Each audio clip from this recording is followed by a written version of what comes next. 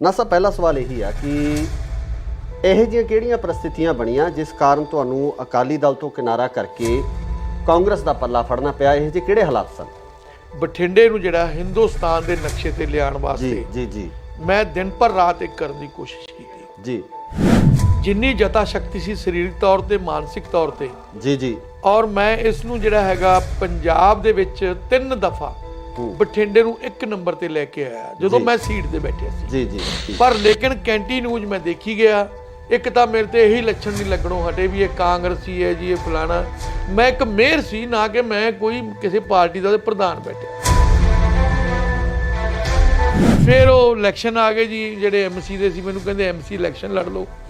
ਔਰ ਉਦੋਂ ਕਿਤੇ ਕੁਦਰਤੀ ਮੈਨੂੰ ਪੈਰਾਲਾਈਜ਼ ਹੋ ਕੇ ਹਟਿਆ ਸੀਗਾ। ਉਦੋਂ ਮੈਨੂੰ ਡਾਕਟਰ ਕਹਿੰਦਾ ਵੀ ਐਤਕੀ ਥੋੜਾ ਤੁਸੀਂ ਠੰਡ ਦੇ ਵਿੱਚ ਬਾਲਾ ਕੰਮ ਨਹੀਂ ਕਰਨਾ। ਇਸ ਗੱਲ ਤੋਂ ਰੁੱਸ ਗਏ। ਜਿੱਥੇ ਆਪਣੀ ਇੱਜ਼ਤ ਨਹੀਂ ਹੈ, ਜਿੱਥੇ ਆਪਾਂ ਨੂੰ ਸਤਿਕਾਰ ਹੋਣਾ ਚਾਹੀਦਾ, ਜਦੋਂ ਉਹਦੇ 'ਚ ਮੈਨੂੰ ਕਮੀ ਲੱਗੀ ਤਾਂ ਮੈਂ ਛੱਡ ਦਿੱਤਾ। ਅੱਛਾ, ਮੈਨੂੰ ਕਹਿੰਦੇ ਮੇਅਰ ਬਣਾਤਾ, ਕੱਲ ਪਰਸੋਂ ਦਾ ਫੇਸਬੁੱਕ ਤੇ ਤੁਰਿਆ ਆਂਦਾ ਮੇਅਰ ਬਣਾ ਕੇ ਮੈਂ ਕੋਈ ਡਾਕਾ ਮਾਰਿਆ ਕਿਤੇ? ਜੇ ਮੇਅਰ ਬਣਾਇਆ ਮੈਨੂੰ, ਮੈਂ ਇਹਦੇ 18 ਘੰਟੇ ਕੰਮ ਕੀਤਾ ਜੀ। ਮੈਂ ਇੰਨੀ ਮਿਹਨਤ ਕੀਤੀ, ਮੈਨੂੰ 2 ਵਾਰੀ ਪੈਰਾਲਾਈਜ਼ ਵੀ ਹੋ ਗਿਆ। ਮੈਂ ਕਦੀ ਝੂਠੀ ਗੱਲ ਨਹੀਂ ਕਦੀ ਕਹੀ ਜੀ। ਨਾ ਨਾ ਨਾ ਨਾ, ਜੇ ਅਗਰ ਵੀ ਜੈ ਜੈਕਾਰ ਕਰਨੀ ਆਪਣੇ ਲੀਡਰ ਦੀ ਝੂਠੀ, ਮੇਰੇ ਤੋਂ ਅੱਜ ਨਹੀਂ ਹੁੰਦੀ, ਕੱਲ ਨਹੀਂ ਹੁੰਦੀ। ਜੇ ਅਗਰ ਕੋਈ ਗੱਲ ਉਹਦੀ ਆ ਜਾਂਦੀ ਹੈ ਜੈ ਜੈਕਾਰ ਕਰਨ ਵਾਲੀ, ਠੋਕ ਕੇ ਕਰਦਾ, ਚਾਹੇ ਮੈਨੂੰ ਕੋਈ ਚੰਗਾ ਕਹੇ ਚਾਹੇ ਮਾੜਾ ਕਹੇ। ਸਤਿ ਸ਼੍ਰੀ ਅਕਾਲ ਜੀ, ਤੁਸੀਂ ਦੇਖ ਰਹੇ ਹੋ ਇੰਡੋਜ਼ ਟੀਵੀ ਆਸਟ੍ਰੇਲੀਆ ਤੇ ਮੈਂ ਹਾਂ ਗੁਰਿਕਬਾਲ ਸਿੰਘ। ਪੰਜਾਬ ਦੀ ਸਿਆਸਤ ਇਸ ਸਮੇਂ 2022 ਦੇ ਵਿਧਾਨ ਸਭਾ ਇਲੈਕਸ਼ਨ ਨੂੰ ਲੈ ਕੇ ਲਗਾਤਾਰ ਭਖੀ ਹੋਈ ਹੈ ਤੇ ਇਸ ਭਖੀ ਹੋਈ ਸਿਆਸਤ ਦੇ ਦੌਰਾਨ ਕਿਤੇ ਨਾ ਕਿਤੇ ਸਿਆਸੀ ਪਾਰਟੀਆਂ ਦੇ ਵਿੱਚ ਇੱਕ ਦੂਜੇ ਦੇ ਤਰਫ ਦੂਸਰੀਆਂ ਪਾਰਟੀਆਂ ਦੇ ਕੈਂਡੀਡੇਟ ਖਿੱਚਣ ਨੂੰ ਲੈ ਕੇ ਵੀ ਜਿਹੜੀ ਲਾਲਸਾ ਹੈ ਉਹ ਜਾਗੀ ਹੁੰਦੀ ਆ। ਸੋ ਇਸੇ ਸਮੇਂ ਦੌਰਾਨ ਬਠਿੰਡਾ ਦੇ ਵਿੱਚ ਜੋ ਅਕਾਲੀ ਦਲ ਤੋਂ ਸਾਬਕਾ ਮੇਅਰ ਸਨ, ਉਹ ਕਾਂਗਰਸ ਦੇ ਵਿੱਚ ਉਹਨਾਂ ਵੱਲੋਂ ਸ਼ਮੂਲੀਅਤ ਕੀਤੀ ਗਈ ਹੈ। ਕੀ ਕਾਰਨ ਸੀ? ਆਖਰ ਇਹੋ ਜਿਹੀਆਂ ਕਿਹੜੀਆਂ परिस्थितियां ਬਣੀਆਂ ਜਿਸ ਕਾਰਨ ਉਹਨਾਂ ਨੂੰ ਅਕਾਲੀ ਦਲ ਛੱਡ ਕੇ ਕਾਂਗਰਸ ਦੇ ਵਿੱਚ ਸ਼ਾਮਲ ਹੋਣਾ ਪਿਆ? ਸਾਡੇ ਨਾਲ ਮੌਜੂਦ ਨੇ ਮੇਅਰ ਬਲਵੰਤ ਰਾਏ ਨਾਥ ਜੀ, ਉਹਨਾਂ ਨਾਲ ਗੱਲਬਾਤ ਕਰਾਂਗੇ। ਨਾਥ ਸਾਹਿਬ, ਸਵਾਗਤ ਹੈ ਜੀ ਇੰਡੋਜ਼ ਟੀਵੀ। ਹਾਂਜੀ, ਸਤਿ ਸ਼੍ਰੀ ਅਕਾਲ ਜੀ। ਮੇਰੇ ਵੱਲੋਂ ਗੁਰਪਾਲ ਜੀ ਤੁਹਾਨੂੰ ਬਹੁਤ ਬਹੁਤ ਮਿਹਰਬਾਨੀ, ਜਿਹੜਾ ਕਿ ਤੁਸੀਂ ਜਿਹੜੀ ਸਾਡੀ ਜਿਹੜੀ ਗੱਲ ਲੋਕਾਂ ਤੱਕ ਸਰੋਤਾਂ ਤੱਕ ਪਹੁੰਚਾਈ। Thank you. ਨਾਥ ਸਾਹਿਬ, ਪਹਿਲਾ ਸਵਾਲ ਇਹੀ ਆ ਕਿ ਇਹੋ ਜਿਹੀਆਂ ਕਿਹੜੀਆਂ परिस्थितियां ਬਣੀਆਂ ਜਿਸ ਕਾਰਨ ਤੁਹਾਨੂੰ ਅਕਾਲੀ ਦਲ ਤੋਂ ਕਿਨਾਰਾ ਕਰਕੇ ਕਾਂਗਰਸ ਦਾ ਪੱਲਾ ਫੜਨਾ ਪਿਆ? ਇਹੋ ਜਿਹੇ ਕਿਹੜੇ ਹਾਲਾਤ ਸਨ? ਦੇਖੋ, ਸਵਾਲ ਇਹ ਹੈ ਵੀ ਜਦੋਂ ਮੈਨੂੰ ਮੇਅਰ ਬਣਾਇਆ ਜੀ ਤੇ ਮੈਂ ਬੜੀ ਤਨਦੇਹੀ ਦੇ ਨਾਲ, ਬੜੀ ਸ਼ਰਧਾ ਦੇ ਨਾਲ, ਮੈਨੂੰ ਸ਼ੌਂਕ ਸੀ ਜੀ, ਕੰਮ ਕਰਨ ਦਾ ਸ਼ੌਂਕ ਸੀਗਾ ਕਿ ਮੈਂ ਜਿਹੜਾ ਹੈਗਾ ਉਹ ਮੈਨੂੰ ਬੜੀ ਵੱਡੀ ਜ਼ਿੰਮੇਵਾਰੀ ਦਿੱਤੀ ਹੈ ਕਿ ਮੈਂ ਇਹਨੂੰ ਬਠਿੰਡੇ ਨੂੰ ਜਿਹੜਾ ਹਿੰਦੁਸਤਾਨ ਦੇ ਨਕਸ਼ੇ ਤੇ ਲਿਆਉਣ ਵਾਸਤੇ ਜੀ ਜੀ ਮੈਂ ਦਿਨ ਪਰ ਰਾਤ ਇੱਕ ਕਰਨ ਦੀ ਕੋਸ਼ਿਸ਼ ਕੀਤੀ ਜੀ। ਜਿੰਨੀ ਜਤਾ ਸ਼ਕਤੀ ਸੀ ਸਰੀਰਕ ਤੌਰ ਤੇ ਮਾਨਸਿਕ ਤੌਰ ਤੇ ਜੀ ਜੀ ਔਰ ਮੈਂ ਇਸ ਨੂੰ ਜਿਹੜਾ ਹੈਗਾ ਪੰਜਾਬ ਦੇ ਵਿੱਚ 3 ਦਫਾ ਬਠਿੰਡੇ ਨੂੰ 1 ਨੰਬਰ ਤੇ ਲੈ ਕੇ ਆਇਆ ਜਦੋਂ ਮੈਂ ਸੀਟ ਤੇ ਬੈਠਿਆ ਸੀ ਜੀ ਜੀ। ਅਗਰ ਮੈਨੂੰ ਮੇਅਰ ਬਣਾਇਆ, ਜੇ ਮੈਂ ਕੋਈ ਕੁਤਾਹੀ ਕੀਤੀ ਹੋਵੇ ਜੀ ਤੇ ਮੈਂ ਦੋਸ਼ੀ ਹੋ ਸਕਦਾ ਜੀ। ਔਰ ਮੈਂ ਇਸ ਨੂੰ ਬਠਿੰਡੇ ਨੂੰ, ਸਾਡੀ ਸਾਰੀ ਟੀਮ ਨੇ, ਅਸੀਂ ਪੂਰੀ ਮਿਹਨਤ ਕਰਕੇ ਹਿੰਦੁਸਤਾਨ 'ਚ 450 ਸ਼ਹਿਰਾਂ ਦੇ ਵਿੱਚੋਂ ਅਸੀਂ ਇਸ ਨੂੰ ਲੈ ਕੇ ਆਏ ਹਾਂ 16ਵੇਂ ਨੰਬਰ ਤੇ ਜੀ।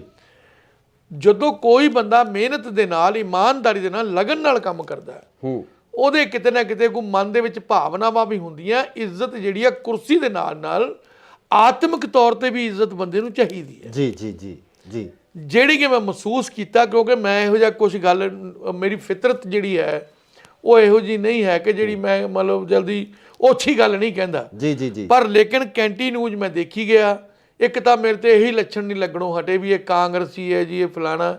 ਮੈਂ ਇੱਕ ਮੇਅਰ ਸੀ, ਨਾ ਕਿ ਮੈਂ ਕੋਈ ਕਿਸੇ ਪਾਰਟੀ ਦਾ ਪ੍ਰਧਾਨ ਬੈਠਿਆ ਜੀ। ਔਰ ਤੁਹਾਨੂੰ ਅਕਾਲੀ ਦਲ ਨੇ ਐਕਸੈਪਟ ਨਹੀਂ ਕੀਤਾ ਪੂਰੀ ਤਰ੍ਹਾਂ? ਹਾਂਜੀ। ਔਰ ਜਦੋਂ ਕਦੋਂ ਵੀ ਕਹਿਣ ਜੇ ਉਹ ਕਾਂਗਰਸੀ ਆ ਗਿਆ ਜੀ, ਉੱਥੇ ਫਲਾਣੇ ਆ ਗਿਆ ਜੀ, ਜੇ ਮੇਰੇ ਕੋਲ ਕੋਈ ਵੀ ਆਵੇ ਸ਼ਹਿਰ ਦਾ ਬੰਦਾ, ਮੈਂ ਇੱਕ ਮੇਅਰ ਸੀਗਾ, ਮਤਲਬ ਬਠਿੰਡਾ ਨਗਰ ਨਿਗਮ ਦਾ ਜੀ ਜੀ ਜੀ। ਔਰ ਮੈਂ ਆਪਣੀ ਜ਼ਿੰਮੇਵਾਰੀ ਜਿਹੜੀ ਹੈਗੀ ਆ, ਚਾਹੇ ਮੇਰੇ ਕੋਲ ਕੋਈ ਆ ਗਿਆ, ਮੈਂ ਪੂਰੀ ਕੋਸ਼ਿਸ਼ ਕਰਦਾ ਸੀ ਕਿ ਕੋਈ ਬੰਦਾ ਮੇਰੇ ਕੋਲੋਂ ਨਾਰਾਜ਼ ਨਾ ਜਾਵੇ। ਬਿਲਕੁਲ ਬਿਲਕੁਲ। ਔਰ ਮੈਂ ਆਪਣੀ ਕਾਬਲੀਅਤ ਦੇ ਮੁਤਾਬਕ ਜਿੰਨੀ ਕਿ ਮੇਰੇ ਜਤਾ ਸ਼ਕਤੀ ਸੀ ਮਾਨਸਿਕ ਸਰੀਰਕ ਤੌਰ ਤੇ, ਮੈਂ ਆਪਣੇ ਲੀਡਰਾਂ ਨੂੰ ਵੀ ਖੁਸ਼ ਕਰਨ ਦੀ ਕੋਸ਼ਿਸ਼ ਕੀਤੀ ਜੀ ਜੀ। ਪਰ ਰੱਬ ਦੀ ਰੱਬ ਜਾਣੇ ਵੀ ਕੀ ਗੱਲ ਸੀ, ਜਿਹੜਾ ਪ੍ਰੋਪਰ ਤੌਰ ਤੇ ਇੱਕੋ ਹੀ ਇਸ਼ੂ ਹੁੰਦਾ ਆ ਵੀ ਇਹ ਕਾਂਗਰਸੀ ਹੈ ਜੀ, ਇਹ ਕਾਂਗਰਸ ਨਾਲ ਆ ਗਿਆ ਜੀ। ਫਿਰ ਉਹ ਇਲੈਕਸ਼ਨ ਆ ਗਏ ਜੀ, ਜਿਹੜੇ ਐਮਸੀ ਦੇ ਸੀ ਮੈਨੂੰ ਕਹਿੰਦੇ ਐਮਸੀ ਇਲੈਕਸ਼ਨ ਲੜ ਲਓ ਜੀ। ਔਰ ਉਦੋਂ ਕਿਤੇ ਕੁਦਰਤੀ ਮੈਨੂੰ ਪੈਰਾਲਾਈਜ਼ ਹੋ ਕੇ ਹਟਿਆ ਸੀਗਾ। ਉਦੋਂ ਮੈਨੂੰ ਡਾਕਟਰ ਕਹਿੰਦਾ ਵੀ ਐਤਕੀ ਥੋੜਾ ਤੁਸੀਂ ਠੰਡ ਦੇ ਵਿੱਚ ਬਾਲਾ ਕੰਮ ਨਹੀਂ ਕਰਨਾ, ਤੇ ਉਹ ਮੈਂ ਆਖਿਆ ਜੀ ਐਤਕੀ ਤੁਸੀਂ ਮੈਨੂੰ ਮਾਫ ਕਰ ਦਿਓ।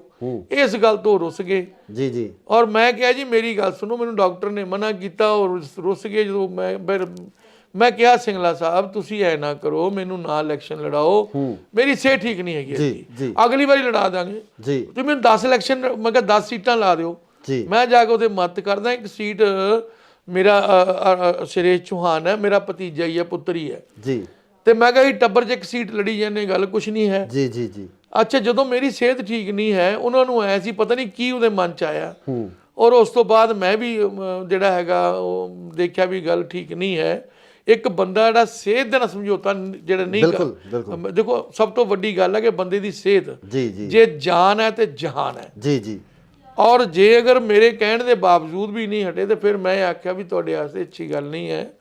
ਉਸ ਤੋਂ ਬਾਅਦ ਮੈਨੂੰ ਇਗਨੋਰ ਕਰਨ ਲੱਗ ਗਏ ਜੀ, ਵੀ ਇਹਨਾਂ ਨੇ ਸਾਡੀ ਗੱਲ ਨਹੀਂ ਮੰਨੀ ਜੀ। ਹੌਲੀ ਹੌਲੀ ਜਦੋਂ ਮੈਂ ਫਿਰ ਆਖਿਆ ਚਲੋ ਠੀਕ ਹੋ ਜਾਣਗੇ, ਜਦੋਂ ਮੈਂ ਲਗਾਤਾਰ ਮਹਿਸੂਸ ਕੀਤਾ ਵੀ ਮੈਂ ਫਿਰ ਆਖਿਆ ਮੈਂ ਇਹਨਾਂ ਨੂੰ ਪਿੱਠ ਪਿੱਛੇ ਕੁਝ ਮਾੜੇ ਸ਼ਬਦ ਯੂਜ਼ ਕਰਦੇ, ਜਿਹੜੇ ਮੈਂ ਜ਼ਿਆਦਾ ਟੀਵੀ ਤੇ ਨਹੀਂ ਕਹਿਣਾ ਚਾਹੁੰਦਾ ਜੀ ਜੀ ਜੀ। ਮੈਂ ਜ਼ਿਆਦਾ ਮੈਨੂੰ ਨੰਗਾ ਨਹੀਂ ਕਰਨਾ ਚਾਹੁੰਦਾ, ਕਿਉਂਕਿ ਮੇਰੀ ਆਪਦੇ ਦੀ ਫਿਤਰਤ ਹੁੰਦੀ ਬੰਦੇ ਦੀ ਜੀ ਬਿਲਕੁਲ। ਔਰ ਅਸੀਂ 100 ਗਮ, ਕਿਉਂਕਿ ਸਿਆਸਤ ਦੇ ਵਿੱਚ ਇੱਕ ਚੀਜ਼ ਹੁੰਦੀ ਹੈ ਵੀ ਜੋ ਮਰਜ਼ੀ ਕਹਿ ਦਿਓ। ਨਹੀਂ ਮੇਰੇ ਸਾਹਿਬ ਇੱਥੇ ਤਾਂ ਸਵਾਲ ਇਹ ਖੜਾ ਹੁੰਦਾ ਕਿ ਤੁਹਾਡੀ ਜਿਹੜੀ, ਜਿਸ ਤਰ੍ਹਾਂ ਤੁਸੀਂ ਕਿਹਾ ਕਿ ਤੁਹਾਨੂੰ ਅਕਾਲੀ ਦਲ ਨੇ ਐਕਸੈਪਟ ਨਹੀਂ ਕੀਤਾ, ਉਹ ਜ਼ਿਲ੍ਹੇ ਦੇ ਜਿਹੜੇ ਅਕਾਲੀ ਦਲ ਦੇ ਜਿਹੜੇ ਸਾਡੇ ਇੱਥੋਂ ਦੇ ਜਿਹੜੇ ਵਿਧਾਇਕ ਸੀ ਉਹਨਾਂ ਵੱਲੋਂ ਹੀ ਸੀ ਇਹ ਵੱਡੇ ਪਰਿਵਾਰ ਵੱਲੋਂ। ਇਸ ਗੱਲ ਬਾਬਤ ਜਿਹੜਾ ਅਕਾਲੀ ਦਲ ਦੇ ਪ੍ਰਧਾਨ ਨੇ ਉਹਨਾਂ ਨਾਲ ਜਾਂ ਹੋਰ ਕਿਸੇ ਪਰਿਵਾਰਕ ਮੈਂਬਰ ਨਾਲ ਗੱਲ ਕੀਤੀ? ਮੇਰੀ ਗੱਲ ਬੀਬਾ ਜੀ ਨਾਲ ਹੋਈ ਸੀਗੀ, ਬੀਬਾ ਹਰਸਿਮਰਤ ਕੌਰ ਬਾਦਲ ਜੀ ਨਾਲ। ਉਹਨਾਂ ਨੂੰ ਮੈਂ ਕਿਹਾ ਸੀ ਕਿ ਮੈਨੂੰ ਤੁਸੀਂ ਜਿਹੜਾ ਹੈਗਾ ਕਿ ਨਾ ਲੜਾਓ ਇਲੈਕਸ਼ਨ। ਨਹੀਂ, ਉਹਨਾਂ ਦਾ ਰਿਸਪੌਂਸ ਕੀ ਸੀ ਇਸ ਗੱਲ ਬਾਰੇ? ਰਿਸਪੌਂਸ ਕੀ ਸੀ? ਉਹ ਗੱਲ ਕੀ ਹੋ ਗਈ ਵੀ ਅਸਲ ਦੇ ਵਿੱਚ ਤਾਂ ਜਾ ਕੇ ਰਿਪੋਰਟ ਤਾਂ ਸਿੰਗਲਾ ਜੀ ਨੇ ਕਰਨੀ ਸੀ ਨਾ ਜੀ, ਮੇਰਾ ਜ਼ਿਆਦਾ ਸਿੰਗਲਾ ਜੀ ਦਾ ਜ਼ੋਰ ਸੀਗਾ। ਦੇਖੋ ਮੈਂ ਕਿਹਾ ਤੁਸੀਂ ਜਾ ਕੇ ਉਹਨਾਂ ਨੂੰ ਕਹਿ ਦਿਓ ਵੀ ਉਹਨਾਂ ਨੂੰ ਐਤਕੀ ਆਪਾਂ ਨਾ ਲੜਾਈਏ। ਅੱਛਾ, ਪਹਿਲਾਂ ਲੜਾਉਣਾ ਨਹੀਂ ਚਾਹੁੰਦੇ ਸੀ ਉਹ ਤਾਂ, ਨਾ ਨਾ ਨਾ ਨਾ, ਇਹ ਤਾਂ ਮੇਰੀ ਆਤਮਾ ਕਹਿੰਦੀ ਹੈ, ਮੇਰਾ ਮਨ ਕਹਿੰਦਾ ਨਹੀਂ ਲੜਾਉਣਾ ਚਾਹੁੰਦੀ, ਸੱਚੀ ਗੱਲ ਤਾਂ ਹੈ ਜੀ ਜੀ ਜੀ। ਕਿਉਂਕਿ ਮੇਰੀ ਡਿਊਟੀ ਉਹਨੇ ਲਾਤੀ ਸੀ ਭੁੱਚੋ ਮੰਡੀ, ਮੈਂ ਜਾਣ ਆਉਣ ਲੱਗ ਗਿਆ ਸੀ, ਉੱਥੇ ਕੰਮ ਕਰ ਰਿਹਾ ਸੀਗਾ ਜੀ। ਔਰ ਉਸ ਤੋਂ ਬਾਅਦ ਰੱਬ ਜਾਣੇ ਕੀ ਉਹਨਾਂ ਦੇ ਮਨ ਦੇ ਵਿੱਚ ਆਇਆ, ਸਿੰਗਲਾ ਜੀ ਦੇ ਕਹਿੰਦੇ ਇੱਥੇ ਐਮਸੀ ਦੇ ਇਲੈਕਸ਼ਨ ਲੜ ਲਓ, ਜਿਹੜਾ ਕਿ ਮੈਂ ਉਸ ਨੂੰ ਲੜਨ ਦੇ ਵਿੱਚ ਨਾ ਤਾਂ ਮਾਨਸਿਕ ਤੌਰ ਤੇ ਤਿਆਰ ਸੀ ਜੀ, ਔਰ ਨਾ ਹੀ ਮੈਂ ਸਿਹਤ ਪੱਖੋਂ ਤਿਆਰ ਸੀ। ਤੇ ਮੈਂ ਆਖਿਆ ਜੀ ਐਵੇਂ ਮੈਂ ਨਹੀਂ ਐਤਕੀ ਲੜਾਂਗਾ। ਬਸ ਇਸੇ ਗੱਲ ਤੋਂ ਜਿਹੜਾ ਇਗਨੋਰ ਕਰਨ ਲੱਗੇ, ਸਾਡਾ ਹੁਕਮ ਨਹੀਂ ਮੰਨਿਆ ਜੀ ਜੀ। ਜਦੋਂ ਸਿੰਗਲਾ ਜੀ ਦਾ ਹੁਕਮ ਨਹੀਂ ਮੰਨਿਆ, ਉਹਨਾਂ ਨੇ ਕਰਨਾ ਹੀ ਸੀ। ਜਦੋਂ ਉਹਨਾਂ ਨੇ ਮੈਨੂੰ ਜ਼ਿਆਦਾ, ਮੈਂ ਵੀ ਫਿਰ ਆਪਦਾ ਹੌਲੀ ਹੌਲੀ ਕਿਨਾਰਾ ਕਰ ਗਿਆ। ਮੈਂ ਕਿਹਾ ਵੀ ਜਿੱਥੇ ਆਪਣੀ ਇੱਜ਼ਤ ਨਹੀਂ ਹੈ, ਜਿੱਥੇ ਆਪਾਂ ਨੂੰ ਆਤਮਿਕ ਤੌਰ ਤੇ ਆਪਾਂ ਨੂੰ ਇੱਜ਼ਤ ਨਹੀਂ ਹੈ, ਤੇ ਕੁਰਸੀਆਂ ਦੀ ਇੱਜ਼ਤ ਨਹੀਂ ਹੁੰਦੀ, ਕੁਰਸੀਆਂ ਤਾਂ ਛੋਟੀਆਂ ਵੱਡੀਆਂ ਚੱਲਦੀਆਂ ਰਹਿੰਦੀਆਂ ਜੀ, ਲੇਕਿਨ ਬੰਦੇ ਦੀ ਇੱਕ ਰਿਸਪੈਕਟ ਹੁੰਦੀ, ਆਤਮਿਕ ਤੌਰ ਤੇ ਹੀ ਬੰਦੇ ਦੀ ਇੱਕ ਸਤਿਕਾਰ ਹੋਣਾ ਚਾਹੀਦਾ। ਜਦੋਂ ਉਹਦੇ 'ਚ ਮੈਨੂੰ ਕਮੀ ਲੱਗੀ ਤਾਂ ਮੈਂ ਛੱਡ ਗਿਆ ਜੀ। ਤੁਸੀਂ ਐਮਐਲਏ ਦੀ ਟਿਕਟ ਵਾਸਤੇ ਵਿਲਿੰਗ ਸੀ, ਤੁਹਾਨੂੰ ਸੀ ਵੀ ਮੈਂ ਐਮਐਲਏ ਵਾਸਤੇ ਜਾਂ ਵਿਧਾਨ ਸਭਾ ਇਲੈਕਸ਼ਨ ਲੜਨਾ? ਦੇਖੋ ਕੋਈ ਵੀ ਬੰਦਾ ਹੈਗਾ ਜੀ, ਜਿਹੜਾ ਬੰਦਾ ਸਿਆਸਤ ਦੇ ਵਿੱਚ ਆ ਗਿਆ, ਕੋਈ ਉਹ ਗੁਲਗੁਲੇ ਤਾਂ ਵੇਚਦਾ ਨਹੀਂ, ਨਾ ਹੀ ਛੋਲੇ ਪੂੜੀਆਂ ਵੇਚਦਾ ਕਿਤੇ ਜਾ ਕੇ। ਉਹ ਤਾਂ ਜੇਕਰ ਵਿਚਾਰਾ ਐਮਸੀ ਬਣ ਜੂਗਾ, ਮੇਅਰ ਬਣ ਜੂਗਾ ਜੀ, ਮੈਨੂੰ ਅੱਗੇ ਤੋਂ ਐਮਐਲਏ ਲੜਾ ਦਿਓ, ਕੋਈ ਵੀ ਹੈ ਜੀ। ਇਹ ਸਿਆਸਤ ਦੇ ਵਿੱਚ ਇਦਾਂ ਹੀ ਹੁੰਦਾ, ਐਵੇਂ ਹੁੰਦਾ ਜਦੋਂ। ਅੱਛਾ, ਜੇ ਮੈਂ ਕਹਿ ਵੀ ਦਿੱਤਾ, ਕੋਈ ਗੁਨਾਹ ਨਹੀਂ ਕੀਤਾ, ਵੀ ਮੈਂ ਜੀ ਚਾਹਨਾ ਹੈਗਾ ਵੀ ਮੈਂ ਐਮਐਲਏ ਬਣ ਕੇ ਲੋਕਾਂ ਦੀ ਸੇਵਾ ਕਰਨਾ ਚਾਹਨਾ, ਜੇ ਮੈਨੂੰ ਪਾਰਟੀ ਹੁਕਮ ਕਰ ਦੇਗੀ ਔਰ ਮੈਂ ਸੇਵਾ ਕਰ ਲਾਂਗਾ, ਟਿਕਟ ਤੇ ਸੇਵਾ ਕਰ ਲਾਂਗਾ, ਜੇ ਪਾਰਟੀ ਕਹੂਗੀ ਉਹ ਕਰ ਲਿਓ, ਉਹ ਕਰ ਲਾਂਗਾ।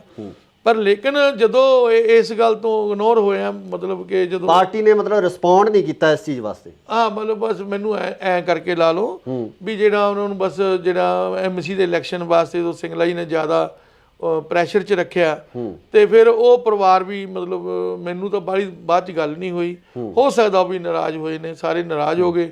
ਫਿਰ ਮੈਂ ਕਿੱਥੇ ਕੀ ਕਰਾਂ, ਮੈਂ ਕੋਈ ਕ੍ਰਾਈਮ ਮੈਂ ਨਹੀਂ ਕੀਤਾ ਜੀ ਜੀ ਜੀ। ਅੱਛਾ, ਮੈਨੂੰ ਕਹਿੰਦੇ ਮੇਅਰ ਬਣਾਤਾ, ਕੱਲ ਪਰਸੋਂ ਦਾ ਫੇਸਬੁੱਕ ਤੇ ਤੁਰਿਆ ਆਂਦਾ, ਮੇਅਰ ਬਣਾ ਕੇ ਮੈਂ ਕੋਈ ਡਾਕਾ ਮਾਰਿਆ ਕਿਤੇ ਜੀ? ਜੇ ਮੇਅਰ ਬਣਾਇਆ ਮੈਨੂੰ, ਮੈਂ ਇਹਦੇ 18 ਘੰਟੇ ਕੰਮ ਕੀਤਾ ਜੀ, ਮੈਂ ਇੰਨੀ ਮਿਹਨਤ ਕੀਤੀ, ਮੈਨੂੰ 2 ਵਾਰੀ ਪੈਰਾਲਾਈਜ਼ ਵੀ ਹੋ ਗਿਆ ਜੀ। ਮੈਂ ਗੱਲ ਫਾਲੋ ਕਰਕੇ ਨਾ ਢਿੱਲਾ, ਮੈਂ 5 ਸਾਲਾਂ 'ਚ ਇੱਕ ਛੁੱਟੀ ਵੀ ਨਹੀਂ ਕੀਤੀ। ਮੈਨੂੰ ਇਹ ਸੀਗਾ ਕਿ ਮੈਂ ਪਾਰਟੀ ਦਾ ਕੱਦ ਨੂੰ ਹੋਰ ਉੱਚਾ ਕਰਾਂ ਜੀ, ਵੀ ਪਾਰਟੀ ਨੇ ਬੜੀ ਵੱਡੀ ਜ਼ਿੰਮੇਵਾਰੀ ਦਿੱਤੀ ਹੈ।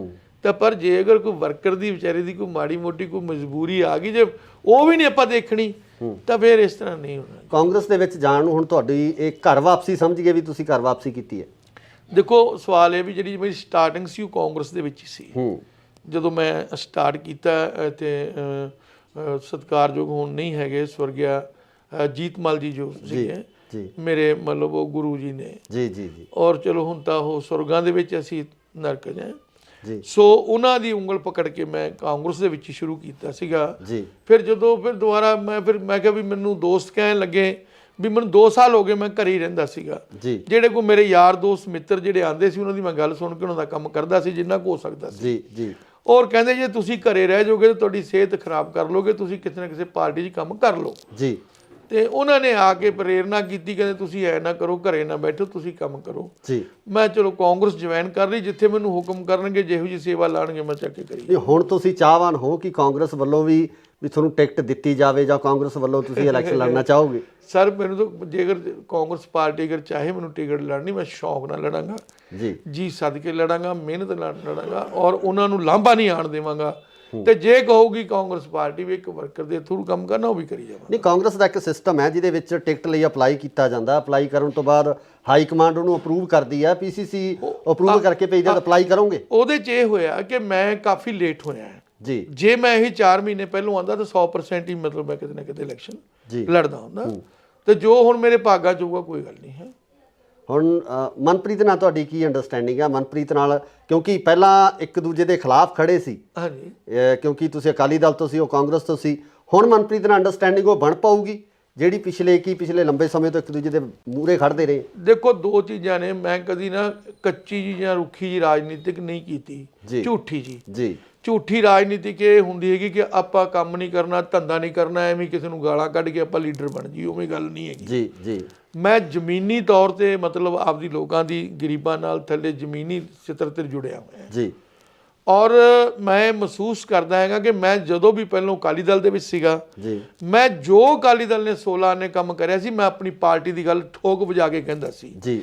ਇੱਕ ਗੱਲ ਵੀ ਲਾਗ ਲਪੇਟਣਾ ਨਹੀਂ ਕਹਿੰਦਾ ਸੀਗਾ ਜੀ ਜੀ ਜੀ। ਨੰਬਰ 2 ਮੈਂ ਕਦੀ ਝੂਠੀ ਗੱਲ ਨਹੀਂ ਕਦੀ ਕਹੀ ਜੀ ਨਾ ਨਾ ਨਾ ਨਾ ਜੇ ਅਗਰ ਵੀ ਜੈ ਜੈਕਾਰ ਕਰਨੀ ਆਪਣੇ ਲੀਡਰ ਦੀ ਝੂਠੀ ਮੇਰੇ ਤੋਂ ਅੱਜ ਨਹੀਂ ਹੁੰਦੀ ਕੱਲ ਨਹੀਂ ਹੁੰਦੀ ਜੇ ਅਗਰ ਕੋਈ ਗੱਲ ਉਹਦੀ ਆ ਜਾਂਦੀ ਹੈ ਜੈ ਜੈਕਾਰ ਕਰਨ ਵਾਲੀ ਠੋਕ ਕੇ ਕਰਦਾ ਚਾਹੇ ਮੈਨੂੰ ਕੋਈ ਚੰਗਾ ਕਹੇ ਚਾਹੇ ਮਾੜਾ ਕਹੇ ਅਗਰ ਜੇ ਲੀਡਰ ਦਾ ਮੇਰਾ ਚੰਗਾ ਕੰਮ ਕਰਦਾ ਇਸੇ ਤਰੀਕੇ ਨਾਲ ਜੇ ਮੈਂ ਅਕਾਲੀ ਦਲ ਵਿੱਚ ਸੀਗਾ ਅਗਰ ਮੈਂ ਜਿਹੜੀ ਗੱਲ ਸੱਚ ਸੀ ਸੱਚ ਕਹਿੰਦਾ ਜਿਹੜੀ ਗੱਲ ਮੈਨੂੰ ਲੱਗਦਾ ਮੇਰੀ ਪਾਰਟੀ ਕਰ ਰਹੀ ਹੈ ਉਸ ਦੀ ਮੈਂ ਆਪਦਾ ਗੁਣਗਾਨ ਕਰਦਾ ਸੀ ਤੇ ਹੁਣ ਮੈਂ ਕਾਂਗਰਸ 'ਚ ਆਇਆ ਜੇ ਕੋਈ ਕਾਂਗਰਸ ਦੇ ਚੰਗੇ ਕੰਮ ਜਿਹੜੇ ਕੀਤੇ ਹੋਏ ਆ ਉਹ ਜਿਹੜੇ ਮੈਂ ਸਾਰੇ ਆ ਕੇ ਵੇਖੀ ਜੇ ਨਾ ਵਿਚਾਰਾਂਗਾ ਉਹ ਜਾ ਕੇ ਲੋਕਾਂ ਮੂਹਰੇ ਮੈਂ ਲੈ ਕੇ ਜਾਊਂਗਾ ਵੀ ਭਾਈ ਜਿਹੜਾ ਜਿਹੜਾ ਕੰਮ ਆ ਹੁਣ ਇੱਥੇ ਪੁਲ ਬਣ ਰਿਹਾ ਜਿਹੜਾ ਇਹ 96 ਕਰੋੜ ਰੁਪਈਆ 100 ਕਰੋੜ ਰੁਪਈਆ ਗਰੀਬ ਇਲਾਕੇ ਦੇ ਵਿੱਚ ਪੁਲ ਤੇ ਲਾਣਾ ਬਹੁਤ ਵੱਡੀ ਗੱਲ ਹੈ ਇਸ ਇਲਾਕੇ ਦੇ ਵਿੱਚ 40 ਸਾਲ ਦੀ ਮੰਗ ਸੀ ਕਿ ਪੁਲ ਬਣਨਾ ਚਾਹੀਦਾ ਤੇ ਜੇ ਮੈਂ ਹੁਣ ਜਾ ਕੇ ਲੋਕਾਂ ਤੱਕ ਇਹ ਮੁੱਦਾ ਜਾ ਕੇ ਲੈ ਕੇ ਜਾਣਾ ਹੈ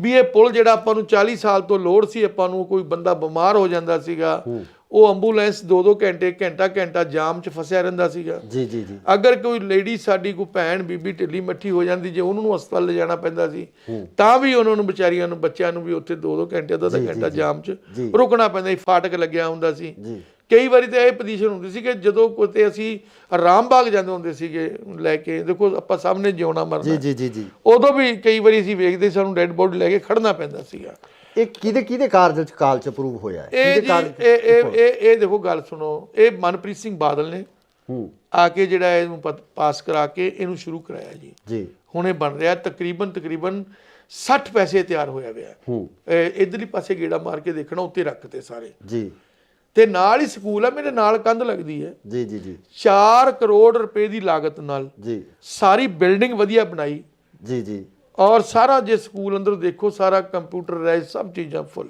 ਮਨਪ੍ਰੀਤ ਬਾਦਲ ਦੇ ਕੰਮ ਕਿਵੇਂ ਹੋਇਆ? 5 ਸਾਲ ਸਰਕਾਰ ਰਹੀ ਆ ਹਾਲਾਂਕਿ ਮੁਲਾਜ਼ਮਾਂ ਦਾ ਬਹੁਤ ਵੱਡਾ ਵਿਰੋਧ ਕੀਤਾ ਜਾ ਰਿਹਾ ਮਨਪ੍ਰੀਤ ਬਾਦਲ ਦਾ ਮੁਲਾਜ਼ਮ ਖਫਾ ਨਹੀਂ ਮਨਪ੍ਰੀਤ ਬਾਦਲ ਤੋਂ ਤੁਸੀਂ ਉਹਨਾਂ ਦੇ ਕੰਮਾਂ ਨੂੰ ਕਿਵੇਂ ਦੇਖਦੇ ਹੋ ਕਿ ਬਠਿੰਡੇ ਦੇ ਵਿੱਚ ਉਹਨਾਂ ਨੇ ਕੰਮ ਕਿੱਦਾਂ ਦੇ ਦੇਖੋ ਜਿਹੜੇ ਡਿਵੈਲਪਮੈਂਟ ਦੇ ਕੰਮ ਹੈਗੇ ਜੀ ਡਿਵੈਲਪਮੈਂਟ ਦੇ ਕੰਮ ਬਹੁਤ ਦੱਬ ਕੇ ਕੀਤੇ ਜੀ ਮੈਂ ਦੱਸੀ ਨਾ 100 ਕਰੋੜ ਦਾ ਤਾਂ ਪੁਲ ਹੀ ਹੈ 96 ਕਰੋੜ ਦਾ ਆ 4 ਕਰੋੜ ਰੁਪਇਆ ਸਕੂਲ ਤੇ ਲਾਇਆ ਨਾਲ ਹੀ ਆ ਪਰਲੇ ਪਾਸੇ ਔਰ ਆ ਨਾਲ ਹੀ ਇੱਥੇ ਹੈਗਾ ਜੀ ਭਗਵਾਨ ਵਾਲਮੀਕੀ ਆਸ਼ਰਮ ਹੈ 4.5 ਕਰੋੜ ਰੁਪਈਆ ਇੱਥੇ ਵੀ ਲਗਾਇਆ ਜੀ ਨੇੜੇ ਦੱਸ ਰਿਹਾ ਮੈਂ ਜੀ ਆ ਰਿੰਗ ਰੋਡ ਹੈਗਾ ਜੀ ਇੱਥੇ 95-97 ਕਰੋੜ ਉੱਥੇ ਲਾ ਰਿੰਗ ਰੋਡ ਤੇ ਜੀ ਤਕਰੀਬਨ ਕੰਪਲੀਟ ਹੋ ਜਾਏਗਾ ਔਰ ਮੈਂ ਕਹਾਂਗਾ ਨਹਿਰ ਬਾਰ-ਬਾਰ ਟੁੱਟਦੀ ਸੀਗੀ ਇਹ ਨਹਿਰ ਜਿਹੜੀ ਆ ਹੁਣ ਫਾਈਨਲ ਹੈ ਜੀ ਨਹਿਰ ਜਿਹੜੀ ਹੈਗੀ ਆ ਹੁਣ ਇਸ ਨੂੰ ਪੱਕਾ ਕਰਤਾ, ਤੁਸੀਂ ਵੇਖੀ ਹੋਊਗੀ। ਬਿਲਕੁਲ ਬਿਲਕੁਲ। ਉਹਦੇ ਨਾਲ ਇੱਕ ਸੈਰਗਾ ਬਣਾ ਰਹੇ ਜੀ ਜਿਹੜੀ 8-9 ਕਿਲੋਮੀਟਰ ਲੰਬੀ ਹੈ ਜੀ ਔਰ ਉਹ ਸੈਰਗਾ ਜਦੋਂ ਤਿਆਰ ਹੋਗੀ ਲੋਕਾਂ ਨੂੰ ਬੜਾ ਵੱਡਾ ਉਹਦਾ ਸਹੂਲਤ ਮਿਲੇਗੀ ਸਿਹਤ ਪੱਖੋਂ। ਔਰ ਇਸ ਦੇ ਨਾਲ ਜਿਹੜਾ ਕਾਰਪੋਰੇਸ਼ਨ ਦੇ ਸੰਬੰਧ ਦੇ ਵਿੱਚ ਜਿਹੜਾ ਬਾਰ-ਬਾਰ ਜਿਹੜਾ ਸਲੱਜ ਕਰੇ ਟੁੱਟ ਜਾਂਦਾ ਸੀਗਾ ਉਹਦੇ ਵਾਸਤੇ 10 ਕਿੱਲੇ ਜ਼ਮੀਨ ਲੈ ਕੇ, ਜਿੱਥੇ ਆ ਹੈਗਾ ਆਪਣਾ ਕੀ ਨਾਂ ਦਾ ਡੰਪ ਹੈ, ਜਿੱਥੇ ਆਪਣਾ ਟ੍ਰੀਟਮੈਂਟ ਪਲਾਂਟ ਵੀ ਲੱਗਿਆ ਹੋਇਆ, ਉੱਥੇ 10 ਕਿੱਲਿਆਂ ਡੱਗ ਬਣਾਇਆ ਬਹੁਤ ਵੱਡਾ ਜੀ ਵੀ ਜੇ ਕਿਤੇ ਟੁੱਟ ਜਾਵੇ ਕਿਤੇ ਸਲੱਜ ਕੈਰੀਅਰ ਤੇ ਸਾਰਾ ਬਾਰਿਸ਼ ਦਾ ਪਾਣੀ 10 ਕਿੱਲਿਆਂ ਵਿੱਚ ਆ ਕੇ ਖੜ ਜਾਵੇ ਜੀ। ਉਸ ਤੋਂ ਇਲਾਵਾ ਜੀ ਅੱਜ ਜਿੱਥੇ ਆਪਾਂ ਆਪਣਾ ਰਜਿੰਦਰਾ ਕਾਲਜ ਹੈ ਜਿੱਥੇ ਗੱਡੀਆਂ ਖੜਦੀਆਂ ਜੀ ਜਿੱਥੇ ਕੂੜੇ ਢੋਣ ਵਾਲੀ ਗੱਡੀਆਂ ਖੜਦੀਆਂ, ਦੇਖਿਆ ਨਾ ਤੁਸੀਂ, ਮੇਨ ਰੋਡ ਤੇ ਹੈ ਜੀ ਉਹ ਕਾਰਪੋਰੇਸ਼ਨ ਦਾ 100 ਕਰੋੜ ਦੀ ਪ੍ਰਾਪਰਟੀ, ਕਾਰਪੋਰੇਸ਼ਨ ਦੀ ਉਦੋਂ ਵੱਧ ਦੀ ਪ੍ਰਾਪਰਟੀ ਹੋਊਗੀ ਉਹ ਕਾਰਪੋਰੇਸ਼ਨ ਦੇ ਵੱਲ ਆਈ। ਹਾਂ ਸਾਡਾ ਉੱਥੇ ਕਬਜ਼ਾ ਕਾਰਪੋਰੇਸ਼ਨ ਦਾ, ਗੱਡੀਆਂ ਖੜਦੀਆਂ। ਉਦੋਂ ਮੈਂ ਬਤੌਰ ਮੇਅਰ ਸੀ, ਇਹ ਮਿਨਿਸਟਰ ਹੁੰਦੇ ਸੀਗੇ। ਔਰ ਮੈਂ ਗੱਲ ਕਹਾਂਗਾ ਵੀ ਕੋਈ ਇੰਨੇ ਕਈ ਕੰਮ ਐਸੇ ਹੈ ਜਿਹੜੇ ਮੈਂ ਸਾਰੇ ਹੁਣ ਵੇਖਾਂਗਾ। ਔਰ ਜੇ ਮੈਂ ਗੱਲ ਕਰਦੇ ਆ ਨਾਲ ਹੀ ਅਮਰਪੁਰਾ ਬਸਤੀ ਹੈ, ਇੱਥੇ 4 ਕਿੱਲੇ ਜ਼ਮੀਨ ਰਿਕਵਾਇਰ ਕਰਕੇ ਵਕਫ ਬੋਰਡ ਦੀ, ਉਹਦੇ ਵਿੱਚ ਬਹੁਤ ਵਧੀਆ ਤਰੀਕੇ ਨਾਲ ਇੱਕ ਪਾਰਕ ਤਿਆਰ ਕਰ ਰਹੇ ਆ। ਔਰ ਨਾਲ ਹੀ ਇੱਥੇ ਨਾਲ ਇੱਕ ਪਾਰਕ ਬਣਾਇਆ ਹਾਜ਼ੀ ਰਤਨ, ਜਿੱਥੇ ਹੈ ਨਾ ਜਿੱਥੇ ਆਪਣਾ ਹਸਪੀਟਲ ਹੈ ਉਹਦੇ ਨਾਲ ਦੇਖਿਆ ਇੱਕ ਪਾਰਕ ਬਣਿਆ ਜੀ। ਪਰ ਇਹ ਚਿੜੀ ਛਿੱਕਾ ਉਹ ਦੂਜਾ ਖੇਡਣ ਵਾਲਾ ਹੀ ਬਣਾਇਆ ਜੀ। ਮਤਲਬ ਕਾਫੀ ਜਿਹੜਾ ਹੈ ਉਦਮ ਸਿੰਘ ਨਗਰ ਪਾਰਕ ਬਣਾਇਆ ਜੀ, ਜਿਹੜੀ ਵੇਰਕਾ ਮਿਲ ਸੀ ਉਹਦੀ ਬੈਕ ਸਾਈਡ ਤੇ। ਦੇਖੋ ਸਮਾਜਿਕ ਕੁਝ ਕੰਮ ਐਸੇ ਹੁੰਦੇ ਆ, ਬੱਚਿਆਂ ਨੂੰ ਖੇਡਣ ਵਾਸਤੇ ਥਾਂ ਜਗ੍ਹਾ ਚਾਹੀਦੀ ਹੈ, ਬਜ਼ੁਰਗਾਂ ਨੂੰ ਬੈਠਣ ਵਾਸਤੇ ਚਾਹੀਦਾ ਹੈ। ਔਰ ਜਦੋਂ ਕੋਈ ਵਿਚਾਰਾ ਮੀਆਂ ਬੀਬੀ ਉਹ ਦਿਮਾਗੀ ਤੌਰ ਤੇ ਵਿਚਾਰੇ ਘਰੇ ਬੈਠੇ ਹੀ ਉਹ ਹੋ ਜਾਂਦੇ ਨੇ, ਵਿਚਾਰੇ ਜੇ ਪਾਰਕ 'ਚ ਜਾ ਕੇ ਬਹਿੰਦੇ ਨੇ ਤੇ ਉਹਨੂੰ ਮਤਲਬ ਖੁਸ਼ੀਆਂ ਮੁੜਦੀਆਂ ਘਰਾਂ ਦੇ ਵਿੱਚ। ਕਾਫੀ ਜਾਣੀ ਕਿ ਇਹਨਾਂ ਲੋਕਾਂ ਦੇ ਵਾਸਤੇ ਜੋ ਕਰਿਆ ਹੈਗਾ ਕੰਮ ਕਾਫੀ ਹੋਏ ਨੇ। ਔਰ ਸਰਕਾਰਾਂ ਦੇ ਕੰਮ ਹੁੰਦੇ, ਕੁਝ ਕੰਮ ਹੋ ਜਾਂਦੇ, ਕੋਈ ਨਾਰਾਜ਼ਗੀਆਂ ਵੀ ਹੋ ਜਾਂਦੀਆਂ। ਔਰ ਉਹ ਜਿਹੜਾ ਕੰਮ ਹੈ ਕੈਂਟੀਨ ਕੋਈ 5-4 ਸਾਲਾਂ ਵਾਲਾ ਕੰਮ ਤਾਂ ਹੁੰਦਾ ਨਹੀਂ ਜੀ, ਕਿਉਂਕਿ ਜੇ ਅਗਰ ਆਪਾਂ ਬਠਿੰਡੇ ਨੂੰ ਬਣਾਉਣਾ ਹੋਵੇ ਤਾਂ 40-50 ਸਾਲ ਤੋਂ ਲਗਾਤਾਰ 20-25 ਸਾਲ ਲੱਗੇ ਰਵਾਂਗੇ ਫਿਰ ਜਾ ਕੇ ਸਿਰੇ ਲੱਗੇ। ਮੇਰੇ ਸਾਹਿਬ ਇੱਕ ਹੋਰ ਸਵਾਲ ਆ, ਲਾਸਟ ਸਵਾਲ ਤੁਹਾਨੂੰ ਕਰਨਾ ਚਾਹੁੰਦਾ ਕਿ ਅਗਰ ਅਕਾਲੀ ਦਲ ਵਾਂਗੂ ਕਾਂਗਰਸ ਵੱਲੋਂ ਵੀ ਇਹ ਸ਼ਬਦੀ ਹਮਲੇ ਹੋਣ ਤੁਹਾਡੇ ਤੇ ਕਿ ਅਕਾਲੀ ਦਲ ਤੋਂ ਆਏ ਹੋਏ ਆ, ਫਿਰ ਕੀ ਹੋਊਗਾ? ਵੀ ਅਕਾਲੀ ਦਲ ਤੋਂ ਉਹ ਤਾਂ ਸਾਰਿਆਂ ਨੂੰ ਪਤਾ ਜੀ ਵੀ ਮੈਂ ਅਕਾਲੀ ਦਲ ਚੋਂ ਆਇਆ ਹੈਗਾ। ਨਹੀਂ ਅਗਰ ਇਹੀ ਵਰਤਾਰਾ ਤੁਹਾਡੇ ਨਾਲ ਇੱਧਰ ਕਾਂਗਰਸ 'ਚ ਹੁੰਦਾ ਹੈ, ਵੀ ਜੇ ਇਹੀ ਵਰਤਾਰਾ ਹੁੰਦਾ ਜੀ ਇਹਦੇ 'ਚ ਦੇਖੋ ਇਹ ਤਾਂ ਹੁਣ ਗਾਂ ਮੇਰੀ ਕਿਸਮਤ ਹੈ ਵੀ ਇਹਦੇ 'ਚ ਕੀ ਹੋਣਾ। ਲੇਕਿਨ ਇੱਕ ਗੱਲ ਜ਼ਰੂਰ ਹੈ ਵੀ ਜਿਹੜੀ ਸਿਆਸਤ ਹੈ ਇਹ ਪੈਸੇ ਵਾਲੇ ਦੀ ਹੈ ਜੀ। ਜੇ ਹੋ ਸਕਦਾ ਕਿ ਮੈਂ ਵੀ ਕਿਤੇ ਮਾੜਾ ਮੋਟਾ ਕੋਈ 4 ਪੈਸਿਆਂ ਵਾਲਾ ਬੰਦਾ ਹੁੰਦਾ, ਮੈਂ ਵੀ ਖੁੱਲ੍ਹ ਕੇ ਲੋਕਾਂ ਦੀ ਪਬਲਿਕ ਦੀ ਸੇਵਾ ਕਰ ਸਕਦਾ ਸੀ, ਪਰ ਜਿੰਨੀ ਮੇਰੇ ਕੋਲ ਹੋ ਸਕੂਗੀ ਮੈਂ ਉਨੀ ਕਰਾਂਗਾ। ਸੋ ਇਹ ਸਨ ਸਾਬਕਾ ਮੇਅਰ ਬਲਵੰਤ ਰਾਏ ਨਾਥ, ਜਿਨ੍ਹਾਂ ਵੱਲੋਂ ਅਕਾਲੀ ਦਲ ਨੂੰ ਅਲਵਿਦਾ ਕਹਿ ਕੇ ਕਾਂਗਰਸ ਦਾ ਪੱਲਾ ਫੜ ਲਿਆ ਗਿਆ ਤੇ ਇਸ ਨੂੰ ਘਰ ਵਾਪਸੀ ਵੀ ਕਿਹਾ ਜਾ ਸਕਦਾ ਹੈ। ਸੇ ਨਾਲ ਹੀ ਇਹਨਾਂ ਵੱਲੋਂ ਮਨਪ੍ਰੀਤ ਬਾਦਲ ਦੇ ਕੰਮਾਂ ਦੀ ਸ਼ਲਾਘਾ ਕੀਤੀ ਆ, ਉਹਨਾਂ ਵੱਲੋਂ ਕੀਤੇ ਹੋਏ ਕੰਮਾਂ ਦੀ ਉਸਤਤ ਕੀਤੀ ਗਈ ਹੈ। ਪਰ ਆਮ ਲੋਕ ਮਨਪ੍ਰੀਤ ਬਾਦਲ ਦੇ ਕੰਮਾਂ ਨੂੰ ਕਿਸ ਤਰ੍ਹਾਂ ਦੇਖਦੇ ਆ, ਇਸ ਇਲਾਕੇ ਦੇ ਲੋਕ ਮਨਪ੍ਰੀਤ ਬਾਦਲ ਦੇ ਕੰਮਾਂ ਨੂੰ ਕਿਸ ਤਰ੍ਹਾਂ ਦੇਖਦੇ ਆ, ਇਹ ਆਉਣ ਵਾਲੀ 20 ਤਰੀਕ ਨੂੰ ਕਨਫਰਮ ਹੋ ਜਾਵੇਗਾ, ਪਤਾ ਲੱਗ ਜਾਵੇਗਾ। ਪਰ ਹਰ ਇੱਕ ਪਾਰਟੀ ਆਪਣੇ ਕੰਮਾਂ ਨੂੰ ਸਲਾਹੁੰਦੀ ਹੈ, ਹਰ ਇੱਕ ਪਾਰਟੀ ਆਪਣੇ ਕੀਤੇ ਹੋਏ ਕੰਮਾਂ ਦੀ ਉਸਤਤ ਕਰਦੀ ਹੈ। ਸੋ ਜੁੜੇ ਰਹੋ ਇੰਡੋਜ਼ ਟੀਵੀ ਆਸਟ੍ਰੇਲੀਆ ਨਾਲ। ਧੰਨਵਾਦ। ਨਾ ਸਰ ਪਹਿਲਾ ਸਵਾਲ ਇਹੀ ਆ ਕਿ ਇਹੋ ਜਿਹੀਆਂ ਕਿਹੜੀਆਂ ਪਰਿਸਥਿਤੀਆਂ ਬਣੀਆਂ ਜਿਸ ਕਾਰਨ ਤੁਹਾਨੂੰ ਅਕਾਲੀ ਦਲ ਤੋਂ ਕਿਨਾਰਾ ਕਰਕੇ ਕਾਂਗਰਸ ਦਾ ਪੱਲਾ ਫੜਨਾ ਪਿਆ? ਇਹੋ ਜਿਹੇ ਕਿਹੜੇ ਹਾਲਾਤ ਸਨ? ਬਠਿੰਡੇ ਨੂੰ ਜਿਹੜਾ ਹਿੰਦੁਸਤਾਨ ਦੇ ਨਕਸ਼ੇ ਤੇ ਲਿਆਉਣ ਵਾਸਤੇ ਜੀ ਮੈਂ ਦਿਨ ਪਰ ਰਾਤ ਇੱਕ ਕਰਨ ਦੀ ਕੋਸ਼ਿਸ਼ ਕੀਤੀ ਜੀ। ਜਿੰਨੀ ਜਤਾ ਸ਼ਕਤੀ ਸੀ ਸਰੀਰਕ ਤੌਰ ਤੇ, ਮਾਨਸਿਕ ਤੌਰ ਤੇ ਜੀ। ਔਰ ਮੈਂ ਇਸ ਨੂੰ ਜਿਹੜਾ ਹੈਗਾ ਪੰਜਾਬ ਦੇ ਵਿੱਚ 3 ਦਫਾ ਬਠਿੰਡੇ ਨੂੰ 1 ਨੰਬਰ ਤੇ ਲੈ ਕੇ ਆਇਆ ਜਦੋਂ ਮੈਂ ਸੀਟ ਤੇ ਬੈਠਿਆ ਸੀ ਜੀ। ਪਰ ਲੇਕਿਨ ਕੈਂਟੀ ਨਿਊਜ਼ ਮੈਂ ਦੇਖੀ ਗਿਆ, ਇੱਕ ਤਾਂ ਮੇਰੇ ਤੇ ਇਹੀ ਲੱਛਣ ਨਹੀਂ ਲੱਗਣੋਂ ਹਟੇ ਵੀ ਇਹ ਕਾਂਗਰਸੀ ਹੈ ਜੀ, ਇਹ ਫਲਾਣਾ। ਮੈਂ ਇੱਕ ਮੇਅਰ ਸੀ, ਨਾ ਕਿ ਮੈਂ ਕੋਈ ਕਿਸੇ ਪਾਰਟੀ ਦਾ ਪ੍ਰਧਾਨ ਬੈਠਿਆ। ਫਿਰ ਉਹ ਇਲੈਕਸ਼ਨ ਆ ਗਏ ਜੀ, ਜਿਹੜੇ ਐਮਸੀ ਦੇ ਸੀ ਮੈਨੂੰ ਕਹਿੰਦੇ ਐਮਸੀ ਇਲੈਕਸ਼ਨ ਲੜ ਲਓ। ਔਰ ਉਦੋਂ ਕਿਤੇ ਕੁਦਰਤੀ ਮੈਨੂੰ ਪੈਰਾਲਾਈਜ਼ ਹੋ ਕੇ ਹਟਿਆ ਸੀਗਾ। ਉਦੋਂ ਮੈਨੂੰ ਡਾਕਟਰ ਕਹਿੰਦਾ ਵੀ ਐਤਕੀ ਥੋੜਾ ਤੁਸੀਂ ਠੰਡ ਦੇ ਵਿੱਚ ਬਾਲਾ ਕੰਮ ਨਹੀਂ ਕਰਨਾ। ਇਸ ਗੱਲ ਤੋਂ ਰੁੱਸ ਗਏ, ਜਿੱਥੇ ਆਪਣੀ ਇੱਜ਼ਤ ਨਹੀਂ ਹੈ, ਜਿੱਥੇ ਆਪਾਂ ਨੂੰ ਸਤਿਕਾਰ ਹੋਣਾ ਚਾਹੀਦਾ। ਜਦੋਂ ਉਹਦੇ 'ਚ ਮੈਨੂੰ ਕਮੀ ਲੱਗੀ ਤਾਂ ਮੈਂ ਛੱਡ ਦਿੱਤਾ। ਅੱਛਾ ਮੈਨੂੰ ਕਹਿੰਦੇ ਮੇਅਰ ਬਣਾਤਾ, ਕੱਲ ਪਰਸੋਂ ਦਾ ਫੇਸਬੁੱਕ ਤੇ ਤੁਰਿਆ ਆਂਦਾ ਮੇਅਰ ਬਣਾ ਕੇ ਮੈਂ ਕੋਈ ਡਾਕਾ ਮਾਰਿਆ ਕਿਤੇ? ਜੇ ਮੇਅਰ ਬਣਾਇਆ ਮੈਨੂੰ, ਮੈਂ ਇਹਦੇ 18 ਘੰਟੇ ਕੰਮ ਕੀਤਾ ਜੀ। ਮੈਂ ਇੰਨੀ ਮਿਹਨਤ ਕੀਤੀ, ਮੈਨੂੰ 2 ਵਾਰੀ ਪੈਰਾਲਾਈਜ਼ ਵੀ ਹੋ ਗਿਆ। ਮੈਂ ਕਦੀ ਝੂਠੀ ਗੱਲ ਨਹੀਂ ਕਦੀ ਕਹੀ ਜੀ। ਨਾ ਨਾ ਨਾ ਨਾ। ਜੇ ਅਗਰ ਵੀ ਜੈ ਜੈਕਾਰ ਕਰਨੀ ਆਪਣੇ ਲੀਡਰ ਦੀ ਝੂਠੀ, ਮੇਰੇ ਤੋਂ ਅੱਜ ਨਹੀਂ ਹੁੰਦੀ, ਕੱਲ ਨਹੀਂ ਹੁੰਦੀ। ਜੇ ਅਗਰ ਕੋਈ ਗੱਲ ਉਹਦੀ ਆ ਜਾਂਦੀ ਹੈ ਜੈ ਜੈਕਾਰ ਕਰਨ ਵਾਲੀ, ਠੋਕ ਕੇ ਕਰਦਾ, ਚਾਹੇ ਮੈਨੂੰ ਕੋਈ ਚੰਗਾ ਕਹੇ ਚਾਹੇ ਮਾੜਾ ਕਹੇ। ਸਤਿ ਸ਼੍ਰੀ ਅਕਾਲ ਜੀ, ਤੁਸੀਂ ਦੇਖ ਰਹੇ ਹੋ ਇੰਡੋਜ਼ ਟੀਵੀ ਆਸਟ੍ਰੇਲੀਆ ਤੇ ਮੈਂ ਹਾਂ ਗੁਰਿਕਬਾਲ ਸਿੰਘ। ਪੰਜਾਬ ਦੀ ਸਿਆਸਤ ਇਸ ਸਮੇਂ 2022 ਦੇ ਵਿਧਾਨ ਸਭਾ ਇਲੈਕਸ਼ਨ ਨੂੰ ਲੈ ਕੇ ਲਗਾਤਾਰ ਭਖੀ ਹੋਈ ਹੈ ਤੇ ਇਸ ਭਖੀ ਹੋਈ ਸਿਆਸਤ ਦੇ ਦੌਰਾਨ ਕਿਤੇ ਨਾ ਕਿਤੇ ਸਿਆਸੀ ਪਾਰਟੀਆਂ ਦੇ ਵਿੱਚ ਇੱਕ ਦੂਜੇ ਦੇ ਤਰਫ ਦੂਸਰੀਆਂ ਪਾਰਟੀਆਂ ਦੇ ਕੈਂਡੀਡੇਟ ਖਿੱਚਣ ਨੂੰ ਲੈ ਕੇ ਵੀ ਜਿਹੜੀ ਲਾਲਸਾ ਹੈ ਉਹ ਜਾਗੀ ਹੁੰਦੀ ਆ। ਸੋ ਇਸੇ ਸਮੇਂ ਦੌਰਾਨ ਬਠਿੰਡਾ ਦੇ ਵਿੱਚ ਜੋ ਅਕਾਲੀ ਦਲ ਤੋਂ ਸਾਬਕਾ ਮੇਅਰ ਸਨ, ਉਹ ਕਾਂਗਰਸ ਦੇ ਵਿੱਚ ਉਹਨਾਂ ਵੱਲੋਂ ਸ਼ਮੂਲੀਅਤ ਕੀਤੀ ਗਈ ਹੈ। ਕੀ ਕਾਰਨ ਸੀ? ਆਖਰ ਇਹੋ ਜਿਹੀਆਂ ਕਿਹੜੀਆਂ ਪ੍ਰਸਥਿਤੀਆਂ ਬਣੀਆਂ ਜਿਸ ਕਾਰਨ ਉਹਨਾਂ ਨੂੰ ਅਕਾਲੀ ਦਲ ਛੱਡ ਕੇ ਕਾਂਗਰਸ ਦੇ ਵਿੱਚ ਸ਼ਾਮਲ ਹੋਣਾ ਪਿਆ? ਸਾਡੇ ਨਾਲ ਮੌਜੂਦ ਨੇ ਮੇਅਰ ਬਲਵੰਤ ਰਾਏ ਨਾਥ ਜੀ, ਉਹਨਾਂ ਨਾਲ ਗੱਲਬਾਤ ਕਰਾਂਗੇ। ਨਾਥ ਸਾਹਿਬ, ਸਵਾਗਤ ਹੈ ਜੀ ਇੰਡੋਜ਼ ਟੀਵੀ। ਜੀ ਸਤਿ ਸ਼੍ਰੀ ਅਕਾਲ ਜੀ। ਮੇਰੇ ਵੱਲੋਂ ਗੁਰਪਾਲ ਜੀ ਤੁਹਾਨੂੰ ਬਹੁਤ ਬਹੁਤ ਮਿਹਰਬਾਨੀ, ਜਿਹੜਾ ਕਿ ਤੁਸੀਂ ਜਿਹੜੀ ਸਾਡੀ ਜਿਹੜੀ ਗੱਲ ਲੋਕਾਂ ਤੱਕ ਸਰੋਤਾਂ ਤੱਕ ਪਹੁੰਚਾਈ। Thank you. ਨਾਥ ਸਾਹਿਬ, ਪਹਿਲਾ ਸਵਾਲ ਇਹੀ ਆ ਕਿ ਇਹੋ ਜਿਹੀਆਂ ਕਿਹੜੀਆਂ ਪ੍ਰਸਥਿਤੀਆਂ ਬਣੀਆਂ ਜਿਸ ਕਾਰਨ ਤੁਹਾਨੂੰ ਅਕਾਲੀ ਦਲ ਤੋਂ ਕਿਨਾਰਾ ਕਰਕੇ ਕਾਂਗਰਸ ਦਾ ਪੱਲਾ ਫੜਨਾ ਪਿਆ? ਇਹੋ ਜਿਹੇ ਕਿਹੜੇ ਹਾਲਾਤ ਸਨ? ਦੇਖੋ, ਸਵਾਲ ਇਹ ਹੈ ਵੀ ਜਦੋਂ ਮੈਨੂੰ ਮੇਅਰ ਬਣਾਇਆ ਜੀ ਤੇ ਮੈਂ ਬੜੀ ਤਨਦੇਹੀ ਦੇ ਨਾਲ, ਬੜੀ ਸ਼ਰਧਾ ਦੇ ਨਾਲ, ਮੈਨੂੰ ਸ਼ੌਂਕ ਸੀ ਜੀ, ਕੰਮ ਕਰਨ ਦਾ ਸ਼ੌਂਕ ਸੀਗਾ ਕਿ ਮੈਂ ਜਿਹੜਾ ਹੈਗਾ ਉਹ ਮੈਨੂੰ ਬੜੀ ਵੱਡੀ ਜ਼ਿੰਮੇਵਾਰੀ ਦਿੱਤੀ ਹੈ ਕਿ ਮੈਂ ਇਹਨੂੰ ਬਠਿੰਡੇ ਨੂੰ ਜਿਹੜਾ ਹਿੰਦੁਸਤਾਨ ਦੇ ਨਕਸ਼ੇ ਤੇ ਲਿਆਉਣ ਵਾਸਤੇ ਜੀ ਜੀ ਮੈਂ ਦਿਨ ਭਰ ਰਾਤ ਇੱਕ ਕਰਨ ਦੀ ਕੋਸ਼ਿਸ਼ ਕੀਤੀ ਜੀ।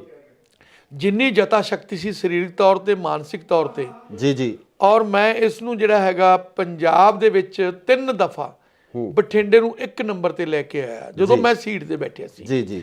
ਅਗਰ ਮੈਨੂੰ ਮੇਅਰ ਬਣਾਇਆ, ਜੇ ਮੈਂ ਕੋਈ ਕੁਤਾਹੀ ਕੀਤੀ ਹੋਵੇ ਜੀ ਤੇ ਮੈਂ ਦੋਸ਼ੀ ਹੋ ਸਕਦਾ ਜੀ। ਔਰ ਮੈਂ ਇਸ ਨੂੰ ਬਠਿੰਡੇ ਨੂੰ, ਸਾਡੀ ਸਾਰੀ ਟੀਮ ਨੇ, ਅਸੀਂ ਪੂਰੀ ਮਿਹਨਤ ਕਰਕੇ ਹਿੰਦੁਸਤਾਨ 'ਚ 450 ਸ਼ਹਿਰਾਂ ਦੇ ਵਿੱਚੋਂ ਅਸੀਂ ਇਸ ਨੂੰ ਲੈ ਕੇ ਆਏ ਆ 16ਵੇਂ ਨੰਬਰ ਤੇ ਜੀ। ਜਦੋਂ ਕੋਈ ਬੰਦਾ ਮਿਹਨਤ ਦੇ ਨਾਲ, ਇਮਾਨਦਾਰੀ ਦੇ ਨਾਲ, ਲਗਨ ਨਾਲ ਕੰਮ ਕਰਦਾ ਹੈ, ਉਹਦੇ ਕਿਤੇ ਨਾ ਕਿਤੇ ਕੋਈ ਮਨ ਦੇ ਵਿੱਚ ਭਾਵਨਾਵਾਂ ਵੀ ਹੁੰਦੀਆਂ। ਇੱਜ਼ਤ ਜਿਹੜੀ ਆ ਕੁਰਸੀ ਦੇ ਨਾਲ ਨਾਲ ਆਤਮਿਕ ਤੌਰ ਤੇ ਵੀ ਇੱਜ਼ਤ ਬੰਦੇ ਨੂੰ ਚਾਹੀਦੀ ਹੈ ਜੀ ਜੀ ਜੀ ਜੀ, ਜਿਹੜੀ ਕਿ ਮੈਂ ਮਹਿਸੂਸ ਕੀਤਾ। ਕਿਉਂਕਿ ਮੈਂ ਇਹੋ ਜਿਹਾ ਕੁਝ ਗੱਲ, ਮੇਰੀ ਫਿਤਰਤ ਜਿਹੜੀ ਹੈ ਉਹ ਇਹੋ ਜਿਹੀ ਨਹੀਂ ਹੈ ਕਿ ਜਿਹੜੀ ਮੈਂ ਮਤਲਬ ਜਲਦੀ ਓਛੀ ਗੱਲ ਨਹੀਂ ਕਹਿੰਦਾ ਜੀ ਜੀ ਜੀ। ਪਰ ਲੇਕਿਨ ਕੰਟੀਨਿਊਜ ਮੈਂ ਦੇਖੀ ਗਿਆ, ਇੱਕ ਤਾਂ ਮੇਰੇ ਤੇ ਇਹੀ ਲੱਛਣ ਨਹੀਂ ਲੱਗਣੋਂ ਹਟੇ ਵੀ ਇਹ ਕਾਂਗਰਸੀ ਹੈ ਜੀ, ਇਹ ਫਲਾਣਾ। ਮੈਂ ਇੱਕ ਮੇਅਰ ਸੀ, ਨਾ ਕਿ ਮੈਂ ਕੋਈ ਕਿਸੇ ਪਾਰਟੀ ਦਾ ਪ੍ਰਧਾਨ ਬੈਠਿਆ ਜੀ। ਔਰ ਤੁਹਾਨੂੰ ਅਕਾਲੀ ਦਲ ਨੇ ਐਕਸੈਪਟ ਨਹੀਂ ਕੀਤਾ ਪੂਰੀ ਤਰ੍ਹਾਂ? ਹਾਂਜੀ।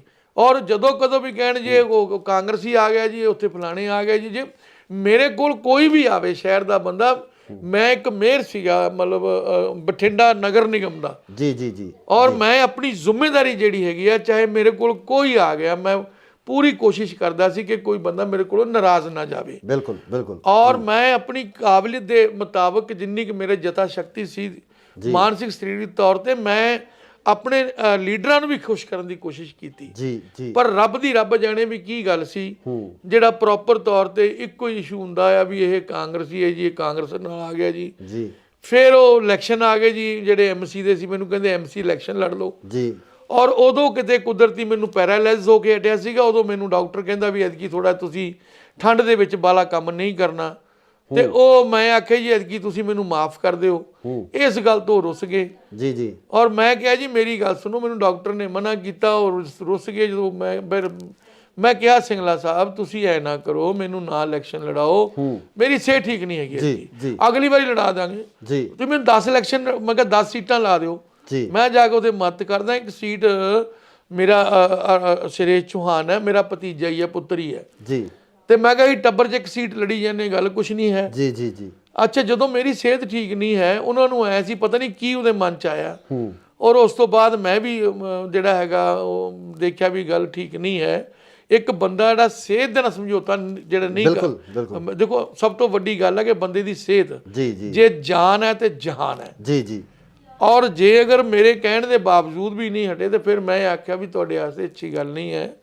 ਉਸ ਤੋਂ ਬਾਅਦ ਮੈਨੂੰ ਇਗਨੋਰ ਕਰਨ ਲੱਗ ਗਏ ਜੀ, ਵੀ ਇਹਨਾਂ ਨੇ ਸਾਡੀ ਗੱਲ ਨਹੀਂ ਮੰਨੀ। ਜੀ ਹੌਲੀ ਹੌਲੀ ਜਦੋਂ ਮੈਂ ਫਿਰ ਆਖਿਆ ਚਲੋ ਠੀਕ ਹੋ ਜਾਣਗੇ, ਜਦੋਂ ਮੈਂ ਲਗਾਤਾਰ ਮਹਿਸੂਸ ਕੀਤਾ ਵੀ ਮੈਂ ਫਿਰ ਆਖਿਆ ਮੈਂ ਇਹਨਾਂ ਨੂੰ ਪਿੱਠ ਪਿੱਛੇ ਕੁਝ ਮਾੜੇ ਸ਼ਬਦ ਯੂਜ਼ ਕਰਦੇ ਜਿਹੜੇ ਮੈਂ ਜ਼ਿਆਦਾ ਟੀਵੀ ਤੇ ਨਹੀਂ ਕਹਿਣਾ ਚਾਹੁੰਦਾ। ਜੀ ਜੀ ਜੀ ਮੈਂ ਜ਼ਿਆਦਾ ਮੈਨੂੰ ਨੰਗਾ ਨਹੀਂ ਕਰਨਾ ਚਾਹੁੰਦਾ, ਕਿਉਂਕਿ ਮੇਰੀ ਆਪਦੇ ਦੀ ਫਿਤਰਤ ਹੁੰਦੀ ਬੰਦੇ ਦੀ। ਜੀ ਬਿਲਕੁਲ। ਔਰ ਅਸੀਂ 100 ਗਮ, ਕਿਉਂਕਿ ਸਿਆਸਤ ਦੇ ਵਿੱਚ ਇੱਕ ਚੀਜ਼ ਹੁੰਦੀ ਹੈ ਵੀ ਜੋ ਮਰਜ਼ੀ ਕਹਿ ਦਿਓ।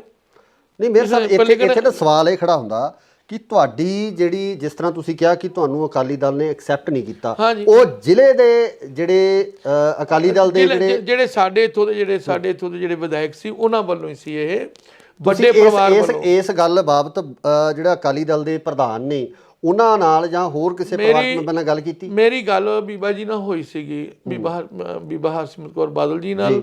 ਉਹਨਾਂ ਨੂੰ ਮੈਂ ਕਿਹਾ ਸੀ ਕਿ ਮੈਨੂੰ ਤੁਸੀਂ ਜਿਹੜਾ ਹੈਗਾ ਕਿ ਨਾ ਲੜਾਓ ਇਲੈਕਸ਼ਨ। ਨਹੀਂ, ਉਹਨਾਂ ਦਾ ਰਿਸਪੌਂਸ ਕੀ ਸੀ ਇਸ ਗੱਲ ਬਾਰੇ? ਰਿਸਪੌਂਸ ਕੀ ਸੀ? ਉਹ ਗੱਲ ਕੀ ਹੋ ਗਈ ਵੀ ਅਸਲ ਦੇ ਵਿੱਚ ਤਾਂ ਜਾ ਕੇ ਰਿਪੋਰਟ ਤਾਂ ਸਿੰਗਲਾ ਜੀ ਨੇ ਕਰਨੀ ਸੀ ਨਾ। ਮੇਰਾ ਜ਼ਿਆਦਾ ਸਿੰਗਲਾ ਜੀ ਦਾ ਜ਼ੋਰ ਸੀਗਾ। ਦੇਖੋ ਮੈਂ ਕਿਹਾ ਤੁਸੀਂ ਜਾ ਕੇ ਉਹਨਾਂ ਨੂੰ ਕਹਿ ਦਿਓ ਵੀ ਉਹਨਾਂ ਨੂੰ ਐਤਕੀ ਆਪਾਂ ਨਾ ਲੜਾਈਏ। ਅੱਛਾ, ਪਹਿਲਾਂ ਲੜਾਉਣਾ ਨਹੀਂ ਚਾਹੁੰਦੇ ਸੀ ਉਹ ਤਾਂ, ਨਾ ਨਾ ਨਾ ਨਾ, ਇਹ ਤਾਂ ਮੇਰੀ ਆਤਮਾ ਕਹਿੰਦੀ ਹੈ, ਮੇਰਾ ਮਨ ਕਹਿੰਦਾ ਨਹੀਂ ਲੜਾਉਣਾ ਚਾਹੁੰਦੀ। ਸੱਚੀ ਗੱਲ ਤਾਂ ਹੈ ਜੀ ਜੀ ਜੀ, ਕਿਉਂਕਿ ਮੇਰੀ ਡਿਊਟੀ ਉਹਨੇ ਲਾਤੀ ਸੀ ਭੁੱਚੋ ਮੰਡੀ, ਮੈਂ ਜਾਣ ਆਉਣ ਲੱਗ ਗਿਆ ਸੀ, ਉੱਥੇ ਕੰਮ ਕਰ ਰਿਹਾ ਸੀਗਾ ਜੀ। ਔਰ ਉਸ ਤੋਂ ਬਾਅਦ ਰੱਬ ਜਾਣੇ ਕੀ ਉਹਨਾਂ ਦੇ ਮਨ ਦੇ ਵਿੱਚ ਆਇਆ, ਸਿੰਗਲਾ ਜੀ ਦੇ ਕਹਿੰਦੇ ਇੱਥੇ ਐਮਸੀ ਦੇ ਇਲੈਕਸ਼ਨ ਲੜ ਲਓ, ਜਿਹੜਾ ਕਿ ਮੈਂ ਉਸ ਨੂੰ ਲੜਨ ਦੇ ਵਿੱਚ ਨਾ ਤਾਂ ਮਾਨਸਿਕ ਤੌਰ ਤੇ ਤਿਆਰ ਸੀ ਜੀ ਔਰ ਨਾ ਹੀ ਮੈਂ ਸਿਹਤ ਪੱਖੋਂ ਤਿਆਰ ਸੀ। ਤੇ ਮੈਂ ਆਖਿਆ ਜੀ ਐਵੇਂ ਮੈਂ ਨਹੀਂ ਐਤਕੀ ਲੜਾਂਗਾ। ਬਸ ਇਸੇ ਗੱਲ ਤੋਂ ਜਿਹੜਾ ਇਗਨੋਰ ਕਰਨ ਲੱਗ ਗਏ, ਸਾਡਾ ਹੁਕਮ ਨਹੀਂ ਮੰਨਿਆ ਜੀ ਜੀ। ਜਦੋਂ ਸਿੰਗਲਾ ਜੀ ਦਾ ਹੁਕਮ ਨਹੀਂ ਮੰਨਿਆ, ਉਹਨਾਂ ਨੇ ਕਰਨਾ ਹੀ ਸੀ। ਜਦੋਂ ਉਹਨਾਂ ਨੇ ਮੈਨੂੰ ਜ਼ਿਆਦਾ, ਮੈਂ ਵੀ ਫਿਰ ਆਪਦਾ ਹੌਲੀ ਹੌਲੀ ਕਿਨਾਰਾ ਕਰ ਗਿਆ। ਮੈਂ ਕਿਹਾ ਵੀ ਜਿੱਥੇ ਆਪਣੀ ਇੱਜ਼ਤ ਨਹੀਂ ਹੈ, ਜਿੱਥੇ ਆਪਾਂ ਨੂੰ ਆਤਮਿਕ ਤੌਰ ਤੇ ਆਪਾਂ ਨੂੰ ਇੱਜ਼ਤ ਨਹੀਂ ਹੈ, ਤੇ ਕੁਰਸੀਆਂ ਦੀ ਇੱਜ਼ਤ ਨਹੀਂ ਹੁੰਦੀ। ਕੁਰਸੀਆਂ ਤਾਂ ਛੋਟੀਆਂ ਵੱਡੀਆਂ ਚੱਲਦੀਆਂ ਰਹਿੰਦੀਆਂ, ਲੇਕਿਨ ਬੰਦੇ ਦੀ ਇੱਕ ਰਿਸਪੈਕਟ ਹੁੰਦੀ, ਆਤਮਿਕ ਤੌਰ ਤੇ ਹੀ ਬੰਦੇ ਦੀ ਇੱਕ ਸਤਿਕਾਰ ਹੋਣਾ ਚਾਹੀਦਾ। ਜਦੋਂ ਉਹਦੇ 'ਚ ਮੈਨੂੰ ਕਮੀ ਲੱਗੀ ਤਾਂ ਮੈਂ ਛੱਡ ਗਿਆ ਜੀ। ਤੁਸੀਂ ਐਮਐਲਏ ਦੀ ਟਿਕਟ ਵਾਸਤੇ ਵਿਲਿੰਗ ਸੀ? ਤੁਹਾਨੂੰ ਸੀ ਵੀ ਮੈਂ ਐਮਐਲਏ ਵਾਸਤੇ ਜਾਂ ਵਿਧਾਨ ਸਭਾ ਇਲੈਕਸ਼ਨ ਲੜਨਾ? ਦੇਖੋ ਕੋਈ ਵੀ ਬੰਦਾ ਹੈਗਾ ਜੀ, ਜਿਹੜਾ ਬੰਦਾ ਸਿਆਸਤ ਦੇ ਵਿੱਚ ਆ ਗਿਆ, ਕੋਈ ਉਹ ਗੁਲਗੁਲੇ ਤਾਂ ਵੇਚਦਾ ਨਹੀਂ, ਨਾ ਹੀ ਛੋਲੇ ਪੂੜੀਆਂ ਵੇਚਦਾ ਕਿਤੇ ਜਾ ਕੇ। ਉਹ ਤਾਂ ਜੇਕਰ ਵਿਚਾਰਾ ਐਮਸੀ ਬਣ ਜੂਗਾ, ਮੇਅਰ ਬਣ ਜੂਗਾ ਜੀ, ਮੈਨੂੰ ਅੱਗੇ ਤੋਂ ਐਮਐਲਏ ਲੜਾ ਦਿਓ, ਕੋਈ ਵੀ ਹੈ ਜੀ। ਇਹ ਸਿਆਸਤ ਦੇ ਵਿੱਚ ਇਦਾਂ ਹੀ ਹੁੰਦਾ, ਐਵੇਂ ਹੁੰਦਾ ਜਦੋਂ। ਅੱਛਾ, ਜੇ ਮੈਂ ਕਹਿ ਵੀ ਦਿੱਤਾ, ਕੋਈ ਗੁਨਾਹ ਨਹੀਂ ਕੀਤਾ ਵੀ ਮੈਂ ਜੀ ਚਾਹਨਾ ਹੈਗਾ ਵੀ ਮੈਂ ਐਮਐਲਏ ਬਣ ਕੇ ਲੋਕਾਂ ਦੀ ਸੇਵਾ ਕਰਨਾ ਚਾਹਨਾ, ਜੇ ਮੈਨੂੰ ਪਾਰਟੀ ਹੁਕਮ ਕਰ ਦੇਗੀ ਔਰ ਮੈਂ ਸੇਵਾ ਕਰ ਲਾਂਗਾ, ਟਿਕਟ ਤੇ ਸੇਵਾ ਕਰ ਲਾਂਗਾ, ਜੇ ਪਾਰਟੀ ਕਹੂਗੀ ਉਹ ਕਰ ਲਿਓ, ਉਹ ਕਰ ਲਾਂਗਾ। ਪਰ ਲੇਕਿਨ ਜਦੋਂ ਇਸ ਗੱਲ ਤੋਂ ਇਗਨੋਰ ਹੋਇਆ, ਮਤਲਬ ਕਿ ਜਦੋਂ ਪਾਰਟੀ ਨੇ ਰਿਸਪੌਂਡ ਨਹੀਂ ਕੀਤਾ ਇਸ ਚੀਜ਼ ਵਾਸਤੇ, ਮਤਲਬ ਬਸ ਮੈਨੂੰ ਐ ਕਰਕੇ ਲਾ ਲਓ ਵੀ ਜਿਹੜਾ ਉਹਨਾਂ ਨੂੰ ਬਸ ਜਿਹੜਾ ਐਮਸੀ ਦੇ ਇਲੈਕਸ਼ਨ ਵਾਸਤੇ ਜਦੋਂ ਸਿੰਗਲਾ ਜੀ ਨੇ ਜ਼ਿਆਦਾ ਪ੍ਰੈਸ਼ਰ 'ਚ ਰੱਖਿਆ, ਤੇ ਫਿਰ ਉਹ ਪਰਿਵਾਰ ਵੀ ਮਤਲਬ ਮੈਨੂੰ ਤਾਂ ਬਾਅਦ 'ਚ ਗੱਲ ਨਹੀਂ ਹੋਈ, ਹੋ ਸਕਦਾ ਉਹ ਵੀ ਨਾਰਾਜ਼ ਹੋਏ ਨੇ, ਸਾਰੇ ਨਾਰਾਜ਼ ਹੋ ਗਏ।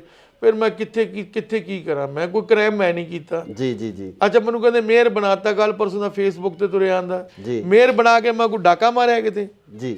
ਜੇ ਮੇਅਰ ਬਣਾਇਆ ਮੈਨੂੰ, ਮੈਂ ਇਹਦੇ 18 ਘੰਟੇ ਕੰਮ ਕੀਤਾ ਜੀ, ਮੈਂ ਇੰਨੀ ਮਿਹਨਤ ਕੀਤੀ, ਮੈਨੂੰ 2 ਵਾਰੀ ਪੈਰਾਲਾਈਜ਼ ਵੀ ਹੋ ਗਿਆ ਜੀ। ਮੈਂ ਗੱਲ ਫਾਲੋ ਕਰਕੇ ਨਾ ਢਿੱਲਾ, ਮੈਂ 5 ਸਾਲਾਂ 'ਚ ਇੱਕ ਛੁੱਟੀ ਵੀ ਨਹੀਂ ਕੀਤੀ।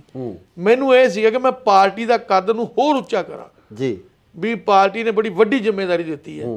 ਤਾਂ ਪਰ ਜੇ ਅਗਰ ਕੋਈ ਵਰਕਰ ਦੀ ਵਿਚਾਰੇ ਦੀ ਕੋਈ ਮਾੜੀ ਮੋਟੀ ਕੋਈ ਮਜਬੂਰੀ ਆ ਗਈ, ਜੇ ਉਹ ਵੀ ਨਹੀਂ ਆਪਾਂ ਦੇਖਣੀ, ਤਾਂ ਫਿਰ ਇਸ ਤਰ੍ਹਾਂ ਨਹੀਂ ਹੋਣਾ। ਕਾਂਗਰਸ ਦੇ ਵਿੱਚ ਜਾਣ ਨੂੰ ਹੁਣ ਤੁਹਾਡੀ ਇਹ ਘਰ ਵਾਪਸੀ ਸਮਝ ਗਏ ਵੀ ਤੁਸੀਂ ਘਰ ਵਾਪਸੀ ਕੀਤੀ ਹੈ? ਦੇਖੋ ਸਵਾਲ ਇਹ ਵੀ ਜਿਹੜੀ ਮੇਰੀ ਸਟਾਰਟਿੰਗ ਸੀ ਉਹ ਕਾਂਗਰਸ ਦੇ ਵਿੱਚ ਹੀ ਸੀ।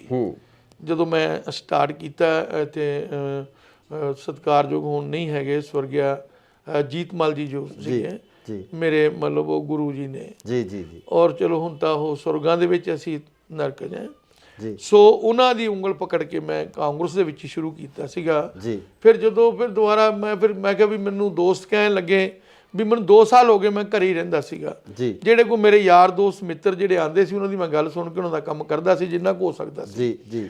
ਔਰ ਕਹਿੰਦੇ ਜੇ ਤੁਸੀਂ ਘਰੇ ਰਹਿ ਜਾਓਗੇ ਤਾਂ ਤੁਹਾਡੀ ਸਿਹਤ ਖਰਾਬ ਕਰ ਲੋਗੇ, ਤੁਸੀਂ ਕਿਸੇ ਨਾ ਕਿਸੇ ਪਾਰਟੀ 'ਚ ਕੰਮ ਕਰ ਲਓ ਜੀ। ਤੇ ਉਹਨਾਂ ਨੇ ਆ ਕੇ ਪ੍ਰੇਰਨਾ ਕੀਤੀ, ਕਹਿੰਦੇ ਤੁਸੀਂ ਐ ਨਾ ਕਰੋ, ਘਰੇ ਨਾ ਬੈਠੋ, ਤੁਸੀਂ ਕੰਮ ਕਰੋ ਜੀ। ਮੈਂ ਚਲੋ ਕਾਂਗਰਸ ਜੁਆਇਨ ਕਰ ਲਈ, ਜਿੱਥੇ ਮੈਨੂੰ ਹੁਕਮ ਕਰਨਗੇ, ਜਿਹੋ ਜਿਹੀ ਸੇਵਾ ਲਾਣਗੇ ਮੈਂ ਚੱਕ ਕੇ ਕਰੀ। ਹੁਣ ਤੁਸੀਂ ਚਾਹਵਾਨ ਹੋ ਕਿ ਕਾਂਗਰਸ ਵੱਲੋਂ ਵੀ ਤੁਹਾਨੂੰ ਟਿਕਟ ਦਿੱਤੀ ਜਾਵੇ, ਜਾਂ ਕਾਂਗਰਸ ਵੱਲੋਂ ਤੁਸੀਂ ਇਲੈਕਸ਼ਨ ਲੜਨਾ ਚਾਹੋਗੇ? ਸਰ ਮੈਨੂੰ ਤਾਂ ਜੇਕਰ ਕਾਂਗਰਸ ਪਾਰਟੀ ਅਗਰ ਚਾਹੇ ਮੈਨੂੰ ਟਿਕਟ ਲੜਨੀ, ਮੈਂ ਸ਼ੌਕ ਨਾਲ ਲੜਾਂਗਾ ਜੀ, ਜੀ ਸਦਕੇ ਲੜਾਂਗਾ, ਮਿਹਨਤ ਨਾਲ ਲੜਾਂਗਾ, ਔਰ ਉਹਨਾਂ ਨੂੰ ਲਾਂਭਾ ਨਹੀਂ ਆਣ ਦੇਵਾਂਗਾ ਤੇ ਜੇ ਕਹੂਗੀ ਕਾਂਗਰਸ ਪਾਰਟੀ ਵੀ ਇੱਕ ਵਰਕਰ ਦੇ ਥਰੂ ਕੰਮ ਕਰਨਾ, ਉਹ ਵੀ ਕਰੀ ਜਾਵਾਂ। ਨਹੀਂ, ਕਾਂਗਰਸ ਦਾ ਇੱਕ ਸਿਸਟਮ ਹੈ ਜਿਹਦੇ ਵਿੱਚ ਟਿਕਟ ਲਈ ਅਪਲਾਈ ਕੀਤਾ ਜਾਂਦਾ, ਅਪਲਾਈ ਕਰਨ ਤੋਂ ਬਾਅਦ ਹਾਈ ਕਮਾਂਡ ਉਹਨੂੰ ਅਪਰੂਵ ਕਰਦੀ ਹੈ, ਪੀਸੀਸੀ ਅਪਰੂਵ ਕਰਕੇ ਭੇਜਦੇ, ਤਾਂ ਅਪਲਾਈ ਕਰੋਗੇ? ਉਹਦੇ 'ਚ ਇਹ ਹੋਇਆ ਕਿ ਮੈਂ ਕਾਫੀ ਲੇਟ ਹੋਇਆ ਜੀ। ਜੇ ਮੈਂ ਇਹ 4 ਮਹੀਨੇ ਪਹਿਲਾਂ ਆਉਂਦਾ ਤਾਂ 100% ਹੀ ਮਤਲਬ ਮੈਂ ਕਿਤੇ ਨਾ ਕਿਤੇ ਇਲੈਕਸ਼ਨ ਲੜਦਾ ਹੁੰਦਾ, ਤੇ ਜੋ ਹੁਣ ਮੇਰੇ ਭਾਗਾਂ 'ਚ ਹੋਊਗਾ ਕੋਈ ਗੱਲ ਨਹੀਂ ਹੈ। ਹੁਣ ਮਨਪ੍ਰੀਤ ਨਾਲ ਤੁਹਾਡੀ ਕੀ ਅੰਡਰਸਟੈਂਡਿੰਗ ਹੈ? ਮਨਪ੍ਰੀਤ ਨਾਲ, ਕਿਉਂਕਿ ਪਹਿਲਾਂ ਇੱਕ ਦੂਜੇ ਦੇ ਖਿਲਾਫ ਖੜੇ ਸੀ, ਹਾਂਜੀ, ਕਿਉਂਕਿ ਤੁਸੀਂ ਅਕਾਲੀ ਦਲ ਤੋਂ ਸੀ, ਉਹ ਕਾਂਗਰਸ ਤੋਂ ਸੀ। ਹੁਣ ਮਨਪ੍ਰੀਤ ਨਾਲ ਅੰਡਰਸਟੈਂਡਿੰਗ ਉਹ ਬਣ ਪਾਊਗੀ ਜਿਹੜੀ ਪਿਛਲੇ ਲੰਬੇ ਸਮੇਂ ਤੋਂ ਇੱਕ ਦੂਜੇ ਦੇ ਮੂਹਰੇ ਖੜਦੇ ਰਹੇ? ਦੇਖੋ, ਦੋ ਚੀਜ਼ਾਂ ਨੇ। ਮੈਂ ਕਦੀ ਨਾ ਕੱਚੀ ਜੀ ਜਾਂ ਰੁੱਖੀ ਜੀ ਰਾਜਨੀਤਿਕ ਨਹੀਂ ਕੀਤੀ, ਝੂਠੀ ਜੀ। ਝੂਠੀ ਰਾਜਨੀਤਿਕ ਇਹ ਹੁੰਦੀ ਹੈਗੀ ਕਿ ਆਪਾਂ ਕੰਮ ਨਹੀਂ ਕਰਨਾ, ਧੰਦਾ ਨਹੀਂ ਕਰਨਾ, ਐਵੇਂ ਕਿਸੇ ਨੂੰ ਗਾਲਾਂ ਕੱਢ ਕੇ ਆਪਾਂ ਲੀਡਰ ਬਣ ਜੀ, ਉਵੇਂ ਗੱਲ ਨਹੀਂ ਹੈਗੀ। ਜੀ। ਮੈਂ ਜ਼ਮੀਨੀ ਤੌਰ ਤੇ ਮਤਲਬ ਆਪਦੀ ਲੋਕਾਂ ਦੀ ਗਰੀਬਾਂ ਨਾਲ ਥੱਲੇ ਜ਼ਮੀਨੀ ਸਿੱਤਰ ਤੇ ਜੁੜਿਆ ਹੋਇਆ ਜੀ। ਔਰ ਮੈਂ ਮਹਿਸੂਸ ਕਰਦਾ ਹੈਗਾ ਕਿ ਮੈਂ ਜਦੋਂ ਵੀ ਪਹਿਲਾਂ ਅਕਾਲੀ ਦਲ ਦੇ ਵਿੱਚ ਸੀਗਾ, ਮੈਂ ਜੋ ਅਕਾਲੀ ਦਲ ਨੇ 16 ਨੇ ਕੰਮ ਕਰਿਆ ਸੀ, ਮੈਂ ਆਪਣੀ ਪਾਰਟੀ ਦੀ ਗੱਲ ਠੋਕ ਵਜਾ ਕੇ ਕਹਿੰਦਾ ਸੀ ਜੀ। ਇੱਕ ਗੱਲ ਵੀ ਲਾਗ ਲਪੇਟਣਾ ਨਹੀਂ ਕਹਿੰਦਾ ਸੀਗਾ ਜੀ। ਨੰਬਰ 2, ਮੈਂ ਕਦੀ ਝੂਠੀ ਗੱਲ ਨਹੀਂ ਕਦੀ ਕਹੀ ਜੀ। ਨਾ ਜੇ ਅਗਰ ਵੀ ਜੈ ਜੈਕਾਰ ਕਰਨੀ ਆਪਣੇ ਲੀਡਰ ਦੀ ਝੂਠੀ, ਮੇਰੇ ਤੋਂ ਅੱਜ ਨਹੀਂ ਹੁੰਦੀ, ਕੱਲ ਨਹੀਂ ਹੁੰਦੀ ਜੀ। ਜੇ ਅਗਰ ਕੋਈ ਗੱਲ ਉਹਦੀ ਆ ਜਾਂਦੀ ਹੈ ਜੈ ਜੈਕਾਰ ਕਰਨ ਵਾਲੀ, ਠੋਕ ਕੇ ਕਰਦਾ, ਚਾਹੇ ਮੈਨੂੰ ਕੋਈ ਚੰਗਾ ਕਹੇ ਚਾਹੇ ਮਾੜਾ ਕਹੇ, ਅਗਰ ਜੇ ਲੀਡਰ ਦਾ ਮੇਰਾ ਚੰਗਾ ਕੰਮ ਕਰਦਾ। ਇਸੇ ਤਰੀਕੇ ਨਾਲ ਜੇ ਮੈਂ ਅਕਾਲੀ ਦਲ ਵਿੱਚ ਸੀਗਾ, ਅਗਰ ਮੈਂ ਜਿਹੜੀ ਗੱਲ ਸੱਚ ਸੀ ਸੱਚ ਕਹਿੰਦਾ, ਜਿਹੜੀ ਗੱਲ ਮੈਨੂੰ ਲੱਗਦਾ ਮੇਰੀ ਪਾਰਟੀ ਕਰ ਰਹੀ ਹੈ ਉਸ ਦੀ ਮੈਂ ਆਪਦਾ ਗੁਣਗਾਨ ਕਰਦਾ ਸੀ। ਤੇ ਹੁਣ ਮੈਂ ਕਾਂਗਰਸ 'ਚ ਆਇਆ, ਜੇ ਕੋਈ ਕਾਂਗਰਸ ਦੇ ਚੰਗੇ ਕੰਮ ਜਿਹੜੇ ਕੀਤੇ ਹੋਏ ਆ, ਉਹ ਜਿਹੜੇ ਮੈਂ ਸਾਰੇ ਆ ਕੇ ਵੇਖੀ ਜਾਂਦਾ ਵਿਚਾਰਾਂਗਾ, ਉਹ ਜਾ ਕੇ ਲੋਕਾਂ ਮੂਹਰੇ ਮੈਂ ਲੈ ਕੇ ਜਾਊਂਗਾ ਵੀ ਭਾਈ ਜਿਹੜਾ ਜਿਹੜਾ ਕੰਮ ਆ, ਹੁਣ ਇੱਥੇ ਪੁਲ ਬਣ ਰਿਹਾ ਜਿਹੜਾ ਇਹ 96 ਕਰੋੜ ਰੁਪਈਆ 100 ਕਰੋੜ ਰੁਪਈਆ ਗਰੀਬ ਇਲਾਕੇ ਦੇ ਵਿੱਚ ਪੁਲ ਤੇ ਲਾਣਾ ਬਹੁਤ ਵੱਡੀ ਗੱਲ ਹੈ ਜੀ। ਇਸ ਇਲਾਕੇ ਦੇ ਵਿੱਚ 40 ਸਾਲ ਦੀ ਮੰਗ ਸੀ ਕਿ ਪੁਲ ਬਣਨਾ ਚਾਹੀਦਾ ਜੀ। ਤੇ ਜੇ ਮੈਂ ਹੁਣ ਜਾ ਕੇ ਲੋਕਾਂ ਤੱਕ ਇਹ ਮੁੱਦਾ ਜਾ ਕੇ ਲੈ ਕੇ ਜਾਣਾ ਹੈ ਜੀ ਵੀ ਇਹ ਪੁਲ ਜਿਹੜਾ ਆਪਾਂ ਨੂੰ 40 ਸਾਲ ਤੋਂ ਲੋੜ ਸੀ, ਆਪਾਂ ਨੂੰ ਕੋਈ ਬੰਦਾ ਬਿਮਾਰ ਹੋ ਜਾਂਦਾ ਸੀਗਾ, ਉਹ ਐਂਬੂਲੈਂਸ 2-2 ਘੰਟਾ ਜਾਮ 'ਚ ਫਸਿਆ ਰਹਿੰਦਾ ਸੀਗਾ ਜੀ। ਅਗਰ ਕੋਈ ਲੇਡੀ ਸਾਡੀ ਕੋਈ ਭੈਣ ਬੀਬੀ ਢਿੱਲੀ ਮੱਠੀ ਹੋ ਜਾਂਦੀ, ਜੇ ਉਹਨਾਂ ਨੂੰ ਹਸਪਤਾਲ ਲੈ ਜਾਣਾ ਪੈਂਦਾ ਸੀ, ਤਾਂ ਵੀ ਉਹਨਾਂ ਨੂੰ ਵਿਚਾਰੀਆਂ ਨੂੰ, ਬੱਚਿਆਂ ਨੂੰ ਵੀ ਉੱਥੇ 2-2 ਘੰਟੇ ਅੱਧਾ ਘੰਟਾ ਜਾਮ 'ਚ ਰੁਕਣਾ ਪੈਂਦਾ ਸੀ, ਫਾਟਕ ਲੱਗਿਆ ਹੁੰਦਾ ਸੀ। ਕਈ ਵਾਰੀ ਤਾਂ ਇਹ ਪੋਜੀਸ਼ਨ ਹੁੰਦੀ ਸੀ ਕਿ ਜਦੋਂ ਕਿਤੇ ਅਸੀਂ ਰਾਮ ਬਾਗ ਜਾਂਦੇ ਹੁੰਦੇ ਸੀਗੇ ਲੈ ਕੇ, ਦੇਖੋ ਆਪਾਂ ਸਾਹਮਣੇ ਜਿਉਣਾ ਮਰਨਾ ਜੀ, ਉਦੋਂ ਵੀ ਕਈ ਵਾਰੀ ਅਸੀਂ ਵੇਖਦੇ ਸਾਨੂੰ ਡੈੱਡ ਬੋਡੀ ਲੈ ਕੇ ਖੜਨਾ ਪੈਂਦਾ ਸੀਗਾ। ਇਹ ਕਿਹਦੇ ਕਾਲ ਚ ਅਪਰੂਵ ਹੋਇਆ? ਇਹ ਦੇਖੋ ਗੱਲ ਸੁਣੋ, ਇਹ ਮਨਪ੍ਰੀਤ ਸਿੰਘ ਬਾਦਲ ਨੇ ਆ ਕੇ ਜਿਹੜਾ ਇਹਨੂੰ ਪਾਸ ਕਰਾ ਕੇ ਇਹਨੂੰ ਸ਼ੁਰੂ ਕਰਾਇਆ ਜੀ। ਹੁਣ ਇਹ ਬਣ ਰਿਹਾ ਤਕਰੀਬਨ 60 ਪੈਸੇ ਤਿਆਰ ਹੋਇਆ ਪਿਆ। ਇਧਰਲੀ ਪਾਸੇ ਗੇੜਾ ਮਾਰ ਕੇ ਦੇਖਣਾ, ਉੱਤੇ ਰੱਖਤੇ ਸਾਰੇ ਜੀ। ਤੇ ਨਾਲ ਹੀ ਸਕੂਲ ਆ, ਮੇਰੇ ਨਾਲ ਕੰਧ ਲੱਗਦੀ ਹੈ ਜੀ। 4 ਕਰੋੜ ਰੁਪਏ ਦੀ ਲਾਗਤ ਨਾਲ ਸਾਰੀ ਬਿਲਡਿੰਗ ਵਧੀਆ ਬਣਾਈ ਜੀ। ਔਰ ਸਾਰਾ ਜੇ ਸਕੂਲ ਅੰਦਰ ਦੇਖੋ, ਸਾਰਾ ਕੰਪਿਊਟਰਾਈਜ਼, ਸਭ ਚੀਜ਼ਾਂ ਫੁੱਲ। ਮਨਪ੍ਰੀਤ ਬਾਦਲ ਦੇ ਕੰਮ ਕਿਵੇਂ ਹੋਇਆ? 5 ਸਾਲ ਸਰਕਾਰ ਰਹੀ ਆ, ਹਾਲਾਂਕਿ ਮੁਲਾਜ਼ਮਾਂ ਦਾ ਬਹੁਤ ਵੱਡਾ ਵਿਰੋਧ ਕੀਤਾ ਜਾ ਰਿਹਾ ਮਨਪ੍ਰੀਤ ਬਾਦਲ ਦਾ। ਮੁਲਾਜ਼ਮ ਖਫਾ ਨਹੀਂ ਮਨਪ੍ਰੀਤ ਬਾਦਲ ਤੋਂ। ਤੁਸੀਂ ਉਹਨਾਂ ਦੇ ਕੰਮਾਂ ਨੂੰ ਕਿਵੇਂ ਦੇਖਦੇ ਹੋ ਕਿ ਬਠਿੰਡੇ ਦੇ ਵਿੱਚ ਉਹਨਾਂ ਨੇ ਕੰਮ ਕਿੱਦਾਂ ਦੇ? ਦੇਖੋ, ਜਿਹੜੇ ਡਿਵੈਲਪਮੈਂਟ ਦੇ ਕੰਮ ਹੈਗੇ ਜੀ, ਡਿਵੈਲਪਮੈਂਟ ਦੇ ਕੰਮ ਬਹੁਤ ਦੱਬ ਕੇ ਕੀਤੇ ਜੀ। ਮੈਂ ਦੱਸੀ ਨਾ 100 ਕਰੋੜ ਦਾ ਤਾਂ ਪੁਲ ਹੀ ਹੈ, 96 ਕਰੋੜ ਦਾ ਜੀ। ਆ 4 ਕਰੋੜ ਰੁਪਇਆ ਸਕੂਲ ਤੇ ਲਾਇਆ, ਨਾਲ ਹੀ ਆ ਪਰਲੇ ਪਾਸੇ ਜੀ। ਔਰ ਆ ਨਾਲ ਹੀ ਇੱਥੇ ਹੈਗਾ ਜੀ ਭਗਵਾਨ ਵਾਲਮੀਕੀ ਆਸ਼ਰਮ ਹੈ ਜੀ, 4.5-5 ਕਰੋੜ ਰੁਪਈਆ ਇੱਥੇ ਵੀ ਲਗਾਇਆ ਜੀ। ਨੇੜੇ ਦੱਸ ਰਿਹਾ ਮੈਂ ਜੀ। ਆ ਰਿੰਗ ਰੋਡ ਹੈਗਾ ਜੀ, ਇੱਥੇ 95-97 ਕਰੋੜ ਉੱਥੇ ਲਾ ਰਿੰਗ ਰੋਡ ਤੇ ਜੀ, ਤਕਰੀਬਨ ਕੰਪਲੀਟ ਹੋ ਜਾਏਗਾ। ਔਰ ਮੈਂ ਕਹਾਂਗਾ ਨਹਿਰ ਬਾਰ-ਬਾਰ ਟੁੱਟਦੀ ਸੀਗੀ ਜੀ, ਇਹ ਨਹਿਰ ਜਿਹੜੀ ਆ ਹੁਣ ਫਾਈਨਲ ਹੈ ਜੀ। ਇਹ ਨਹਿਰ ਜਿਹੜੀ ਹੈਗੀ ਆ ਹੁਣ ਇਸ ਨੂੰ ਪੱਕਾ ਕਰਤਾ, ਤੁਸੀਂ ਵੇਖੀ ਹੋਊਗੀ। ਬਿਲਕੁਲ। ਉਹਦੇ ਨਾਲ ਇੱਕ ਸੈਰਗਾ ਬਣਾ ਰਹੇ ਜੀ, ਜਿਹੜੀ 8-9 ਕਿਲੋਮੀਟਰ ਲੰਬੀ ਹੈ ਜੀ। ਔਰ ਉਹ ਸੈਰਗਾ ਜੋ ਤਿਆਰ ਹੋਗੀ, ਲੋਕਾਂ ਨੂੰ ਬੜਾ ਵੱਡਾ ਉਹਦਾ ਸਹੂਲਤ ਮਿਲੇਗੀ ਸਿਹਤ ਪੱਖੋਂ। ਔਰ ਇਸ ਦੇ ਨਾਲ ਜਿਹੜਾ ਕਾਰਪੋਰੇਸ਼ਨ ਦੇ ਸੰਬੰਧ ਦੇ ਵਿੱਚ ਜਿਹੜਾ ਬਾਰ-ਬਾਰ ਜਿਹੜਾ ਸਰੱਜ ਕਰੇ ਟੁੱਟ ਜਾਂਦਾ ਸੀਗਾ, ਉਹਦੇ ਵਾਸਤੇ 10 ਕਿੱਲੇ ਜ਼ਮੀਨ ਲੈ ਕੇ, ਜਿੱਥੇ ਆ ਹੈਗਾ ਆਪਣਾ ਕੀ ਨਾਂ ਦਾ ਡੰਪ ਹੈ, ਜਿੱਥੇ ਆਪਣਾ ਟ੍ਰੀਟਮੈਂਟ ਪਲਾਂਟ ਵੀ ਲੱਗਿਆ ਹੋਇਆ, ਉੱਥੇ 10 ਕਿੱਲਿਆਂ ਡੱਗ ਬਣਾਇਆ ਬਹੁਤ ਵੱਡਾ ਜੀ, ਵੀ ਜੇ ਕਿਤੇ ਟੁੱਟ ਜਾਵੇ ਕਿਤੇ ਸਲੱਜ ਕੈਰੀਅਰ ਤੇ ਸਾਰਾ ਬਾਰਿਸ਼ ਦਾ ਪਾਣੀ 10 ਕਿੱਲਿਆਂ ਵਿੱਚ ਆ ਕੇ ਖੜ ਜਾਵੇ ਜੀ। ਉਸ ਤੋਂ ਇਲਾਵਾ ਜੀ ਆ ਜਿੱਥੇ ਆਪਾਂ ਆਪਣਾ ਰਜਿੰਦਰਾ ਕਾਲਜ ਹੈ, ਜਿੱਥੇ ਗੱਡੀਆਂ ਖੜਦੀਆਂ ਜੀ, ਜਿੱਥੇ ਕੂੜੇ ਢੋਣ ਵਾਲੀ ਗੱਡੀਆਂ ਖੜਦੀਆਂ, ਦੇਖਿਆ ਨਾ ਤੁਸੀਂ, ਮੇਨ ਰੋਡ ਤੇ ਹੈ ਜੀ। ਉਹ ਕਾਰਪੋਰੇਸ਼ਨ ਦਾ 100 ਕਰੋੜ ਦੀ ਪ੍ਰਾਪਰਟੀ, ਕਾਰਪੋਰੇਸ਼ਨ ਦੀ ਉਦੋਂ ਵੱਧ ਦੀ ਪ੍ਰਾਪਰਟੀ ਹੋਊਗੀ।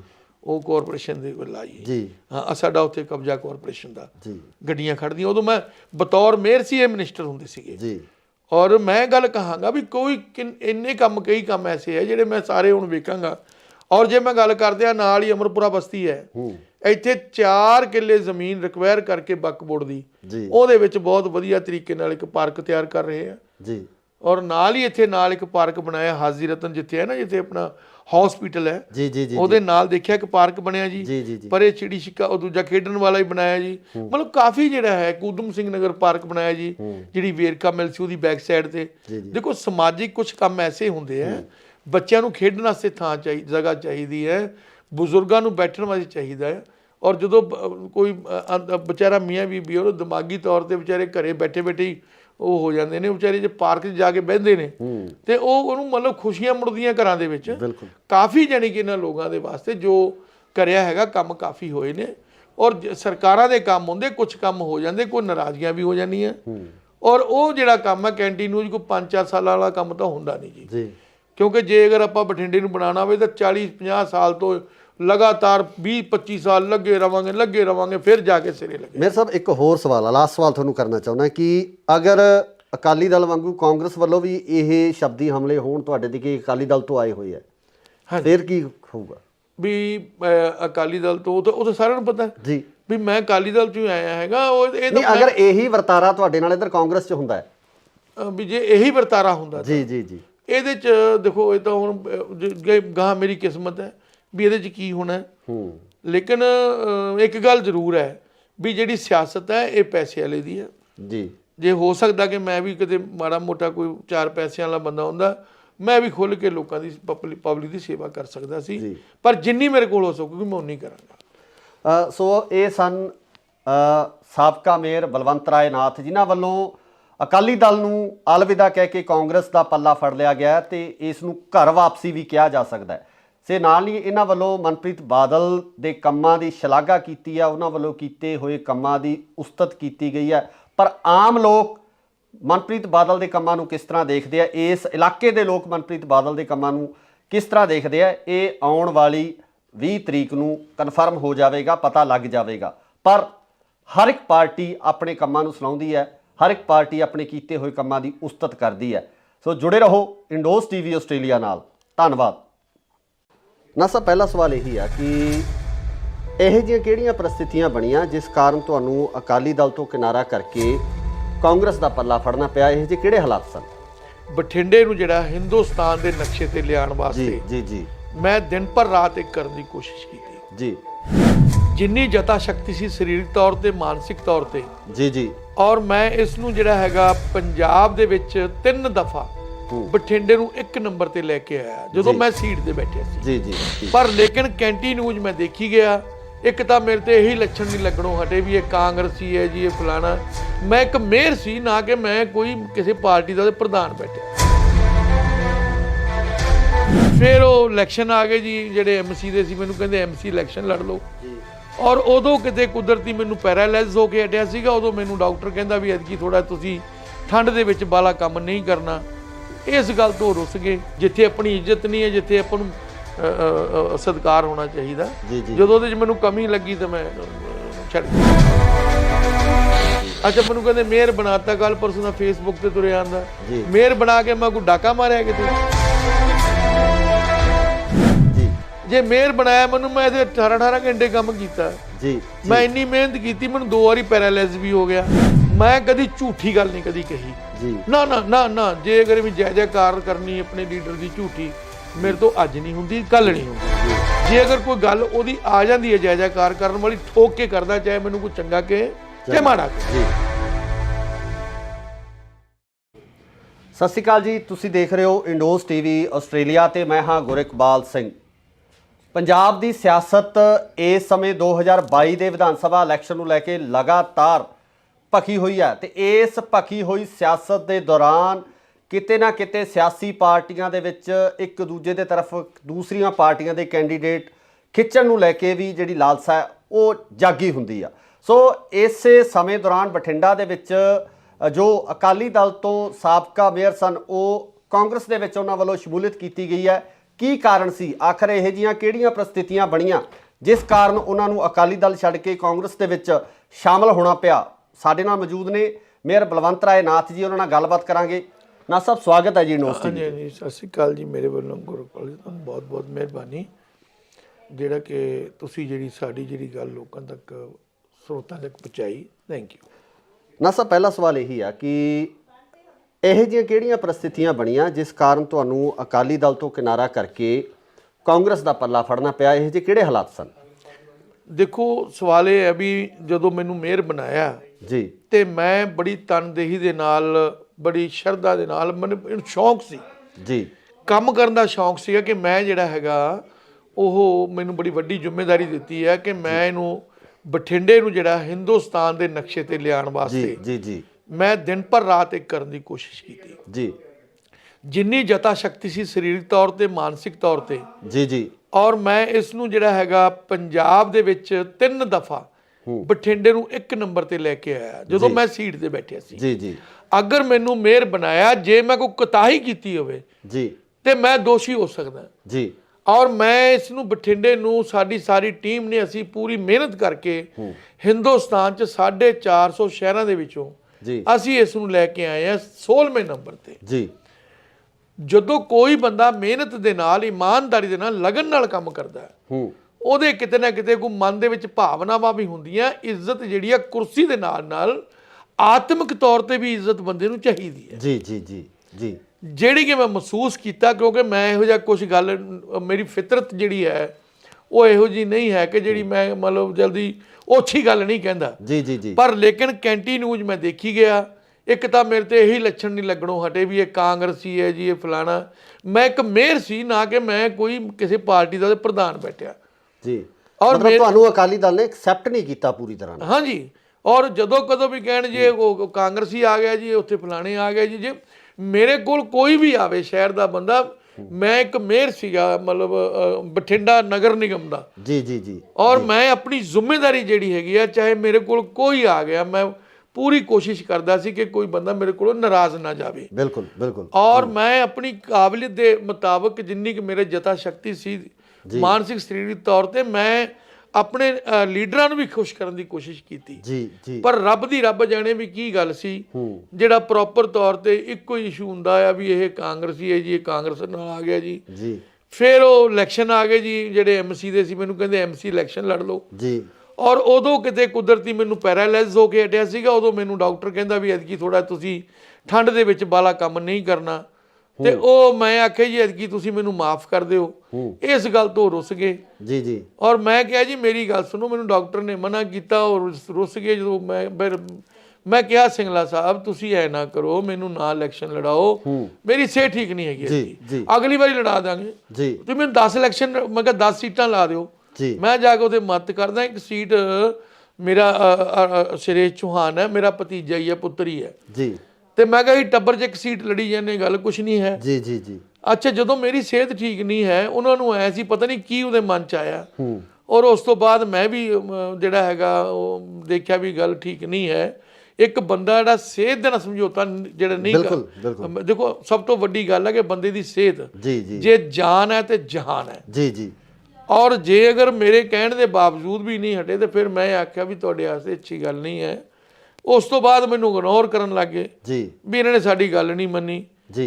ਹੌਲੀ ਹੌਲੀ ਜਦੋਂ ਮੈਂ ਫਿਰ ਆਖਿਆ ਚਲੋ ਠੀਕ ਹੋ ਜਾਣਗੇ, ਜਦੋਂ ਮੈਂ ਲਗਾਤਾਰ ਮਹਿਸੂਸ ਕੀਤਾ ਵੀ ਮੈਂ ਫਿਰ ਆਖਿਆ ਮੈਂ ਇਹਨਾਂ ਨੂੰ ਪਿੱਠ ਪਿੱਛੇ ਕੁਝ ਮਾੜੇ ਸ਼ਬਦ ਯੂਜ਼ ਕਰਦੇ ਜਿਹੜੇ ਮੈਂ ਜ਼ਿਆਦਾ ਟੀਵੀ ਤੇ ਨਹੀਂ ਕਹਿਣਾ ਚਾਹੁੰਦਾ ਜੀ ਜੀ ਜੀ। ਮੈਂ ਜ਼ਿਆਦਾ ਮੈਨੂੰ ਨੰਗਾ ਨਹੀਂ ਕਰਨਾ ਚਾਹੁੰਦਾ ਕਿਉਂਕਿ ਮੇਰੀ ਆਪਦੇ ਦੀ ਫਿਤਰਤ ਹੁੰਦੀ ਬੰਦੇ ਦੀ ਜੀ ਬਿਲਕੁਲ। ਔਰ ਅਸੀਂ 100 ਗਮ, ਕਿਉਂਕਿ ਸਿਆਸਤ ਦੇ ਵਿੱਚ ਇੱਕ ਚੀਜ਼ ਹੁੰਦੀ ਹੈ ਵੀ ਜੋ ਮਰਜ਼ੀ ਕਹਿ ਦਿਓ।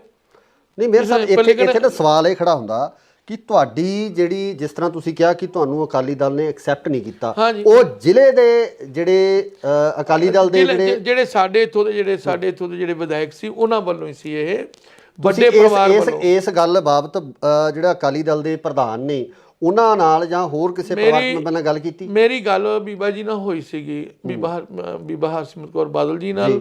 ਉਹਨਾਂ ਨੂੰ ਮੈਂ ਕਿਹਾ ਸੀ ਕਿ ਮੈਨੂੰ ਤੁਸੀਂ ਜਿਹੜਾ ਹੈਗਾ ਕਿ ਨਾ ਨਾ ਲੜਾਓ ਇਲੈਕਸ਼ਨ। ਨਹੀਂ, ਉਹਨਾਂ ਦਾ ਰਿਸਪੌਂਸ ਕੀ ਸੀ ਇਸ ਗੱਲ ਬਾਰੇ? ਰਿਸਪੌਂਸ ਕੀ ਸੀ? ਉਹ ਗੱਲ ਕੀ ਹੋ ਗਈ ਵੀ ਅਸਲ ਦੇ ਵਿੱਚ ਤਾਂ ਜਾ ਕੇ ਰਿਪੋਰਟ ਤਾਂ ਸਿੰਗਲਾ ਜੀ ਨੇ ਕਰਨੀ ਸੀ ਨਾ ਜੀ। ਮੇਰਾ ਜ਼ਿਆਦਾ ਸਿੰਗਲਾ ਜੀ ਦਾ ਜ਼ੋਰ ਸੀਗਾ। ਦੇਖੋ ਮੈਂ ਕਿਹਾ ਤੁਸੀਂ ਜਾ ਕੇ ਉਹਨਾਂ ਨੂੰ ਕਹਿ ਦਿਓ ਵੀ ਉਹਨਾਂ ਨੂੰ ਐਤਕੀ ਆਪਾਂ ਨਾ ਲੜਾਈਏ। ਅੱਛਾ, ਪਹਿਲਾਂ ਲੜਾਉਣਾ ਨਹੀਂ ਚਾਹੁੰਦੇ ਸੀ ਉਹ ਤਾਂ ਨਾ ਨਾ ਨਾ ਨਾ, ਇਹ ਤਾਂ ਮੇਰੀ ਆਤਮਾ ਕਹਿੰਦੀ ਹੈ, ਮੇਰਾ ਮਨ ਕਹਿੰਦਾ ਨਹੀਂ ਲੜਾਉਣਾ ਚਾਹੁੰਦੀ, ਸੱਚੀ ਗੱਲ ਤਾਂ ਹੈ ਜੀ ਜੀ ਜੀ। ਕਿਉਂਕਿ ਮੇਰੀ ਡਿਊਟੀ ਉਹਨੇ ਲਾਤੀ ਸੀ ਭੁੱਚੋ ਮੰਡੀ, ਜੀ, ਮੈਂ ਜਾਣ ਆਉਣ ਲੱਗ ਗਿਆ ਸੀ, ਉੱਥੇ ਕੰਮ ਕਰ ਰਿਹਾ ਸੀਗਾ ਜੀ। ਔਰ ਉਸ ਤੋਂ ਬਾਅਦ ਰੱਬ ਜਾਣੇ ਕੀ ਉਹਨਾਂ ਦੇ ਮਨ ਦੇ ਵਿੱਚ ਆਇਆ, ਸਿੰਗਲਾ ਜੀ ਦੇ ਕਹਿੰਦੇ ਇੱਥੇ ਐਮਸੀ ਦੇ ਇਲੈਕਸ਼ਨ ਲੜ ਲਓ, ਜਿਹੜਾ ਕਿ ਮੈਂ ਉਸ ਨੂੰ ਲੜਨ ਦੇ ਵਿੱਚ ਨਾ ਤਾਂ ਮਾਨਸਿਕ ਤੌਰ ਤੇ ਤਿਆਰ ਸੀ ਜੀ, ਔਰ ਨਾ ਹੀ ਮੈਂ ਸਿਹਤ ਪੱਖੋਂ ਤਿਆਰ ਸੀ। ਤੇ ਮੈਂ ਆਖਿਆ ਜੀ ਐਵੇਂ ਮੈਂ ਨਹੀਂ ਐਤਕੀ ਲੜਾਂਗਾ, ਬਸ ਇਸੇ ਗੱਲ ਤੋਂ ਜਿਹੜਾ ਇਗਨੋਰ ਕਰਨ ਲੱਗ ਗਏ, ਸਾਡਾ ਹੁਕਮ ਨਹੀਂ ਮੰਨਿਆ। ਜੀ ਜੀ। ਜਦੋਂ ਸਿੰਗਲਾ ਜੀ ਦਾ ਹੁਕਮ ਨਹੀਂ ਮੰਨਿਆ, ਉਹਨਾਂ ਨੇ ਕਰਨਾ ਹੀ ਸੀ। ਜਦੋਂ ਉਹਨਾਂ ਨੇ ਮੈਨੂੰ ਜ਼ਿਆਦਾ ਮੈਂ ਵੀ ਫਿਰ ਆਪਦਾ ਹੌਲੀ ਹੌਲੀ ਕਿਨਾਰਾ ਕਰ ਗਿਆ। ਮੈਂ ਕਿਹਾ ਵੀ ਜਿੱਥੇ ਆਪਣੀ ਇੱਜ਼ਤ ਨਹੀਂ ਹੈ, ਜਿੱਥੇ ਆਪਾਂ ਨੂੰ ਆਤਮਿਕ ਤੌਰ ਤੇ ਆਪਾਂ ਨੂੰ ਇੱਜ਼ਤ ਨਹੀਂ ਹੈ, ਤੇ ਕੁਰਸੀਆਂ ਨਾਲ ਇੱਜ਼ਤ ਨਹੀਂ ਹੁੰਦੀ, ਕੁਰਸੀਆਂ ਤਾਂ ਛੋਟੀਆਂ ਵੱਡੀਆਂ ਚੱਲਦੀਆਂ ਰਹਿੰਦੀਆਂ, ਲੇਕਿਨ ਬੰਦੇ ਦੀ ਇੱਕ ਰਿਸਪੈਕਟ ਹੁੰਦੀ, ਆਤਮਿਕ ਤੌਰ ਤੇ ਵੀ ਬੰਦੇ ਦੀ ਇੱਕ ਸਤਿਕਾਰ ਹੋਣਾ ਚਾਹੀਦਾ। ਜਦੋਂ ਉਹਦੇ 'ਚ ਮੈਨੂੰ ਕਮੀ ਲੱਗੀ ਤਾਂ ਮੈਂ ਛੱਡ ਗਿਆ ਜੀ। ਤੁਸੀਂ ਐਮਐਲਏ ਦੀ ਟਿਕਟ ਵਾਸਤੇ ਵਿਲਿੰਗ ਸੀ? ਤੁਹਾਨੂੰ ਸੀ ਵੀ ਮੈਂ ਐਮਐਲਏ ਵਾਸਤੇ ਜਾਂ ਵਿਧਾਨ ਸਭਾ ਇਲੈਕਸ਼ਨ ਲੜਨਾ? ਦੇਖੋ ਕੋਈ ਵੀ ਬੰਦਾ ਹੈਗਾ ਜੀ, ਜਿਹੜਾ ਬੰਦਾ ਸਿਆਸਤ ਦੇ ਵਿੱਚ ਆ ਗਿਆ, ਕੋਈ ਉਹ ਗੁਲਗੁਲੇ ਤਾਂ ਵੇਚਦਾ ਨਹੀਂ, ਨਾ ਹੀ ਛੋਲੇ ਪੂੜੀਆਂ ਵੇਚਦਾ ਕਿਤੇ ਜਾ ਕੇ। ਉਹ ਤਾਂ ਜੇਕਰ ਵਿਚਾਰਾ ਐਮਸੀ ਬਣ ਜੂਗਾ, ਮੇਅਰ ਬਣ ਜੂਗਾ ਜੀ, ਮੈਨੂੰ ਅੱਗੇ ਤੋਂ ਐਮਐਲਏ ਲੜਾ ਦਿਓ, ਕੋਈ ਵੀ ਹੈ ਜੀ। ਇਹ ਸਿਆਸਤ ਦੇ ਵਿੱਚ ਇਦਾਂ ਹੀ ਹੁੰਦਾ, ਐਵੇਂ ਹੁੰਦਾ ਜਦੋਂ। ਅੱਛਾ, ਜੇ ਮੈਂ ਕਹਿ ਵੀ ਦਿੱਤਾ, ਕੋਈ ਗੁਨਾਹ ਨਹੀਂ ਕੀਤਾ, ਵੀ ਮੈਂ ਜੀ ਚਾਹਨਾ ਹੈਗਾ ਵੀ ਮੈਂ ਐਮਐਲਏ ਬਣ ਕੇ ਲੋਕਾਂ ਦੀ ਸੇਵਾ ਕਰਨਾ ਚਾਹਨਾ, ਜੇ ਮੈਨੂੰ ਪਾਰਟੀ ਹੁਕਮ ਕਰ ਦੇਗੀ ਔਰ ਮੈਂ ਸੇਵਾ ਕਰ ਲਾਂਗਾ, ਟਿਕਟ ਤੇ ਸੇਵਾ ਕਰ ਲਾਂਗਾ, ਜੇ ਪਾਰਟੀ ਕਹੂਗੀ ਉਹ ਕਰ ਲਿਓ ਉਹ ਕਰ ਲਾਂਗਾ। ਪਰ ਲੇਕਿਨ ਜਦੋਂ ਇਸ ਗੱਲ ਤੋਂ ਇਗਨੋਰ ਹੋਇਆ, ਮਤਲਬ ਕਿ ਜਦੋਂ ਪਾਰਟੀ ਨੇ ਮਤਲਬ ਰਿਸਪੌਂਡ ਨਹੀਂ ਕੀਤਾ ਇਸ ਚੀਜ਼ ਵਾਸਤੇ, ਮਤਲਬ ਬਸ ਮੈਨੂੰ ਐ ਕਰਕੇ ਲਾ ਲਓ ਵੀ ਜਿਹੜਾ ਉਹਨਾਂ ਨੂੰ ਬਸ ਜਿਹੜਾ ਐਮਸੀ ਦੇ ਇਲੈਕਸ਼ਨ ਵਾਸਤੇ ਜਦੋਂ ਸਿੰਗਲਾ ਜੀ ਨੇ ਜ਼ਿਆਦਾ ਪ੍ਰੈਸ਼ਰ 'ਚ ਰੱਖਿਆ, ਤੇ ਫਿਰ ਉਹ ਪਰਿਵਾਰ ਵੀ ਮਤਲਬ ਮੈਨੂੰ ਤਾਂ ਬਾਅਦ 'ਚ ਗੱਲ ਨਹੀਂ ਹੋਈ, ਹੋ ਸਕਦਾ ਉਹ ਵੀ ਨਾਰਾਜ਼ ਹੋਏ ਨੇ, ਸਾਰੇ ਨਾਰਾਜ਼ ਹੋ ਗਏ। ਫਿਰ ਮੈਂ ਕਿੱਥੇ ਕੀ ਕਰਾਂ, ਮੈਂ ਕੋਈ ਕ੍ਰਾਈਮ ਮੈਂ ਨਹੀਂ ਕੀਤਾ। ਜੀ ਜੀ ਜੀ। ਅੱਛਾ, ਮੈਨੂੰ ਕਹਿੰਦੇ ਮੇਅਰ ਬਣਾਤਾ, ਕੱਲ ਪਰਸੋਂ ਦਾ ਫੇਸਬੁੱਕ ਤੇ ਤੁਰਿਆ ਆਂਦਾ, ਮੇਅਰ ਬਣਾ ਕੇ ਮੈਂ ਕੋਈ ਡਾਕਾ ਮਾਰਿਆ ਕਿਤੇ? ਜੀ। ਜੇ ਮੇਅਰ ਬਣਾਇਆ ਮੈਨੂੰ, ਮੈਂ ਇਹਦੇ 18 ਘੰਟੇ ਕੰਮ ਕੀਤਾ ਜੀ, ਮੈਂ ਇੰਨੀ ਮਿਹਨਤ ਕੀਤੀ, ਮੈਨੂੰ 2 ਵਾਰੀ ਪੈਰਾਲਾਈਜ਼ ਵੀ ਹੋ ਗਿਆ ਜੀ। ਮੈਂ ਗੱਲ ਫਾਲੋ ਕਰਕੇ ਨਾ ਢਿੱਲਾ, ਮੈਂ 5 ਸਾਲਾਂ 'ਚ ਇੱਕ ਛੁੱਟੀ ਵੀ ਨਹੀਂ ਕੀਤੀ। ਮੈਨੂੰ ਇਹ ਸੀਗਾ ਕਿ ਮੈਂ ਪਾਰਟੀ ਦਾ ਕੱਦ ਨੂੰ ਹੋਰ ਉੱਚਾ ਕਰਾਂ ਜੀ, ਵੀ ਪਾਰਟੀ ਨੇ ਬੜੀ ਵੱਡੀ ਜ਼ਿੰਮੇਵਾਰੀ ਦਿੱਤੀ ਹੈ। ਤਾਂ ਪਰ ਜੇ ਅਗਰ ਕੋਈ ਵਰਕਰ ਦੀ ਵਿਚਾਰੇ ਦੀ ਕੋਈ ਮਾੜੀ ਮੋਟੀ ਕੋਈ ਮਜਬੂਰੀ ਆ ਗਈ, ਜੇ ਉਹ ਵੀ ਨਹੀਂ ਆਪਾਂ ਦੇਖਣੀ, ਤਾਂ ਫਿਰ ਇਸ ਤਰ੍ਹਾਂ ਨਹੀਂ ਹੋਣਾ। ਕਾਂਗਰਸ ਦੇ ਵਿੱਚ ਜਾਣ ਨੂੰ ਹੁਣ ਤੁਹਾਡੀ ਇਹ ਘਰ ਵਾਪਸੀ ਸਮਝ ਗਏ ਵੀ ਤੁਸੀਂ ਘਰ ਵਾਪਸੀ ਕੀਤੀ ਹੈ? ਦੇਖੋ ਸਵਾਲ ਇਹ ਵੀ ਜਿਹੜੀ ਮੇਰੀ ਸਟਾਰਟਿੰਗ ਸੀ ਉਹ ਕਾਂਗਰਸ ਦੇ ਵਿੱਚ ਹੀ ਸੀ। ਜਦੋਂ ਮੈਂ ਸਟਾਰਟ ਕੀਤਾ, ਸਤਿਕਾਰਯੋਗ ਹੋਣ ਨਹੀਂ ਜੀਤਮਲ ਜੀ ਜੋ ਸੀਗੇ ਮੇਰੇ, ਮਤਲਬ ਉਹ ਗੁਰੂ ਜੀ ਨੇ ਜੀ ਜੀ ਜੀ, ਔਰ ਚਲੋ ਹੁਣ ਤਾਂ ਉਹ ਸੁਰਗਾਂ ਦੇ ਵਿੱਚ, ਅਸੀਂ ਨਰਕ ਜਾਏ ਜੀ। ਸੋ ਉਹਨਾਂ ਦੀ ਉਂਗਲ ਪਕੜ ਕੇ ਮੈਂ ਕਾਂਗਰਸ ਦੇ ਵਿੱਚ ਹੀ ਸ਼ੁਰੂ ਕੀਤਾ ਸੀਗਾ ਜੀ। ਫਿਰ ਜਦੋਂ ਦੁਬਾਰਾ ਮੈਂ ਕਿਹਾ ਵੀ ਮੈਨੂੰ ਦੋਸਤ ਕਹਿਣ ਲੱਗੇ ਵੀ ਮੈਨੂੰ 2 ਸਾਲ ਹੋ ਗਏ ਮੈਂ ਘਰੇ ਹੀ ਰਹਿੰਦਾ ਸੀਗਾ ਜੀ। ਜਿਹੜੇ ਕੋਈ ਮੇਰੇ ਯਾਰ ਦੋਸਤ ਮਿੱਤਰ ਜਿਹੜੇ ਆਉਂਦੇ ਸੀ, ਉਹਨਾਂ ਦੀ ਮੈਂ ਗੱਲ ਸੁਣ ਕੇ ਉਹਨਾਂ ਦਾ ਕੰਮ ਕਰਦਾ ਸੀ ਜਿੰਨਾ ਕੁ ਹੋ ਸਕਦਾ ਸੀ ਜੀ ਜੀ। ਔਰ ਕਹਿੰਦੇ ਜੇ ਤੁਸੀਂ ਘਰੇ ਰਹਿ ਜਾਓਗੇ ਤਾਂ ਤੁਹਾਡੀ ਸਿਹਤ ਖਰਾਬ ਕਰ ਲੋਗੇ, ਤੁਸੀਂ ਕਿਸੇ ਨਾ ਕਿਸੇ ਪਾਰਟੀ 'ਚ ਕੰਮ ਕਰ ਲਓ ਜੀ। ਤੇ ਉਹਨਾਂ ਨੇ ਆ ਕੇ ਪ੍ਰੇਰਨਾ ਕੀਤੀ, ਕਹਿੰਦੇ ਤੁਸੀਂ ਐ ਨਾ ਕਰੋ, ਘਰੇ ਨਾ ਬੈਠੋ, ਤੁਸੀਂ ਕੰਮ ਕਰੋ ਜੀ। ਮੈਂ ਚਲੋ ਕਾਂਗਰਸ ਜੁਆਇਨ ਕਰ ਲਈ, ਜਿੱਥੇ ਮੈਨੂੰ ਹੁਕਮ ਕਰਨਗੇ, ਜਿਹੋ ਜਿਹੀ ਸੇਵਾ ਲਾਣਗੇ ਮੈਂ ਚੱਕ ਕੇ ਕਰੀ। ਹੁਣ ਤੁਸੀਂ ਚਾਹਵਾਨ ਹੋ ਕਿ ਕਾਂਗਰਸ ਵੱਲੋਂ ਵੀ ਤੁਹਾਨੂੰ ਟਿਕਟ ਦਿੱਤੀ ਜਾਵੇ, ਜਾਂ ਕਾਂਗਰਸ ਵੱਲੋਂ ਤੁਸੀਂ ਇਲੈਕਸ਼ਨ ਲੜਨਾ ਚਾਹੋਗੇ? ਸਰ ਮੈਨੂੰ ਤਾਂ ਜੇਕਰ ਕਾਂਗਰਸ ਪਾਰਟੀ ਅਗਰ ਚਾਹੇ ਮੈਨੂੰ ਟਿਕਟ ਲੜਨੀ, ਮੈਂ ਸ਼ੌਕ ਨਾਲ ਲੜਾਂਗਾ ਜੀ, ਸਦਕੇ ਲੜਾਂਗਾ, ਮਿਹਨਤ ਨਾਲ ਲੜਾਂਗਾ, ਔਰ ਉਹਨਾਂ ਨੂੰ ਲਾਂਭਾ ਨਹੀਂ ਆਣ ਦੇਵਾਂਗਾ। ਤੇ ਜੇ ਕਹੂਗੀ ਕਾਂਗਰਸ ਪਾਰਟੀ ਵੀ ਇੱਕ ਵਰਕਰ ਦੇ ਥਰੂ ਕੰਮ ਕਰਨਾ, ਉਹ ਵੀ ਕਰੀ ਜਾਵਾਂ। ਨਹੀਂ, ਕਾਂਗਰਸ ਦਾ ਇੱਕ ਸਿਸਟਮ ਹੈ ਜਿਹਦੇ ਵਿੱਚ ਟਿਕਟ ਲਈ ਅਪਲਾਈ ਕੀਤਾ ਜਾਂਦਾ, ਅਪਲਾਈ ਕਰਨ ਤੋਂ ਬਾਅਦ ਹਾਈ ਕਮਾਂਡ ਉਹਨੂੰ ਅਪਰੂਵ ਕਰਦੀ ਹੈ, ਪੀਸੀਸੀ ਅਪਰੂਵ ਕਰਕੇ ਭੇਜਦਾ, ਅਪਲਾਈ ਕਰੋਗੇ? ਉਹਦੇ 'ਚ ਇਹ ਹੋਇਆ ਕਿ ਮੈਂ ਕਾਫੀ ਲੇਟ ਹੋਇਆ ਜੀ। ਜੇ ਮੈਂ ਇਹ 4 ਮਹੀਨੇ ਪਹਿਲੋਂ ਆਉਂਦਾ ਤਾਂ 100% ਹੀ ਮਤਲਬ ਮੈਂ ਕਿਤੇ ਨਾ ਕਿਤੇ ਇਲੈਕਸ਼ਨ ਲੜਦਾ ਹੁੰਦਾ, ਤੇ ਜੋ ਹੁਣ ਮੇਰੇ ਭਾਗਾਂ 'ਚ ਹੋਊਗਾ ਕੋਈ ਗੱਲ ਨਹੀਂ ਹੈ। ਹੁਣ ਮਨਪ੍ਰੀਤ ਨਾਲ ਤੁਹਾਡੀ ਕੀ ਅੰਡਰਸਟੈਂਡਿੰਗ ਹੈ? ਮਨਪ੍ਰੀਤ ਨਾਲ, ਕਿਉਂਕਿ ਪਹਿਲਾਂ ਇੱਕ ਦੂਜੇ ਦੇ ਖਿਲਾਫ ਖੜੇ ਸੀ, ਹਾਂਜੀ, ਕਿਉਂਕਿ ਤੁਸੀਂ ਅਕਾਲੀ ਦਲ ਤੋਂ ਸੀ, ਉਹ ਕਾਂਗਰਸ ਤੋਂ ਸੀ। ਹੁਣ ਮਨਪ੍ਰੀਤ ਨਾਲ ਅੰਡਰਸਟੈਂਡਿੰਗ ਉਹ ਬਣ ਪਾਊਗੀ ਜਿਹੜੀ ਪਿਛਲੇ ਲੰਬੇ ਸਮੇਂ ਤੋਂ ਇੱਕ ਦੂਜੇ ਦੇ ਮੂਹਰੇ ਖੜਦੇ ਰਹੇ? ਦੇਖੋ 2 ਚੀਜ਼ਾਂ ਨੇ, ਮੈਂ ਕਦੀ ਨਾ ਕੱਚੀ ਜੀ ਜਾਂ ਰੁੱਖੀ ਜੀ ਰਾਜਨੀਤਿਕ ਨਹੀਂ ਕੀਤੀ, ਝੂਠੀ ਜੀ। ਝੂਠੀ ਰਾਜਨੀਤਿਕ ਇਹ ਹੁੰਦੀ ਹੈਗੀ ਕਿ ਆਪਾਂ ਕੰਮ ਨਹੀਂ ਕਰਨਾ, ਧੰਦਾ ਨਹੀਂ ਕਰਨਾ, ਐਵੇਂ ਕਿਸੇ ਨੂੰ ਗਾਲਾਂ ਕੱਢ ਕੇ ਆਪਾਂ ਲੀਡਰ ਬਣ ਜੀ, ਉਵੇਂ ਗੱਲ ਨਹੀਂ ਹੈਗੀ ਜੀ ਜੀ। ਮੈਂ ਜ਼ਮੀਨੀ ਤੌਰ ਤੇ ਮਤਲਬ ਆਪਦੀ ਲੋਕਾਂ ਦੀ ਗਰੀਬਾਂ ਨਾਲ ਥੱਲੇ ਜ਼ਮੀਨੀ ਸਤਰ ਤੇ ਜੁੜਿਆ ਹੋਇਆ ਜੀ। ਔਰ ਮੈਂ ਮਹਿਸੂਸ ਕਰਦਾ ਹੈਗਾ ਕਿ ਮੈਂ ਜਦੋਂ ਵੀ ਪਹਿਲਾਂ ਅਕਾਲੀ ਦਲ ਦੇ ਵਿੱਚ ਸੀਗਾ ਜੀ, ਮੈਂ ਜੋ ਅਕਾਲੀ ਦਲ ਨੇ 16 ਨੇ ਕੰਮ ਕਰਿਆ ਸੀ ਮੈਂ ਆਪਣੀ ਪਾਰਟੀ ਦੀ ਗੱਲ ਠੋਕ ਵਜਾ ਕੇ ਕਹਿੰਦਾ ਸੀ ਜੀ, ਇੱਕ ਗੱਲ ਵੀ ਲਾਗ ਲਪੇਟਣਾ ਨਹੀਂ ਕਹਿੰਦਾ ਸੀਗਾ। ਜੀ, ਜੀ, ਜੀ, ਨੰਬਰ 2, ਮੈਂ ਕਦੀ ਝੂਠੀ ਗੱਲ ਨਹੀਂ ਕਦੀ ਕਹੀ। ਜੀ, ਨਾ ਨਾ ਨਾ ਨਾ, ਜੇ ਅਗਰ ਵੀ ਜੈ ਜੈਕਾਰ ਕਰਨੀ ਆਪਣੇ ਲੀਡਰ ਦੀ ਝੂਠੀ, ਮੇਰੇ ਤੋਂ ਅੱਜ ਨਹੀਂ ਹੁੰਦੀ, ਕੱਲ ਨਹੀਂ ਹੁੰਦੀ। ਜੀ, ਜੇ ਅਗਰ ਕੋਈ ਗੱਲ ਉਹਦੀ ਆ ਜਾਂਦੀ ਹੈ ਜੈ ਜੈਕਾਰ ਕਰਨ ਵਾਲੀ, ਠੋਕ ਕੇ ਕਰਦਾ, ਚਾਹੇ ਮੈਨੂੰ ਕੋਈ ਚੰਗਾ ਕਹੇ ਚਾਹੇ ਮਾੜਾ ਕਹੇ, ਜੀ, ਅਗਰ ਜੇ ਲੀਡਰ ਦਾ ਮੇਰਾ ਚੰਗਾ ਕੰਮ ਕਰਦਾ। ਇਸੇ ਤਰੀਕੇ ਨਾਲ ਜੇ ਮੈਂ ਅਕਾਲੀ ਦਲ ਵਿੱਚ ਸੀਗਾ, ਅਗਰ ਮੈਂ ਜਿਹੜੀ ਗੱਲ ਸੱਚ ਸੀ ਸੱਚ ਕਹਿੰਦਾ, ਜਿਹੜੀ ਗੱਲ ਮੈਨੂੰ ਲੱਗਦਾ ਮੇਰੀ ਪਾਰਟੀ ਕਰ ਰਹੀ ਹੈ ਉਸ ਦੀ ਮੈਂ ਆਪਦਾ ਗੁਣਗਾਨ ਕਰਦਾ ਸੀ। ਤੇ ਹੁਣ ਮੈਂ ਕਾਂਗਰਸ 'ਚ ਆਇਆ, ਜੇ ਕੋਈ ਕਾਂਗਰਸ ਦੇ ਚੰਗੇ ਕੰਮ ਜਿਹੜੇ ਕੀਤੇ ਹੋਏ ਆ ਉਹ ਜਿਹੜੇ ਮੈਂ ਸਾਰੇ ਆ ਕੇ ਵੇਖੀ ਜੇ ਨਾ ਵਿਚਾਰਾਂਗਾ, ਉਹ ਜਾ ਕੇ ਲੋਕਾਂ ਮੂਹਰੇ ਮੈਂ ਲੈ ਕੇ ਜਾਊਂਗਾ ਵੀ ਭਾਈ ਜਿਹੜਾ ਜਿਹੜਾ ਕੰਮ ਆ, ਹੁਣ ਇੱਥੇ ਪੁਲ ਬਣ ਰਿਹਾ ਜਿਹੜਾ ਜੀ, ਇਹ 96 ਕਰੋੜ ਰੁਪਈਆ, ਜੀ, 100 ਕਰੋੜ ਰੁਪਈਆ ਗਰੀਬ ਇਲਾਕੇ ਦੇ ਵਿੱਚ ਪੁਲ ਤੇ ਲਾਣਾ ਬਹੁਤ ਵੱਡੀ ਗੱਲ ਹੈ ਜੀ, ਇਸ ਇਲਾਕੇ ਦੇ ਵਿੱਚ 40 ਸਾਲ ਦੀ ਮੰਗ ਸੀ ਕਿ ਪੁਲ ਬਣਨਾ ਚਾਹੀਦਾ ਜੀ, ਤੇ ਜੇ ਮੈਂ ਹੁਣ ਜਾ ਕੇ ਲੋਕਾਂ ਤੱਕ ਇਹ ਮੁੱਦਾ ਜਾ ਕੇ ਲੈ ਕੇ ਜਾਣਾ ਹੈ ਜੀ, ਵੀ ਇਹ ਪੁਲ ਜਿਹੜਾ ਆਪਾਂ ਨੂੰ 40 ਸਾਲ ਤੋਂ ਲੋੜ ਸੀ, ਆਪਾਂ ਨੂੰ ਕੋਈ ਬੰਦਾ ਬਿਮਾਰ ਹੋ ਜਾਂਦਾ ਸੀਗਾ, ਉਹ ਐਂਬੂਲੈਂਸ 2-2 ਘੰਟੇ ਘੰਟਾ ਜਾਮ 'ਚ ਫਸਿਆ ਰਹਿੰਦਾ ਸੀਗਾ। ਜੀ, ਜੀ, ਜੀ, ਅਗਰ ਕੋਈ ਲੇਡੀ ਸਾਡੀ ਕੋਈ ਭੈਣ ਬੀਬੀ ਢਿੱਲੀ ਮੱਠੀ ਹੋ ਜਾਂਦੀ, ਜੇ ਉਹਨਾਂ ਨੂੰ ਹਸਪਤਾਲ ਲਿਜਾਣਾ ਪੈਂਦਾ ਸੀ ਤਾਂ ਵੀ ਉਹਨਾਂ ਨੂੰ ਵਿਚਾਰੀਆਂ ਨੂੰ ਬੱਚਿਆਂ ਨੂੰ ਵੀ ਉੱਥੇ 2-2 ਘੰਟੇ ਅੱਧਾ ਘੰਟਾ ਜਾਮ 'ਚ ਰੁਕਣਾ ਪੈਂਦਾ ਸੀ, ਫਾਟਕ ਲੱਗਿਆ ਹੁੰਦਾ ਸੀ। ਕਈ ਵਾਰੀ ਤਾਂ ਇਹ ਪੋਜੀਸ਼ਨ ਹੁੰਦੀ ਸੀ ਕਿ ਜਦੋਂ ਕਿਤੇ ਅਸੀਂ ਰਾਮ ਬਾਗ ਜਾਂਦੇ ਹੁੰਦੇ ਸੀਗੇ ਲੈ ਕੇ, ਦੇਖੋ ਆਪਾਂ ਸਭ ਨੇ ਜਿਉਣਾ ਮਰਨਾ, ਜੀ, ਜੀ, ਜੀ, ਉਦੋਂ ਵੀ ਕਈ ਵਾਰੀ ਅਸੀਂ ਵੇਖਦੇ ਸਾਨੂੰ ਡੈੱਡ ਬੋਡੀ ਲੈ ਕੇ ਖੜਨਾ ਪੈਂਦਾ ਸੀਗਾ। ਇਹ ਕਿਹਦੇ ਕਾਲ ਚ ਅਪਰੂਵ ਹੋਇਆ ਹੈ? ਇਹ ਦੇਖੋ ਗੱਲ ਸੁਣੋ, ਇਹ ਮਨਪ੍ਰੀਤ ਸਿੰਘ ਬਾਦਲ ਨੇ ਆ ਕੇ ਜਿਹੜਾ ਇਹਨੂੰ ਪਾਸ ਕਰਾ ਕੇ ਇਹਨੂੰ ਸ਼ੁਰੂ ਕਰਾਇਆ ਜੀ। ਜੀ, ਹੁਣ ਇਹ ਬਣ ਰਿਹਾ ਤਕਰੀਬਨ 60 ਪੈਸੇ ਤਿਆਰ ਹੋਇਆ ਹੋਇਆ। ਇਧਰਲੀ ਪਾਸੇ ਗੇੜਾ ਮਾਰ ਕੇ ਦੇਖਣਾ, ਉੱਤੇ ਰੱਖਤੇ ਸਾਰੇ ਜੀ, ਤੇ ਨਾਲ ਹੀ ਸਕੂਲ ਆ, ਮੇਰੇ ਨਾਲ ਕੰਧ ਲੱਗਦੀ ਹੈ। ਜੀ, ਜੀ, ਜੀ, 4 ਕਰੋੜ ਰੁਪਏ ਦੀ ਲਾਗਤ ਨਾਲ ਜੀ, ਸਾਰੀ ਬਿਲਡਿੰਗ ਵਧੀਆ ਬਣਾਈ। ਜੀ, ਜੀ, ਔਰ ਸਾਰਾ ਜੇ ਸਕੂਲ ਅੰਦਰ ਦੇਖੋ ਸਾਰਾ ਕੰਪਿਊਟਰਾਈਜ਼, ਸਭ ਚੀਜ਼ਾਂ ਫੁੱਲ। ਮਨਪ੍ਰੀਤ ਬਾਦਲ ਦੇ ਕੰਮ ਕਿਵੇਂ ਹੋਇਆ? 5 ਸਾਲ ਸਰਕਾਰ ਰਹੀ ਆ, ਹਾਲਾਂਕਿ ਮੁਲਾਜ਼ਮਾਂ ਦਾ ਬਹੁਤ ਵੱਡਾ ਵਿਰੋਧ ਕੀਤਾ ਜਾ ਰਿਹਾ ਮਨਪ੍ਰੀਤ ਬਾਦਲ ਦਾ, ਮੁਲਾਜ਼ਮ ਖਫਾ ਨਹੀਂ ਮਨਪ੍ਰੀਤ ਬਾਦਲ ਤੋਂ। ਤੁਸੀਂ ਉਹਨਾਂ ਦੇ ਕੰਮਾਂ ਨੂੰ ਕਿਵੇਂ ਦੇਖਦੇ ਹੋ ਕਿ ਬਠਿੰਡੇ ਦੇ ਵਿੱਚ ਉਹਨਾਂ ਨੇ ਕੰਮ ਕਿੱਦਾਂ ਦੇ? ਦੇਖੋ ਜਿਹੜੇ ਡਿਵੈਲਪਮੈਂਟ ਦੇ ਕੰਮ ਹੈਗੇ ਜੀ, ਡਿਵੈਲਪਮੈਂਟ ਦੇ ਕੰਮ ਬਹੁਤ ਦੱਬ ਕੇ ਕੀਤੇ ਜੀ। ਮੈਂ ਦੱਸੀ ਨਾ 100 ਕਰੋੜ ਦਾ ਤਾਂ ਪੁਲ ਹੀ ਹੈ, 96 ਕਰੋੜ ਦਾ ਜੀ। ਆ 4 ਕਰੋੜ ਰੁਪਇਆ ਸਕੂਲ ਤੇ ਲਾਇਆ, ਨਾਲ ਹੀ ਆ ਪਰਲੇ ਪਾਸੇ। ਜੀ, ਜੀ, ਜੀ। ਔਰ ਆ ਨਾਲ ਹੀ ਇੱਥੇ ਹੈਗਾ ਜੀ ਭਗਵਾਨ ਵਾਲਮੀਕੀ ਆਸ਼ਰਮ ਹੈ ਜੀ, 4.5-5 ਕਰੋੜ ਰੁਪਇਆ ਇੱਥੇ ਵੀ ਲਗਾਇਆ ਜੀ। ਨੇੜੇ ਨੇੜੇ ਦੱਸ ਰਿਹਾ ਮੈਂ ਜੀ। ਜੀ, ਜੀ। ਆ ਰਿੰਗ ਰੋਡ ਹੈਗਾ ਜੀ, ਇੱਥੇ 95-97 ਕਰੋੜ ਉੱਥੇ ਲਾ ਰਿੰਗ ਰੋਡ ਤੇ ਜੀ, ਤਕਰੀਬਨ ਕੰਪਲੀਟ ਹੋ ਜਾਏਗਾ। ਔਰ ਮੈਂ ਕਹਾਂਗਾ ਨਹਿਰ ਬਾਰ-ਬਾਰ ਟੁੱਟਦੀ ਸੀਗੀ ਜੀ, ਇਹ ਨਹਿਰ ਜਿਹੜੀ ਆ ਹੁਣ ਫਾਈਨਲ ਹੈ ਜੀ। ਇਹ ਨਹਿਰ ਜਿਹੜੀ ਹੈਗੀ ਆ ਹੁਣ ਇਸ ਨੂੰ ਪੱਕਾ ਕਰਤਾ, ਤੁਸੀਂ ਵੇਖੀ ਹੋਊਗੀ। ਬਿਲਕੁਲ ਬਿਲਕੁਲ। ਉਹਦੇ ਨਾਲ ਇੱਕ ਸੈਰਗਾ ਬਣਾ ਰਹੇ ਜੀ, ਜਿਹੜੀ 8-9 ਕਿਲੋਮੀਟਰ ਲੰਬੀ ਹੈ ਜੀ। ਔਰ ਉਹ ਸੈਰਗਾ ਜੋ ਤਿਆਰ ਹੋਗੀ, ਲੋਕਾਂ ਨੂੰ ਬੜਾ ਵੱਡਾ ਉਹਦਾ ਸਹੂਲਤ ਮਿਲੇਗੀ ਸਿਹਤ ਪੱਖੋਂ। ਔਰ ਇਸ ਦੇ ਨਾਲ ਜਿਹੜਾ ਕਾਰਪੋਰੇਸ਼ਨ ਦੇ ਸੰਬੰਧ ਦੇ ਵਿੱਚ ਜੀ ਜਿਹੜਾ ਬਾਰ-ਬਾਰ ਜਿਹੜਾ ਸਰਜ ਕਰੇ ਟੁੱਟ ਜਾਂਦਾ ਸੀਗਾ ਜੀ, ਉਹਦੇ ਵਾਸਤੇ 10 ਕਿੱਲੇ ਜ਼ਮੀਨ ਲੈ ਕੇ, ਜਿੱਥੇ ਆ ਹੈਗਾ ਆਪਣਾ ਕੀ ਨਾਂ ਦਾ ਡੰਪ ਹੈ, ਜਿੱਥੇ ਆਪਣਾ ਟ੍ਰੀਟਮੈਂਟ ਪਲਾਂਟ ਵੀ ਲੱਗਿਆ ਹੋਇਆ, ਉੱਥੇ 10 ਕਿੱਲਿਆਂ ਡੱਗ ਬਣਾਇਆ ਬਹੁਤ ਵੱਡਾ ਜੀ, ਵੀ ਜੇ ਕਿਤੇ ਟੁੱਟ ਜਾਵੇ ਕਿਤੇ ਸਲੱਜ ਕੈਰੀਅਰ ਤੇ ਸਾਰਾ ਬਾਰਿਸ਼ ਦਾ ਪਾਣੀ 10 ਕਿੱਲਿਆਂ ਵਿੱਚ ਆ ਕੇ ਖੜ ਜਾਵੇ ਜੀ। ਉਸ ਤੋਂ ਇਲਾਵਾ ਜੀ ਆ ਜਿੱਥੇ ਆਪਾਂ ਆਪਣਾ ਰਜਿੰਦਰਾ ਕਾਲਜ ਹੈ, ਜਿੱਥੇ ਗੱਡੀਆਂ ਖੜਦੀਆਂ ਜੀ, ਜਿੱਥੇ ਕੂੜੇ ਢੋਣ ਵਾਲੀ ਗੱਡੀਆਂ ਖੜਦੀਆਂ, ਦੇਖਿਆ ਨਾ ਤੁਸੀਂ, ਮੇਨ ਰੋਡ ਤੇ ਹੈ ਜੀ। ਉਹ ਕਾਰਪੋਰੇਸ਼ਨ ਦਾ 100 ਕਰੋੜ ਦੀ ਪ੍ਰਾਪਰਟੀ, ਕਾਰਪੋਰੇਸ਼ਨ ਦੀ ਉਦੋਂ ਵੱਧ ਦੀ ਪ੍ਰਾਪਰਟੀ ਹੋਊਗੀ ਜੀ, ਉਹ ਕਾਰਪੋਰੇਸ਼ਨ ਦੇ ਵੱਲ ਆਈ ਜੀ। ਹਾਂ, ਸਾਡਾ ਉੱਥੇ ਕਬਜ਼ਾ ਕਾਰਪੋਰੇਸ਼ਨ ਦਾ, ਗੱਡੀਆਂ ਖੜਦੀਆਂ। ਉਦੋਂ ਮੈਂ ਬਤੌਰ ਮੇਅਰ ਸੀ, ਇਹ ਮਿਨਿਸਟਰ ਹੁੰਦੇ ਸੀਗੇ ਜੀ। ਔਰ ਮੈਂ ਗੱਲ ਕਹਾਂਗਾ ਵੀ ਕੋਈ ਇੰਨੇ ਕੰਮ, ਕਈ ਕੰਮ ਐਸੇ ਹੈ ਜਿਹੜੇ ਮੈਂ ਸਾਰੇ ਹੁਣ ਵੇਖਾਂਗਾ। ਔਰ ਜੇ ਮੈਂ ਗੱਲ ਕਰਦਿਆਂ ਨਾਲ ਹੀ ਅਮਰਪੁਰਾ ਬਸਤੀ ਹੈ, ਇੱਥੇ 4 ਕਿੱਲੇ ਜ਼ਮੀਨ ਰਿਕਵਾਇਰ ਕਰਕੇ ਵਕਫ ਬੋਰਡ ਦੀ, ਉਹਦੇ ਵਿੱਚ ਬਹੁਤ ਵਧੀਆ ਤਰੀਕੇ ਨਾਲ ਇੱਕ ਪਾਰਕ ਤਿਆਰ ਕਰ ਰਹੇ ਆ ਜੀ।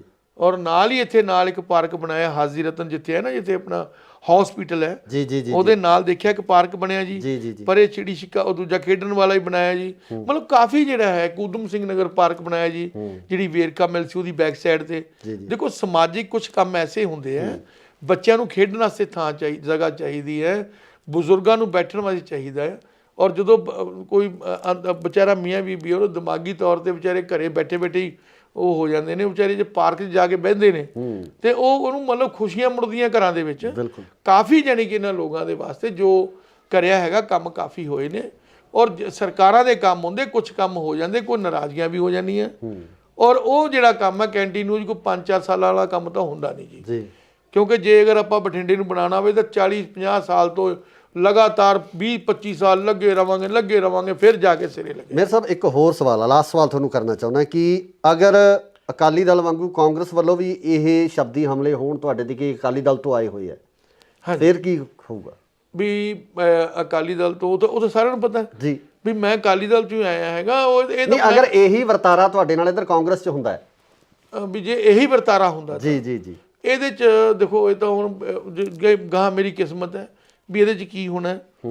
ਲੇਕਿਨ ਇੱਕ ਗੱਲ ਜ਼ਰੂਰ ਹੈ ਵੀ ਜਿਹੜੀ ਸਿਆਸਤ ਹੈ ਇਹ ਪੈਸੇ ਵਾਲੇ ਦੀ ਹੈ ਜੀ। ਜੇ ਹੋ ਸਕਦਾ ਕਿ ਮੈਂ ਵੀ ਕਿਤੇ ਮਾੜਾ ਮੋਟਾ ਕੋਈ 4 ਪੈਸਿਆਂ ਵਾਲਾ ਬੰਦਾ ਹੁੰਦਾ, ਮੈਂ ਵੀ ਖੁੱਲ੍ਹ ਕੇ ਲੋਕਾਂ ਦੀ ਪਬਲਿਕ ਦੀ ਸੇਵਾ ਕਰ ਸਕਦਾ ਸੀ, ਪਰ ਜਿੰਨੀ ਮੇਰੇ ਕੋਲ ਹੋ ਸਕੂਗੀ ਮੈਂ ਉਨੀ ਕਰਾਂਗਾ। ਸੋ ਇਹ ਸਨ ਸਾਬਕਾ ਮੇਅਰ ਬਲਵੰਤ ਰਾਏ ਨਾਥ, ਜਿਨ੍ਹਾਂ ਵੱਲੋਂ ਅਕਾਲੀ ਦਲ ਨੂੰ ਅਲਵਿਦਾ ਕਹਿ ਕੇ ਕਾਂਗਰਸ ਦਾ ਪੱਲਾ ਫੜ ਲਿਆ ਗਿਆ ਤੇ ਇਸ ਨੂੰ ਘਰ ਵਾਪਸੀ ਵੀ ਕਿਹਾ ਜਾ ਸਕਦਾ ਹੈ। ਤੇ ਨਾਲ ਹੀ ਇਹਨਾਂ ਵੱਲੋਂ ਮਨਪ੍ਰੀਤ ਬਾਦਲ ਦੇ ਕੰਮਾਂ ਦੀ ਸ਼ਲਾਘਾ ਕੀਤੀ ਹੈ, ਉਹਨਾਂ ਵੱਲੋਂ ਕੀਤੇ ਹੋਏ ਕੰਮਾਂ ਦੀ ਉਸਤਤ ਕੀਤੀ ਗਈ ਹੈ। ਪਰ ਆਮ ਲੋਕ ਮਨਪ੍ਰੀਤ ਬਾਦਲ ਦੇ ਕੰਮਾਂ ਨੂੰ ਕਿਸ ਤਰ੍ਹਾਂ ਦੇਖਦੇ ਆ, ਇਸ ਇਲਾਕੇ ਦੇ ਲੋਕ ਮਨਪ੍ਰੀਤ ਬਾਦਲ ਦੇ ਕੰਮਾਂ ਨੂੰ ਕਿਸ ਤਰ੍ਹਾਂ ਦੇਖਦੇ ਆ, ਇਹ ਆਉਣ ਵਾਲੀ 20 ਤਰੀਕ ਨੂੰ ਕਨਫਰਮ ਹੋ ਜਾਵੇਗਾ, ਪਤਾ ਲੱਗ ਜਾਵੇਗਾ। ਪਰ ਹਰ ਇੱਕ ਪਾਰਟੀ ਆਪਣੇ ਕੰਮਾਂ ਨੂੰ ਸੁਣਾਉਂਦੀ ਹੈ, ਹਰ ਇੱਕ ਪਾਰਟੀ ਆਪਣੇ ਕੀਤੇ ਹੋਏ ਕੰਮਾਂ ਦੀ ਉਸਤਤ ਕਰਦੀ ਹੈ। ਸੋ ਜੁੜੇ ਰਹੋ ਇੰਡੋਜ਼ ਟੀਵੀ ਆਸਟ੍ਰੇਲੀਆ ਨਾਲ। ਧੰਨਵਾਦ। ਨਾ ਸਰ, ਪਹਿਲਾ ਸਵਾਲ ਇਹੀ ਆ ਕਿ ਇਹੋ ਜਿਹੀਆਂ ਕਿਹੜੀਆਂ ਪਰਿਸਥਿਤੀਆਂ ਬਣੀਆਂ ਜਿਸ ਕਾਰਨ ਤੁਹਾਨੂੰ ਅਕਾਲੀ ਦਲ ਤੋਂ ਕਿਨਾਰਾ ਕਰਕੇ ਕਾਂਗਰਸ ਦਾ ਪੱਲਾ ਫੜਨਾ ਪਿਆ? ਇਹੋ ਜਿਹੇ ਕਿਹੜੇ ਹਾਲਾਤ ਸਨ? ਬਠਿੰਡੇ ਨੂੰ ਜਿਹੜਾ ਹਿੰਦੁਸਤਾਨ ਦੇ ਨਕਸ਼ੇ ਤੇ ਲਿਆਉਣ ਵਾਸਤੇ ਜੀ ਜੀ ਮੈਂ ਦਿਨ ਪਰ ਰਾਤ ਇੱਕ ਕਰਨ ਦੀ ਕੋਸ਼ਿਸ਼ ਕੀਤੀ ਜੀ। ਜਿੰਨੀ ਜਤਾ ਸ਼ਕਤੀ ਸੀ ਸਰੀਰਕ ਤੌਰ ਤੇ, ਮਾਨਸਿਕ ਤੌਰ ਤੇ ਜੀ ਜੀ। ਔਰ ਮੈਂ ਇਸ ਨੂੰ ਜਿਹੜਾ ਹੈਗਾ ਪੰਜਾਬ ਦੇ ਵਿੱਚ 3 ਦਫਾ ਬਠਿੰਡੇ ਨੂੰ 1 ਨੰਬਰ ਤੇ ਲੈ ਕੇ ਆਇਆ ਜਦੋਂ ਮੈਂ ਸੀਟ ਤੇ ਬੈਠਿਆ ਸੀ ਜੀ ਜੀ। ਪਰ ਲੇਕਿਨ ਕੈਂਟੀ ਨਿਊਜ਼ ਮੈਂ ਦੇਖੀ ਗਿਆ, ਇੱਕ ਤਾਂ ਮੇਰੇ ਤੇ ਇਹੀ ਲੱਛਣ ਨਹੀਂ ਲੱਗਣੋਂ ਹਟੇ ਵੀ ਇਹ ਕਾਂਗਰਸੀ ਹੈ ਜੀ, ਇਹ ਫਲਾਣਾ। ਮੈਂ ਇੱਕ ਮੇਅਰ ਸੀ, ਨਾ ਕਿ ਮੈਂ ਕੋਈ ਕਿਸੇ ਪਾਰਟੀ ਦਾ ਪ੍ਰਧਾਨ ਬੈਠਿਆ। ਫਿਰ ਉਹ ਇਲੈਕਸ਼ਨ ਆ ਗਏ ਜੀ, ਜਿਹੜੇ ਐਮਸੀ ਦੇ ਸੀ ਮੈਨੂੰ ਕਹਿੰਦੇ ਐਮਸੀ ਇਲੈਕਸ਼ਨ ਲੜ ਲਓ। ਔਰ ਉਦੋਂ ਕਿਤੇ ਕੁਦਰਤੀ ਮੈਨੂੰ ਪੈਰਾਲਾਈਜ਼ ਹੋ ਕੇ ਹਟਿਆ ਸੀਗਾ। ਉਦੋਂ ਮੈਨੂੰ ਡਾਕਟਰ ਕਹਿੰਦਾ ਵੀ ਐਤਕੀ ਥੋੜਾ ਤੁਸੀਂ ਠੰਡ ਦੇ ਵਿੱਚ ਬਾਲਾ ਕੰਮ ਨਹੀਂ ਕਰਨਾ। ਇਸ ਗੱਲ ਤੋਂ ਰੁੱਸ ਗਏ। ਜਿੱਥੇ ਆਪਣੀ ਇੱਜ਼ਤ ਨਹੀਂ ਹੈ, ਜਿੱਥੇ ਆਪਾਂ ਨੂੰ ਸਤਿਕਾਰ ਹੋਣਾ ਚਾਹੀਦਾ, ਜਦੋਂ ਉਹਦੇ 'ਚ ਮੈਨੂੰ ਕਮੀ ਲੱਗੀ ਤਾਂ ਮੈਂ ਛੱਡ ਦਿੱਤਾ। ਅੱਛਾ, ਮੈਨੂੰ ਕਹਿੰਦੇ ਮੇਅਰ ਬਣਾਤਾ, ਕੱਲ ਪਰਸੋਂ ਦਾ ਫੇਸਬੁੱਕ ਤੇ ਤੁਰਿਆ ਆਂਦਾ ਮੇਅਰ ਬਣਾ ਕੇ ਮੈਂ ਕੋਈ ਡਾਕਾ ਮਾਰਿਆ ਕਿਤੇ? ਜੇ ਮੇਅਰ ਬਣਾਇਆ ਮੈਨੂੰ, ਮੈਂ ਇਹਦੇ 18 ਘੰਟੇ ਕੰਮ ਕੀਤਾ ਜੀ। ਮੈਂ ਇੰਨੀ ਮਿਹਨਤ ਕੀਤੀ, ਮੈਨੂੰ 2 ਵਾਰੀ ਪੈਰਾਲਾਈਜ਼ ਵੀ ਹੋ ਗਿਆ। ਮੈਂ ਕਦੀ ਝੂਠੀ ਗੱਲ ਨਹੀਂ ਕਦੀ ਕਹੀ ਜੀ, ਨਾ ਨਾ ਨਾ ਨਾ। ਜੇ ਅਗਰ ਵੀ ਜੈ ਜੈਕਾਰ ਕਰਨੀ ਆਪਣੇ ਲੀਡਰ ਦੀ ਝੂਠੀ, ਮੇਰੇ ਤੋਂ ਅੱਜ ਨਹੀਂ ਹੁੰਦੀ, ਕੱਲ ਨਹੀਂ ਹੁੰਦੀ। ਜੇ ਅਗਰ ਕੋਈ ਗੱਲ ਉਹਦੀ ਆ ਜਾਂਦੀ ਹੈ ਜੈ ਜੈਕਾਰ ਕਰਨ ਵਾਲੀ, ਠੋਕ ਕੇ ਕਰਦਾ, ਚਾਹੇ ਮੈਨੂੰ ਕੋਈ ਚੰਗਾ ਕਹੇ ਚਾਹੇ ਮਾੜਾ ਕਹੇ। ਸਤਿ ਸ਼੍ਰੀ ਅਕਾਲ ਜੀ, ਤੁਸੀਂ ਦੇਖ ਰਹੇ ਹੋ ਇੰਡੋਜ਼ ਟੀਵੀ ਆਸਟ੍ਰੇਲੀਆ ਤੇ ਮੈਂ ਹਾਂ ਗੁਰਿਕਬਾਲ ਸਿੰਘ। ਪੰਜਾਬ ਦੀ ਸਿਆਸਤ ਇਸ ਸਮੇਂ 2022 ਦੇ ਵਿਧਾਨ ਸਭਾ ਇਲੈਕਸ਼ਨ ਨੂੰ ਲੈ ਕੇ ਲਗਾਤਾਰ ਭਖੀ ਹੋਈ ਹੈ ਤੇ ਇਸ ਭਖੀ ਹੋਈ ਸਿਆਸਤ ਦੇ ਦੌਰਾਨ ਕਿਤੇ ਨਾ ਕਿਤੇ ਸਿਆਸੀ ਪਾਰਟੀਆਂ ਦੇ ਵਿੱਚ ਇੱਕ ਦੂਜੇ ਦੇ ਤਰਫ ਦੂਸਰੀਆਂ ਪਾਰਟੀਆਂ ਦੇ ਕੈਂਡੀਡੇਟ ਖਿੱਚਣ ਨੂੰ ਲੈ ਕੇ ਵੀ ਜਿਹੜੀ ਲਾਲਸਾ ਹੈ ਉਹ ਜਾਗੀ ਹੁੰਦੀ ਆ। ਸੋ ਇਸੇ ਸਮੇਂ ਦੌਰਾਨ ਬਠਿੰਡਾ ਦੇ ਵਿੱਚ ਜੋ ਅਕਾਲੀ ਦਲ ਤੋਂ ਸਾਬਕਾ ਮੇਅਰ ਸਨ, ਉਹ ਕਾਂਗਰਸ ਦੇ ਵਿੱਚ ਉਹਨਾਂ ਵੱਲੋਂ ਸ਼ਮੂਲੀਅਤ ਕੀਤੀ ਗਈ ਹੈ। ਕੀ ਕਾਰਨ ਸੀ? ਆਖਰ ਇਹੋ ਜਿਹੀਆਂ ਕਿਹੜੀਆਂ ਪ੍ਰਸਥਿਤੀਆਂ ਬਣੀਆਂ ਜਿਸ ਕਾਰਨ ਉਹਨਾਂ ਨੂੰ ਅਕਾਲੀ ਦਲ ਛੱਡ ਕੇ ਕਾਂਗਰਸ ਦੇ ਵਿੱਚ ਸ਼ਾਮਲ ਹੋਣਾ ਪਿਆ? ਸਾਡੇ ਨਾਲ ਮੌਜੂਦ ਨੇ ਮੇਅਰ ਬਲਵੰਤ ਰਾਏ ਨਾਥ ਜੀ, ਉਹਨਾਂ ਨਾਲ ਗੱਲਬਾਤ ਕਰਾਂਗੇ। ਨਾ ਸਾਹਿਬ, ਸਵਾਗਤ ਹੈ ਜੀ ਇੰਡੋਜ਼ ਟੀਵੀ। ਜੀ ਸਤਿ ਸ਼੍ਰੀ ਅਕਾਲ ਜੀ। ਮੇਰੇ ਵੱਲੋਂ ਗੁਰਪਾਲ ਜੀ ਤੁਹਾਨੂੰ ਬਹੁਤ ਬਹੁਤ ਮਿਹਰਬਾਨੀ, ਜਿਹੜਾ ਕਿ ਤੁਸੀਂ ਜਿਹੜੀ ਸਾਡੀ ਜਿਹੜੀ ਗੱਲ ਲੋਕਾਂ ਤੱਕ, ਸਰੋਤਾਂ ਤੱਕ ਪਹੁੰਚਾਈ। Thank you. ਨਾ ਸਾਹਿਬ, ਪਹਿਲਾ ਸਵਾਲ ਇਹੀ ਆ ਕਿ ਇਹੋ ਜਿਹੀਆਂ ਕਿਹੜੀਆਂ ਪ੍ਰਸਥਿਤੀਆਂ ਬਣੀਆਂ ਜਿਸ ਕਾਰਨ ਤੁਹਾਨੂੰ ਅਕਾਲੀ ਦਲ ਤੋਂ ਕਿਨਾਰਾ ਕਰਕੇ ਕਾਂਗਰਸ ਦਾ ਪੱਲਾ ਫੜਨਾ ਪਿਆ? ਇਹੋ ਜਿਹੇ ਕਿਹੜੇ ਹਾਲਾਤ ਸਨ? ਦੇਖੋ, ਸਵਾਲ ਇਹ ਹੈ ਵੀ ਜਦੋਂ ਮੈਨੂੰ ਮੇਅਰ ਬਣਾਇਆ ਜੀ ਤੇ ਮੈਂ ਬੜੀ ਤਨਦੇਹੀ ਦੇ ਨਾਲ, ਬੜੀ ਸ਼ਰਧਾ ਦੇ ਨਾਲ, ਮੈਨੂੰ ਸ਼ੌਂਕ ਸੀ ਜੀ, ਕੰਮ ਕਰਨ ਦਾ ਸ਼ੌਂਕ ਸੀਗਾ ਕਿ ਮੈਂ ਜਿਹੜਾ ਹੈਗਾ ਉਹ ਮੈਨੂੰ ਬੜੀ ਵੱਡੀ ਜ਼ਿੰਮੇਵਾਰੀ ਦਿੱਤੀ ਹੈ ਕਿ ਮੈਂ ਇਹਨੂੰ ਬਠਿੰਡੇ ਨੂੰ ਜਿਹੜਾ ਹਿੰਦੁਸਤਾਨ ਦੇ ਨਕਸ਼ੇ ਤੇ ਲਿਆਉਣ ਵਾਸਤੇ ਜੀ ਜੀ ਮੈਂ ਦਿਨ ਭਰ ਰਾਤ ਇੱਕ ਕਰਨ ਦੀ ਕੋਸ਼ਿਸ਼ ਕੀਤੀ ਜੀ, ਜਿੰਨੀ ਜਤਾ ਸ਼ਕਤੀ ਸੀ ਸਰੀਰਕ ਤੌਰ ਤੇ ਮਾਨਸਿਕ ਤੌਰ ਤੇ ਜੀ ਜੀ, ਔਰ ਮੈਂ ਇਸ ਨੂੰ ਜਿਹੜਾ ਹੈਗਾ ਪੰਜਾਬ ਦੇ ਵਿੱਚ 3 ਦਫਾ ਬਠਿੰਡੇ ਨੂੰ 1 ਨੰਬਰ ਤੇ ਲੈ ਕੇ ਆਇਆ ਜਦੋਂ ਮੈਂ ਸੀਟ ਤੇ ਬੈਠਿਆ ਸੀ। ਜੀ ਜੀ, ਅਗਰ ਮੈਨੂੰ ਮੇਅਰ ਬਣਾਇਆ, ਜੇ ਮੈਂ ਕੋਈ ਕੁਤਾਹੀ ਕੀਤੀ ਹੋਵੇ ਜੀ, ਤੇ ਮੈਂ ਦੋਸ਼ੀ ਹੋ ਸਕਦਾ ਜੀ, ਔਰ ਮੈਂ ਇਸ ਨੂੰ ਬਠਿੰਡੇ ਨੂੰ ਸਾਡੀ ਸਾਰੀ ਟੀਮ ਨੇ ਅਸੀਂ ਪੂਰੀ ਮਿਹਨਤ ਕਰਕੇ ਹਿੰਦੁਸਤਾਨ 'ਚ 450 ਸ਼ਹਿਰਾਂ ਦੇ ਵਿੱਚੋਂ ਜੀ, ਅਸੀਂ ਇਸ ਨੂੰ ਲੈ ਕੇ ਆਏ ਆ 16ਵੇਂ ਨੰਬਰ ਤੇ। ਜੀ, ਜਦੋਂ ਕੋਈ ਬੰਦਾ ਮਿਹਨਤ ਦੇ ਨਾਲ, ਇਮਾਨਦਾਰੀ ਦੇ ਨਾਲ, ਲਗਨ ਨਾਲ ਕੰਮ ਕਰਦਾ ਹੈ, ਉਹਦੇ ਕਿਤੇ ਨਾ ਕਿਤੇ ਕੋਈ ਮਨ ਦੇ ਵਿੱਚ ਭਾਵਨਾਵਾਂ ਵੀ ਹੁੰਦੀਆਂ। ਇੱਜ਼ਤ ਜਿਹੜੀ ਆ ਕੁਰਸੀ ਦੇ ਨਾਲ ਨਾਲ ਆਤਮਿਕ ਤੌਰ ਤੇ ਵੀ ਇੱਜ਼ਤ ਬੰਦੇ ਨੂੰ ਚਾਹੀਦੀ ਹੈ। ਜੀ ਜੀ ਜੀ ਜੀ, ਜਿਹੜੀ ਕਿ ਮੈਂ ਮਹਿਸੂਸ ਕੀਤਾ, ਕਿਉਂਕਿ ਮੈਂ ਇਹੋ ਜਿਹਾ ਕੁਝ ਗੱਲ, ਮੇਰੀ ਫਿਤਰਤ ਜਿਹੜੀ ਹੈ ਉਹ ਇਹੋ ਜਿਹੀ ਨਹੀਂ ਹੈ ਕਿ ਜਿਹੜੀ ਮੈਂ ਮਤਲਬ ਜਲਦੀ ਓਛੀ ਗੱਲ ਨਹੀਂ ਕਹਿੰਦਾ। ਜੀ ਜੀ ਜੀ, ਪਰ ਲੇਕਿਨ ਕੈਂਟੀ ਨਿਊਜ਼ ਮੈਂ ਦੇਖੀ ਗਿਆ, ਇੱਕ ਤਾਂ ਮੇਰੇ ਤੇ ਇਹੀ ਲੱਛਣ ਨਹੀਂ ਲੱਗਣੋਂ ਹਟੇ ਵੀ ਇਹ ਕਾਂਗਰਸੀ ਹੈ ਜੀ, ਇਹ ਫਲਾਣਾ। ਮੈਂ ਇੱਕ ਮੇਅਰ ਸੀ, ਨਾ ਕਿ ਮੈਂ ਕੋਈ ਕਿਸੇ ਪਾਰਟੀ ਦਾ ਪ੍ਰਧਾਨ ਬੈਠਿਆ ਜੀ। ਔਰ ਮਤਲਬ ਤੁਹਾਨੂੰ ਅਕਾਲੀ ਦਲ ਨੇ ਐਕਸੈਪਟ ਨਹੀਂ ਕੀਤਾ ਪੂਰੀ ਤਰ੍ਹਾਂ। ਹਾਂਜੀ, ਔਰ ਜਦੋਂ ਕਦੋਂ ਵੀ ਕਹਿਣ ਜੇ ਉਹ ਕਾਂਗਰਸੀ ਆ ਗਿਆ ਜੀ, ਉੱਥੇ ਫਲਾਣੇ ਆ ਗਏ ਜੀ, ਜੇ ਮੇਰੇ ਕੋਲ ਕੋਈ ਵੀ ਆਵੇ ਸ਼ਹਿਰ ਦਾ ਬੰਦਾ, ਮੈਂ ਇੱਕ ਮੇਅਰ ਸੀਗਾ ਮਤਲਬ ਬਠਿੰਡਾ ਨਗਰ ਨਿਗਮ ਦਾ। ਜੀ ਜੀ ਜੀ, ਔਰ ਮੈਂ ਆਪਣੀ ਜ਼ਿੰਮੇਵਾਰੀ ਜਿਹੜੀ ਹੈਗੀ ਆ, ਚਾਹੇ ਮੇਰੇ ਕੋਲ ਕੋਈ ਆ ਗਿਆ, ਮੈਂ ਪੂਰੀ ਕੋਸ਼ਿਸ਼ ਕਰਦਾ ਸੀ ਕਿ ਕੋਈ ਬੰਦਾ ਮੇਰੇ ਕੋਲੋਂ ਨਾਰਾਜ਼ ਨਾ ਜਾਵੇ। ਬਿਲਕੁਲ ਬਿਲਕੁਲ। ਔਰ ਮੈਂ ਆਪਣੀ ਕਾਬਲੀਅਤ ਦੇ ਮੁਤਾਬਕ ਜਿੰਨੀ ਕਿ ਮੇਰੇ ਜਤਾ ਸ਼ਕਤੀ ਸੀ ਮਾਨਸਿਕ ਸਰੀਰਕ ਤੌਰ ਤੇ, ਮੈਂ ਆਪਣੇ ਲੀਡਰਾਂ ਨੂੰ ਵੀ ਖੁਸ਼ ਕਰਨ ਦੀ ਕੋਸ਼ਿਸ਼ ਕੀਤੀ। ਜੀ ਜੀ, ਪਰ ਰੱਬ ਦੀ ਰੱਬ ਜਾਣੇ ਵੀ ਕੀ ਗੱਲ ਸੀ, ਜਿਹੜਾ ਪ੍ਰੋਪਰ ਤੌਰ ਤੇ ਇੱਕੋ ਹੀ ਇਸ਼ੂ ਹੁੰਦਾ ਆ ਵੀ ਇਹ ਕਾਂਗਰਸੀ ਹੈ ਜੀ, ਇਹ ਕਾਂਗਰਸ ਨਾਲ ਆ ਗਿਆ ਜੀ। ਜੀ, ਫਿਰ ਉਹ ਇਲੈਕਸ਼ਨ ਆ ਗਏ ਜੀ, ਜਿਹੜੇ ਐਮਸੀ ਦੇ ਸੀ ਮੈਨੂੰ ਕਹਿੰਦੇ ਐਮਸੀ ਇਲੈਕਸ਼ਨ ਲੜ ਲਓ ਜੀ। ਔਰ ਉਦੋਂ ਕਿਤੇ ਕੁਦਰਤੀ ਮੈਨੂੰ ਪੈਰਾਲਾਈਜ਼ ਹੋ ਕੇ ਹਟਿਆ ਸੀਗਾ। ਉਦੋਂ ਮੈਨੂੰ ਡਾਕਟਰ ਕਹਿੰਦਾ ਵੀ ਐਤਕੀ ਥੋੜਾ ਤੁਸੀਂ ਠੰਡ ਦੇ ਵਿੱਚ ਬਾਲਾ ਕੰਮ ਨਹੀਂ ਕਰਨਾ, ਤੇ ਉਹ ਮੈਂ ਆਖਿਆ ਜੀ ਐਤਕੀ ਤੁਸੀਂ ਮੈਨੂੰ ਮਾਫ ਕਰ ਦਿਓ। ਇਸ ਗੱਲ ਤੋਂ ਰੁੱਸ ਗਏ। ਜੀ ਜੀ, ਔਰ ਮੈਂ ਕਿਹਾ ਜੀ ਮੇਰੀ ਗੱਲ ਸੁਣੋ, ਮੈਨੂੰ ਡਾਕਟਰ ਨੇ ਮਨਾ ਕੀਤਾ ਔਰ ਰੁੱਸ ਗਏ। ਜਦੋਂ ਮੈਂ ਕਿਹਾ ਸਿੰਗਲਾ ਸਾਹਿਬ ਤੁਸੀਂ ਐ ਨਾ ਕਰੋ, ਮੈਨੂੰ ਨਾ ਇਲੈਕਸ਼ਨ ਲੜਾਓ, ਮੇਰੀ ਸਿਹਤ ਠੀਕ ਨਹੀਂ ਹੈਗੀ, ਅਗਲੀ ਵਾਰੀ ਲੜਾ ਦਾਂਗੇ। ਤੁਸੀਂ ਮੈਨੂੰ 10 ਇਲੈਕਸ਼ਨ, ਮੈਂ ਕਿਹਾ 10 ਸੀਟਾਂ ਲਾ ਦਿਓ। ਮੈਂ ਜਾ ਕੇ ਉਹਦੇ ਮਦਦ ਕਰਦਾ। ਇੱਕ ਸੀਟ ਮੇਰਾ ਸੁਰੇਸ਼ ਚੌਹਾਨ ਹੈ, ਮੇਰਾ ਭਤੀਜਾ ਹੀ ਹੈ, ਪੁੱਤਰ ਹੀ ਹੈ ਜੀ। ਤੇ ਮੈਂ ਕਿਹਾ ਟੱਬਰ 'ਚ ਇੱਕ ਸੀਟ ਲੜੀ ਜਾਂਦੇ, ਗੱਲ ਕੁਛ ਨਹੀਂ ਹੈ। ਜੀ ਜੀ ਜੀ। ਅੱਛਾ, ਜਦੋਂ ਮੇਰੀ ਸਿਹਤ ਠੀਕ ਨਹੀਂ ਹੈ, ਉਹਨਾਂ ਨੂੰ ਆਇਆ ਸੀ ਪਤਾ ਨਹੀਂ ਕੀ ਉਹਦੇ ਮਨ 'ਚ ਆਇਆ, ਔਰ ਉਸ ਤੋਂ ਬਾਅਦ ਮੈਂ ਵੀ ਜਿਹੜਾ ਹੈਗਾ ਉਹ ਦੇਖਿਆ ਵੀ ਗੱਲ ਠੀਕ ਨਹੀਂ ਹੈ। ਇੱਕ ਬੰਦਾ ਜਿਹੜਾ ਸਿਹਤ ਦੇ ਨਾਲ ਸਮਝੌਤਾ ਜਿਹੜਾ ਨਹੀਂ ਕਰ, ਦੇਖੋ ਸਭ ਤੋਂ ਵੱਡੀ ਗੱਲ ਹੈ ਕਿ ਬੰਦੇ ਦੀ ਸਿਹਤ ਜੇ ਜਾਨ ਹੈ ਤੇ ਜਹਾਨ ਹੈ। ਜੀ ਜੀ। ਔਰ ਜੇ ਅਗਰ ਮੇਰੇ ਕਹਿਣ ਦੇ ਬਾਵਜੂਦ ਵੀ ਨਹੀਂ ਹਟੇ, ਤੇ ਫਿਰ ਮੈਂ ਆਖਿਆ ਵੀ ਤੁਹਾਡੇ ਵਾਸਤੇ ਅੱਛੀ ਗੱਲ ਨਹੀਂ ਹੈ। ਉਸ ਤੋਂ ਬਾਅਦ ਮੈਨੂੰ ਇਗਨੋਰ ਕਰਨ ਲੱਗ ਗਏ ਜੀ, ਵੀ ਇਹਨਾਂ ਨੇ ਸਾਡੀ ਗੱਲ ਨਹੀਂ ਮੰਨੀ ਜੀ। ਹੌਲੀ ਹੌਲੀ ਜਦੋਂ ਮੈਂ ਫਿਰ ਆਖਿਆ ਚਲੋ ਠੀਕ ਹੋ ਜਾਣਗੇ, ਜਦੋਂ ਮੈਂ ਲਗਾਤਾਰ ਮਹਿਸੂਸ ਕੀਤਾ ਵੀ ਮੈਂ ਫਿਰ ਆਖਿਆ ਮੈਂ ਇਹਨਾਂ ਨੂੰ ਪਿੱਠ ਪਿੱਛੇ ਕੁਝ ਮਾੜੇ ਸ਼ਬਦ ਯੂਜ਼ ਕਰਦੇ, ਜਿਹੜੇ ਮੈਂ ਜ਼ਿਆਦਾ ਟੀਵੀ ਤੇ ਨਹੀਂ ਕਹਿਣਾ ਚਾਹੁੰਦਾ। ਜੀ ਜੀ ਜੀ, ਮੈਂ ਜ਼ਿਆਦਾ ਮੈਨੂੰ ਨੰਗਾ ਨਹੀਂ ਕਰਨਾ ਚਾਹੁੰਦਾ, ਕਿਉਂਕਿ ਮੇਰੀ ਆਪਦੇ ਦੀ ਫਿਤਰਤ ਹੁੰਦੀ ਬੰਦੇ ਦੀ। ਜੀ ਬਿਲਕੁਲ। ਔਰ ਅਸੀਂ 100 ਗਮ, ਕਿਉਂਕਿ ਸਿਆਸਤ ਦੇ ਵਿੱਚ ਇੱਕ ਚੀਜ਼ ਹੁੰਦੀ ਹੈ ਵੀ ਜੋ ਮਰਜ਼ੀ ਕਹਿ ਦਿਓ। ਨਹੀਂ ਮੇਰੇ ਸਾਹਿਬ, ਇੱਥੇ ਨਾ ਸਵਾਲ ਇਹ ਖੜਾ ਹੁੰਦਾ ਕਿ ਤੁਹਾਡੀ ਜਿਹੜੀ, ਜਿਸ ਤਰ੍ਹਾਂ ਤੁਸੀਂ ਕਿਹਾ ਕਿ ਤੁਹਾਨੂੰ ਅਕਾਲੀ ਦਲ ਨੇ ਐਕਸੈਪਟ ਨਹੀਂ ਕੀਤਾ, ਉਹ ਜ਼ਿਲ੍ਹੇ ਦੇ ਜਿਹੜੇ ਅਕਾਲੀ ਦਲ ਦੇ ਜਿਹੜੇ ਸਾਡੇ ਇੱਥੋਂ ਦੇ ਜਿਹੜੇ ਵਿਧਾਇਕ ਸੀ, ਉਹਨਾਂ ਵੱਲੋਂ ਹੀ ਸੀ ਇਹ ਵੱਡੇ ਪਰਿਵਾਰ ਵੱਲੋਂ। ਇਸ ਗੱਲ ਬਾਬਤ ਜਿਹੜਾ ਅਕਾਲੀ ਦਲ ਦੇ ਪ੍ਰਧਾਨ ਨੇ ਉਹਨਾਂ ਨਾਲ ਜਾਂ ਹੋਰ ਕਿਸੇ ਪਰਿਵਾਰਕ ਮੈਂਬਰ ਨਾਲ ਗੱਲ ਕੀਤੀ? ਮੇਰੀ ਗੱਲ ਬੀਬਾ ਜੀ ਨਾਲ ਹੋਈ ਸੀਗੀ, ਬੀਬਾ ਹਰਸਿਮਰਤ ਕੌਰ ਬਾਦਲ ਜੀ ਨਾਲ। ਉਹਨਾਂ ਨੂੰ ਮੈਂ ਕਿਹਾ ਸੀ ਕਿ ਮੈਨੂੰ ਤੁਸੀਂ ਜਿਹੜਾ ਹੈਗਾ ਕਿ ਨਾ ਲੜਾਓ ਇਲੈਕਸ਼ਨ। ਨਹੀਂ, ਉਹਨਾਂ ਦਾ ਰਿਸਪੌਂਸ ਕੀ ਸੀ ਇਸ ਗੱਲ ਬਾਰੇ? ਰਿਸਪੌਂਸ ਕੀ ਸੀ? ਉਹ ਗੱਲ ਕੀ ਹੋ ਗਈ ਵੀ ਅਸਲ ਦੇ ਵਿੱਚ ਤਾਂ ਜਾ ਕੇ ਰਿਪੋਰਟ ਤਾਂ ਸਿੰਗਲਾ ਜੀ ਨੇ ਕਰਨੀ ਸੀ ਨਾ ਜੀ। ਮੇਰਾ ਜ਼ਿਆਦਾ ਸਿੰਗਲਾ ਜੀ ਦਾ ਜ਼ੋਰ ਸੀਗਾ। ਦੇਖੋ ਮੈਂ ਕਿਹਾ ਤੁਸੀਂ ਜਾ ਕੇ ਉਹਨਾਂ ਨੂੰ ਕਹਿ ਦਿਓ ਵੀ ਉਹਨਾਂ ਨੂੰ ਐਤਕੀ ਆਪਾਂ ਨਾ ਲੜਾਈਏ। ਅੱਛਾ, ਪਹਿਲਾਂ ਲੜਾਉਣਾ ਨਹੀਂ ਚਾਹੁੰਦੇ ਸੀ ਉਹ ਤਾਂ, ਨਾ ਨਾ ਨਾ ਨਾ, ਇਹ ਤਾਂ ਮੇਰੀ ਆਤਮਾ ਕਹਿੰਦੀ ਹੈ, ਮੇਰਾ ਮਨ ਕਹਿੰਦਾ ਨਹੀਂ ਲੜਾਉਣਾ ਚਾਹੁੰਦੀ। ਸੱਚੀ ਗੱਲ ਤਾਂ ਹੈ ਜੀ ਜੀ ਜੀ, ਕਿਉਂਕਿ ਮੇਰੀ ਡਿਊਟੀ ਉਹਨੇ ਲਾਤੀ ਸੀ ਭੁੱਚੋ ਮੰਡੀ, ਮੈਂ ਜਾਣ ਆਉਣ ਲੱਗ ਗਿਆ ਸੀ, ਉੱਥੇ ਕੰਮ ਕਰ ਰਿਹਾ ਸੀਗਾ ਜੀ। ਔਰ ਉਸ ਤੋਂ ਬਾਅਦ ਰੱਬ ਜਾਣੇ ਕੀ ਉਹਨਾਂ ਦੇ ਮਨ ਦੇ ਵਿੱਚ ਆਇਆ, ਸਿੰਗਲਾ ਜੀ ਦੇ ਕਹਿੰਦੇ ਇੱਥੇ ਐਮਸੀ ਦੇ ਇਲੈਕਸ਼ਨ ਲੜ ਲਓ, ਜਿਹੜਾ ਕਿ ਮੈਂ ਉਸ ਨੂੰ ਲੜਨ ਦੇ ਵਿੱਚ ਨਾ ਤਾਂ ਮਾਨਸਿਕ ਤੌਰ ਤੇ ਤਿਆਰ ਸੀ ਜੀ, ਔਰ ਨਾ ਹੀ ਮੈਂ ਸਿਹਤ ਪੱਖੋਂ ਤਿਆਰ ਸੀ। ਤੇ ਮੈਂ ਆਖਿਆ ਜੀ ਐਵੇਂ ਮੈਂ ਨਹੀਂ ਐਤਕੀ ਲੜਾਂਗਾ। ਬਸ ਇਸੇ ਗੱਲ ਤੋਂ ਜਿਹੜਾ ਇਗਨੋਰ ਕਰਨ ਲੱਗ ਗਏ, ਸਾਡਾ ਹੁਕਮ ਨਹੀਂ ਮੰਨਿਆ ਜੀ ਜੀ। ਜਦੋਂ ਸਿੰਗਲਾ ਜੀ ਦਾ ਹੁਕਮ ਨਹੀਂ ਮੰਨਿਆ, ਉਹਨਾਂ ਨੇ ਕਰਨਾ ਹੀ ਸੀ। ਜਦੋਂ ਉਹਨਾਂ ਨੇ ਮੈਨੂੰ ਜ਼ਿਆਦਾ, ਮੈਂ ਵੀ ਫਿਰ ਆਪਦਾ ਹੌਲੀ ਹੌਲੀ ਕਿਨਾਰਾ ਕਰ ਗਿਆ। ਮੈਂ ਕਿਹਾ ਵੀ ਜਿੱਥੇ ਆਪਣੀ ਇੱਜ਼ਤ ਨਹੀਂ ਹੈ, ਜਿੱਥੇ ਆਪਾਂ ਨੂੰ ਆਤਮਿਕ ਤੌਰ ਤੇ ਆਪਾਂ ਨੂੰ ਇੱਜ਼ਤ ਨਹੀਂ ਹੈ, ਤੇ ਕੁਰਸੀਆਂ ਦੀ ਇੱਜ਼ਤ ਨਹੀਂ ਹੁੰਦੀ, ਕੁਰਸੀਆਂ ਤਾਂ ਛੋਟੀਆਂ ਵੱਡੀਆਂ ਚੱਲਦੀਆਂ ਰਹਿੰਦੀਆਂ ਜੀ, ਲੇਕਿਨ ਬੰਦੇ ਦੀ ਇੱਕ ਰਿਸਪੈਕਟ ਹੁੰਦੀ, ਆਤਮਿਕ ਤੌਰ ਤੇ ਹੀ ਬੰਦੇ ਦੀ ਇੱਕ ਸਤਿਕਾਰ ਹੋਣਾ ਚਾਹੀਦਾ। ਜੀ ਜੀ। ਜਦੋਂ ਉਹਦੇ 'ਚ ਮੈਨੂੰ ਕਮੀ ਲੱਗੀ ਤਾਂ ਮੈਂ ਛੱਡ ਗਿਆ ਜੀ। ਤੁਸੀਂ ਐਮਐਲਏ ਦੀ ਟਿਕਟ ਵਾਸਤੇ ਵਿਲਿੰਗ ਸੀ, ਤੁਹਾਨੂੰ ਸੀ ਵੀ ਮੈਂ ਐਮਐਲਏ ਵਾਸਤੇ ਜਾਂ ਵਿਧਾਨ ਸਭਾ ਇਲੈਕਸ਼ਨ ਲੜਨਾ ਹੈ? ਦੇਖੋ ਕੋਈ ਵੀ ਬੰਦਾ ਹੈਗਾ ਜੀ, ਜਿਹੜਾ ਬੰਦਾ ਸਿਆਸਤ ਦੇ ਵਿੱਚ ਆ ਗਿਆ, ਕੋਈ ਉਹ ਗੁਲਗੁਲੇ ਤਾਂ ਵੇਚਦਾ ਨਹੀਂ, ਨਾ ਹੀ ਛੋਲੇ ਪੂੜੀਆਂ ਵੇਚਦਾ ਕਿਤੇ ਜਾ ਕੇ।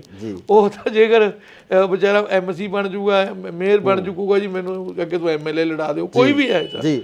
ਇਹ ਸਿਆਸਤ ਦੇ ਵਿੱਚ ਇਦਾਂ ਹੀ ਹੁੰਦਾ, ਐਵੇਂ ਹੁੰਦਾ ਜਦੋਂ ਅੱਛਾ ਜੇ ਮੈਂ ਕਹਿ ਵੀ ਦਿੱਤਾ, ਕੋਈ ਗੁਨਾਹ ਨਹੀਂ ਕੀਤਾ ਵੀ ਮੈਂ ਜੀ ਚਾਹਨਾ ਹੈਗਾ ਵੀ ਮੈਂ ਐਮਐਲਏ ਬਣ ਕੇ ਲੋਕਾਂ ਦੀ ਸੇਵਾ ਕਰਨਾ ਚਾਹਨਾ, ਜੇ ਮੈਨੂੰ ਪਾਰਟੀ ਹੁਕਮ ਕਰ ਦੇਗੀ ਔਰ ਮੈਂ ਸੇਵਾ ਕਰ ਲਾਂਗਾ, ਟਿਕਟ ਤੇ ਸੇਵਾ ਕਰ ਲਾਂਗਾ, ਜੇ ਪਾਰਟੀ ਕਹੂਗੀ ਉਹ ਕਰ ਲਿਓ ਉਹ ਕਰ ਲਾਂਗਾ। ਪਰ ਲੇਕਿਨ ਜਦੋਂ ਇਸ ਗੱਲ ਤੋਂ ਇਗਨੋਰ ਹੋਇਆ, ਮਤਲਬ ਕਿ ਜਦੋਂ ਪਾਰਟੀ ਨੇ ਮਤਲਬ ਰਿਸਪੌਂਡ ਨਹੀਂ ਕੀਤਾ ਇਸ ਚੀਜ਼ ਵਾਸਤੇ, ਮਤਲਬ ਬਸ ਮੈਨੂੰ ਐ ਕਰਕੇ ਲਾ ਲਓ ਵੀ ਜਿਹੜਾ ਉਹਨਾਂ ਨੂੰ ਬਸ ਜਿਹੜਾ ਐਮਸੀ ਦੇ ਇਲੈਕਸ਼ਨ ਵਾਸਤੇ ਜਦੋਂ ਸਿੰਗਲਾ ਜੀ ਨੇ ਜ਼ਿਆਦਾ ਪ੍ਰੈਸ਼ਰ 'ਚ ਰੱਖਿਆ ਤੇ ਫਿਰ ਉਹ ਪਰਿਵਾਰ ਵੀ ਮਤਲਬ ਮੈਨੂੰ ਤਾਂ ਬਾਅਦ 'ਚ ਗੱਲ ਨਹੀਂ ਹੋਈ, ਹੋ ਸਕਦਾ ਉਹ ਵੀ ਨਾਰਾਜ਼ ਹੋਏ ਨੇ, ਸਾਰੇ ਨਾਰਾਜ਼ ਹੋ ਗਏ। ਫਿਰ ਮੈਂ ਕਿੱਥੇ ਕੀ ਕਰਾਂ, ਮੈਂ ਕੋਈ ਕ੍ਰਾਈਮ ਮੈਂ ਨਹੀਂ ਕੀਤਾ। ਜੀ ਜੀ ਜੀ। ਅੱਛਾ ਮੈਨੂੰ ਕਹਿੰਦੇ ਮੇਅਰ ਬਣਾਤਾ, ਕੱਲ ਪਰਸੋਂ ਦਾ ਫੇਸਬੁੱਕ ਤੇ ਤੁਰਿਆ ਆਂਦਾ ਮੇਅਰ ਬਣਾ ਕੇ ਮੈਂ ਕੋਈ ਡਾਕਾ ਮਾਰਿਆ ਕਿਤੇ ਜੀ? ਜੇ ਮੇਅਰ ਬਣਾਇਆ ਮੈਨੂੰ, ਮੈਂ ਇਹਦੇ 18 ਘੰਟੇ ਕੰਮ ਕੀਤਾ ਜੀ, ਮੈਂ ਇੰਨੀ ਮਿਹਨਤ ਕੀਤੀ, ਮੈਨੂੰ 2 ਵਾਰੀ ਪੈਰਾਲਾਈਜ਼ ਵੀ ਹੋ ਗਿਆ ਜੀ। ਮੈਂ ਗੱਲ ਫਾਲੋ ਕਰਕੇ ਨਾ ਢਿੱਲਾ, ਮੈਂ 5 ਸਾਲਾਂ 'ਚ ਇੱਕ ਛੁੱਟੀ ਵੀ ਨਹੀਂ ਕੀਤੀ। ਮੈਨੂੰ ਇਹ ਸੀਗਾ ਕਿ ਮੈਂ ਪਾਰਟੀ ਦਾ ਕੱਦ ਨੂੰ ਹੋਰ ਉੱਚਾ ਕਰਾਂ ਜੀ, ਵੀ ਪਾਰਟੀ ਨੇ ਬੜੀ ਵੱਡੀ ਜ਼ਿੰਮੇਵਾਰੀ ਦਿੱਤੀ ਹੈ। ਤਾਂ ਪਰ ਜੇ ਅਗਰ ਕੋਈ ਵਰਕਰ ਦੀ ਵਿਚਾਰੇ ਦੀ ਕੋਈ ਮਾੜੀ ਮੋਟੀ ਕੋਈ ਮਜਬੂਰੀ ਆ ਗਈ, ਜੇ ਉਹ ਵੀ ਨਹੀਂ ਆਪਾਂ ਦੇਖਣੀ, ਤਾਂ ਫਿਰ ਇਸ ਤਰ੍ਹਾਂ ਨਹੀਂ ਹੋਣਾ। ਕਾਂਗਰਸ ਦੇ ਵਿੱਚ ਜਾਣ ਨੂੰ ਹੁਣ ਤੁਹਾਡੀ ਇਹ ਘਰ ਵਾਪਸੀ ਸਮਝ ਗਏ ਵੀ ਤੁਸੀਂ ਘਰ ਵਾਪਸੀ ਕੀਤੀ ਹੈ? ਦੇਖੋ ਸਵਾਲ ਇਹ ਵੀ ਜਿਹੜੀ ਮੇਰੀ ਸਟਾਰਟਿੰਗ ਸੀ ਉਹ ਕਾਂਗਰਸ ਦੇ ਵਿੱਚ ਹੀ ਸੀ। ਜਦੋਂ ਮੈਂ ਸਟਾਰਟ ਕੀਤਾ ਇੱਥੇ ਸਤਿਕਾਰਯੋਗ ਹੁਣ ਨਹੀਂ ਹੈਗੇ, ਸਵਰਗਿਆ ਜੀਤਮਲ ਜੀ ਜੋ ਸੀਗੇ ਮੇਰੇ, ਮਤਲਬ ਉਹ ਗੁਰੂ ਜੀ ਨੇ ਜੀ ਜੀ ਜੀ, ਔਰ ਚਲੋ ਹੁਣ ਤਾਂ ਉਹ ਸੁਰਗਾਂ ਦੇ ਵਿੱਚ, ਅਸੀਂ ਨਰਕ 'ਚ ਜੀ। ਸੋ ਉਹਨਾਂ ਦੀ ਉਂਗਲ ਪਕੜ ਕੇ ਮੈਂ ਕਾਂਗਰਸ ਦੇ ਵਿੱਚ ਸ਼ੁਰੂ ਕੀਤਾ ਸੀਗਾ ਜੀ। ਫਿਰ ਜਦੋਂ ਦੁਬਾਰਾ ਮੈਂ ਕਿਹਾ ਵੀ ਮੈਨੂੰ ਦੋਸਤ ਕਹਿਣ ਲੱਗੇ ਵੀ ਮੈਨੂੰ 2 ਸਾਲ ਹੋ ਗਏ ਮੈਂ ਘਰੇ ਹੀ ਰਹਿੰਦਾ ਸੀਗਾ ਜੀ। ਜਿਹੜੇ ਕੋਈ ਮੇਰੇ ਯਾਰ ਦੋਸਤ ਮਿੱਤਰ ਜਿਹੜੇ ਆਉਂਦੇ ਸੀ, ਉਹਨਾਂ ਦੀ ਮੈਂ ਗੱਲ ਸੁਣ ਕੇ ਉਹਨਾਂ ਦਾ ਕੰਮ ਕਰਦਾ ਸੀ ਜਿੰਨਾ ਕੁ ਹੋ ਸਕਦਾ ਸੀ ਜੀ ਜੀ। ਔਰ ਕਹਿੰਦੇ ਜੇ ਤੁਸੀਂ ਘਰੇ ਰਹਿ ਜਾਓਗੇ ਤਾਂ ਤੁਹਾਡੀ ਸਿਹਤ ਖਰਾਬ ਕਰ ਲੋਗੇ, ਤੁਸੀਂ ਕਿਸੇ ਨਾ ਕਿਸੇ ਪਾਰਟੀ 'ਚ ਕੰਮ ਕਰ ਲਓ ਜੀ। ਤੇ ਉਹਨਾਂ ਨੇ ਆ ਕੇ ਪ੍ਰੇਰਨਾ ਕੀਤੀ, ਕਹਿੰਦੇ ਤੁਸੀਂ ਐ ਨਾ ਕਰੋ, ਘਰੇ ਨਾ ਬੈਠੋ, ਤੁਸੀਂ ਕੰਮ ਕਰੋ ਜੀ। ਮੈਂ ਚਲੋ ਕਾਂਗਰਸ ਜੁਆਇਨ ਕਰ ਲਈ, ਜਿੱਥੇ ਮੈਨੂੰ ਹੁਕਮ ਕਰਨਗੇ, ਜਿਹੋ ਜਿਹੀ ਸੇਵਾ ਲਾਣਗੇ ਮੈਂ ਚੱਕ ਕੇ ਕਰੀ। ਹੁਣ ਤੁਸੀਂ ਚਾਹਵਾਨ ਹੋ ਕਿ ਕਾਂਗਰਸ ਵੱਲੋਂ ਵੀ ਤੁਹਾਨੂੰ ਟਿਕਟ ਦਿੱਤੀ ਜਾਵੇ, ਜਾਂ ਕਾਂਗਰਸ ਵੱਲੋਂ ਤੁਸੀਂ ਇਲੈਕਸ਼ਨ ਲੜਨਾ ਚਾਹੋਗੇ? ਸਰ ਮੈਨੂੰ ਤਾਂ ਜੇਕਰ ਕਾਂਗਰਸ ਪਾਰਟੀ ਅਗਰ ਚਾਹੇ ਮੈਨੂੰ ਟਿਕਟ ਲੜਨੀ, ਮੈਂ ਸ਼ੌਕ ਨਾਲ ਲੜਾਂਗਾ ਜੀ, ਸਦਕੇ ਲੜਾਂਗਾ, ਮਿਹਨਤ ਨਾਲ ਲੜਾਂਗਾ, ਔਰ ਉਹਨਾਂ ਨੂੰ ਲਾਂਭਾ ਨਹੀਂ ਆਣ ਦੇਵਾਂਗਾ। ਤੇ ਜੇ ਕਹੂਗੀ ਕਾਂਗਰਸ ਪਾਰਟੀ ਵੀ ਇੱਕ ਵਰਕਰ ਦੇ ਥਰੂ ਕੰਮ ਕਰਨਾ, ਉਹ ਵੀ ਕਰੀ ਜਾਵਾਂ। ਨਹੀਂ, ਕਾਂਗਰਸ ਦਾ ਇੱਕ ਸਿਸਟਮ ਹੈ ਜਿਹਦੇ ਵਿੱਚ ਟਿਕਟ ਲਈ ਅਪਲਾਈ ਕੀਤਾ ਜਾਂਦਾ, ਅਪਲਾਈ ਕਰਨ ਤੋਂ ਬਾਅਦ ਹਾਈ ਕਮਾਂਡ ਉਹਨੂੰ ਅਪਰੂਵ ਕਰਦੀ ਹੈ, ਪੀਸੀਸੀ ਅਪਰੂਵ ਕਰਕੇ ਭੇਜਦਾ, ਤਾਂ ਅਪਲਾਈ ਕਰੋਗੇ? ਉਹਦੇ 'ਚ ਇਹ ਹੋਇਆ ਕਿ ਮੈਂ ਕਾਫੀ ਲੇਟ ਹੋਇਆ ਜੀ। ਜੇ ਮੈਂ ਇਹੀ 4 ਮਹੀਨੇ ਪਹਿਲਾਂ ਆਉਂਦਾ ਤਾਂ 100% ਹੀ ਮਤਲਬ ਮੈਂ ਕਿਤੇ ਨਾ ਕਿਤੇ ਇਲੈਕਸ਼ਨ ਲੜਦਾ ਹੁੰਦਾ। ਤੇ ਜੋ ਹੁਣ ਮੇਰੇ ਭਾਗਾਂ 'ਚ ਹੋਊਗਾ, ਕੋਈ ਗੱਲ ਨਹੀਂ ਹੈ। ਹੁਣ ਮਨਪ੍ਰੀਤ ਨਾਲ ਤੁਹਾਡੀ ਕੀ ਅੰਡਰਸਟੈਂਡਿੰਗ ਹੈ? ਮਨਪ੍ਰੀਤ ਨਾਲ, ਕਿਉਂਕਿ ਪਹਿਲਾਂ ਇੱਕ ਦੂਜੇ ਦੇ ਖਿਲਾਫ ਖੜੇ ਸੀ, ਹਾਂਜੀ, ਕਿਉਂਕਿ ਤੁਸੀਂ ਅਕਾਲੀ ਦਲ ਤੋਂ ਸੀ, ਉਹ ਕਾਂਗਰਸ ਤੋਂ ਸੀ। ਹੁਣ ਮਨਪ੍ਰੀਤ ਨਾਲ ਅੰਡਰਸਟੈਂਡਿੰਗ ਉਹ ਬਣ ਪਾਊਗੀ ਜਿਹੜੀ ਪਿਛਲੇ ਲੰਬੇ ਸਮੇਂ ਤੋਂ ਇੱਕ ਦੂਜੇ ਦੇ ਮੂਹਰੇ ਖੜਦੇ ਰਹੇ? ਦੇਖੋ 2 ਚੀਜ਼ਾਂ ਨੇ, ਮੈਂ ਕਦੀ ਨਾ ਕੱਚੀ ਜੀ ਜਾਂ ਰੁੱਖੀ ਜੀ ਰਾਜਨੀਤਿਕ ਨਹੀਂ ਕੀਤੀ, ਝੂਠੀ ਜੀ। ਝੂਠੀ ਰਾਜਨੀਤਿਕ ਇਹ ਹੁੰਦੀ ਹੈਗੀ ਕਿ ਆਪਾਂ ਕੰਮ ਨਹੀਂ ਕਰਨਾ, ਧੰਦਾ ਨਹੀਂ ਕਰਨਾ, ਐਵੇਂ ਕਿਸੇ ਨੂੰ ਗਾਲਾਂ ਕੱਢ ਕੇ ਆਪਾਂ ਲੀਡਰ ਬਣ ਜੀ, ਉਵੇਂ ਗੱਲ ਨਹੀਂ ਹੈਗੀ ਜੀ ਜੀ। ਮੈਂ ਜ਼ਮੀਨੀ ਤੌਰ ਤੇ ਮਤਲਬ ਆਪਦੀ ਲੋਕਾਂ ਦੀ ਗਰੀਬਾਂ ਨਾਲ ਥੱਲੇ ਜ਼ਮੀਨੀ ਸਿੱਤਰ ਤੇ ਜੁੜਿਆ ਹੋਇਆ ਜੀ। ਔਰ ਮੈਂ ਮਹਿਸੂਸ ਕਰਦਾ ਹੈਗਾ ਕਿ ਮੈਂ ਜਦੋਂ ਵੀ ਪਹਿਲਾਂ ਅਕਾਲੀ ਦਲ ਦੇ ਵਿੱਚ ਸੀਗਾ ਜੀ, ਮੈਂ ਜੋ ਅਕਾਲੀ ਦਲ ਨੇ 16 ਨੇ ਕੰਮ ਕਰਿਆ ਸੀ, ਮੈਂ ਆਪਣੀ ਪਾਰਟੀ ਦੀ ਗੱਲ ਠੋਕ ਵਜਾ ਕੇ ਕਹਿੰਦਾ ਸੀ ਜੀ। ਇੱਕ ਗੱਲ ਵੀ ਲਾਗ ਲਪੇਟਣਾ ਨਹੀਂ ਕਹਿੰਦਾ ਸੀਗਾ ਜੀ ਜੀ ਜੀ। ਨੰਬਰ 2, ਮੈਂ ਕਦੀ ਝੂਠੀ ਗੱਲ ਨਹੀਂ ਕਦੀ ਕਹੀ ਜੀ, ਨਾ ਨਾ ਨਾ ਨਾ। ਜੇ ਅਗਰ ਵੀ ਜੈ ਜੈਕਾਰ ਕਰਨੀ ਆਪਣੇ ਲੀਡਰ ਦੀ ਝੂਠੀ, ਮੇਰੇ ਤੋਂ ਅੱਜ ਨਹੀਂ ਹੁੰਦੀ, ਕੱਲ ਨਹੀਂ ਹੁੰਦੀ ਜੀ। ਜੇ ਅਗਰ ਕੋਈ ਗੱਲ ਉਹਦੀ ਆ ਜਾਂਦੀ ਹੈ ਜੈ ਜੈਕਾਰ ਕਰਨ ਵਾਲੀ, ਠੋਕ ਕੇ ਕਰਦਾ, ਚਾਹੇ ਮੈਨੂੰ ਕੋਈ ਚੰਗਾ ਕਹੇ ਚਾਹੇ ਮਾੜਾ ਕਹੇ ਜੀ, ਅਗਰ ਜੇ ਲੀਡਰ ਦਾ ਮੇਰਾ ਚੰਗਾ ਕੰਮ ਕਰਦਾ। ਇਸੇ ਤਰੀਕੇ ਨਾਲ ਜੇ ਮੈਂ ਅਕਾਲੀ ਦਲ ਵਿੱਚ ਸੀਗਾ, ਅਗਰ ਮੈਂ ਜਿਹੜੀ ਗੱਲ ਸੱਚ ਸੀ ਸੱਚ ਕਹਿੰਦਾ, ਜਿਹੜੀ ਗੱਲ ਮੈਨੂੰ ਲੱਗਦਾ ਮੇਰੀ ਪਾਰਟੀ ਕਰ ਰਹੀ ਹੈ ਉਸ ਦੀ ਮੈਂ ਆਪਦਾ ਗੁਣਗਾਨ ਕਰਦਾ ਸੀ। ਤੇ ਹੁਣ ਮੈਂ ਕਾਂਗਰਸ 'ਚ ਆਇਆ, ਜੇ ਕੋਈ ਕਾਂਗਰਸ ਦੇ ਚੰਗੇ ਕੰਮ ਜਿਹੜੇ ਕੀਤੇ ਹੋਏ ਆ, ਉਹ ਜਿਹੜੇ ਮੈਂ ਸਾਰੇ ਆ ਕੇ ਵੇਖੀ ਜਾਂਦਾ ਵਿਚਾਰਾਂਗਾ, ਉਹ ਜਾ ਕੇ ਲੋਕਾਂ ਮੂਹਰੇ ਮੈਂ ਲੈ ਕੇ ਜਾਊਂਗਾ ਵੀ ਭਾਈ ਜਿਹੜਾ ਆਹ ਜਿਹੜਾ ਕੰਮ ਆ, ਹੁਣ ਇੱਥੇ ਪੁਲ ਬਣ ਰਿਹਾ ਜਿਹੜਾ ਜੀ, ਇਹ 96 ਕਰੋੜ ਰੁਪਈਆ ਜੀ, 100 ਕਰੋੜ ਰੁਪਈਆ ਗਰੀਬ ਇਲਾਕੇ ਦੇ ਵਿੱਚ ਪੁਲ ਤੇ ਲਾਣਾ ਬਹੁਤ ਵੱਡੀ ਗੱਲ ਹੈ ਜੀ। ਇਸ ਇਲਾਕੇ ਦੇ ਵਿੱਚ 40 ਸਾਲ ਦੀ ਮੰਗ ਸੀ ਕਿ ਪੁਲ ਬਣਨਾ ਚਾਹੀਦਾ ਜੀ। ਤੇ ਜੇ ਮੈਂ ਹੁਣ ਜਾ ਕੇ ਲੋਕਾਂ ਤੱਕ ਇਹ ਮੁੱਦਾ ਜਾ ਕੇ ਲੈ ਕੇ ਜਾਣਾ ਹੈ ਜੀ ਵੀ ਇਹ ਪੁਲ ਜਿਹੜਾ ਆਪਾਂ ਨੂੰ 40 ਸਾਲ ਤੋਂ ਲੋੜ ਸੀ, ਆਪਾਂ ਨੂੰ ਕੋਈ ਬੰਦਾ ਬਿਮਾਰ ਹੋ ਜਾਂਦਾ ਸੀਗਾ, ਉਹ ਐਂਬੂਲੈਂਸ 2-2 ਘੰਟੇ ਘੰਟਾ ਜਾਮ 'ਚ ਫਸਿਆ ਰਹਿੰਦਾ ਸੀਗਾ। ਜੀ ਜੀ ਜੀ। ਅਗਰ ਕੋਈ ਲੇਡੀ ਸਾਡੀ ਕੋਈ ਭੈਣ ਬੀਬੀ ਢਿੱਲੀ ਮੱਠੀ ਹੋ ਜਾਂਦੀ, ਜੇ ਉਹਨਾਂ ਨੂੰ ਹਸਪਤਾਲ ਲੈ ਜਾਣਾ ਪੈਂਦਾ ਸੀ ਤਾਂ ਵੀ ਉਹਨਾਂ ਨੂੰ ਵਿਚਾਰੀਆਂ ਨੂੰ ਬੱਚਿਆਂ ਨੂੰ ਵੀ ਉੱਥੇ 2-2 ਘੰਟੇ ਅੱਧਾ ਘੰਟਾ ਜਾਮ 'ਚ ਰੁਕਣਾ ਪੈਂਦਾ ਸੀ, ਫਾਟਕ ਲੱਗਿਆ ਹੁੰਦਾ ਸੀ। ਕਈ ਵਾਰੀ ਤਾਂ ਇਹ ਪੋਜੀਸ਼ਨ ਹੁੰਦੀ ਸੀ ਕਿ ਜਦੋਂ ਕਿਤੇ ਅਸੀਂ ਰਾਮਬਾਗ ਜਾਂਦੇ ਹੁੰਦੇ ਸੀਗੇ ਲੈ ਕੇ, ਦੇਖੋ ਆਪਾਂ ਸਾਹਮਣੇ ਜਿਉਣਾ ਮਰਨਾ, ਜੀ ਜੀ ਜੀ, ਉਦੋਂ ਵੀ ਕਈ ਵਾਰੀ ਅਸੀਂ ਵੇਖਦੇ ਸਾਨੂੰ ਡੈੱਡ ਬੋਡੀ ਲੈ ਕੇ ਖੜਨਾ ਪੈਂਦਾ ਸੀਗਾ। ਇਹ ਕਿਹਦੇ ਕਾਲ ਚ ਅਪਰੂਵ ਹੋਇਆ ਇਹ ਦੇਖੋ ਗੱਲ ਸੁਣੋ, ਇਹ ਮਨਪ੍ਰੀਤ ਸਿੰਘ ਬਾਦਲ ਨੇ ਆ ਕੇ ਜਿਹੜਾ ਇਹਨੂੰ ਪਾਸ ਕਰਾ ਕੇ ਇਹਨੂੰ ਸ਼ੁਰੂ ਕਰਾਇਆ ਜੀ। ਜੀ ਹੁਣ ਇਹ ਬਣ ਰਿਹਾ ਤਕਰੀਬਨ 60 ਪੈਸੇ ਤਿਆਰ ਹੋਇਆ ਹੋਇਆ। ਇਧਰਲੀ ਪਾਸੇ ਗੇੜਾ ਮਾਰ ਕੇ ਦੇਖਣਾ, ਉੱਤੇ ਰੱਖਤੇ ਸਾਰੇ ਜੀ। ਤੇ ਨਾਲ ਹੀ ਸਕੂਲ ਆ, ਮੇਰੇ ਨਾਲ ਕੰਧ ਲੱਗਦੀ ਹੈ ਜੀ ਜੀ ਜੀ। 4 ਕਰੋੜ ਰੁਪਏ ਦੀ ਲਾਗਤ ਨਾਲ ਜੀ ਸਾਰੀ ਬਿਲਡਿੰਗ ਵਧੀਆ ਬਣਾਈ ਜੀ ਜੀ। ਔਰ ਸਾਰਾ ਜੇ ਸਕੂਲ ਅੰਦਰ ਦੇਖੋ ਸਾਰਾ ਕੰਪਿਊਟਰਾਈਜ਼ ਸਭ ਚੀਜ਼ਾਂ ਫੁੱਲ। ਮਨਪ੍ਰੀਤ ਬਾਦਲ ਦੇ ਕੰਮ ਕਿਵੇਂ ਹੋਇਆ? 5 ਸਾਲ ਸਰਕਾਰ ਰਹੀ ਆ, ਹਾਲਾਂਕਿ ਮੁਲਾਜ਼ਮਾਂ ਦਾ ਬਹੁਤ ਵੱਡਾ ਵਿਰੋਧ ਕੀਤਾ ਜਾ ਰਿਹਾ ਮਨਪ੍ਰੀਤ ਬਾਦਲ ਦਾ। ਮੁਲਾਜ਼ਮ ਖਫਾ ਨਹੀਂ ਮਨਪ੍ਰੀਤ ਬਾਦਲ ਤੋਂ, ਤੁਸੀਂ ਉਹਨਾਂ ਦੇ ਕੰਮਾਂ ਨੂੰ ਕਿਵੇਂ ਦੇਖਦੇ ਹੋ ਕਿ ਬਠਿੰਡੇ ਦੇ ਵਿੱਚ ਉਹਨਾਂ ਨੇ ਕੰਮ ਕਿੱਦਾਂ ਦੇ? ਦੇਖੋ ਜਿਹੜੇ ਡਿਵੈਲਪਮੈਂਟ ਦੇ ਕੰਮ ਹੈਗੇ ਜੀ, ਡਿਵੈਲਪਮੈਂਟ ਦੇ ਕੰਮ ਬਹੁਤ ਦੱਬ ਕੇ ਕੀਤੇ ਜੀ। ਮੈਂ ਦੱਸੀ ਨਾ 100 ਕਰੋੜ ਦਾ ਤਾਂ ਪੁਲ ਹੀ ਹੈ, 96 ਕਰੋੜ ਦਾ ਜੀ। ਆ 4 ਕਰੋੜ ਰੁਪਇਆ ਸਕੂਲ ਤੇ ਲਾਇਆ ਨਾਲ ਹੀ ਆ ਪਰਲੇ ਪਾਸੇ ਜੀ ਜੀ ਜੀ। ਔਰ ਆ ਨਾਲ ਹੀ ਇੱਥੇ ਹੈਗਾ ਜੀ ਭਗਵਾਨ ਵਾਲਮੀਕੀ ਆਸ਼ਰਮ ਹੈ ਜੀ, 4.5-5 ਕਰੋੜ ਰੁਪਈਆ ਇੱਥੇ ਵੀ ਲਗਾਇਆ ਜੀ। ਨੇੜੇ ਨੇੜੇ ਦੱਸ ਰਿਹਾ ਮੈਂ ਜੀ ਜੀ ਜੀ। ਆ ਰਿੰਗ ਰੋਡ ਹੈਗਾ ਜੀ ਇੱਥੇ 95-97 ਕਰੋੜ ਉੱਥੇ ਲਾ ਰਿੰਗ ਰੋਡ ਤੇ ਜੀ, ਤਕਰੀਬਨ ਕੰਪਲੀਟ ਹੋ ਜਾਏਗਾ। ਔਰ ਮੈਂ ਕਹਾਂਗਾ ਨਹਿਰ ਬਾਰ-ਬਾਰ ਟੁੱਟਦੀ ਸੀਗੀ ਜੀ, ਇਹ ਨਹਿਰ ਜਿਹੜੀ ਆ ਹੁਣ ਫਾਈਨਲ ਹੈ ਜੀ। ਇਹ ਨਹਿਰ ਜਿਹੜੀ ਹੈਗੀ ਆ ਹੁਣ ਇਸ ਨੂੰ ਪੱਕਾ ਕਰਤਾ, ਤੁਸੀਂ ਵੇਖੀ ਹੋਊਗੀ। ਬਿਲਕੁਲ ਬਿਲਕੁਲ। ਉਹਦੇ ਨਾਲ ਇੱਕ ਸੈਰਗਾ ਬਣਾ ਰਹੇ ਜੀ ਜੀ, ਜਿਹੜੀ 8-9 ਕਿਲੋਮੀਟਰ ਲੰਬੀ ਹੈ ਜੀ ਜੀ। ਔਰ ਉਹ ਸੈਰਗਾ ਜੋ ਤਿਆਰ ਹੋਗੀ, ਲੋਕਾਂ ਨੂੰ ਬੜਾ ਵੱਡਾ ਉਹਦਾ ਸਹੂਲਤ ਮਿਲੇਗੀ ਸਿਹਤ ਪੱਖੋਂ। ਔਰ ਇਸ ਦੇ ਨਾਲ ਜਿਹੜਾ ਕਾਰਪੋਰੇਸ਼ਨ ਦੇ ਸੰਬੰਧ ਦੇ ਵਿੱਚ ਜੀ ਜਿਹੜਾ ਬਾਰ-ਬਾਰ ਜਿਹੜਾ ਸਰਜ ਕਰੇ ਟੁੱਟ ਜਾਂਦਾ ਸੀਗਾ ਜੀ, ਉਹਦੇ ਵਾਸਤੇ 10 ਕਿੱਲੇ ਜ਼ਮੀਨ ਲੈ ਕੇ, ਜਿੱਥੇ ਆ ਹੈਗਾ ਆਪਣਾ ਕੀ ਨਾਂ ਦਾ ਡੰਪ ਹੈ, ਜਿੱਥੇ ਆਪਣਾ ਟ੍ਰੀਟਮੈਂਟ ਪਲਾਂਟ ਵੀ ਲੱਗਿਆ ਹੋਇਆ, ਉੱਥੇ 10 ਕਿੱਲਿਆਂ ਡੱਗ ਬਣਾਇਆ ਬਹੁਤ ਵੱਡਾ ਜੀ, ਵੀ ਜੇ ਕਿਤੇ ਟੁੱਟ ਜਾਵੇ ਕਿਤੇ ਸਲੱਜ ਕੈਰੀਅਰ ਤੇ ਸਾਰਾ ਬਾਰਿਸ਼ ਦਾ ਪਾਣੀ 10 ਕਿੱਲਿਆਂ ਵਿੱਚ ਆ ਕੇ ਖੜ ਜਾਵੇ ਜੀ। ਉਸ ਤੋਂ ਇਲਾਵਾ ਜੀ ਆ ਜਿੱਥੇ ਆਪਾਂ ਆਪਣਾ ਰਜਿੰਦਰਾ ਕਾਲਜ ਹੈ, ਜਿੱਥੇ ਗੱਡੀਆਂ ਖੜਦੀਆਂ ਜੀ ਜੀ ਜੀ, ਜਿੱਥੇ ਕੂੜੇ ਢੋਣ ਵਾਲੀ ਗੱਡੀਆਂ ਖੜਦੀਆਂ, ਦੇਖਿਆ ਨਾ ਤੁਸੀਂ ਜੀ ਜੀ ਜੀ, ਮੇਨ ਰੋਡ ਤੇ ਹੈ ਜੀ। ਉਹ ਕਾਰਪੋਰੇਸ਼ਨ ਦਾ 100 ਕਰੋੜ ਦੀ ਪ੍ਰਾਪਰਟੀ, ਕਾਰਪੋਰੇਸ਼ਨ ਦੀ ਉਦੋਂ ਵੱਧ ਦੀ ਪ੍ਰਾਪਰਟੀ ਹੋਊਗੀ ਜੀ, ਉਹ ਕਾਰਪੋਰੇਸ਼ਨ ਦੇ ਵੱਲ ਆਈ ਜੀ। ਹਾਂ ਸਾਡਾ ਉੱਥੇ ਕਬਜ਼ਾ ਕਾਰਪੋਰੇਸ਼ਨ ਦਾ ਜੀ, ਗੱਡੀਆਂ ਖੜਦੀਆਂ। ਉਦੋਂ ਮੈਂ ਬਤੌਰ ਮੇਅਰ ਸੀ, ਇਹ ਮਿਨਿਸਟਰ ਹੁੰਦੇ ਸੀਗੇ ਜੀ। ਔਰ ਮੈਂ ਗੱਲ ਕਹਾਂਗਾ ਵੀ ਕੋਈ ਇੰਨੇ ਕੰਮ, ਕਈ ਕੰਮ ਐਸੇ ਹੈ ਜਿਹੜੇ ਮੈਂ ਸਾਰੇ ਹੁਣ ਵੇਖਾਂਗਾ। ਔਰ ਜੇ ਮੈਂ ਗੱਲ ਕਰਦੇ ਆ ਨਾਲ ਹੀ ਅਮਰਪੁਰਾ ਬਸਤੀ ਹੈ, ਇੱਥੇ 4 ਕਿੱਲੇ ਜ਼ਮੀਨ ਰਿਕਵਾਇਰ ਕਰਕੇ ਵਕਫ ਬੋਰਡ ਦੀ, ਉਹਦੇ ਵਿੱਚ ਬਹੁਤ ਵਧੀਆ ਤਰੀਕੇ ਨਾਲ ਇੱਕ ਪਾਰਕ ਤਿਆਰ ਕਰ ਰਹੇ ਆ ਜੀ।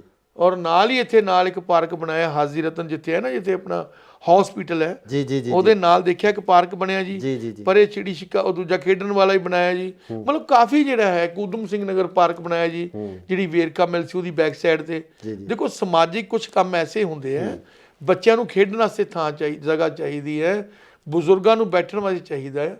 ਔਰ ਜਦੋਂ ਕੋਈ ਵਿਚਾਰਾ ਮੀਆਂ ਬੀਬੀ ਉਹ ਦਿਮਾਗੀ ਤੌਰ ਤੇ ਵਿਚਾਰੇ ਘਰੇ ਬੈਠੇ ਬੈਠੇ ਉਹ ਹੋ ਜਾਂਦੇ ਨੇ ਵਿਚਾਰੇ, ਜੇ ਪਾਰਕ 'ਚ ਜਾ ਕੇ ਬਹਿੰਦੇ ਨੇ ਤੇ ਉਹਨੂੰ ਮਤਲਬ ਖੁਸ਼ੀਆਂ ਮੁੜਦੀਆਂ ਘਰਾਂ ਦੇ ਵਿੱਚ।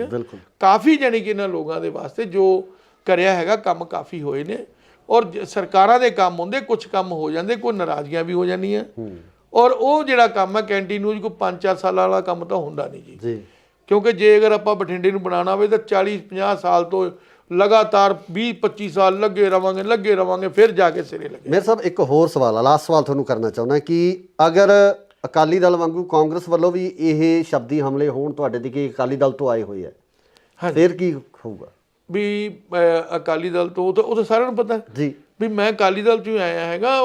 ਅਗਰ ਇਹੀ ਵਰਤਾਰਾ ਤੁਹਾਡੇ ਨਾਲ ਇੱਧਰ ਕਾਂਗਰਸ 'ਚ ਹੁੰਦਾ ਹੈ, ਵੀ ਜੇ ਇਹੀ ਵਰਤਾਰਾ ਹੁੰਦਾ ਜੀ ਜੀ ਜੀ, ਇਹਦੇ 'ਚ ਦੇਖੋ ਇਹ ਤਾਂ ਹੁਣ ਗਾਂ ਮੇਰੀ ਕਿਸਮਤ ਹੈ ਵੀ ਇਹਦੇ 'ਚ ਕੀ ਹੋਣਾ।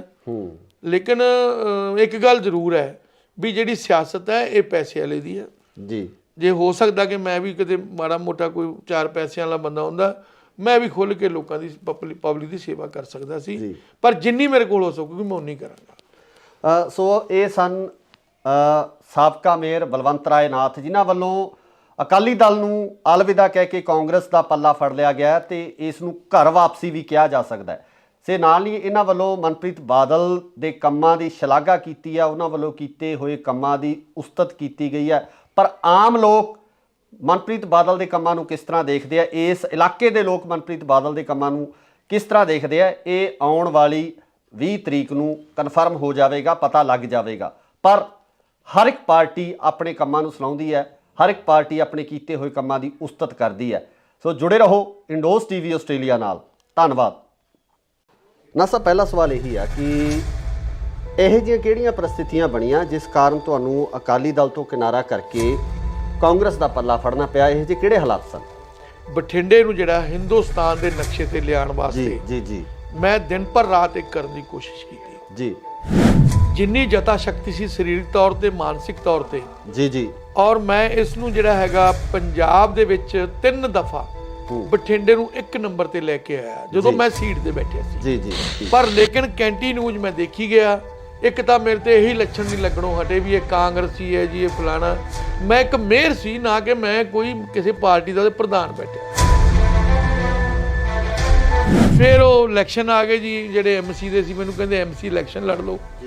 ਔਰ ਉਦੋਂ ਕਿਤੇ ਕੁਦਰਤੀ ਮੈਨੂੰ ਪੈਰਾਲਾਈਜ਼ ਹੋ ਕੇ ਹਟਿਆ ਸੀਗਾ। ਉਦੋਂ ਮੈਨੂੰ ਡਾਕਟਰ ਕਹਿੰਦਾ ਵੀ ਐਤਕੀ ਥੋੜਾ ਤੁਸੀਂ ਠੰਡ ਦੇ ਵਿੱਚ ਬਾਲਾ ਕੰਮ ਨਹੀਂ ਕਰਨਾ। ਇਸ ਗੱਲ ਤੋਂ ਰੁੱਸ ਗਏ। ਜਿੱਥੇ ਆਪਣੀ ਇੱਜ਼ਤ ਨਹੀਂ ਹੈ, ਜਿੱਥੇ ਆਪਾਂ ਨੂੰ ਸਤਿਕਾਰ ਹੋਣਾ ਚਾਹੀਦਾ, ਜਦੋਂ ਉਹਦੇ 'ਚ ਮੈਨੂੰ ਕਮੀ ਲੱਗੀ ਤਾਂ ਮੈਂ ਛੱਡ ਦਿੱਤਾ। ਅੱਛਾ, ਮੈਨੂੰ ਕਹਿੰਦੇ ਮੇਅਰ ਬਣਾਤਾ, ਕੱਲ ਪਰਸੋਂ ਦਾ ਫੇਸਬੁੱਕ ਤੇ ਤੁਰਿਆ ਆਂਦਾ ਮੇਅਰ ਬਣਾ ਕੇ ਮੈਂ ਕੋਈ ਡਾਕਾ ਮਾਰਿਆ ਕਿਤੇ? ਜੇ ਮੇਅਰ ਬਣਾਇਆ ਮੈਨੂੰ, ਮੈਂ ਇਹਦੇ 18 ਘੰਟੇ ਕੰਮ ਕੀਤਾ ਜੀ। ਮੈਂ ਇੰਨੀ ਮਿਹਨਤ ਕੀਤੀ, ਮੈਨੂੰ 2 ਵਾਰੀ ਪੈਰਾਲਾਈਜ਼ ਵੀ ਹੋ ਗਿਆ। ਮੈਂ ਕਦੀ ਝੂਠੀ ਗੱਲ ਨਹੀਂ ਕਦੀ ਕਹੀ ਜੀ। ਨਾ ਜੇ ਅਗਰ ਵੀ ਜੈ ਜੈਕਾਰ ਕਰਨੀ ਆਪਣੇ ਲੀਡਰ ਦੀ ਝੂਠੀ, ਮੇਰੇ ਤੋਂ ਅੱਜ ਨਹੀਂ ਹੁੰਦੀ, ਕੱਲ ਨਹੀਂ ਹੁੰਦੀ। ਜੇ ਅਗਰ ਕੋਈ ਗੱਲ ਉਹਦੀ ਆ ਜਾਂਦੀ ਹੈ ਜੈ ਜੈਕਾਰ ਕਰਨ ਵਾਲੀ, ਠੋਕ ਕੇ ਕਰਦਾ, ਚਾਹੇ ਮੈਨੂੰ ਕੋਈ ਚੰਗਾ ਕਹੇ ਚਾਹੇ ਮਾੜਾ ਕਹੇ। ਸਤਿ ਸ਼੍ਰੀ ਅਕਾਲ ਜੀ, ਤੁਸੀਂ ਦੇਖ ਰਹੇ ਹੋ ਇੰਡੋਜ਼ ਟੀਵੀ ਆਸਟ੍ਰੇਲੀਆ ਤੇ ਮੈਂ ਹਾਂ ਗੁਰਿਕਬਾਲ ਸਿੰਘ। ਪੰਜਾਬ ਦੀ ਸਿਆਸਤ ਇਸ ਸਮੇਂ 2022 ਦੇ ਵਿਧਾਨ ਸਭਾ ਇਲੈਕਸ਼ਨ ਨੂੰ ਲੈ ਕੇ ਲਗਾਤਾਰ ਭਖੀ ਹੋਈ ਹੈ ਤੇ ਇਸ ਭਖੀ ਹੋਈ ਸਿਆਸਤ ਦੇ ਦੌਰਾਨ ਕਿਤੇ ਨਾ ਕਿਤੇ ਸਿਆਸੀ ਪਾਰਟੀਆਂ ਦੇ ਵਿੱਚ ਇੱਕ ਦੂਜੇ ਦੇ ਤਰਫ ਦੂਸਰੀਆਂ ਪਾਰਟੀਆਂ ਦੇ ਕੈਂਡੀਡੇਟ ਖਿੱਚਣ ਨੂੰ ਲੈ ਕੇ ਵੀ ਜਿਹੜੀ ਲਾਲਸਾ ਹੈ ਉਹ ਜਾਗੀ ਹੁੰਦੀ ਆ। ਸੋ ਇਸੇ ਸਮੇਂ ਦੌਰਾਨ ਬਠਿੰਡਾ ਦੇ ਵਿੱਚ ਜੋ ਅਕਾਲੀ ਦਲ ਤੋਂ ਸਾਬਕਾ ਮੇਅਰ ਸਨ, ਉਹ ਕਾਂਗਰਸ ਦੇ ਵਿੱਚ ਉਹਨਾਂ ਵੱਲੋਂ ਸ਼ਮੂਲੀਅਤ ਕੀਤੀ ਗਈ ਹੈ। ਕੀ ਕਾਰਨ ਸੀ? ਆਖਰ ਇਹੋ ਜਿਹੀਆਂ ਕਿਹੜੀਆਂ ਪ੍ਰਸਥਿਤੀਆਂ ਬਣੀਆਂ ਜਿਸ ਕਾਰਨ ਉਹਨਾਂ ਨੂੰ ਅਕਾਲੀ ਦਲ ਛੱਡ ਕੇ ਕਾਂਗਰਸ ਦੇ ਵਿੱਚ ਸ਼ਾਮਲ ਹੋਣਾ ਪਿਆ? ਸਾਡੇ ਨਾਲ ਮੌਜੂਦ ਨੇ ਮੇਅਰ ਬਲਵੰਤ ਰਾਏ ਨਾਥ ਜੀ, ਉਹਨਾਂ ਨਾਲ ਗੱਲਬਾਤ ਕਰਾਂਗੇ। ਨਾਥ ਸਾਹਿਬ, ਸਵਾਗਤ ਹੈ ਜੀ ਇੰਡੋਜ਼ ਟੀਵੀ। ਜੀ ਸਤਿ ਸ਼੍ਰੀ ਅਕਾਲ ਜੀ। ਮੇਰੇ ਵੱਲੋਂ ਗੁਰਪਾਲ ਜੀ ਤੁਹਾਨੂੰ ਬਹੁਤ ਬਹੁਤ ਮਿਹਰਬਾਨੀ, ਜਿਹੜਾ ਕਿ ਤੁਸੀਂ ਜਿਹੜੀ ਸਾਡੀ ਜਿਹੜੀ ਗੱਲ ਲੋਕਾਂ ਤੱਕ, ਸਰੋਤਾਂ ਤੱਕ ਪਹੁੰਚਾਈ। Thank you.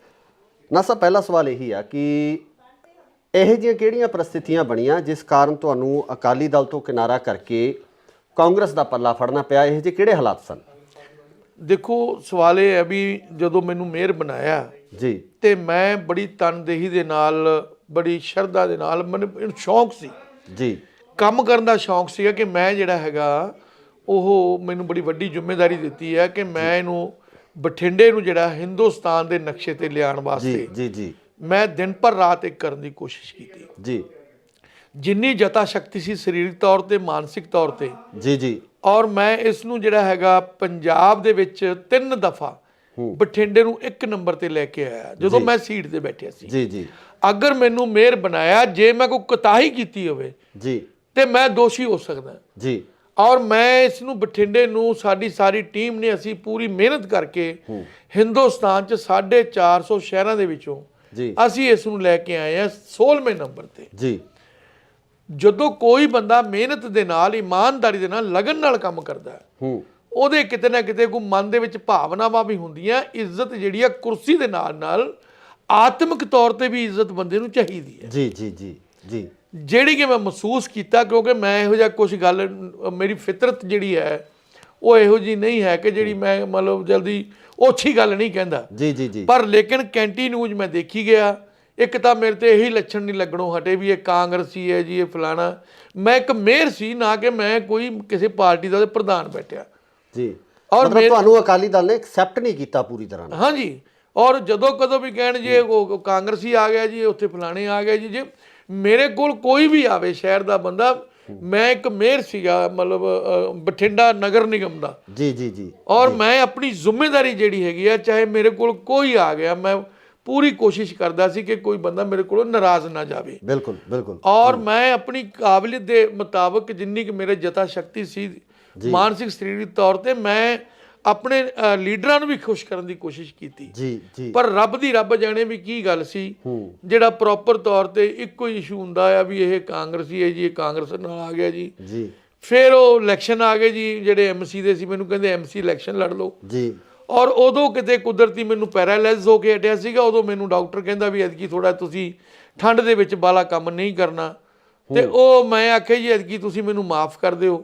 ਇਸ ਗੱਲ ਤੋਂ ਰੁੱਸ ਗਏ ਜੀ ਜੀ। ਔਰ ਮੈਂ ਕਿਹਾ ਜੀ ਮੇਰੀ ਗੱਲ ਸੁਣੋ, ਮੈਨੂੰ ਡਾਕਟਰ ਨੇ ਮਨਾ ਕੀਤਾ ਔਰ ਰੁੱਸ ਗਏ ਜਦੋਂ ਮੈਂ ਕਿਹਾ ਸਿੰਗਲਾ ਸਾਹਿਬ ਤੁਸੀਂ ਐ ਨਾ ਕਰੋ, ਮੈਨੂੰ ਨਾ ਇਲੈਕਸ਼ਨ ਲੜਾਓ, ਮੇਰੀ ਸਿਹਤ ਠੀਕ ਨਹੀਂ ਹੈਗੀ, ਅਗਲੀ ਵਾਰੀ ਲੜਾ ਦਾਂਗੇ ਜੀ, ਤੁਸੀਂ ਮੈਨੂੰ 10 ਇਲੈਕਸ਼ਨ, ਮੈਂ ਕਿਹਾ 10 ਸੀਟਾਂ ਲਾ ਦਿਓ।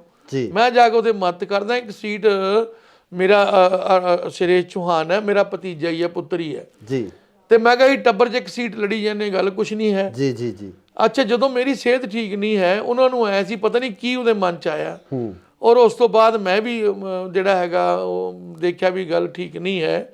ਇੱਕ ਬੰਦਾ ਜਿਹੜਾ ਸਿਹਤ ਦੇ ਨਾਲ ਸਮਝੌਤਾ ਜਿਹੜਾ ਨਹੀਂ ਕਰ, ਦੇਖੋ ਸਭ ਤੋਂ ਵੱਡੀ ਗੱਲ ਹੈ ਕਿ ਬੰਦੇ ਦੀ ਸਿਹਤ ਜੇ ਜਾਨ ਹੈ ਤੇ ਜਹਾਨ ਹੈ ਜੀ ਜੀ। ਔਰ ਜੇ ਅਗਰ ਮੇਰੇ ਕਹਿਣ ਦੇ ਬਾਵਜੂਦ ਵੀ ਨਹੀਂ ਹਟੇ ਤੇ ਫਿਰ ਮੈਂ ਆਖਿਆ ਵੀ ਤੁਹਾਡੇ ਵਾਸਤੇ ਅੱਛੀ ਗੱਲ ਨਹੀਂ ਹੈ। ਉਸ ਤੋਂ ਬਾਅਦ ਮੈਨੂੰ ਇਗਨੋਰ ਕਰਨ ਲੱਗ ਗਏ ਜੀ, ਵੀ ਇਹਨਾਂ ਨੇ ਸਾਡੀ ਗੱਲ ਨਹੀਂ ਮੰਨੀ ਜੀ। ਹੌਲੀ ਹੌਲੀ ਜਦੋਂ ਮੈਂ ਫਿਰ ਆਖਿਆ ਚਲੋ ਠੀਕ ਹੋ ਜਾਣਗੇ, ਜਦੋਂ ਮੈਂ ਲਗਾਤਾਰ ਮਹਿਸੂਸ ਕੀਤਾ ਵੀ ਮੈਂ ਫਿਰ ਆਖਿਆ ਮੈਂ ਇਹਨਾਂ ਨੂੰ ਪਿੱਠ ਪਿੱਛੇ ਕੁਝ ਮਾੜੇ ਸ਼ਬਦ ਯੂਜ਼ ਕਰਦੇ ਜਿਹੜੇ ਮੈਂ ਜ਼ਿਆਦਾ ਟੀਵੀ ਤੇ ਨਹੀਂ ਕਹਿਣਾ ਚਾਹੁੰਦਾ ਜੀ ਜੀ ਜੀ। ਮੈਂ ਜ਼ਿਆਦਾ ਮੈਨੂੰ ਨੰਗਾ ਨਹੀਂ ਕਰਨਾ ਚਾਹੁੰਦਾ ਕਿਉਂਕਿ ਮੇਰੀ ਆਪਦੇ ਦੀ ਫਿਤਰਤ ਹੁੰਦੀ ਬੰਦੇ ਦੀ ਜੀ ਬਿਲਕੁਲ। ਔਰ ਅਸੀਂ 100 ਗਮ, ਕਿਉਂਕਿ ਸਿਆਸਤ ਦੇ ਵਿੱਚ ਇੱਕ ਚੀਜ਼ ਹੁੰਦੀ ਹੈ ਵੀ ਜੋ ਮਰਜ਼ੀ ਕਹਿ ਦਿਓ। ਨਹੀਂ ਮੇਰੇ ਸਾਹਿਬ ਇੱਥੇ ਤਾਂ ਸਵਾਲ ਇਹ ਖੜਾ ਹੁੰਦਾ ਕਿ ਤੁਹਾਡੀ ਜਿਹੜੀ, ਜਿਸ ਤਰ੍ਹਾਂ ਤੁਸੀਂ ਕਿਹਾ ਕਿ ਤੁਹਾਨੂੰ ਅਕਾਲੀ ਦਲ ਨੇ ਐਕਸੈਪਟ ਨਹੀਂ ਕੀਤਾ, ਉਹ ਜ਼ਿਲ੍ਹੇ ਦੇ ਜਿਹੜੇ ਅਕਾਲੀ ਦਲ ਦੇ ਜਿਹੜੇ ਸਾਡੇ ਇੱਥੋਂ ਦੇ ਜਿਹੜੇ ਵਿਧਾਇਕ ਸੀ ਉਹਨਾਂ ਵੱਲੋਂ ਹੀ ਸੀ ਇਹ ਵੱਡੇ ਪਰਿਵਾਰ ਵੱਲੋਂ। ਇਸ ਗੱਲ ਬਾਬਤ ਜਿਹੜਾ ਅਕਾਲੀ ਦਲ ਦੇ ਪ੍ਰਧਾਨ ਨੇ ਉਹਨਾਂ ਨਾਲ ਜਾਂ ਹੋਰ ਕਿਸੇ ਪਰਿਵਾਰਕ ਮੈਂਬਰ ਨਾਲ ਗੱਲ ਕੀਤੀ? ਮੇਰੀ ਗੱਲ ਬੀਬਾ ਜੀ ਨਾਲ ਹੋਈ ਸੀਗੀ, ਬੀਬਾ ਹਰਸਿਮਰਤ ਕੌਰ ਬਾਦਲ ਜੀ ਨਾਲ। ਉਹਨਾਂ ਨੂੰ ਮੈਂ ਕਿਹਾ ਸੀ ਕਿ ਮੈਨੂੰ ਤੁਸੀਂ ਜਿਹੜਾ ਹੈਗਾ ਕੀ ਨਾ ਲੜਾਓ ਇਲੈਕਸ਼ਨ। ਨਹੀਂ, ਉਹਨਾਂ ਦਾ ਰਿਸਪੌਂਸ ਕੀ ਸੀ ਇਸ ਗੱਲ ਬਾਰੇ? ਰਿਸਪੌਂਸ ਕੀ ਸੀ? ਉਹ ਗੱਲ ਕੀ ਹੋ ਗਈ ਵੀ ਅਸਲ ਦੇ ਵਿੱਚ ਤਾਂ ਜਾ ਕੇ ਰਿਪੋਰਟ ਤਾਂ ਸਿੰਗਲਾ ਜੀ ਨੇ ਕਰਨੀ ਸੀ ਨਾ ਜੀ, ਮੇਰਾ ਜ਼ਿਆਦਾ ਸਿੰਗਲਾ ਜੀ ਦਾ ਜ਼ੋਰ ਸੀਗਾ। ਦੇਖੋ ਮੈਂ ਕਿਹਾ ਤੁਸੀਂ ਜਾ ਕੇ ਉਹਨਾਂ ਨੂੰ ਕਹਿ ਦਿਓ ਵੀ ਉਹਨਾਂ ਨੂੰ ਐਤਕੀ ਆਪਾਂ ਨਾ ਲੜਾਈਏ। ਅੱਛਾ, ਪਹਿਲਾਂ ਲੜਾਉਣਾ ਨਹੀਂ ਚਾਹੁੰਦੇ ਸੀ ਉਹ ਤਾਂ, ਨਾ ਨਾ ਨਾ ਨਾ, ਇਹ ਤਾਂ ਮੇਰੀ ਆਤਮਾ ਕਹਿੰਦੀ ਹੈ, ਮੇਰਾ ਮਨ ਕਹਿੰਦਾ ਨਹੀਂ ਲੜਾਉਣਾ ਚਾਹੁੰਦੀ, ਸੱਚੀ ਗੱਲ ਤਾਂ ਹੈ ਜੀ ਜੀ ਜੀ। ਕਿਉਂਕਿ ਮੇਰੀ ਡਿਊਟੀ ਉਹਨੇ ਲਾਤੀ ਸੀ ਭੁੱਚੋ ਮੰਡੀ, ਮੈਂ ਜਾਣ ਆਉਣ ਲੱਗ ਗਿਆ ਸੀ, ਉੱਥੇ ਕੰਮ ਕਰ ਰਿਹਾ ਸੀ ਜੀ। ਔਰ ਉਸ ਤੋਂ ਬਾਅਦ ਰੱਬ ਜਾਣੇ ਕੀ ਉਹਨਾਂ ਦੇ ਮਨ ਦੇ ਵਿੱਚ ਆਇਆ, ਸਿੰਗਲਾ ਜੀ ਦੇ ਕਹਿੰਦੇ ਇੱਥੇ ਐਮਸੀ ਦੇ ਇਲੈਕਸ਼ਨ ਲੜ ਲਓ, ਜਿਹੜਾ ਕਿ ਮੈਂ ਉਸ ਨੂੰ ਲੜਨ ਦੇ ਵਿੱਚ ਨਾ ਤਾਂ ਮਾਨਸਿਕ ਤੌਰ ਤੇ ਤਿਆਰ ਸੀ ਜੀ ਔਰ ਨਾ ਹੀ ਮੈਂ ਸਿਹਤ ਪੱਖੋਂ ਤਿਆਰ ਸੀ। ਤੇ ਮੈਂ ਆਖਿਆ ਜੀ ਐਵੇਂ ਮੈਂ ਨਹੀਂ ਐਤਕੀ ਲੜਾਂਗਾ। ਬਸ ਇਸੇ ਗੱਲ ਤੋਂ ਜਿਹੜਾ ਇਗਨੋਰ ਕਰਨ ਲੱਗ ਗਏ, ਸਾਡਾ ਹੁਕਮ ਨਹੀਂ ਮੰਨਿਆ ਜੀ ਜੀ। ਜਦੋਂ ਸਿੰਗਲਾ ਜੀ ਦਾ ਹੁਕਮ ਨਹੀਂ ਮੰਨਿਆ, ਉਹਨਾਂ ਨੇ ਕਰਨਾ ਹੀ ਸੀ। ਜਦੋਂ ਉਹਨਾਂ ਨੇ ਮੈਨੂੰ ਜ਼ਿਆਦਾ, ਮੈਂ ਵੀ ਫਿਰ ਆਪਦਾ ਹੌਲੀ ਹੌਲੀ ਕਿਨਾਰਾ ਕਰ ਗਿਆ। ਮੈਂ ਕਿਹਾ ਵੀ ਜਿੱਥੇ ਆਪਣੀ ਇੱਜ਼ਤ ਨਹੀਂ ਹੈ, ਜਿੱਥੇ ਆਪਾਂ ਨੂੰ ਆਤਮਿਕ ਤੌਰ ਤੇ ਆਪਾਂ ਨੂੰ ਇੱਜ਼ਤ ਨਹੀਂ ਹੈ, ਤੇ ਕੁਰਸੀਆਂ ਨਾਲ ਇੱਜ਼ਤ ਨਹੀਂ ਹੁੰਦੀ, ਕੁਰਸੀਆਂ ਤਾਂ ਛੋਟੀਆਂ ਵੱਡੀਆਂ ਚੱਲਦੀਆਂ ਰਹਿੰਦੀਆਂ ਲੇਕਿਨ ਬੰਦੇ ਦੀ ਇੱਕ ਰਿਸਪੈਕਟ ਹੁੰਦੀ, ਆਤਮਿਕ ਤੌਰ ਤੇ ਹੀ ਬੰਦੇ ਦੀ ਇੱਕ ਸਤਿਕਾਰ ਹੋਣਾ ਚਾਹੀਦਾ। ਜਦੋਂ ਉਹਦੇ 'ਚ ਮੈਨੂੰ ਕਮੀ ਲੱਗੀ ਤਾਂ ਮੈਂ ਛੱਡ ਗਿਆ ਜੀ। ਤੁਸੀਂ ਐਮਐਲਏ ਦੀ ਟਿਕਟ ਵਾਸਤੇ ਵਿਲਿੰਗ ਸੀ? ਤੁਹਾਨੂੰ ਸੀ ਵੀ ਮੈਂ ਐਮਐਲਏ ਵਾਸਤੇ ਜਾਂ ਵਿਧਾਨ ਸਭਾ ਇਲੈਕਸ਼ਨ ਲੜਨਾ? ਦੇਖੋ ਕੋਈ ਵੀ ਬੰਦਾ ਹੈਗਾ ਜੀ, ਜਿਹੜਾ ਬੰਦਾ ਸਿਆਸਤ ਦੇ ਵਿੱਚ ਆ ਗਿਆ, ਕੋਈ ਉਹ ਗੁਲਗੁਲੇ ਤਾਂ ਵੇਚਦਾ ਨਹੀਂ, ਨਾ ਹੀ ਛੋਲੇ ਪੂੜੀਆਂ ਵੇਚਦਾ ਕਿਤੇ ਜਾ ਕੇ। ਉਹ ਤਾਂ ਜੇਕਰ ਵਿਚਾਰਾ ਐਮਸੀ ਬਣ ਜੂਗਾ, ਮੇਅਰ ਬਣ ਜੂਗਾ ਜੀ, ਮੈਨੂੰ ਅੱਗੇ ਤੋਂ ਐਮਐਲਏ ਲੜਾ ਦਿਓ, ਕੋਈ ਵੀ ਹੈ ਜੀ। ਇਹ ਸਿਆਸਤ ਦੇ ਵਿੱਚ ਇਦਾਂ ਹੀ ਹੁੰਦਾ, ਐਵੇਂ ਹੀ ਹੁੰਦਾ ਜਦੋਂ। ਅੱਛਾ, ਜੇ ਮੈਂ ਕਹਿ ਵੀ ਦਿੱਤਾ, ਕੋਈ ਗੁਨਾਹ ਨਹੀਂ ਕੀਤਾ ਵੀ ਮੈਂ ਜੀ ਚਾਹਨਾ ਹੈਗਾ ਵੀ ਮੈਂ ਐਮਐਲਏ ਬਣ ਕੇ ਲੋਕਾਂ ਦੀ ਸੇਵਾ ਕਰਨਾ ਚਾਹਨਾ, ਜੇ ਮੈਨੂੰ ਪਾਰਟੀ ਹੁਕਮ ਕਰ ਦੇਗੀ ਔਰ ਮੈਂ ਸੇਵਾ ਕਰ ਲਾਂਗਾ, ਟਿਕਟ ਤੇ ਸੇਵਾ ਕਰ ਲਾਂਗਾ, ਜੇ ਪਾਰਟੀ ਕਹੂਗੀ ਉਹ ਕਰ ਲਿਓ ਉਹ ਕਰ ਲਾਂਗਾ। ਪਰ ਲੇਕਿਨ ਜਦੋਂ ਇਸ ਗੱਲ ਤੋਂ ਇਗਨੋਰ ਹੋਇਆ, ਮਤਲਬ ਕਿ ਜਦੋਂ ਪਾਰਟੀ ਨੇ ਮਤਲਬ ਰਿਸਪੌਂਡ ਨਹੀਂ ਕੀਤਾ ਇਸ ਚੀਜ਼ ਵਾਸਤੇ, ਮਤਲਬ ਬਸ ਮੈਨੂੰ ਐ ਕਰਕੇ ਲਾ ਲਓ ਵੀ ਜਿਹੜਾ ਉਹਨਾਂ ਨੂੰ ਬਸ ਜਿਹੜਾ ਐਮਸੀ ਦੇ ਇਲੈਕਸ਼ਨ ਵਾਸਤੇ ਜਦੋਂ ਸਿੰਗਲਾ ਜੀ ਨੇ ਜ਼ਿਆਦਾ ਪ੍ਰੈਸ਼ਰ 'ਚ ਰੱਖਿਆ ਤੇ ਫਿਰ ਉਹ ਪਰਿਵਾਰ ਵੀ, ਮਤਲਬ ਮੈਨੂੰ ਤਾਂ ਬਾਅਦ 'ਚ ਗੱਲ ਨਹੀਂ ਹੋਈ, ਹੋ ਸਕਦਾ ਉਹ ਵੀ ਨਾਰਾਜ਼ ਹੋਏ ਨੇ, ਸਾਰੇ ਨਾਰਾਜ਼ ਹੋ ਗਏ। ਫਿਰ ਮੈਂ ਕਿੱਥੇ ਕੀ ਕਰਾਂ, ਮੈਂ ਕੋਈ ਕ੍ਰਾਈਮ ਮੈਂ ਨਹੀਂ ਕੀਤਾ। ਜੀ ਜੀ ਜੀ। ਅੱਛਾ ਮੈਨੂੰ ਕਹਿੰਦੇ ਮੇਅਰ ਬਣਾਤਾ, ਕੱਲ ਪਰਸੋਂ ਦਾ ਫੇਸਬੁੱਕ ਤੇ ਤੁਰਿਆ ਆਂਦਾ ਜੀ। ਮੇਅਰ ਬਣਾ ਕੇ ਮੈਂ ਕੋਈ ਡਾਕਾ ਮਾਰਿਆ ਕਿਤੇ? ਜੀ। ਜੇ ਮੇਅਰ ਬਣਾਇਆ ਮੈਨੂੰ, ਮੈਂ ਇਹਦੇ 18 ਘੰਟੇ ਕੰਮ ਕੀਤਾ ਜੀ। ਮੈਂ ਇੰਨੀ ਮਿਹਨਤ ਕੀਤੀ, ਮੈਨੂੰ 2 ਵਾਰੀ ਪੈਰਾਲਾਈਜ਼ ਵੀ ਹੋ ਗਿਆ ਜੀ। ਮੈਂ ਗੱਲ ਫਾਲੋ ਕਰਕੇ ਨਾ ਢਿੱਲਾ, ਮੈਂ 5 ਸਾਲਾਂ 'ਚ ਇੱਕ ਛੁੱਟੀ ਵੀ ਨਹੀਂ ਕੀਤੀ। ਮੈਨੂੰ ਇਹ ਸੀਗਾ ਕਿ ਮੈਂ ਪਾਰਟੀ ਦਾ ਕੱਦ ਨੂੰ ਹੋਰ ਉੱਚਾ ਕਰਾਂ ਜੀ, ਵੀ ਪਾਰਟੀ ਨੇ ਬੜੀ ਵੱਡੀ ਜ਼ਿੰਮੇਵਾਰੀ ਦਿੱਤੀ ਹੈ। ਤਾਂ ਪਰ ਜੇ ਅਗਰ ਕੋਈ ਵਰਕਰ ਦੀ ਵਿਚਾਰੇ ਦੀ ਕੋਈ ਮਾੜੀ ਮੋਟੀ ਕੋਈ ਮਜਬੂਰੀ ਆ ਗਈ, ਜੇ ਉਹ ਵੀ ਨਹੀਂ ਆਪਾਂ ਦੇਖਣੀ, ਤਾਂ ਫਿਰ ਇਸ ਤਰ੍ਹਾਂ ਨਹੀਂ ਹੋਣਾ। ਕਾਂਗਰਸ ਦੇ ਵਿੱਚ ਜਾਣ ਨੂੰ ਹੁਣ ਤੁਹਾਡੀ ਇਹ ਘਰ ਵਾਪਸੀ ਸਮਝ ਗਏ ਵੀ ਤੁਸੀਂ ਘਰ ਵਾਪਸੀ ਕੀਤੀ ਹੈ? ਦੇਖੋ ਸਵਾਲ ਇਹ ਵੀ ਜਿਹੜੀ ਮੇਰੀ ਸਟਾਰਟਿੰਗ ਸੀ ਉਹ ਕਾਂਗਰਸ ਦੇ ਵਿੱਚ ਹੀ ਸੀ। ਜਦੋਂ ਮੈਂ ਸਟਾਰਟ ਕੀਤਾ ਇੱਥੇ ਸਤਿਕਾਰਯੋਗ ਹੁਣ ਨਹੀਂ ਹੈਗੇ, ਸਵਰਗਿਆ ਜੀਤਮਲ ਜੀ ਜੋ ਸੀਗੇ ਮੇਰੇ, ਮਤਲਬ ਉਹ ਗੁਰੂ ਜੀ ਨੇ। ਜੀ ਜੀ ਜੀ। ਔਰ ਚਲੋ ਹੁਣ ਤਾਂ ਉਹ ਸੁਰਗਾਂ ਦੇ ਵਿੱਚ, ਅਸੀਂ ਨਰਕ ਜਾਏ ਜੀ। ਸੋ ਉਹਨਾਂ ਦੀ ਉਂਗਲ ਪਕੜ ਕੇ ਮੈਂ ਕਾਂਗਰਸ ਦੇ ਵਿੱਚ ਸ਼ੁਰੂ ਕੀਤਾ ਸੀਗਾ ਜੀ। ਫਿਰ ਜਦੋਂ ਦੁਬਾਰਾ ਮੈਂ ਕਿਹਾ ਵੀ ਮੈਨੂੰ ਦੋਸਤ ਕਹਿਣ ਲੱਗੇ ਵੀ ਮੈਨੂੰ 2 ਸਾਲ ਹੋ ਗਏ ਮੈਂ ਘਰੇ ਹੀ ਰਹਿੰਦਾ ਸੀਗਾ ਜੀ। ਜਿਹੜੇ ਕੋਈ ਮੇਰੇ ਯਾਰ ਦੋਸਤ ਮਿੱਤਰ ਜਿਹੜੇ ਆਉਂਦੇ ਸੀ, ਉਹਨਾਂ ਦੀ ਮੈਂ ਗੱਲ ਸੁਣ ਕੇ ਉਹਨਾਂ ਦਾ ਕੰਮ ਕਰਦਾ ਸੀ ਜਿੰਨਾ ਕੁ ਹੋ ਸਕਦਾ ਸੀ ਜੀ ਜੀ। ਔਰ ਕਹਿੰਦੇ ਜੇ ਤੁਸੀਂ ਘਰੇ ਰਹਿ ਜਾਓਗੇ ਤਾਂ ਤੁਹਾਡੀ ਸਿਹਤ ਖਰਾਬ ਕਰ ਲੋਗੇ, ਤੁਸੀਂ ਕਿਸੇ ਨਾ ਕਿਸੇ ਪਾਰਟੀ 'ਚ ਕੰਮ ਕਰ ਲਓ ਜੀ। ਤੇ ਉਹਨਾਂ ਨੇ ਆ ਕੇ ਪ੍ਰੇਰਨਾ ਕੀਤੀ, ਕਹਿੰਦੇ ਤੁਸੀਂ ਐ ਨਾ ਕਰੋ, ਘਰੇ ਨਾ ਬੈਠੋ, ਤੁਸੀਂ ਕੰਮ ਕਰੋ ਜੀ। ਮੈਂ ਚਲੋ ਕਾਂਗਰਸ ਜੁਆਇਨ ਕਰ ਲਈ, ਜਿੱਥੇ ਮੈਨੂੰ ਹੁਕਮ ਕਰਨਗੇ, ਜਿਹੋ ਜਿਹੀ ਸੇਵਾ ਲਾਣਗੇ ਮੈਂ ਚੱਕ ਕੇ ਕਰੀ। ਹੁਣ ਤੁਸੀਂ ਚਾਹਵਾਨ ਹੋ ਕਿ ਕਾਂਗਰਸ ਵੱਲੋਂ ਵੀ ਤੁਹਾਨੂੰ ਟਿਕਟ ਦਿੱਤੀ ਜਾਵੇ, ਜਾਂ ਕਾਂਗਰਸ ਵੱਲੋਂ ਤੁਸੀਂ ਇਲੈਕਸ਼ਨ ਲੜਨਾ ਚਾਹੋਗੇ? ਸਰ ਮੈਨੂੰ ਤਾਂ ਜੇਕਰ ਕਾਂਗਰਸ ਪਾਰਟੀ ਅਗਰ ਚਾਹੇ ਮੈਨੂੰ ਟਿਕਟ ਲੜਨੀ, ਮੈਂ ਸ਼ੌਕ ਨਾਲ ਲੜਾਂਗਾ ਜੀ ਸਦਕੇ ਲੜਾਂਗਾ, ਮਿਹਨਤ ਨਾਲ ਲੜਾਂਗਾ, ਔਰ ਉਹਨਾਂ ਨੂੰ ਲਾਂਭਾ ਨਹੀਂ ਆਣ ਦੇਵਾਂਗਾ। ਤੇ ਜੇ ਕਹੋਗੀ ਕਾਂਗਰਸ ਪਾਰਟੀ ਵੀ ਇੱਕ ਵਰਕਰ ਦੇ ਥਰੂ ਕੰਮ ਕਰਨਾ, ਉਹ ਵੀ ਕਰੀ ਜਾਵਾਂ। ਨਹੀਂ, ਕਾਂਗਰਸ ਦਾ ਇੱਕ ਸਿਸਟਮ ਹੈ ਜਿਹਦੇ ਵਿੱਚ ਟਿਕਟ ਲਈ ਅਪਲਾਈ ਕੀਤਾ ਜਾਂਦਾ, ਅਪਲਾਈ ਕਰਨ ਤੋਂ ਬਾਅਦ ਹਾਈ ਕਮਾਂਡ ਉਹਨੂੰ ਅਪਰੂਵ ਕਰਦੀ ਹੈ, ਪੀਸੀਸੀ ਅਪਰੂਵ ਕਰਕੇ ਭੇਜਦਾ, ਤਾਂ ਅਪਲਾਈ ਕਰੋਗੇ? ਉਹਦੇ 'ਚ ਇਹ ਹੋਇਆ ਕਿ ਮੈਂ ਕਾਫੀ ਲੇਟ ਹੋਇਆ ਜੀ। ਜੇ ਮੈਂ ਇਹ 4 ਮਹੀਨੇ ਪਹਿਲੋਂ ਆਉਂਦਾ ਤਾਂ 100% ਹੀ ਮਤਲਬ ਮੈਂ ਕਿਤੇ ਨਾ ਕਿਤੇ ਇਲੈਕਸ਼ਨ ਲੜਦਾ ਹੁੰਦਾ। ਤੇ ਜੋ ਹੁਣ ਮੇਰੇ ਭਾਗਾਂ 'ਚ ਹੋਊਗਾ ਕੋਈ ਗੱਲ ਨਹੀਂ ਹੈ। ਹੁਣ ਮਨਪ੍ਰੀਤ ਨਾਲ ਤੁਹਾਡੀ ਕੀ ਅੰਡਰਸਟੈਂਡਿੰਗ ਹੈ? ਮਨਪ੍ਰੀਤ ਨਾਲ, ਕਿਉਂਕਿ ਪਹਿਲਾਂ ਇੱਕ ਦੂਜੇ ਦੇ ਖਿਲਾਫ ਖੜੇ ਸੀ, ਹਾਂਜੀ, ਕਿਉਂਕਿ ਤੁਸੀਂ ਅਕਾਲੀ ਦਲ ਤੋਂ ਸੀ, ਉਹ ਕਾਂਗਰਸ ਤੋਂ ਸੀ। ਹੁਣ ਮਨਪ੍ਰੀਤ ਨਾਲ ਅੰਡਰਸਟੈਂਡਿੰਗ ਉਹ ਬਣ ਪਾਊਗੀ ਜਿਹੜੀ ਪਿਛਲੇ ਲੰਬੇ ਸਮੇਂ ਤੋਂ ਇੱਕ ਦੂਜੇ ਦੇ ਮੂਹਰੇ ਖੜਦੇ ਰਹੇ? ਦੇਖੋ 2 ਚੀਜ਼ਾਂ ਨੇ, ਮੈਂ ਕਦੀ ਨਾ ਕੱਚੀ ਜੀ ਜਾਂ ਰੁੱਖੀ ਜੀ ਰਾਜਨੀਤਿਕ ਨਹੀਂ ਕੀਤੀ, ਝੂਠੀ ਜੀ। ਝੂਠੀ ਰਾਜਨੀਤਿਕ ਇਹ ਹੁੰਦੀ ਹੈਗੀ ਕਿ ਆਪਾਂ ਕੰਮ ਨਹੀਂ ਕਰਨਾ, ਧੰਦਾ ਨਹੀਂ ਕਰਨਾ, ਐਵੇਂ ਕਿਸੇ ਨੂੰ ਗਾਲਾਂ ਕੱਢ ਕੇ ਆਪਾਂ ਲੀਡਰ ਬਣ ਜੀ, ਉਵੇਂ ਗੱਲ ਨਹੀਂ ਹੈਗੀ ਜੀ ਜੀ। ਮੈਂ ਜ਼ਮੀਨੀ ਤੌਰ ਤੇ ਮਤਲਬ ਆਪਦੀ ਲੋਕਾਂ ਦੀ ਗਰੀਬਾਂ ਨਾਲ ਥੱਲੇ ਜ਼ਮੀਨੀ ਸਤਰ ਤੇ ਜੁੜਿਆ ਹੋਇਆ ਜੀ। ਔਰ ਮੈਂ ਮਹਿਸੂਸ ਕਰਦਾ ਹੈਗਾ ਕਿ ਮੈਂ ਜਦੋਂ ਵੀ ਪਹਿਲਾਂ ਅਕਾਲੀ ਦਲ ਦੇ ਵਿੱਚ ਸੀਗਾ ਜੀ, ਮੈਂ ਜੋ ਅਕਾਲੀ ਦਲ ਨੇ 16 ਨੇ ਕੰਮ ਕਰਿਆ ਸੀ, ਮੈਂ ਆਪਣੀ ਪਾਰਟੀ ਦੀ ਗੱਲ ਠੋਕ ਵਜਾ ਕੇ ਕਹਿੰਦਾ ਸੀ ਜੀ। ਇੱਕ ਗੱਲ ਵੀ ਲਾਗ ਲਪੇਟਣਾ ਨਹੀਂ ਕਹਿੰਦਾ ਸੀਗਾ ਜੀ ਜੀ ਜੀ। ਨੰਬਰ 2, ਮੈਂ ਕਦੀ ਝੂਠੀ ਗੱਲ ਨਹੀਂ ਕਦੀ ਕਹੀ ਜੀ। ਨਾ ਨਾ ਨਾ ਨਾ, ਜੇ ਅਗਰ ਵੀ ਜੈ ਜੈਕਾਰ ਕਰਨੀ ਆਪਣੇ ਲੀਡਰ ਦੀ ਝੂਠੀ, ਮੇਰੇ ਤੋਂ ਅੱਜ ਨਹੀਂ ਹੁੰਦੀ, ਕੱਲ ਨਹੀਂ ਹੁੰਦੀ। ਜੇ ਅਗਰ ਕੋਈ ਗੱਲ ਉਹਦੀ ਆ ਜਾਂਦੀ ਹੈ ਜੈ ਜੈਕਾਰ ਕਰਨ ਵਾਲੀ, ਠੋਕ ਕੇ ਕਰਦਾ, ਚਾਹੇ ਮੈਨੂੰ ਕੋਈ ਚੰਗਾ ਕਹੇ ਚਾਹੇ ਮਾੜਾ ਕਹੇ, ਅਗਰ ਜੇ ਲੀਡਰ ਦਾ ਮੇਰਾ ਚੰਗਾ ਕੰਮ ਕਰਦਾ। ਇਸੇ ਤਰੀਕੇ ਨਾਲ ਜੇ ਮੈਂ ਅਕਾਲੀ ਦਲ ਵਿੱਚ ਸੀਗਾ, ਅਗਰ ਮੈਂ ਜਿਹੜੀ ਗੱਲ ਸੱਚ ਸੀ ਸੱਚ ਕਹਿੰਦਾ, ਜਿਹੜੀ ਗੱਲ ਮੈਨੂੰ ਲੱਗਦਾ ਹੀ ਮੇਰੀ ਪਾਰਟੀ ਕਰ ਰਹੀ ਹੈ ਉਸ ਦੀ ਮੈਂ ਆਪਣਾ ਗੁਣਗਾਨ ਕਰਦਾ ਸੀ। ਤੇ ਹੁਣ ਮੈਂ ਕਾਂਗਰਸ 'ਚ ਆਇਆ, ਜੇ ਕੋਈ ਕਾਂਗਰਸ ਦੇ ਚੰਗੇ ਕੰਮ ਜਿਹੜੇ ਕੀਤੇ ਹੋਏ ਆ, ਉਹ ਜਿਹੜੇ ਮੈਂ ਸਾਰੇ ਆ ਕੇ ਵੇਖੀ ਜਾਂਦਾ ਵਿਚਾਰਾਂਗਾ, ਉਹ ਜਾ ਕੇ ਲੋਕਾਂ ਮੂਹਰੇ ਮੈਂ ਲੈ ਕੇ ਜਾਊਂਗਾ ਵੀ ਭਾਈ ਜਿਹੜਾ ਜਿਹੜਾ ਕੰਮ ਆ, ਹੁਣ ਇੱਥੇ ਪੁਲ ਬਣ ਰਿਹਾ ਜਿਹੜਾ ਜੀ, ਇਹ 96 ਕਰੋੜ ਰੁਪਈਆ ਜੀ, 100 ਕਰੋੜ ਰੁਪਈਆ ਗਰੀਬ ਇਲਾਕੇ ਦੇ ਵਿੱਚ ਪੁਲ ਤੇ ਲਾਣਾ ਬਹੁਤ ਵੱਡੀ ਗੱਲ ਹੈ ਜੀ। ਇਸ ਇਲਾਕੇ ਦੇ ਵਿੱਚ 40 ਸਾਲ ਦੀ ਮੰਗ ਸੀ ਕਿ ਪੁਲ ਬਣਨਾ ਚਾਹੀਦਾ ਜੀ। ਤੇ ਜੇ ਮੈਂ ਹੁਣ ਜਾ ਕੇ ਲੋਕਾਂ ਤੱਕ ਇਹ ਮੁੱਦਾ ਜਾ ਕੇ ਲੈ ਕੇ ਜਾਣਾ ਹੈ ਜੀ ਵੀ ਇਹ ਪੁਲ ਜਿਹੜਾ ਆਪਾਂ ਨੂੰ 40 ਸਾਲ ਤੋਂ ਲੋੜ ਸੀ, ਆਪਾਂ ਨੂੰ ਕੋਈ ਬੰਦਾ ਬਿਮਾਰ ਹੋ ਜਾਂਦਾ ਸੀਗਾ, ਉਹ ਐਂਬੂਲੈਂਸ 2-2 ਘੰਟੇ ਘੰਟਾ ਜਾਮ 'ਚ ਫਸਿਆ ਰਹਿੰਦਾ ਸੀਗਾ ਜੀ ਜੀ ਜੀ। ਅਗਰ ਕੋਈ ਲੇਡੀ ਸਾਡੀ ਕੋਈ ਭੈਣ ਬੀਬੀ ਢਿੱਲੀ ਮੱਠੀ ਹੋ ਜਾਂਦੀ, ਜੇ ਉਹਨੂੰ ਹਸਪਤਾਲ ਲਿਜਾਣਾ ਪੈਂਦਾ ਸੀ, ਤਾਂ ਵੀ ਉਹਨਾਂ ਨੂੰ ਵਿਚਾਰੀਆਂ ਨੂੰ, ਬੱਚਿਆਂ ਨੂੰ ਵੀ ਉੱਥੇ 2-2 ਘੰਟੇ ਅੱਧਾ ਘੰਟਾ ਜਾਮ 'ਚ ਰੁਕਣਾ ਪੈਂਦਾ ਸੀ, ਫਾਟਕ ਲੱਗਿਆ ਹੁੰਦਾ ਸੀ। ਕਈ ਵਾਰੀ ਤਾਂ ਇਹ ਪੋਜੀਸ਼ਨ ਹੁੰਦੀ ਸੀ ਕਿ ਜਦੋਂ ਕਿਤੇ ਅਸੀਂ ਆਰਾਮ ਬਾਗ ਜਾਂਦੇ ਹੁੰਦੇ ਸੀਗੇ ਲੈ ਕੇ, ਦੇਖੋ ਆਪਾਂ ਸਾਹਮਣੇ ਜਿਉਣਾ ਮਰਨਾ ਜੀ ਜੀ ਜੀ, ਉਦੋਂ ਵੀ ਕਈ ਵਾਰੀ ਅਸੀਂ ਵੇਖਦੇ ਸਾਨੂੰ ਡੈੱਡ ਬੋਡੀ ਲੈ ਕੇ ਖੜਨਾ ਪੈਂਦਾ ਸੀਗਾ। ਇਹ ਕਿਹਦੇ ਕਾਲ ਚ ਅਪਰੂਵ ਹੋਇਆ ਹੈ? ਇਹ ਦੇਖੋ ਗੱਲ ਸੁਣੋ, ਇਹ ਮਨਪ੍ਰੀਤ ਸਿੰਘ ਬਾਦਲ ਨੇ ਆ ਕੇ ਜਿਹੜਾ ਇਹਨੂੰ ਪਾਸ ਕਰਾ ਕੇ ਇਹਨੂੰ ਸ਼ੁਰੂ ਕਰਾਇਆ ਜੀ ਜੀ। ਹੁਣ ਇਹ ਬਣ ਰਿਹਾ ਤਕਰੀਬਨ 60 ਪੈਸੇ ਤਿਆਰ ਹੋਇਆ ਪਿਆ।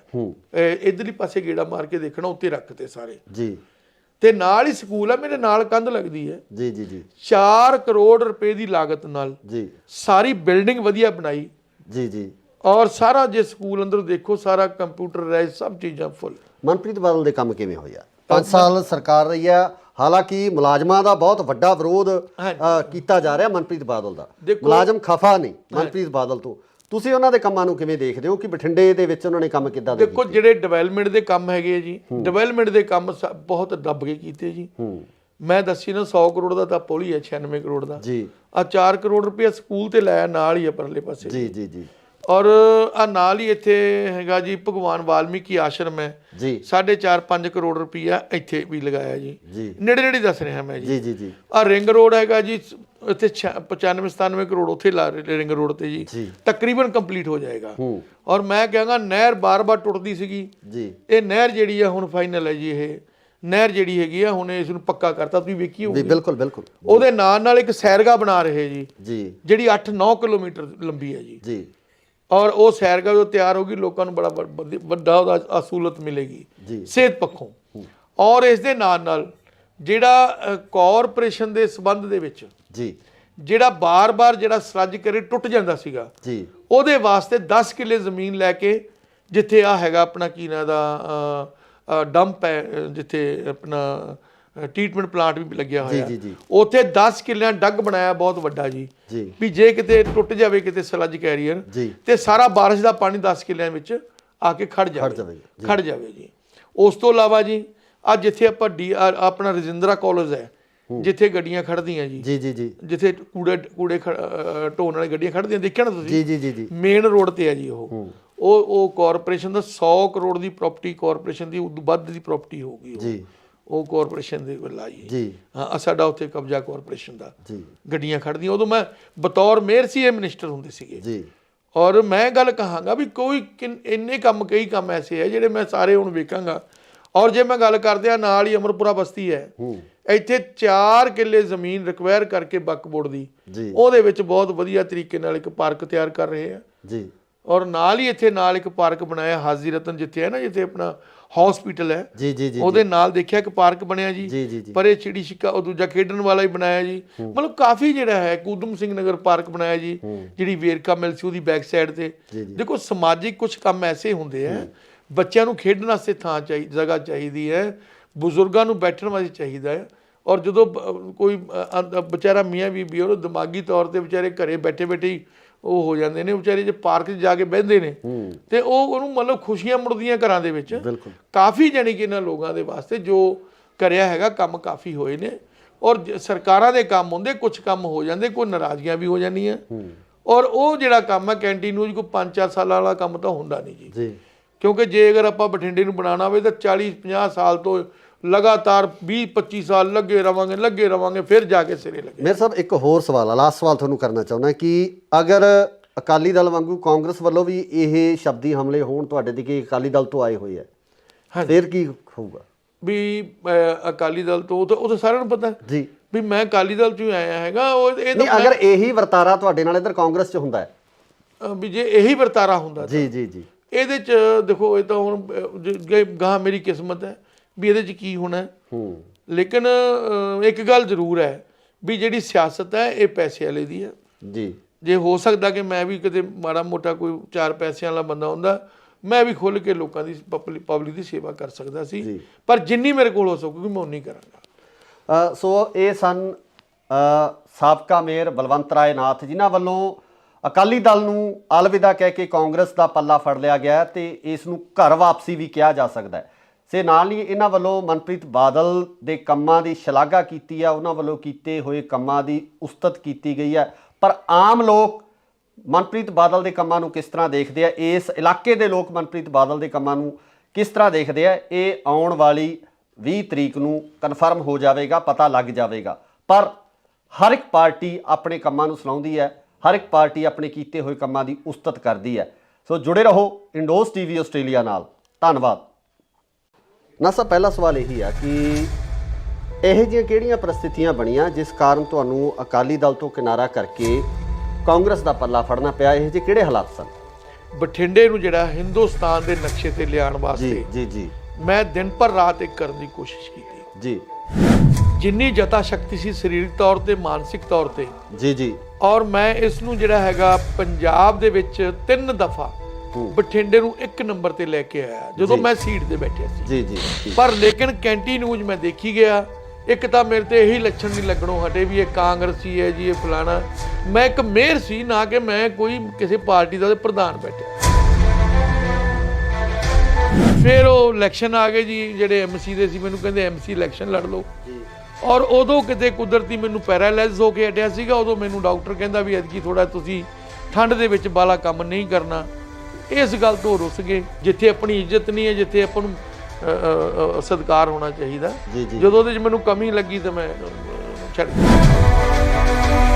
ਅੱਛਾ, ਮੈਨੂੰ ਕਹਿੰਦੇ ਮੇਅਰ ਬਣਾਤਾ, ਕੱਲ ਪਰਸੋਂ ਦਾ ਫੇਸਬੁੱਕ ਤੇ ਤੁਰਿਆ ਆਂਦਾ ਮੇਅਰ ਬਣਾ ਕੇ ਮੈਂ ਕੋਈ ਡਾਕਾ ਮਾਰਿਆ ਕਿਤੇ?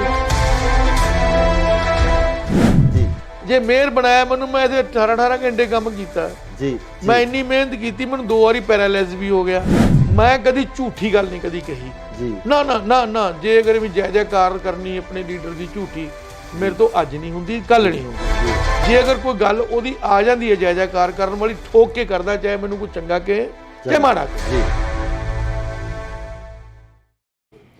ਸਤਿ ਸ਼੍ਰੀ ਅਕਾਲ ਜੀ, ਤੁਸੀਂ ਦੇਖ ਰਹੇ ਹੋ ਇੰਡੋਜ਼ ਟੀਵੀ ਆਸਟ੍ਰੇਲੀਆ ਤੇ ਮੈਂ ਹਾਂ ਗੁਰਿਕਬਾਲ ਸਿੰਘ। ਪੰਜਾਬ ਦੀ ਸਿਆਸਤ ਇਸ ਸਮੇਂ 2022 ਦੇ ਵਿਧਾਨ ਸਭਾ ਇਲੈਕਸ਼ਨ ਨੂੰ ਲੈ ਕੇ ਲਗਾਤਾਰ ਭਖੀ ਹੋਈ ਹੈ ਤੇ ਇਸ ਭਖੀ ਹੋਈ ਸਿਆਸਤ ਦੇ ਦੌਰਾਨ ਕਿਤੇ ਨਾ ਕਿਤੇ ਸਿਆਸੀ ਪਾਰਟੀਆਂ ਦੇ ਵਿੱਚ ਇੱਕ ਦੂਜੇ ਦੇ ਤਰਫ ਦੂਸਰੀਆਂ ਪਾਰਟੀਆਂ ਦੇ ਕੈਂਡੀਡੇਟ ਖਿੱਚਣ ਨੂੰ ਲੈ ਕੇ ਵੀ ਜਿਹੜੀ ਲਾਲਸਾ ਹੈ ਉਹ ਜਾਗੀ ਹੁੰਦੀ ਆ। ਸੋ ਇਸੇ ਸਮੇਂ ਦੌਰਾਨ ਬਠਿੰਡਾ ਦੇ ਵਿੱਚ ਜੋ ਅਕਾਲੀ ਦਲ ਤੋਂ ਸਾਬਕਾ ਮੇਅਰ ਸਨ, ਉਹ ਕਾਂਗਰਸ ਦੇ ਵਿੱਚ ਉਹਨਾਂ ਵੱਲੋਂ ਸ਼ਮੂਲੀਅਤ ਕੀਤੀ ਗਈ ਹੈ। ਕੀ ਕਾਰਨ ਸੀ? ਆਖਰ ਇਹੋ ਜਿਹੀਆਂ ਕਿਹੜੀਆਂ ਪ੍ਰਸਥਿਤੀਆਂ ਬਣੀਆਂ ਜਿਸ ਕਾਰਨ ਉਹਨਾਂ ਨੂੰ ਅਕਾਲੀ ਦਲ ਛੱਡ ਕੇ ਕਾਂਗਰਸ ਦੇ ਵਿੱਚ ਸ਼ਾਮਲ ਹੋਣਾ ਪਿਆ? ਸਾਡੇ ਨਾਲ ਮੌਜੂਦ ਨੇ ਮੇਅਰ ਬਲਵੰਤ ਰਾਏ ਨਾਥ ਜੀ, ਉਹਨਾਂ ਨਾਲ ਗੱਲਬਾਤ ਕਰਾਂਗੇ। ਨਾ ਸਾਹਿਬ, ਸਵਾਗਤ ਹੈ ਜੀ ਇੰਡੋਜ਼ ਟੀਵੀ ਤੇ। ਜੀ ਸਤਿ ਸ਼੍ਰੀ ਅਕਾਲ ਜੀ, ਮੇਰੇ ਵੱਲੋਂ ਗੁਰੂਕੁਲ ਜੀ ਤੁਹਾਨੂੰ ਬਹੁਤ ਬਹੁਤ ਮਿਹਰਬਾਨੀ, ਜਿਹੜਾ ਕਿ ਤੁਸੀਂ ਜਿਹੜੀ ਸਾਡੀ ਜਿਹੜੀ ਗੱਲ ਲੋਕਾਂ ਤੱਕ ਸਰੋਤਾਂ ਤੱਕ ਪਹੁੰਚਾਈ। Thank you.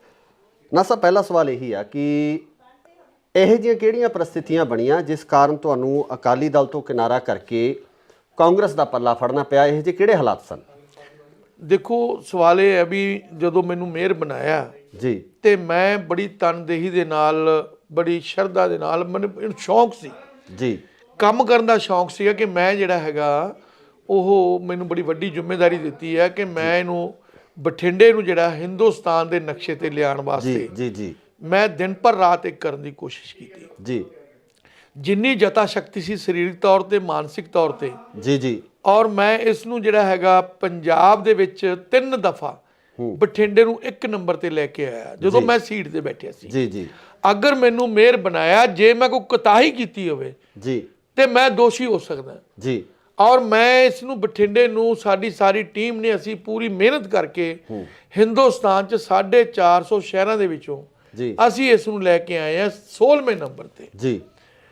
ਜਦੋਂ ਕੋਈ ਬੰਦਾ ਮਿਹਨਤ ਦੇ ਨਾਲ, ਇਮਾਨਦਾਰੀ ਦੇ ਨਾਲ, ਲਗਨ ਨਾਲ ਕੰਮ ਕਰਦਾ ਉਹਦੇ ਕਿਤੇ ਨਾ ਕਿਤੇ ਕੋਈ ਮਨ ਦੇ ਵਿੱਚ ਭਾਵਨਾਵਾਂ ਵੀ ਹੁੰਦੀਆਂ। ਇੱਜ਼ਤ ਜਿਹੜੀ ਆ ਕੁਰਸੀ ਦੇ ਨਾਲ ਨਾਲ ਆਤਮਿਕ ਤੌਰ ਤੇ ਵੀ ਇੱਜ਼ਤ ਬੰਦੇ ਨੂੰ ਚਾਹੀਦੀ ਹੈ ਜੀ ਜੀ ਜੀ ਜੀ, ਜਿਹੜੀ ਕਿ ਮੈਂ ਮਹਿਸੂਸ ਕੀਤਾ। ਕਿਉਂਕਿ ਮੈਂ ਇਹੋ ਜਿਹਾ ਕੁਛ ਗੱਲ, ਮੇਰੀ ਫਿਤਰਤ ਜਿਹੜੀ ਹੈ ਉਹ ਇਹੋ ਜਿਹੀ ਨਹੀਂ ਹੈ ਕਿ ਜਿਹੜੀ ਮੈਂ ਮਤਲਬ ਜਲਦੀ ਓਛੀ ਗੱਲ ਨਹੀਂ ਕਹਿੰਦਾ ਜੀ ਜੀ ਜੀ। ਪਰ ਲੇਕਿਨ ਕੈਂਟੀ ਨਿਊਜ਼ ਮੈਂ ਦੇਖੀ ਗਿਆ, ਇੱਕ ਤਾਂ ਮੇਰੇ ਤੇ ਇਹੀ ਲੱਛਣ ਨਹੀਂ ਲੱਗਣੋਂ ਹਟੇ ਵੀ ਇਹ ਕਾਂਗਰਸੀ ਹੈ ਜੀ, ਇਹ ਫਲਾਣਾ।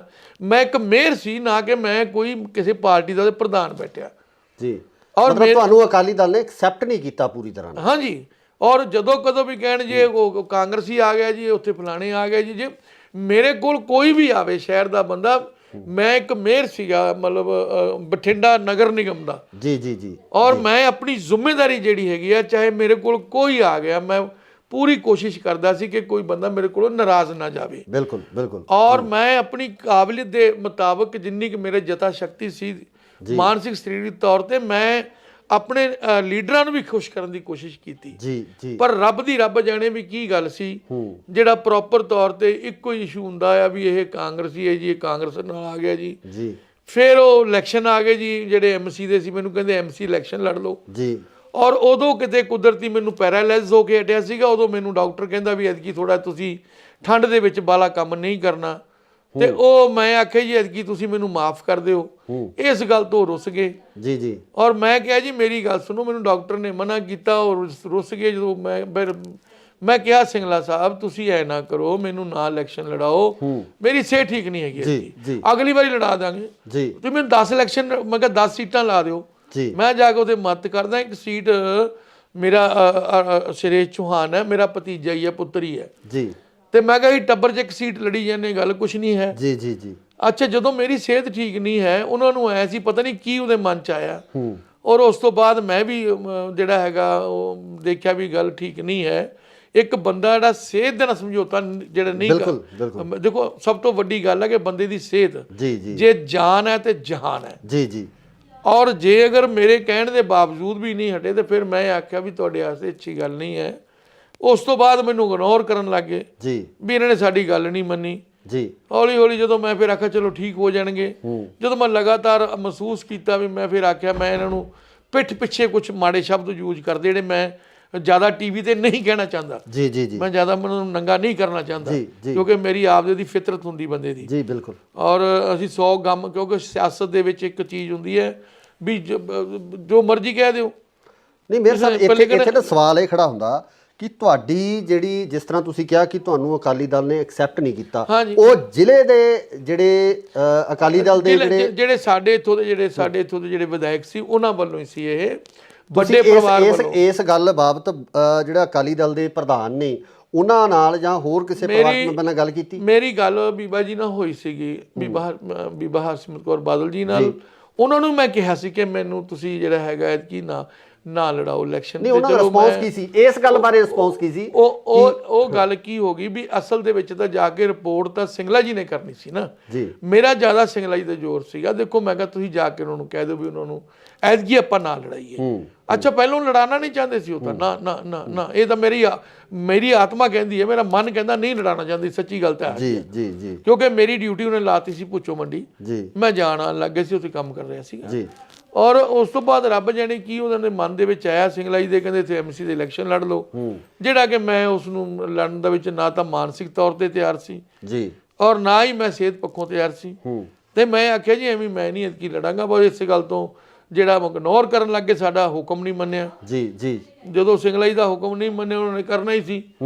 ਜਦੋਂ ਉਹਨਾਂ ਨੇ ਮੈਨੂੰ ਜ਼ਿਆਦਾ, ਮੈਂ ਵੀ ਫਿਰ ਆਪਦਾ ਹੌਲੀ ਹੌਲੀ ਕਿਨਾਰਾ ਕਰ ਗਿਆ। ਮੈਂ ਕਿਹਾ ਵੀ ਜਿੱਥੇ ਆਪਣੀ ਇੱਜ਼ਤ ਨਹੀਂ ਹੈ, ਜਿੱਥੇ ਆਪਾਂ ਨੂੰ ਆਤਮਿਕ ਤੌਰ ਤੇ ਆਪਾਂ ਨੂੰ ਇੱਜ਼ਤ ਨਹੀਂ ਹੈ ਤੇ ਕੁਰਸੀਆਂ ਦੀ ਇੱਜ਼ਤ ਨਹੀਂ ਹੁੰਦੀ। ਕੁਰਸੀਆਂ ਤਾਂ ਛੋਟੀਆਂ ਵੱਡੀਆਂ ਚੱਲਦੀਆਂ ਰਹਿੰਦੀਆਂ, ਲੇਕਿਨ ਬੰਦੇ ਦੀ ਇੱਕ ਰਿਸਪੈਕਟ ਹੁੰਦੀ, ਆਤਮਿਕ ਤੌਰ ਤੇ ਵੀ ਬੰਦੇ ਦੀ ਸਤਿਕਾਰ ਹੋਣਾ ਚਾਹੀਦਾ। ਜਦੋਂ ਉਹਦੇ 'ਚ ਮੈਨੂੰ ਕਮੀ ਲੱਗੀ ਤਾਂ ਮੈਂ ਛੱਡ ਗਿਆ ਜੀ। ਤੁਸੀਂ ਐਮਐਲਏ ਦੀ ਟਿਕਟ ਵਾਸਤੇ ਵਿਲਿੰਗ ਸੀ? ਤੁਹਾਨੂੰ ਸੀ ਵੀ ਮੈਂ ਐਮਐਲਏ ਵਾਸਤੇ ਜਾਂ ਵਿਧਾਨ ਸਭਾ ਇਲੈਕਸ਼ਨ ਲੜਨਾ? ਦੇਖੋ ਕੋਈ ਵੀ ਬੰਦਾ ਹੈਗਾ ਜੀ, ਜਿਹੜਾ ਬੰਦਾ ਸਿਆਸਤ ਦੇ ਵਿੱਚ ਆ ਗਿਆ, ਕੋਈ ਉਹ ਗੁਲਗੁਲੇ ਤਾਂ ਵੇਚਦਾ ਨਹੀਂ, ਨਾ ਹੀ ਛੋਲੇ ਪੂੜੀਆਂ ਵੇਚਦਾ ਕਿਤੇ ਜਾ ਕੇ। ਉਹ ਤਾਂ ਜੇਕਰ ਵਿਚਾਰਾ ਐਮਸੀ ਬਣ ਜੂਗਾ, ਮੇਅਰ ਬਣ ਜੂਗਾ ਜੀ, ਮੈਨੂੰ ਅੱਗੇ ਤੋਂ ਐਮਐਲਏ ਲੜਾ ਦਿਓ, ਕੋਈ ਵੀ ਹੈ ਜੀ। ਇਹ ਸਿਆਸਤ ਦੇ ਵਿੱਚ ਇਦਾਂ ਹੀ ਹੁੰਦਾ, ਐਵੇਂ ਹੀ ਹੁੰਦਾ ਜਦੋਂ। ਅੱਛਾ, ਜੇ ਮੈਂ ਕਹਿ ਵੀ ਦਿੱਤਾ, ਕੋਈ ਗੁਨਾਹ ਨਹੀਂ ਕੀਤਾ ਵੀ ਮੈਂ ਜੀ ਚਾਹਨਾ ਹੈਗਾ ਵੀ ਮੈਂ ਐਮਐਲਏ ਬਣ ਕੇ ਲੋਕਾਂ ਦੀ ਸੇਵਾ ਕਰਨਾ ਚਾਹਨਾ, ਜੇ ਮੈਨੂੰ ਪਾਰਟੀ ਹੁਕਮ ਕਰ ਦੇਗੀ ਔਰ ਮੈਂ ਸੇਵਾ ਕਰ ਲਾਂਗਾ, ਟਿਕਟ ਤੇ ਸੇਵਾ ਕਰ ਲਾਂਗਾ, ਜੇ ਪਾਰਟੀ ਕਹੂਗੀ ਉਹ ਕਰ ਲਿਓ ਉਹ ਕਰ ਲਾਂਗਾ। ਪਰ ਲੇਕਿਨ ਜਦੋਂ ਇਸ ਗੱਲ ਤੋਂ ਇਗਨੋਰ ਹੋਇਆ, ਮਤਲਬ ਕਿ ਜਦੋਂ ਪਾਰਟੀ ਨੇ ਰਿਸਪੌਂਡ ਨਹੀਂ ਕੀਤਾ ਇਸ ਚੀਜ਼ ਵਾਸਤੇ, ਮਤਲਬ ਬਸ ਮੈਨੂੰ ਐ ਕਰਕੇ ਲਾ ਲਓ ਵੀ ਜਿਹੜਾ ਉਹਨਾਂ ਨੂੰ ਬਸ ਜਿਹੜਾ ਐਮਸੀ ਦੇ ਇਲੈਕਸ਼ਨ ਵਾਸਤੇ ਜਦੋਂ ਸਿੰਗਲਾ ਜੀ ਨੇ ਜ਼ਿਆਦਾ ਪ੍ਰੈਸ਼ਰ 'ਚ ਰੱਖਿਆ ਤੇ ਫਿਰ ਉਹ ਪਰਿਵਾਰ ਵੀ ਮਤਲਬ ਮੈਨੂੰ ਤਾਂ ਬਾਅਦ 'ਚ ਗੱਲ ਨਹੀਂ ਹੋਈ, ਹੋ ਸਕਦਾ ਉਹ ਵੀ ਨਾਰਾਜ਼ ਹੋਏ ਨੇ, ਸਾਰੇ ਨਾਰਾਜ਼ ਹੋ ਗਏ। ਫਿਰ ਮੈਂ ਕਿੱਥੇ ਕੀ ਕਰਾਂ, ਮੈਂ ਕੋਈ ਕ੍ਰਾਈਮ ਮੈਂ ਨਹੀਂ ਕੀਤਾ ਜੀ ਜੀ ਜੀ। ਅੱਛਾ, ਮੈਨੂੰ ਕਹਿੰਦੇ ਮੇਅਰ ਬਣਾਤਾ, ਕੱਲ ਪਰਸੋਂ ਦਾ ਫੇਸਬੁੱਕ ਤੇ ਤੁਰਿਆ ਆਂਦਾ ਮੇਅਰ ਬਣਾ ਕੇ ਮੈਂ ਕੋਈ ਡਾਕਾ ਮਾਰਿਆ ਕਿਤੇ ਜੀ? ਜੇ ਮੇਅਰ ਬਣਾਇਆ ਮੈਨੂੰ, ਮੈਂ ਇਹਦੇ 18 ਘੰਟੇ ਕੰਮ ਕੀਤਾ ਜੀ, ਮੈਂ ਇੰਨੀ ਮਿਹਨਤ ਕੀਤੀ, ਮੈਨੂੰ 2 ਵਾਰੀ ਪੈਰਾਲਾਈਜ਼ ਵੀ ਹੋ ਗਿਆ ਜੀ। ਮੈਂ ਗੱਲ ਫਾਲੋ ਕਰਕੇ ਨਾ ਚੱਲਾ, ਮੈਂ 5 ਸਾਲਾਂ 'ਚ ਇੱਕ ਛੁੱਟੀ ਵੀ ਨਹੀਂ ਕੀਤੀ। ਮੈਨੂੰ ਇਹ ਸੀਗਾ ਕਿ ਮੈਂ ਪਾਰਟੀ ਦਾ ਕੱਦ ਨੂੰ ਹੋਰ ਉੱਚਾ ਕਰਾਂ ਜੀ, ਵੀ ਪਾਰਟੀ ਨੇ ਬੜੀ ਵੱਡੀ ਜ਼ਿੰਮੇਵਾਰੀ ਦਿੱਤੀ ਹੈ। ਤਾਂ ਪਰ ਜੇ ਅਗਰ ਕੋਈ ਵਰਕਰ ਦੀ ਵਿਚਾਰੇ ਦੀ ਕੋਈ ਮਾੜੀ ਮੋਟੀ ਕੋਈ ਮਜਬੂਰੀ ਆ ਗਈ, ਜੇ ਉਹ ਵੀ ਨਹੀਂ ਆਪਾਂ ਦੇਖਣੀ, ਤਾਂ ਫਿਰ ਇਸ ਤਰ੍ਹਾਂ ਨਹੀਂ ਹੋਣਾ। ਕਾਂਗਰਸ ਦੇ ਵਿੱਚ ਜਾਣ ਨੂੰ ਹੁਣ ਤੁਹਾਡੀ ਇਹ ਘਰ ਵਾਪਸੀ ਸਮਝ ਗਏ ਵੀ ਤੁਸੀਂ ਘਰ ਵਾਪਸੀ ਕੀਤੀ ਹੈ? ਦੇਖੋ ਸਵਾਲ ਇਹ ਵੀ ਜਿਹੜੀ ਮੇਰੀ ਸਟਾਰਟਿੰਗ ਸੀ ਉਹ ਕਾਂਗਰਸ ਦੇ ਵਿੱਚ ਹੀ ਸੀ। ਜਦੋਂ ਮੈਂ ਸਟਾਰਟ ਕੀਤਾ ਤੇ ਸਤਿਕਾਰਯੋਗ ਹੁਣ ਨਹੀਂ ਹੈਗੇ, ਸਵਰਗਿਆ ਜੀਤਮਲ ਜੀ ਜੋ ਸੀਗੇ ਮੇਰੇ, ਮਤਲਬ ਉਹ ਗੁਰੂ ਜੀ ਨੇ ਜੀ ਜੀ ਜੀ, ਔਰ ਚਲੋ ਹੁਣ ਤਾਂ ਉਹ ਸੁਰਗਾਂ ਦੇ ਵਿੱਚ, ਅਸੀਂ ਨਰਕ ਜਾਏ ਜੀ। ਸੋ ਉਹਨਾਂ ਦੀ ਉਂਗਲ ਪਕੜ ਕੇ ਮੈਂ ਕਾਂਗਰਸ ਦੇ ਵਿੱਚ ਹੀ ਸ਼ੁਰੂ ਕੀਤਾ ਸੀਗਾ ਜੀ। ਫਿਰ ਜਦੋਂ ਦੁਬਾਰਾ ਮੈਂ ਕਿਹਾ ਵੀ ਮੈਨੂੰ ਦੋਸਤ ਕਹਿਣ ਲੱਗੇ ਵੀ ਮੈਨੂੰ 2 ਸਾਲ ਹੋ ਗਏ ਮੈਂ ਘਰੇ ਹੀ ਰਹਿੰਦਾ ਸੀਗਾ ਜੀ। ਜਿਹੜੇ ਕੋਈ ਮੇਰੇ ਯਾਰ ਦੋਸਤ ਮਿੱਤਰ ਜਿਹੜੇ ਆਉਂਦੇ ਸੀ, ਉਹਨਾਂ ਦੀ ਮੈਂ ਗੱਲ ਸੁਣ ਕੇ ਉਹਨਾਂ ਦਾ ਕੰਮ ਕਰਦਾ ਸੀ ਜਿੰਨਾ ਕੁ ਹੋ ਸਕਦਾ ਸੀ ਜੀ ਜੀ।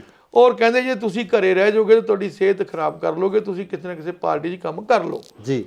ਤੇ ਉਹਨਾਂ ਨੇ ਆ ਕੇ ਪ੍ਰੇਰਨਾ ਕੀਤੀ, ਕਹਿੰਦੇ ਤੁਸੀਂ ਐ ਨਾ ਕਰੋ, ਘਰੇ ਨਾ ਬੈਠੋ, ਤੁਸੀਂ ਕੰਮ ਕਰੋ ਜੀ। ਮੈਂ ਚਲੋ ਕਾਂਗਰਸ ਜੁਆਇਨ ਕਰ ਲਈ, ਜਿੱਥੇ ਮੈਨੂੰ ਹੁਕਮ ਕਰਨਗੇ, ਜਿਹੋ ਜਿਹੀ ਸੇਵਾ ਲਾਣਗੇ ਮੈਂ ਚੱਕ ਕੇ ਕਰੀ। ਹੁਣ ਤੁਸੀਂ ਚਾਹਵਾਨ ਹੋ ਕਿ ਕਾਂਗਰਸ ਵੱਲੋਂ ਵੀ ਤੁਹਾਨੂੰ ਟਿਕਟ ਦਿੱਤੀ ਜਾਵੇ ਜਾਂ ਕਾਂਗਰਸ ਵੱਲੋਂ ਤੁਸੀਂ ਇਲੈਕਸ਼ਨ ਲੜਨਾ ਚਾਹੋਗੇ?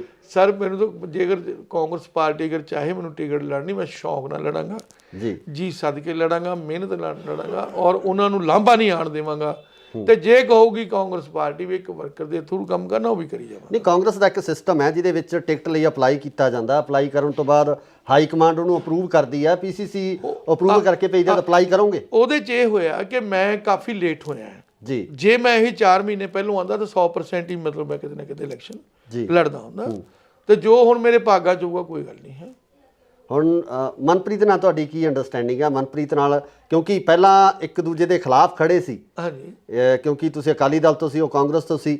ਹੁਣ ਮਨਪ੍ਰੀਤ ਨਾਲ ਅੰਡਰਸਟੈਂਡਿੰਗ ਉਹ ਬਣ ਪਾਊਗੀ ਜਿਹੜੀ ਪਿਛਲੇ ਲੰਬੇ ਸਮੇਂ ਤੋਂ ਇੱਕ ਦੂਜੇ ਦੇ ਮੂਹਰੇ ਖੜਦੇ ਰਹੇ? ਦੇਖੋ ਦੋ ਚੀਜ਼ਾਂ ਨੇ, ਮੈਂ ਕਦੀ ਨਾ ਕੱਚੀ ਜੀ ਜਾਂ ਰੁੱਖੀ ਜੀ ਰਾਜਨੀਤਿਕ ਨਹੀਂ ਕੀਤੀ, ਝੂਠੀ ਜੀ ਝੂਠੀ ਰਾਜਨੀਤਿਕ ਇਹ ਹੁੰਦੀ ਹੈਗੀ ਕਿ ਆਪਾਂ ਕੰਮ ਨਹੀਂ ਕਰਨਾ, ਧੰਦਾ ਨਹੀਂ ਕਰਨਾ, ਐਵੇਂ ਕਿਸੇ ਨੂੰ ਗਾਲਾਂ ਕੱਢ ਕੇ ਆਪਾਂ ਲੀਡਰ ਬਣ ਜੀ, ਉਵੇਂ ਗੱਲ ਨਹੀਂ ਹੈਗੀ ਜੀ। ਮੈਂ ਜ਼ਮੀਨੀ ਤੌਰ ਤੇ ਮਤਲਬ ਆਪਦੀ ਲੋਕਾਂ ਦੀ ਗਰੀਬਾਂ ਨਾਲ ਥੱਲੇ ਜ਼ਮੀਨੀ ਸਤਰ ਤੇ ਜੁੜਿਆ ਹੋਇਆ ਜੀ। ਔਰ ਮੈਂ ਮਹਿਸੂਸ ਕਰਦਾ ਹੈਗਾ ਕਿ ਮੈਂ ਜਦੋਂ ਵੀ ਪਹਿਲਾਂ ਅਕਾਲੀ ਦਲ ਦੇ ਵਿੱਚ ਸੀਗਾ ਜੀ, ਮੈਂ ਜੋ ਅਕਾਲੀ ਦਲ ਨੇ 16 ਨੇ ਕੰਮ ਕਰਿਆ ਸੀ, ਮੈਂ ਆਪਣੀ ਪਾਰਟੀ ਦੀ ਗੱਲ ਠੋਕ ਵਜਾ ਕੇ ਕਹਿੰਦਾ ਸੀ ਜੀ। ਇੱਕ ਗੱਲ ਵੀ ਲਾਗ ਲਪੇਟਣਾ ਨਹੀਂ ਕਹਿੰਦਾ ਸੀਗਾ ਜੀ। ਨੰਬਰ 2, ਮੈਂ ਕਦੀ ਝੂਠੀ ਗੱਲ ਨਹੀਂ ਕਦੀ ਕਹੀ ਜੀ। ਨਾ ਜੇ ਅਗਰ ਵੀ ਜੈ ਜੈਕਾਰ ਕਰਨੀ ਆਪਣੇ ਲੀਡਰ ਦੀ ਝੂਠੀ, ਮੇਰੇ ਤੋਂ ਅੱਜ ਨਹੀਂ ਹੁੰਦੀ, ਕੱਲ ਨਹੀਂ ਹੁੰਦੀ। ਜੇ ਅਗਰ ਕੋਈ ਗੱਲ ਉਹਦੀ ਆ ਜਾਂਦੀ ਹੈ ਜੈ ਜੈਕਾਰ ਕਰਨ ਵਾਲੀ, ਠੋਕ ਕੇ ਕਰਦਾ, ਚਾਹੇ ਮੈਨੂੰ ਕੋਈ ਚੰਗਾ ਕਹੇ ਚਾਹੇ ਮਾੜਾ ਕਹੇ, ਅਗਰ ਜੇ ਲੀਡਰ ਦਾ ਮੇਰਾ ਚੰਗਾ ਕੰਮ ਕਰਦਾ। ਇਸੇ ਤਰੀਕੇ ਨਾਲ ਜੇ ਮੈਂ ਅਕਾਲੀ ਦਲ ਵਿੱਚ ਸੀਗਾ, ਅਗਰ ਮੈਂ ਜਿਹੜੀ ਗੱਲ ਸੱਚ ਸੀ ਸੱਚ ਕਹਿੰਦਾ, ਜਿਹੜੀ ਗੱਲ ਮੈਨੂੰ ਲੱਗਦਾ ਮੇਰੀ ਪਾਰਟੀ ਕਰ ਰਹੀ ਹੈ ਉਸ ਦੀ ਮੈਂ ਆਪਦਾ ਗੁਣਗਾਨ ਕਰਦਾ ਸੀ। ਤੇ ਹੁਣ ਮੈਂ ਕਾਂਗਰਸ 'ਚ ਆਇਆ, ਜੇ ਕੋਈ ਕਾਂਗਰਸ ਦੇ ਚੰਗੇ ਕੰਮ ਜਿਹੜੇ ਕੀਤੇ ਹੋਏ ਆ ਉਹ ਜਿਹੜੇ ਮੈਂ ਸਾਰੇ ਆ ਕੇ ਵੇਖੀ ਇਹਨਾਂ ਵਿਚਾਰਾਂਗਾ, ਉਹ ਜਾ ਕੇ ਲੋਕਾਂ ਮੂਹਰੇ ਮੈਂ ਲੈ ਕੇ ਜਾਊਂਗਾ ਵੀ ਭਾਈ ਜਿਹੜਾ ਕੰਮ ਆ, ਹੁਣ ਇੱਥੇ ਪੁਲ ਬਣ ਰਿਹਾ ਜਿਹੜਾ ਇਹ 96 ਕਰੋੜ ਰੁਪਈਆ 100 ਕਰੋੜ ਰੁਪਈਆ ਗਰੀਬ ਇਲਾਕੇ ਦੇ ਵਿੱਚ ਪੁਲ ਤੇ ਲਾਣਾ ਬਹੁਤ ਵੱਡੀ ਗੱਲ ਹੈ ਇਸ ਇਲਾਕੇ ਦੇ ਵਿੱਚ 40 ਸਾਲ ਦੀ ਮੰਗ ਸੀ ਕਿ ਪੁਲ ਬਣਨਾ ਚਾਹੀਦਾ ਤੇ ਜੇ ਮੈਂ ਹੁਣ ਜਾ ਕੇ ਲੋਕਾਂ ਤੱਕ ਇਹ ਮੁੱਦਾ ਜਾ ਕੇ ਲੈ ਕੇ ਜਾਣਾ ਹੈ ਵੀ ਇਹ ਪੁਲ ਜਿਹੜਾ ਆਪਾਂ ਨੂੰ 40 ਸਾਲ ਤੋਂ ਲੋੜ ਸੀ, ਆਪਾਂ ਨੂੰ ਕੋਈ ਬੰਦਾ ਬਿਮਾਰ ਹੋ ਜਾਂਦਾ ਸੀਗਾ, ਉਹ ਐਂਬੂਲੈਂਸ 2-2 ਘੰਟੇ ਘੰਟਾ ਜਾਮ 'ਚ ਫਸਿਆ ਰਹਿੰਦਾ ਸੀਗਾ। ਅਗਰ ਕੋਈ ਲੇਡੀ ਸਾਡੀ ਕੋਈ ਭੈਣ ਬੀਬੀ ਢਿੱਲੀ ਮੱਠੀ ਹੋ ਜਾਂਦੀ, ਜੇ ਉਹਨੂੰ ਹਸਪਤਾਲ ਲਿਜਾਣਾ ਪੈਂਦਾ ਸੀ ਤਾਂ ਵੀ ਉਹਨਾਂ ਨੂੰ ਵਿਚਾਰੀਆਂ ਨੂੰ ਬੱਚਿਆਂ ਨੂੰ ਵੀ ਉੱਥੇ 2-2 ਘੰਟੇ ਅੱਧਾ ਘੰਟਾ ਜਾਮ 'ਚ ਰੁਕਣਾ ਪੈਂਦਾ ਸੀ, ਫਾਟਕ ਲੱਗਿਆ ਹੁੰਦਾ ਸੀ।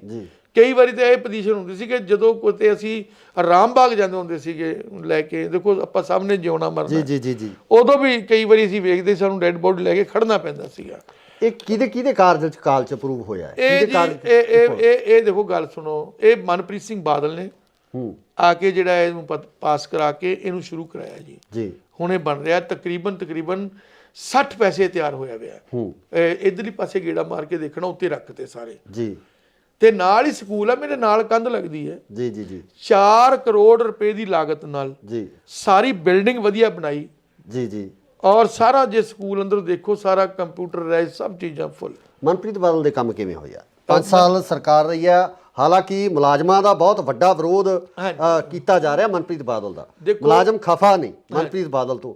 ਤੁਸੀਂ ਉਹਨਾਂ ਦੇ ਕੰਮਾਂ ਨੂੰ ਕਿਵੇਂ ਦੇਖਦੇ ਹੋ ਕਿ ਬਠਿੰਡੇ ਦੇ ਵਿੱਚ ਉਹਨਾਂ ਨੇ ਕੰਮ ਕਿੱਦਾਂ ਦੇ? ਦੇਖੋ ਜਿਹੜੇ ਡਿਵੈਲਪਮੈਂਟ ਦੇ ਕੰਮ ਹੈਗੇ ਜੀ, ਡਿਵੈਲਪਮੈਂਟ ਦੇ ਕੰਮ ਬਹੁਤ ਦੱਬ ਕੇ ਕੀਤੇ ਜੀ। ਮੈਂ ਦੱਸੀ ਨਾ 100 ਕਰੋੜ ਦਾ ਤਾਂ ਪੁਲ ਹੀ ਹੈ, 96 ਕਰੋੜ ਦਾ ਆ 4 ਕਰੋੜ ਰੁਪਇਆ ਸਕੂਲ ਤੇ ਲਾਇਆ ਨਾਲ ਹੀ ਆ ਪਰਲੇ ਪਾਸੇ ਔਰ ਆ ਨਾਲ ਹੀ ਇੱਥੇ ਹੈਗਾ ਜੀ ਭਗਵਾਨ ਵਾਲਮੀਕੀ ਆਸ਼ਰਮ ਹੈ 4.5 ਕਰੋੜ ਰੁਪਈਆ ਇੱਥੇ ਵੀ ਲਗਾਇਆ ਜੀ, ਨੇੜੇ ਦੱਸ ਰਿਹਾ ਮੈਂ ਜੀ। ਆ ਰਿੰਗ ਰੋਡ ਹੈਗਾ ਜੀ ਇੱਥੇ 95-97 ਕਰੋੜ ਉੱਥੇ ਲਾ ਰਿੰਗ ਰੋਡ ਤੇ ਜੀ, ਤਕਰੀਬਨ ਕੰਪਲੀਟ ਹੋ ਜਾਏਗਾ। ਔਰ ਮੈਂ ਕਹਾਂਗਾ ਨਹਿਰ ਬਾਰ-ਬਾਰ ਟੁੱਟਦੀ ਸੀਗੀ, ਇਹ ਨਹਿਰ ਜਿਹੜੀ ਆ ਹੁਣ ਫਾਈਨਲ ਹੈ ਜੀ। ਇਹ ਨਹਿਰ ਜਿਹੜੀ ਹੈਗੀ ਆ ਹੁਣ ਇਸ ਨੂੰ ਪੱਕਾ ਕਰਤਾ, ਤੁਸੀਂ ਵੇਖੀ ਹੋਊਗੀ। ਬਿਲਕੁਲ ਉਹਦੇ ਨਾਲ ਇੱਕ ਸੈਰਗਾ ਬਣਾ ਰਹੇ ਜੀ ਜਿਹੜੀ 8-9 ਕਿਲੋਮੀਟਰ ਲੰਬੀ ਹੈ ਜੀ ਔਰ ਉਹ ਸੈਰਗਾ ਜੋ ਤਿਆਰ ਹੋਗੀ, ਲੋਕਾਂ ਨੂੰ ਬੜਾ ਵੱਡਾ ਉਹਦਾ ਸਹੂਲਤ ਮਿਲੇਗੀ ਸਿਹਤ ਪੱਖੋਂ। ਔਰ ਇਸ ਦੇ ਨਾਲ ਜਿਹੜਾ ਕਾਰਪੋਰੇਸ਼ਨ ਦੇ ਸੰਬੰਧ ਦੇ ਵਿੱਚ ਜਿਹੜਾ ਬਾਰ-ਬਾਰ ਜਿਹੜਾ ਸਰਜ ਕਰੇ ਟੁੱਟ ਜਾਂਦਾ ਸੀਗਾ, ਉਹਦੇ ਵਾਸਤੇ 10 ਕਿੱਲੇ ਜ਼ਮੀਨ ਲੈ ਕੇ, ਜਿੱਥੇ ਆ ਹੈਗਾ ਆਪਣਾ ਕੀ ਨਾਂ ਦਾ ਡੰਪ ਹੈ ਜਿੱਥੇ ਆਪਣਾ ਟ੍ਰੀਟਮੈਂਟ ਪਲਾਂਟ ਵੀ ਲੱਗਿਆ ਹੋਇਆ, ਜੀ। ਉੱਥੇ 10 ਕਿੱਲਿਆਂ ਡੱਗ ਬਣਾਇਆ ਬਹੁਤ ਵੱਡਾ ਜੀ, ਵੀ ਜੇ ਕਿਤੇ ਟੁੱਟ ਜਾਵੇ ਕਿਤੇ ਸਲੱਜ ਕੈਰੀਅਰ ਤੇ ਸਾਰਾ ਬਾਰਿਸ਼ ਦਾ ਪਾਣੀ 10 ਕਿੱਲਿਆਂ ਵਿੱਚ ਆ ਕੇ ਖੜ ਜਾਵੇ ਜੀ। ਉਸ ਤੋਂ ਇਲਾਵਾ ਜੀ ਅੱਜ ਜਿੱਥੇ ਆਪਾਂ ਆਪਣਾ ਰਜਿੰਦਰਾ ਕਾਲਜ ਹੈ, ਜਿੱਥੇ ਗੱਡੀਆਂ ਖੜਦੀਆਂ ਜੀ, ਜਿੱਥੇ ਕੂੜੇ ਢੋਣ ਵਾਲੀ ਗੱਡੀਆਂ ਖੜਦੀਆਂ, ਦੇਖਿਆ ਨਾ ਤੁਸੀਂ? ਜੀ ਮੇਨ ਰੋਡ ਤੇ ਹੈ ਜੀ। ਉਹ ਕਾਰਪੋਰੇਸ਼ਨ ਦਾ 100 ਕਰੋੜ ਦੀ ਪ੍ਰਾਪਰਟੀ, ਕਾਰਪੋਰੇਸ਼ਨ ਦੀ ਉਦੋਂ ਵੱਧ ਦੀ ਪ੍ਰਾਪਰਟੀ ਹੋਊਗੀ ਜੀ, ਉਹ ਕਾਰਪੋਰੇਸ਼ਨ ਦੇ ਵੱਲ ਆਈ ਜੀ। ਹਾਂ, ਸਾਡਾ ਉੱਥੇ ਕਬਜ਼ਾ ਕਾਰਪੋਰੇਸ਼ਨ ਦਾ, ਗੱਡੀਆਂ ਖੜਦੀਆਂ। ਉਦੋਂ ਮੈਂ ਬਤੌਰ ਮੇਅਰ ਸੀ, ਇਹ ਮਿਨਿਸਟਰ ਹੁੰਦੇ ਸੀਗੇ ਜੀ। ਔਰ ਮੈਂ ਗੱਲ ਕਹਾਂਗਾ ਵੀ ਕੋਈ ਇੰਨੇ ਕੰਮ, ਕਈ ਕੰਮ ਐਸੇ ਹੈ ਜਿਹੜੇ ਮੈਂ ਸਾਰੇ ਹੁਣ ਵੇਖਾਂਗਾ। ਔਰ ਜੇ ਮੈਂ ਗੱਲ ਕਰਦੇ ਆ, ਨਾਲ ਹੀ ਅਮਰਪੁਰਾ ਬਸਤੀ ਹੈ, ਇੱਥੇ 4 ਕਿੱਲੇ ਜ਼ਮੀਨ ਰਿਕਵਾਇਰ ਕਰਕੇ ਵਕਫ ਬੋਰਡ ਦੀ, ਉਹਦੇ ਵਿੱਚ ਬਹੁਤ ਵਧੀਆ ਤਰੀਕੇ ਨਾਲ ਇੱਕ ਪਾਰਕ ਤਿਆਰ ਕਰ ਰਹੇ ਆ ਜੀ। ਔਰ ਨਾਲ ਹੀ ਇੱਥੇ ਨਾਲ ਇੱਕ ਪਾਰਕ ਬਣਾਇਆ ਹਾਜ਼ੀ ਰਤਨ, ਜਿੱਥੇ ਹੈ ਨਾ, ਜਿੱਥੇ ਆਪਣਾ ਹਸਪੀਟਲ ਹੈ ਉਹਦੇ ਨਾਲ ਦੇਖਿਆ ਇੱਕ ਪਾਰਕ ਬਣਿਆ ਜੀ। ਪਰ ਇਹ ਚਿੜੀ ਛਿੱਕਾ ਉਹ ਦੂਜਾ ਖੇਡਣ ਵਾਲਾ ਹੀ ਬਣਾਇਆ ਜੀ। ਮਤਲਬ ਕਾਫੀ ਜਿਹੜਾ ਹੈ, ਊਧਮ ਸਿੰਘ ਨਗਰ ਪਾਰਕ ਬਣਾਇਆ ਜੀ, ਜਿਹੜੀ ਵੇਰਕਾ ਮਿਲ ਸੀ ਉਹਦੀ ਬੈਕ ਸਾਈਡ ਤੇ। ਦੇਖੋ ਸਮਾਜਿਕ ਕੁਝ ਕੰਮ ਐਸੇ ਹੁੰਦੇ ਆ, ਬੱਚਿਆਂ ਨੂੰ ਖੇਡਣ ਵਾਸਤੇ ਥਾਂ ਚਾਹੀਦੀ, ਜਗ੍ਹਾ ਚਾਹੀਦੀ ਹੈ, ਬਜ਼ੁਰਗਾਂ ਨੂੰ ਬੈਠਣ ਵਾਸਤੇ ਚਾਹੀਦਾ ਹੈ। ਔਰ ਜਦੋਂ ਕੋਈ ਵਿਚਾਰਾ ਮੀਆਂ ਬੀਬੀ ਉਹ ਦਿਮਾਗੀ ਤੌਰ ਤੇ ਵਿਚਾਰੇ ਘਰੇ ਬੈਠੇ ਬੈਠੇ ਉਹ ਹੋ ਜਾਂਦੇ ਨੇ ਵਿਚਾਰੇ, ਜੇ ਪਾਰਕ 'ਚ ਜਾ ਕੇ ਬਹਿੰਦੇ ਨੇ ਤੇ ਉਹਨੂੰ ਮਤਲਬ ਖੁਸ਼ੀਆਂ ਮੁੜਦੀਆਂ ਘਰਾਂ ਦੇ ਵਿੱਚ। ਕਾਫੀ ਜਾਣੀ ਕਿ ਇਹਨਾਂ ਲੋਕਾਂ ਦੇ ਵਾਸਤੇ ਜੋ ਕਰਿਆ ਹੈਗਾ ਕੰਮ ਕਾਫੀ ਹੋਏ ਨੇ। ਔਰ ਸਰਕਾਰਾਂ ਦੇ ਕੰਮ ਹੁੰਦੇ, ਕੁਝ ਕੰਮ ਹੋ ਜਾਂਦੇ, ਕੋਈ ਨਾਰਾਜ਼ਗੀਆਂ ਵੀ ਹੋ ਜਾਂਦੀਆਂ। ਔਰ ਉਹ ਜਿਹੜਾ ਕੰਮ ਹੈ ਕੈਂਟੀਨ ਨੂੰ, ਕੋਈ 5-4 ਸਾਲਾਂ ਵਾਲਾ ਕੰਮ ਤਾਂ ਹੁੰਦਾ ਨਹੀਂ ਜੀ। ਕਿਉਂਕਿ ਜੇ ਅਗਰ ਆਪਾਂ ਬਠਿੰਡੇ ਨੂੰ ਬਣਾਉਣਾ ਹੋਵੇ ਤਾਂ 40-50 ਸਾਲ ਤੋਂ ਲਗਾਤਾਰ 20-25 ਸਾਲ ਲੱਗੇ ਰਵਾਂਗੇ ਫਿਰ ਜਾ ਕੇ ਸਿਰੇ ਲੱਗੇ। ਮੇਰੇ ਸਾਹਿਬ ਇੱਕ ਹੋਰ ਸਵਾਲ ਆ, ਲਾਸਟ ਸਵਾਲ ਤੁਹਾਨੂੰ ਕਰਨਾ ਚਾਹੁੰਦਾ ਕਿ ਅਗਰ ਅਕਾਲੀ ਦਲ ਵਾਂਗੂ ਕਾਂਗਰਸ ਵੱਲੋਂ ਵੀ ਇਹ ਸ਼ਬਦੀ ਹਮਲੇ ਹੋਣ ਤੁਹਾਡੇ ਤੇ, ਕਿ ਅਕਾਲੀ ਦਲ ਤੋਂ ਆਏ ਹੋਏ ਆ, ਫਿਰ ਕੀ ਹੋਊਗਾ? ਵੀ ਅਕਾਲੀ ਦਲ ਤੋਂ ਉਹ ਤਾਂ ਸਾਰਿਆਂ ਨੂੰ ਪਤਾ ਜੀ ਵੀ ਮੈਂ ਅਕਾਲੀ ਦਲ ਚੋਂ ਆਇਆ ਹੈਗਾ। ਨਹੀਂ, ਅਗਰ ਇਹੀ ਵਰਤਾਰਾ ਤੁਹਾਡੇ ਨਾਲ ਇੱਧਰ ਕਾਂਗਰਸ 'ਚ ਹੁੰਦਾ ਹੈ, ਵੀ ਜੇ ਇਹੀ ਵਰਤਾਰਾ ਹੁੰਦਾ ਜੀ ਇਹਦੇ 'ਚ ਦੇਖੋ, ਇਹ ਤਾਂ ਹੁਣ ਗਾਂ ਮੇਰੀ ਕਿਸਮਤ ਹੈ ਵੀ ਇਹਦੇ 'ਚ ਕੀ ਹੋਣਾ। ਲੇਕਿਨ ਇੱਕ ਗੱਲ ਜ਼ਰੂਰ ਹੈ ਵੀ ਜਿਹੜੀ ਸਿਆਸਤ ਹੈ ਇਹ ਪੈਸੇ ਵਾਲੇ ਦੀ ਹੈ ਜੀ। ਜੇ ਹੋ ਸਕਦਾ ਕਿ ਮੈਂ ਵੀ ਕਿਤੇ ਮਾੜਾ ਮੋਟਾ ਕੋਈ 4 ਪੈਸਿਆਂ ਵਾਲਾ ਬੰਦਾ ਹੁੰਦਾ, ਮੈਂ ਵੀ ਖੁੱਲ੍ਹ ਕੇ ਲੋਕਾਂ ਦੀ ਪਬਲਿਕ ਦੀ ਸੇਵਾ ਕਰ ਸਕਦਾ ਸੀ, ਪਰ ਜਿੰਨੀ ਮੇਰੇ ਕੋਲ ਹੋ ਸਕੂਗੀ ਮੈਂ ਉਨੀ ਕਰਾਂਗਾ। ਸੋ ਇਹ ਸਨ ਸਾਬਕਾ ਮੇਅਰ ਬਲਵੰਤ ਰਾਏ ਨਾਥ, ਜਿਨ੍ਹਾਂ ਵੱਲੋਂ ਅਕਾਲੀ ਦਲ ਨੂੰ ਅਲਵਿਦਾ ਕਹਿ ਕੇ ਕਾਂਗਰਸ ਦਾ ਪੱਲਾ ਫੜ ਲਿਆ ਗਿਆ ਤੇ ਇਸ ਨੂੰ ਘਰ ਵਾਪਸੀ ਵੀ ਕਿਹਾ ਜਾ ਸਕਦਾ ਹੈ। ਤੇ ਨਾਲ ਹੀ ਇਹਨਾਂ ਵੱਲੋਂ ਮਨਪ੍ਰੀਤ ਬਾਦਲ ਦੇ ਕੰਮਾਂ ਦੀ ਸ਼ਲਾਘਾ ਕੀਤੀ ਆ, ਉਹਨਾਂ ਵੱਲੋਂ ਕੀਤੇ ਹੋਏ ਕੰਮਾਂ ਦੀ ਉਸਤਤ ਕੀਤੀ ਗਈ ਹੈ। ਪਰ ਆਮ ਲੋਕ ਮਨਪ੍ਰੀਤ ਬਾਦਲ ਦੇ ਕੰਮਾਂ ਨੂੰ ਕਿਸ ਤਰ੍ਹਾਂ ਦੇਖਦੇ ਆ, ਇਸ ਇਲਾਕੇ ਦੇ ਲੋਕ ਮਨਪ੍ਰੀਤ ਬਾਦਲ ਦੇ ਕੰਮਾਂ ਨੂੰ ਕਿਸ ਤਰ੍ਹਾਂ ਦੇਖਦੇ ਆ, ਇਹ ਆਉਣ ਵਾਲੀ 20 ਤਰੀਕ ਨੂੰ ਕਨਫਰਮ ਹੋ ਜਾਵੇਗਾ, ਪਤਾ ਲੱਗ ਜਾਵੇਗਾ। ਪਰ ਹਰ ਇੱਕ ਪਾਰਟੀ ਆਪਣੇ ਕੰਮਾਂ ਨੂੰ ਸੁਣਾਉਂਦੀ ਹੈ, ਹਰ ਇੱਕ ਪਾਰਟੀ ਆਪਣੇ ਕੀਤੇ ਹੋਏ ਕੰਮਾਂ ਦੀ ਉਸਤਤ ਕਰਦੀ ਹੈ। ਸੋ ਜੁੜੇ ਰਹੋ ਇੰਡੋਜ਼ ਟੀਵੀ ਆਸਟ੍ਰੇਲੀਆ ਨਾਲ। ਧੰਨਵਾਦ। ਨਾ ਸਰ, ਪਹਿਲਾ ਸਵਾਲ ਇਹੀ ਆ ਕਿ ਇਹੋ ਜਿਹੀਆਂ ਕਿਹੜੀਆਂ ਪਰਿਸਥਿਤੀਆਂ ਬਣੀਆਂ ਜਿਸ ਕਾਰਨ ਤੁਹਾਨੂੰ ਅਕਾਲੀ ਦਲ ਤੋਂ ਕਿਨਾਰਾ ਕਰਕੇ ਕਾਂਗਰਸ ਦਾ ਪੱਲਾ ਫੜਨਾ ਪਿਆ? ਇਹੋ ਜਿਹੇ ਕਿਹੜੇ ਹਾਲਾਤ ਸਨ? ਬਠਿੰਡੇ ਨੂੰ ਜਿਹੜਾ ਹਿੰਦੁਸਤਾਨ ਦੇ ਨਕਸ਼ੇ ਤੇ ਲਿਆਉਣ ਵਾਸਤੇ ਜੀ ਮੈਂ ਦਿਨ ਪਰ ਰਾਤ ਇੱਕ ਕਰਨ ਦੀ ਕੋਸ਼ਿਸ਼ ਕੀਤੀ ਜੀ। ਜਿੰਨੀ ਜਤਾ ਸ਼ਕਤੀ ਸੀ ਸਰੀਰਕ ਤੌਰ ਤੇ, ਮਾਨਸਿਕ ਤੌਰ ਤੇ ਜੀ। ਔਰ ਮੈਂ ਇਸ ਨੂੰ ਜਿਹੜਾ ਹੈਗਾ ਪੰਜਾਬ ਦੇ ਵਿੱਚ 3 ਦਫਾ ਬਠਿੰਡੇ ਨੂੰ 1 ਨੰਬਰ ਤੇ ਲੈ ਕੇ ਆਇਆ ਜਦੋਂ ਮੈਂ ਸੀਟ ਤੇ ਬੈਠਿਆ ਸੀ ਜੀ। ਪਰ ਲੇਕਿਨ ਕੈਂਟੀ ਨਿਊਜ਼ ਮੈਂ ਦੇਖੀ ਗਿਆ, ਇੱਕ ਤਾਂ ਮੇਰੇ ਤੇ ਇਹੀ ਲੱਛਣ ਨਹੀਂ ਲੱਗਣੋਂ ਹਟੇ ਵੀ ਇਹ ਕਾਂਗਰਸੀ ਹੈ ਜੀ, ਇਹ ਫਲਾਣਾ। ਮੈਂ ਇੱਕ ਮੇਅਰ ਸੀ, ਨਾ ਕਿ ਮੈਂ ਕੋਈ ਕਿਸੇ ਪਾਰਟੀ ਦਾ ਪ੍ਰਧਾਨ ਬੈਠਿਆ। ਫਿਰ ਉਹ ਇਲੈਕਸ਼ਨ ਆ ਗਏ ਜੀ, ਜਿਹੜੇ ਐਮਸੀ ਦੇ ਸੀ ਮੈਨੂੰ ਕਹਿੰਦੇ ਐਮਸੀ ਇਲੈਕਸ਼ਨ ਲੜ ਲਓ। ਔਰ ਉਦੋਂ ਕਿਤੇ ਕੁਦਰਤੀ ਮੈਨੂੰ ਪੈਰਾਲਾਈਜ਼ ਹੋ ਕੇ ਹਟਿਆ ਸੀਗਾ। ਉਦੋਂ ਮੈਨੂੰ ਡਾਕਟਰ ਕਹਿੰਦਾ ਵੀ ਐਤਕੀ ਥੋੜਾ ਤੁਸੀਂ ਠੰਡ ਦੇ ਵਿੱਚ ਬਾਲਾ ਕੰਮ ਨਹੀਂ ਕਰਨਾ। ਇਸ ਗੱਲ ਤੋਂ ਰੁੱਸ ਗਏ। ਜਿੱਥੇ ਆਪਣੀ ਇੱਜ਼ਤ ਨਹੀਂ ਹੈ, ਜਿੱਥੇ ਆਪਾਂ ਨੂੰ ਸਤਿਕਾਰ ਹੋਣਾ ਚਾਹੀਦਾ, ਜਦੋਂ ਉਹਦੇ 'ਚ ਮੈਨੂੰ ਕਮੀ ਲੱਗੀ ਤਾਂ ਮੈਂ ਛੱਡ ਦਿੱਤਾ। ਅੱਛਾ, ਮੈਨੂੰ ਕਹਿੰਦੇ ਮੇਅਰ ਬਣਾਤਾ, ਕੱਲ ਪਰਸੋਂ ਦਾ ਫੇਸਬੁੱਕ ਤੇ ਤੁਰਿਆ ਆਂਦਾ ਮੇਅਰ ਬਣਾ ਕੇ ਮੈਂ ਕੋਈ ਡਾਕਾ ਮਾਰਿਆ ਕਿਤੇ? ਜੇ ਮੇਅਰ ਬਣਾਇਆ ਮੈਨੂੰ, ਮੈਂ ਇਹਦੇ 18 ਘੰਟੇ ਕੰਮ ਕੀਤਾ ਜੀ। ਮੈਂ ਇੰਨੀ ਮਿਹਨਤ ਕੀਤੀ, ਮੈਨੂੰ 2 ਵਾਰੀ ਪੈਰਾਲਾਈਜ਼ ਵੀ ਹੋ ਗਿਆ। ਮੈਂ ਕਦੀ ਝੂਠੀ ਗੱਲ ਨਹੀਂ ਕਦੀ ਕਹੀ ਜੀ, ਨਾ। ਜੇ ਅਗਰ ਵੀ ਜੈ ਜੈਕਾਰ ਕਰਨੀ ਆਪਣੇ ਲੀਡਰ ਦੀ ਝੂਠੀ, ਮੇਰੇ ਤੋਂ ਅੱਜ ਨਹੀਂ ਹੁੰਦੀ, ਕੱਲ ਨਹੀਂ ਹੁੰਦੀ। ਜੇ ਅਗਰ ਕੋਈ ਗੱਲ ਉਹਦੀ ਆ ਜਾਂਦੀ ਹੈ ਜੈ ਜੈਕਾਰ ਕਰਨ ਵਾਲੀ, ਠੋਕ ਕੇ ਕਰਦਾ, ਚਾਹੇ ਮੈਨੂੰ ਕੋਈ ਚੰਗਾ ਕਹੇ ਚਾਹੇ ਮਾੜਾ ਕਹੇ। ਸਤਿ ਸ਼੍ਰੀ ਅਕਾਲ ਜੀ, ਤੁਸੀਂ ਦੇਖ ਰਹੇ ਹੋ ਇੰਡੋਜ਼ ਟੀਵੀ ਆਸਟ੍ਰੇਲੀਆ ਤੇ ਮੈਂ ਹਾਂ ਗੁਰਿਕਬਾਲ ਸਿੰਘ। ਪੰਜਾਬ ਦੀ ਸਿਆਸਤ ਇਸ ਸਮੇਂ 2022 ਦੇ ਵਿਧਾਨ ਸਭਾ ਇਲੈਕਸ਼ਨ ਨੂੰ ਲੈ ਕੇ ਲਗਾਤਾਰ ਭਖੀ ਹੋਈ ਹੈ ਤੇ ਇਸ ਭਖੀ ਹੋਈ ਸਿਆਸਤ ਦੇ ਦੌਰਾਨ ਕਿਤੇ ਨਾ ਕਿਤੇ ਸਿਆਸੀ ਪਾਰਟੀਆਂ ਦੇ ਵਿੱਚ ਇੱਕ ਦੂਜੇ ਦੇ ਤਰਫ ਦੂਸਰੀਆਂ ਪਾਰਟੀਆਂ ਦੇ ਕੈਂਡੀਡੇਟ ਖਿੱਚਣ ਨੂੰ ਲੈ ਕੇ ਵੀ ਜਿਹੜੀ ਲਾਲਸਾ ਹੈ ਉਹ ਜਾਗੀ ਹੁੰਦੀ ਆ। ਸੋ ਇਸੇ ਸਮੇਂ ਦੌਰਾਨ ਬਠਿੰਡਾ ਦੇ ਵਿੱਚ ਜੋ ਅਕਾਲੀ ਦਲ ਤੋਂ ਸਾਬਕਾ ਮੇਅਰ ਸਨ ਉਹ ਕਾਂਗਰਸ ਦੇ ਵਿੱਚ ਉਹਨਾਂ ਵੱਲੋਂ ਸ਼ਮੂਲੀਅਤ ਕੀਤੀ ਗਈ ਹੈ। ਕੀ ਕਾਰਨ ਸੀ ਆਖਰ ਇਹੋ ਜਿਹੀਆਂ ਕਿਹੜੀਆਂ ਪ੍ਰਸਥਿਤੀਆਂ ਬਣੀਆਂ ਜਿਸ ਕਾਰਨ ਉਹਨਾਂ ਨੂੰ ਅਕਾਲੀ ਦਲ ਛੱਡ ਕੇ ਕਾਂਗਰਸ ਦੇ ਵਿੱਚ ਸ਼ਾਮਲ ਹੋਣਾ ਪਿਆ? ਸਾਡੇ ਨਾਲ ਮੌਜੂਦ ਨੇ ਮੇਅਰ ਬਲਵੰਤ ਰਾਏ ਨਾਥ ਜੀ, ਉਹਨਾਂ ਨਾਲ ਗੱਲਬਾਤ ਕਰਾਂਗੇ। ਨਾਥ ਸਾਹਿਬ ਸਵਾਗਤ ਹੈ ਜੀ ਨਿਊਜ਼ ਟੀਵੀ। ਜੀ ਸਤਿ ਸ਼੍ਰੀ ਅਕਾਲ ਜੀ, ਮੇਰੇ ਵੱਲੋਂ ਗੁਰਪਾਲ ਜੀ ਤੁਹਾਨੂੰ ਬਹੁਤ ਬਹੁਤ ਮਿਹਰਬਾਨੀ ਜਿਹੜਾ ਕਿ ਤੁਸੀਂ ਜਿਹੜੀ ਸਾਡੀ ਜਿਹੜੀ ਗੱਲ ਲੋਕਾਂ ਤੱਕ ਸਰੋਤਾਂ ਤੱਕ ਪਹੁੰਚਾਈ। Thank you. ਨਾਥ ਸਾਹਿਬ ਪਹਿਲਾ ਸਵਾਲ ਇਹੀ ਆ ਕਿ ਇਹੋ ਜਿਹੀਆਂ ਕਿਹੜੀਆਂ ਪ੍ਰਸਥਿਤੀਆਂ ਬਣੀਆਂ ਜਿਸ ਕਾਰਨ ਤੁਹਾਨੂੰ ਅਕਾਲੀ ਦਲ ਤੋਂ ਕਿਨਾਰਾ ਕਰਕੇ ਕਾਂਗਰਸ ਦਾ ਪੱਲਾ ਫੜਨਾ ਪਿਆ? ਇਹੋ ਜਿਹੇ ਕਿਹੜੇ ਹਾਲਾਤ ਸਨ? ਦੇਖੋ ਸਵਾਲ ਇਹ ਹੈ ਵੀ ਜਦੋਂ ਮੈਨੂੰ ਮੇਅਰ ਬਣਾਇਆ ਜੀ ਤੇ ਮੈਂ ਬੜੀ ਤਨਦੇਹੀ ਦੇ ਨਾਲ ਬੜੀ ਸ਼ਰਧਾ ਦੇ ਨਾਲ ਮੈਨੂੰ ਸ਼ੌਂਕ ਸੀ ਜੀ, ਕੰਮ ਕਰਨ ਦਾ ਸ਼ੌਂਕ ਸੀਗਾ ਕਿ ਮੈਂ ਜਿਹੜਾ ਹੈਗਾ ਉਹ ਮੈਨੂੰ ਬੜੀ ਵੱਡੀ ਜ਼ਿੰਮੇਵਾਰੀ ਦਿੱਤੀ ਹੈ ਕਿ ਮੈਂ ਇਹਨੂੰ ਬਠਿੰਡੇ ਨੂੰ ਜਿਹੜਾ ਹਿੰਦੁਸਤਾਨ ਦੇ ਨਕਸ਼ੇ ਤੇ ਲਿਆਉਣ ਵਾਸਤੇ ਜੀ ਜੀ ਮੈਂ ਦਿਨ ਭਰ ਰਾਤ ਇੱਕ ਕਰਨ ਦੀ ਕੋਸ਼ਿਸ਼ ਕੀਤੀ ਜੀ, ਜਿੰਨੀ ਜਤਾ ਸ਼ਕਤੀ ਸੀ ਸਰੀਰਕ ਤੌਰ ਤੇ ਮਾਨਸਿਕ ਤੌਰ ਤੇ ਜੀ ਜੀ, ਔਰ ਮੈਂ ਇਸ ਨੂੰ ਜਿਹੜਾ ਹੈਗਾ ਪੰਜਾਬ ਦੇ ਵਿੱਚ 3 ਦਫਾ ਬਠਿੰਡੇ ਨੂੰ 1 ਨੰਬਰ ਤੇ ਲੈ ਕੇ ਆਇਆ ਜਦੋਂ ਮੈਂ ਸੀਟ ਤੇ ਬੈਠਿਆ ਸੀ। ਜੀ ਜੀ ਅਗਰ ਮੈਨੂੰ ਮੇਅਰ ਬਣਾਇਆ ਜੇ ਮੈਂ ਕੋਈ ਕੁਤਾਹੀ ਕੀਤੀ ਹੋਵੇ ਜੀ ਤੇ ਮੈਂ ਦੋਸ਼ੀ ਹੋ ਸਕਦਾ ਜੀ, ਔਰ ਮੈਂ ਇਸ ਨੂੰ ਬਠਿੰਡੇ ਨੂੰ ਸਾਡੀ ਸਾਰੀ ਟੀਮ ਨੇ ਅਸੀਂ ਪੂਰੀ ਮਿਹਨਤ ਕਰਕੇ ਹਿੰਦੁਸਤਾਨ 'ਚ 450 ਸ਼ਹਿਰਾਂ ਦੇ ਵਿੱਚੋਂ ਜੀ ਅਸੀਂ ਇਸ ਨੂੰ ਲੈ ਕੇ ਆਏ ਆ 16ਵੇਂ ਨੰਬਰ ਤੇ। ਜੀ ਜਦੋਂ ਕੋਈ ਬੰਦਾ ਮਿਹਨਤ ਦੇ ਨਾਲ ਇਮਾਨਦਾਰੀ ਦੇ ਨਾਲ ਲਗਨ ਨਾਲ ਕੰਮ ਕਰਦਾ ਹੈ ਉਹਦੇ ਕਿਤੇ ਨਾ ਕਿਤੇ ਕੋਈ ਮਨ ਦੇ ਵਿੱਚ ਭਾਵਨਾਵਾਂ ਵੀ ਹੁੰਦੀਆਂ। ਇੱਜ਼ਤ ਜਿਹੜੀ ਆ ਕੁਰਸੀ ਦੇ ਨਾਲ ਨਾਲ ਆਤਮਿਕ ਤੌਰ ਤੇ ਵੀ ਇੱਜ਼ਤ ਬੰਦੇ ਨੂੰ ਚਾਹੀਦੀ ਹੈ। ਜੀ ਜੀ ਜੀ ਜੀ, ਜਿਹੜੀ ਕਿ ਮੈਂ ਮਹਿਸੂਸ ਕੀਤਾ ਕਿਉਂਕਿ ਮੈਂ ਇਹੋ ਜਿਹਾ ਕੁਝ ਗੱਲ ਮੇਰੀ ਫਿਤਰਤ ਜਿਹੜੀ ਹੈ ਉਹ ਇਹੋ ਜੀ ਨਹੀਂ ਹੈ ਕਿ ਜਿਹੜੀ ਮੈਂ ਮਤਲਬ ਜਲਦੀ ਔਛੀ ਗੱਲ ਨਹੀਂ ਕਹਿੰਦਾ। ਜੀ ਜੀ ਜੀ, ਪਰ ਲੇਕਿਨ ਕੈਂਟੀ ਨਿਊਜ਼ ਮੈਂ ਦੇਖੀ ਗਿਆ, ਇੱਕ ਤਾਂ ਮੇਰੇ ਤੇ ਇਹੀ ਲੱਛਣ ਨਹੀਂ ਲੱਗਣੋਂ ਹਟੇ ਵੀ ਇਹ ਕਾਂਗਰਸੀ ਹੈ ਜੀ, ਇਹ ਫਲਾਣਾ। ਮੈਂ ਇੱਕ ਮੇਅਰ ਸੀ, ਨਾ ਕਿ ਮੈਂ ਕੋਈ ਕਿਸੇ ਪਾਰਟੀ ਦਾ ਪ੍ਰਧਾਨ ਬੈਠਿਆ ਜੀ।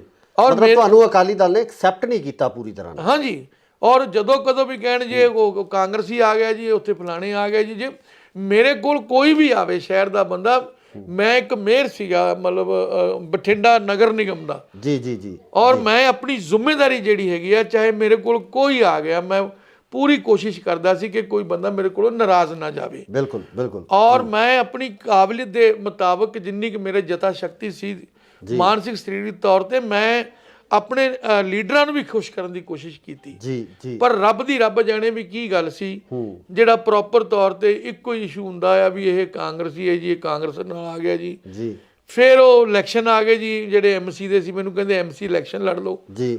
ਔਰ ਉਦੋਂ ਕਿਤੇ ਕੁਦਰਤੀ ਮੈਨੂੰ ਪੈਰਾਲਾਈਜ਼ ਹੋ ਕੇ ਹਟਿਆ ਸੀਗਾ। ਉਦੋਂ ਮੈਨੂੰ ਡਾਕਟਰ ਕਹਿੰਦਾ ਵੀ ਐਤਕੀ ਥੋੜਾ ਤੁਸੀਂ ਠੰਡ ਦੇ ਵਿੱਚ ਬਾਲਾ ਕੰਮ ਨਹੀਂ ਕਰਨਾ, ਤੇ ਉਹ ਮੈਂ ਆਖਿਆ ਜੀ ਐਤਕੀ ਤੁਸੀਂ ਮੈਨੂੰ ਮਾਫ ਕਰ ਦਿਓ। ਇਸ ਗੱਲ ਤੋਂ ਰੁੱਸ ਗਏ। ਜੀ ਜੀ, ਔਰ ਮੈਂ ਕਿਹਾ ਜੀ ਮੇਰੀ ਗੱਲ ਸੁਣੋ, ਮੈਨੂੰ ਡਾਕਟਰ ਨੇ ਮਨਾ ਕੀਤਾ ਔਰ ਰੁੱਸ ਗਏ। ਜਦੋਂ ਮੈਂ ਕਿਹਾ ਸਿੰਗਲਾ ਸਾਹਿਬ ਤੁਸੀਂ ਐ ਨਾ ਕਰੋ, ਮੈਨੂੰ ਨਾ ਇਲੈਕਸ਼ਨ ਲੜਾਓ, ਮੇਰੀ ਸਿਹਤ ਠੀਕ ਨਹੀਂ ਹੈਗੀ, ਅਗਲੀ ਵਾਰੀ ਲੜਾ ਦਾਂਗੇ। ਤੁਸੀਂ ਮੈਨੂੰ 10 ਇਲੈਕਸ਼ਨ, ਮੈਂ ਕਿਹਾ 10 ਸੀਟਾਂ ਲਾ ਦਿਓ।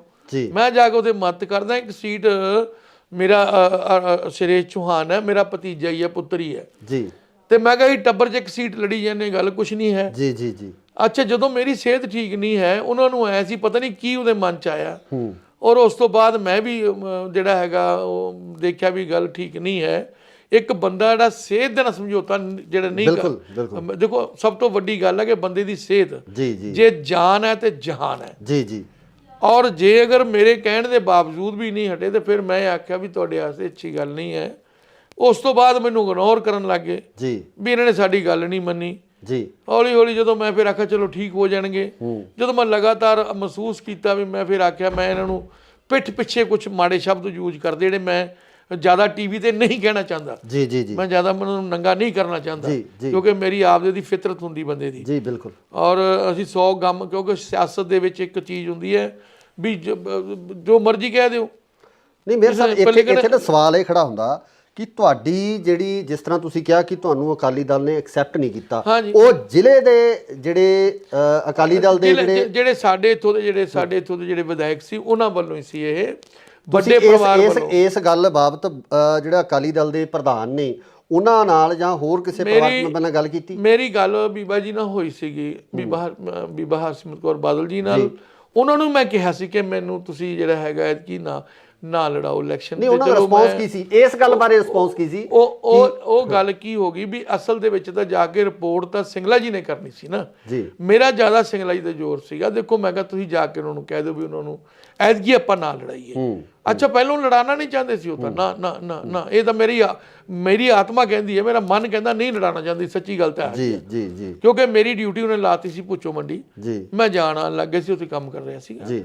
ਔਰ ਉਸ ਤੋਂ ਬਾਅਦ ਰੱਬ ਜਾਣੇ ਕੀ ਉਹਨਾਂ ਦੇ ਮਨ ਦੇ ਵਿੱਚ ਆਇਆ, ਸਿੰਗਲਾ ਜੀ ਦੇ ਕਹਿੰਦੇ ਇੱਥੇ ਐਮਸੀ ਦੇ ਇਲੈਕਸ਼ਨ ਲੜ ਲਓ, ਜਿਹੜਾ ਕਿ ਮੈਂ ਉਸ ਨੂੰ ਲੜਨ ਦੇ ਵਿੱਚ ਨਾ ਤਾਂ ਮਾਨਸਿਕ ਤੌਰ ਤੇ ਤਿਆਰ ਸੀ ਜੀ ਔਰ ਨਾ ਹੀ ਮੈਂ ਸਿਹਤ ਪੱਖੋਂ ਤਿਆਰ ਸੀ। ਤੇ ਮੈਂ ਆਖਿਆ ਜੀ ਐਵੇਂ ਮੈਂ ਨਹੀਂ ਐਤਕੀ ਲੜਾਂਗਾ, ਬਸ ਇਸੇ ਗੱਲ ਤੋਂ ਜਿਹੜਾ ਇਗਨੋਰ ਕਰਨ ਲੱਗੇ, ਸਾਡਾ ਹੁਕਮ ਨਹੀਂ ਮੰਨਿਆ। ਜੀ ਜੀ। ਜਦੋਂ ਸਿੰਗਲਾ ਜੀ ਦਾ ਹੁਕਮ ਨਹੀਂ ਮੰਨਿਆ, ਉਹਨਾਂ ਨੇ ਕਰਨਾ ਹੀ ਸੀ। ਜਦੋਂ ਉਹਨਾਂ ਨੇ ਮੈਨੂੰ ਜ਼ਿਆਦਾ, ਮੈਂ ਵੀ ਫਿਰ ਆਪਦਾ ਹੌਲੀ ਹੌਲੀ ਕਿਨਾਰਾ ਕਰ ਗਿਆ। ਮੈਂ ਕਿਹਾ ਵੀ ਜਿੱਥੇ ਆਪਣੀ ਇੱਜ਼ਤ ਨਹੀਂ ਹੈ, ਜਿੱਥੇ ਆਪਾਂ ਨੂੰ ਆਤਮਿਕ ਤੌਰ ਤੇ ਆਪਾਂ ਨੂੰ ਇੱਜ਼ਤ ਨਹੀਂ ਹੈ, ਤੇ ਕੁਰਸੀਆਂ ਦੀ ਇੱਜ਼ਤ ਨਹੀਂ ਹੁੰਦੀ, ਕੁਰਸੀਆਂ ਤਾਂ ਛੋਟੀਆਂ ਵੱਡੀਆਂ ਚੱਲਦੀਆਂ ਰਹਿੰਦੀਆਂ, ਲੇਕਿਨ ਬੰਦੇ ਦੀ ਇੱਕ ਰਿਸਪੈਕਟ ਹੁੰਦੀ, ਆਤਮਿਕ ਤੌਰ ਤੇ ਹੀ ਬੰਦੇ ਦੀ ਇੱਕ ਸਤਿਕਾਰ ਹੋਣਾ ਚਾਹੀਦਾ। ਜਦੋਂ ਉਹਦੇ 'ਚ ਮੈਨੂੰ ਕਮੀ ਲੱਗੀ ਤਾਂ ਮੈਂ ਛੱਡ ਗਿਆ ਜੀ। ਤੁਸੀਂ ਐਮਐਲਏ ਦੀ ਟਿਕਟ ਵਾਸਤੇ ਵਿਲਿੰਗ ਸੀ? ਤੁਹਾਨੂੰ ਸੀ ਵੀ ਮੈਂ ਐਮਐਲਏ ਵਾਸਤੇ ਜਾਂ ਵਿਧਾਨ ਸਭਾ ਇਲੈਕਸ਼ਨ ਲੜਨਾ? ਦੇਖੋ, ਕੋਈ ਵੀ ਬੰਦਾ ਹੈਗਾ ਜੀ, ਜਿਹੜਾ ਬੰਦਾ ਸਿਆਸਤ ਦੇ ਵਿੱਚ ਆ ਗਿਆ, ਕੋਈ ਉਹ ਗੁਲਗੁਲੇ ਤਾਂ ਵੇਚਦਾ ਨਹੀਂ, ਨਾ ਹੀ ਛੋਲੇ ਪੂੜੀਆਂ ਵੇਚਦਾ ਕਿਤੇ ਜਾ ਕੇ। ਉਹ ਤਾਂ ਜੇਕਰ ਵਿਚਾਰਾ ਐਮਸੀ ਬਣ ਜੂਗਾ, ਮੇਅਰ ਬਣ ਜੂਗਾ ਜੀ, ਮੈਨੂੰ ਅੱਗੇ ਤੋਂ ਐਮਐਲਏ ਲੜਾ ਦਿਓ, ਕੋਈ ਵੀ ਹੈ ਜੀ। ਇਹ ਸਿਆਸਤ ਦੇ ਵਿੱਚ ਇਦਾਂ ਹੀ ਹੁੰਦਾ, ਐਵੇਂ ਹੁੰਦਾ ਜਦੋਂ। ਅੱਛਾ, ਜੇ ਮੈਂ ਕਹਿ ਵੀ ਦਿੱਤਾ, ਕੋਈ ਗੁਨਾਹ ਨਹੀਂ ਕੀਤਾ, ਵੀ ਮੈਂ ਜੀ ਚਾਹਨਾ ਹੈਗਾ ਵੀ ਮੈਂ ਐਮਐਲਏ ਬਣ ਕੇ ਲੋਕਾਂ ਦੀ ਸੇਵਾ ਕਰਨਾ ਚਾਹਨਾ, ਜੇ ਮੈਨੂੰ ਪਾਰਟੀ ਹੁਕਮ ਕਰ ਦੇਗੀ ਔਰ ਮੈਂ ਸੇਵਾ ਕਰ ਲਾਂਗਾ, ਟਿਕਟ ਤੇ ਸੇਵਾ ਕਰ ਲਾਂਗਾ, ਜੇ ਪਾਰਟੀ ਕਹੂਗੀ ਉਹ ਕਰ ਲਿਓ, ਉਹ ਕਰ ਲਾਂਗਾ। ਪਰ ਲੇਕਿਨ ਜਦੋਂ ਇਸ ਗੱਲ ਤੋਂ ਇਗਨੋਰ ਹੋਇਆ, ਮਤਲਬ ਕਿ ਜਦੋਂ ਪਾਰਟੀ ਨੇ ਮਤਲਬ ਰਿਸਪੌਂਡ ਨਹੀਂ ਕੀਤਾ ਇਸ ਚੀਜ਼ ਵਾਸਤੇ, ਮਤਲਬ ਬਸ ਮੈਨੂੰ ਐ ਕਰਕੇ ਲਾ ਲਓ ਵੀ ਜਿਹੜਾ ਉਹਨਾਂ ਨੂੰ ਬਸ ਜਿਹੜਾ ਐਮਸੀ ਦੇ ਇਲੈਕਸ਼ਨ ਵਾਸਤੇ ਜਦੋਂ ਸਿੰਗਲਾ ਜੀ ਨੇ ਜ਼ਿਆਦਾ ਪ੍ਰੈਸ਼ਰ 'ਚ ਰੱਖਿਆ, ਤੇ ਫਿਰ ਉਹ ਪਰਿਵਾਰ ਵੀ ਮਤਲਬ ਮੈਨੂੰ ਤਾਂ ਬਾਅਦ 'ਚ ਗੱਲ ਨਹੀਂ ਹੋਈ, ਹੋ ਸਕਦਾ ਉਹ ਵੀ ਨਾਰਾਜ਼ ਹੋਏ ਨੇ, ਸਾਰੇ ਨਾਰਾਜ਼ ਹੋ ਗਏ। ਫਿਰ ਮੈਂ ਕਿੱਥੇ ਕੀ ਕਰਾਂ, ਮੈਂ ਕੋਈ ਕ੍ਰਾਈਮ ਮੈਂ ਨਹੀਂ ਕੀਤਾ। ਜੀ ਜੀ ਜੀ। ਅੱਛਾ, ਮੈਨੂੰ ਕਹਿੰਦੇ ਮੇਅਰ ਬਣਾਤਾ, ਕੱਲ ਪਰਸੋਂ ਦਾ ਫੇਸਬੁੱਕ ਤੇ ਤੁਰਿਆ ਆਂਦਾ ਮੇਅਰ ਬਣਾ ਕੇ ਮੈਂ ਕੋਈ ਡਾਕਾ ਮਾਰਿਆ ਕਿਤੇ? ਜੀ। ਜੇ ਮੇਅਰ ਬਣਾਇਆ ਮੈਨੂੰ, ਮੈਂ ਇਹਦੇ 18 ਘੰਟੇ ਕੰਮ ਕੀਤਾ ਜੀ, ਮੈਂ ਇੰਨੀ ਮਿਹਨਤ ਕੀਤੀ, ਮੈਨੂੰ 2 ਵਾਰੀ ਪੈਰਾਲਾਈਜ਼ ਵੀ ਹੋ ਗਿਆ ਜੀ। ਮੈਂ ਗੱਲ ਫਾਲੋ ਕਰਕੇ ਨਾ ਢਿੱਲਾ, ਮੈਂ 5 ਸਾਲਾਂ 'ਚ ਇੱਕ ਛੁੱਟੀ ਵੀ ਨਹੀਂ ਕੀਤੀ। ਮੈਨੂੰ ਇਹ ਸੀਗਾ ਕਿ ਮੈਂ ਪਾਰਟੀ ਦਾ ਕੱਦ ਨੂੰ ਹੋਰ ਉੱਚਾ ਕਰਾਂ ਜੀ, ਵੀ ਪਾਰਟੀ ਨੇ ਬੜੀ ਵੱਡੀ ਜ਼ਿੰਮੇਵਾਰੀ ਦਿੱਤੀ ਹੈ।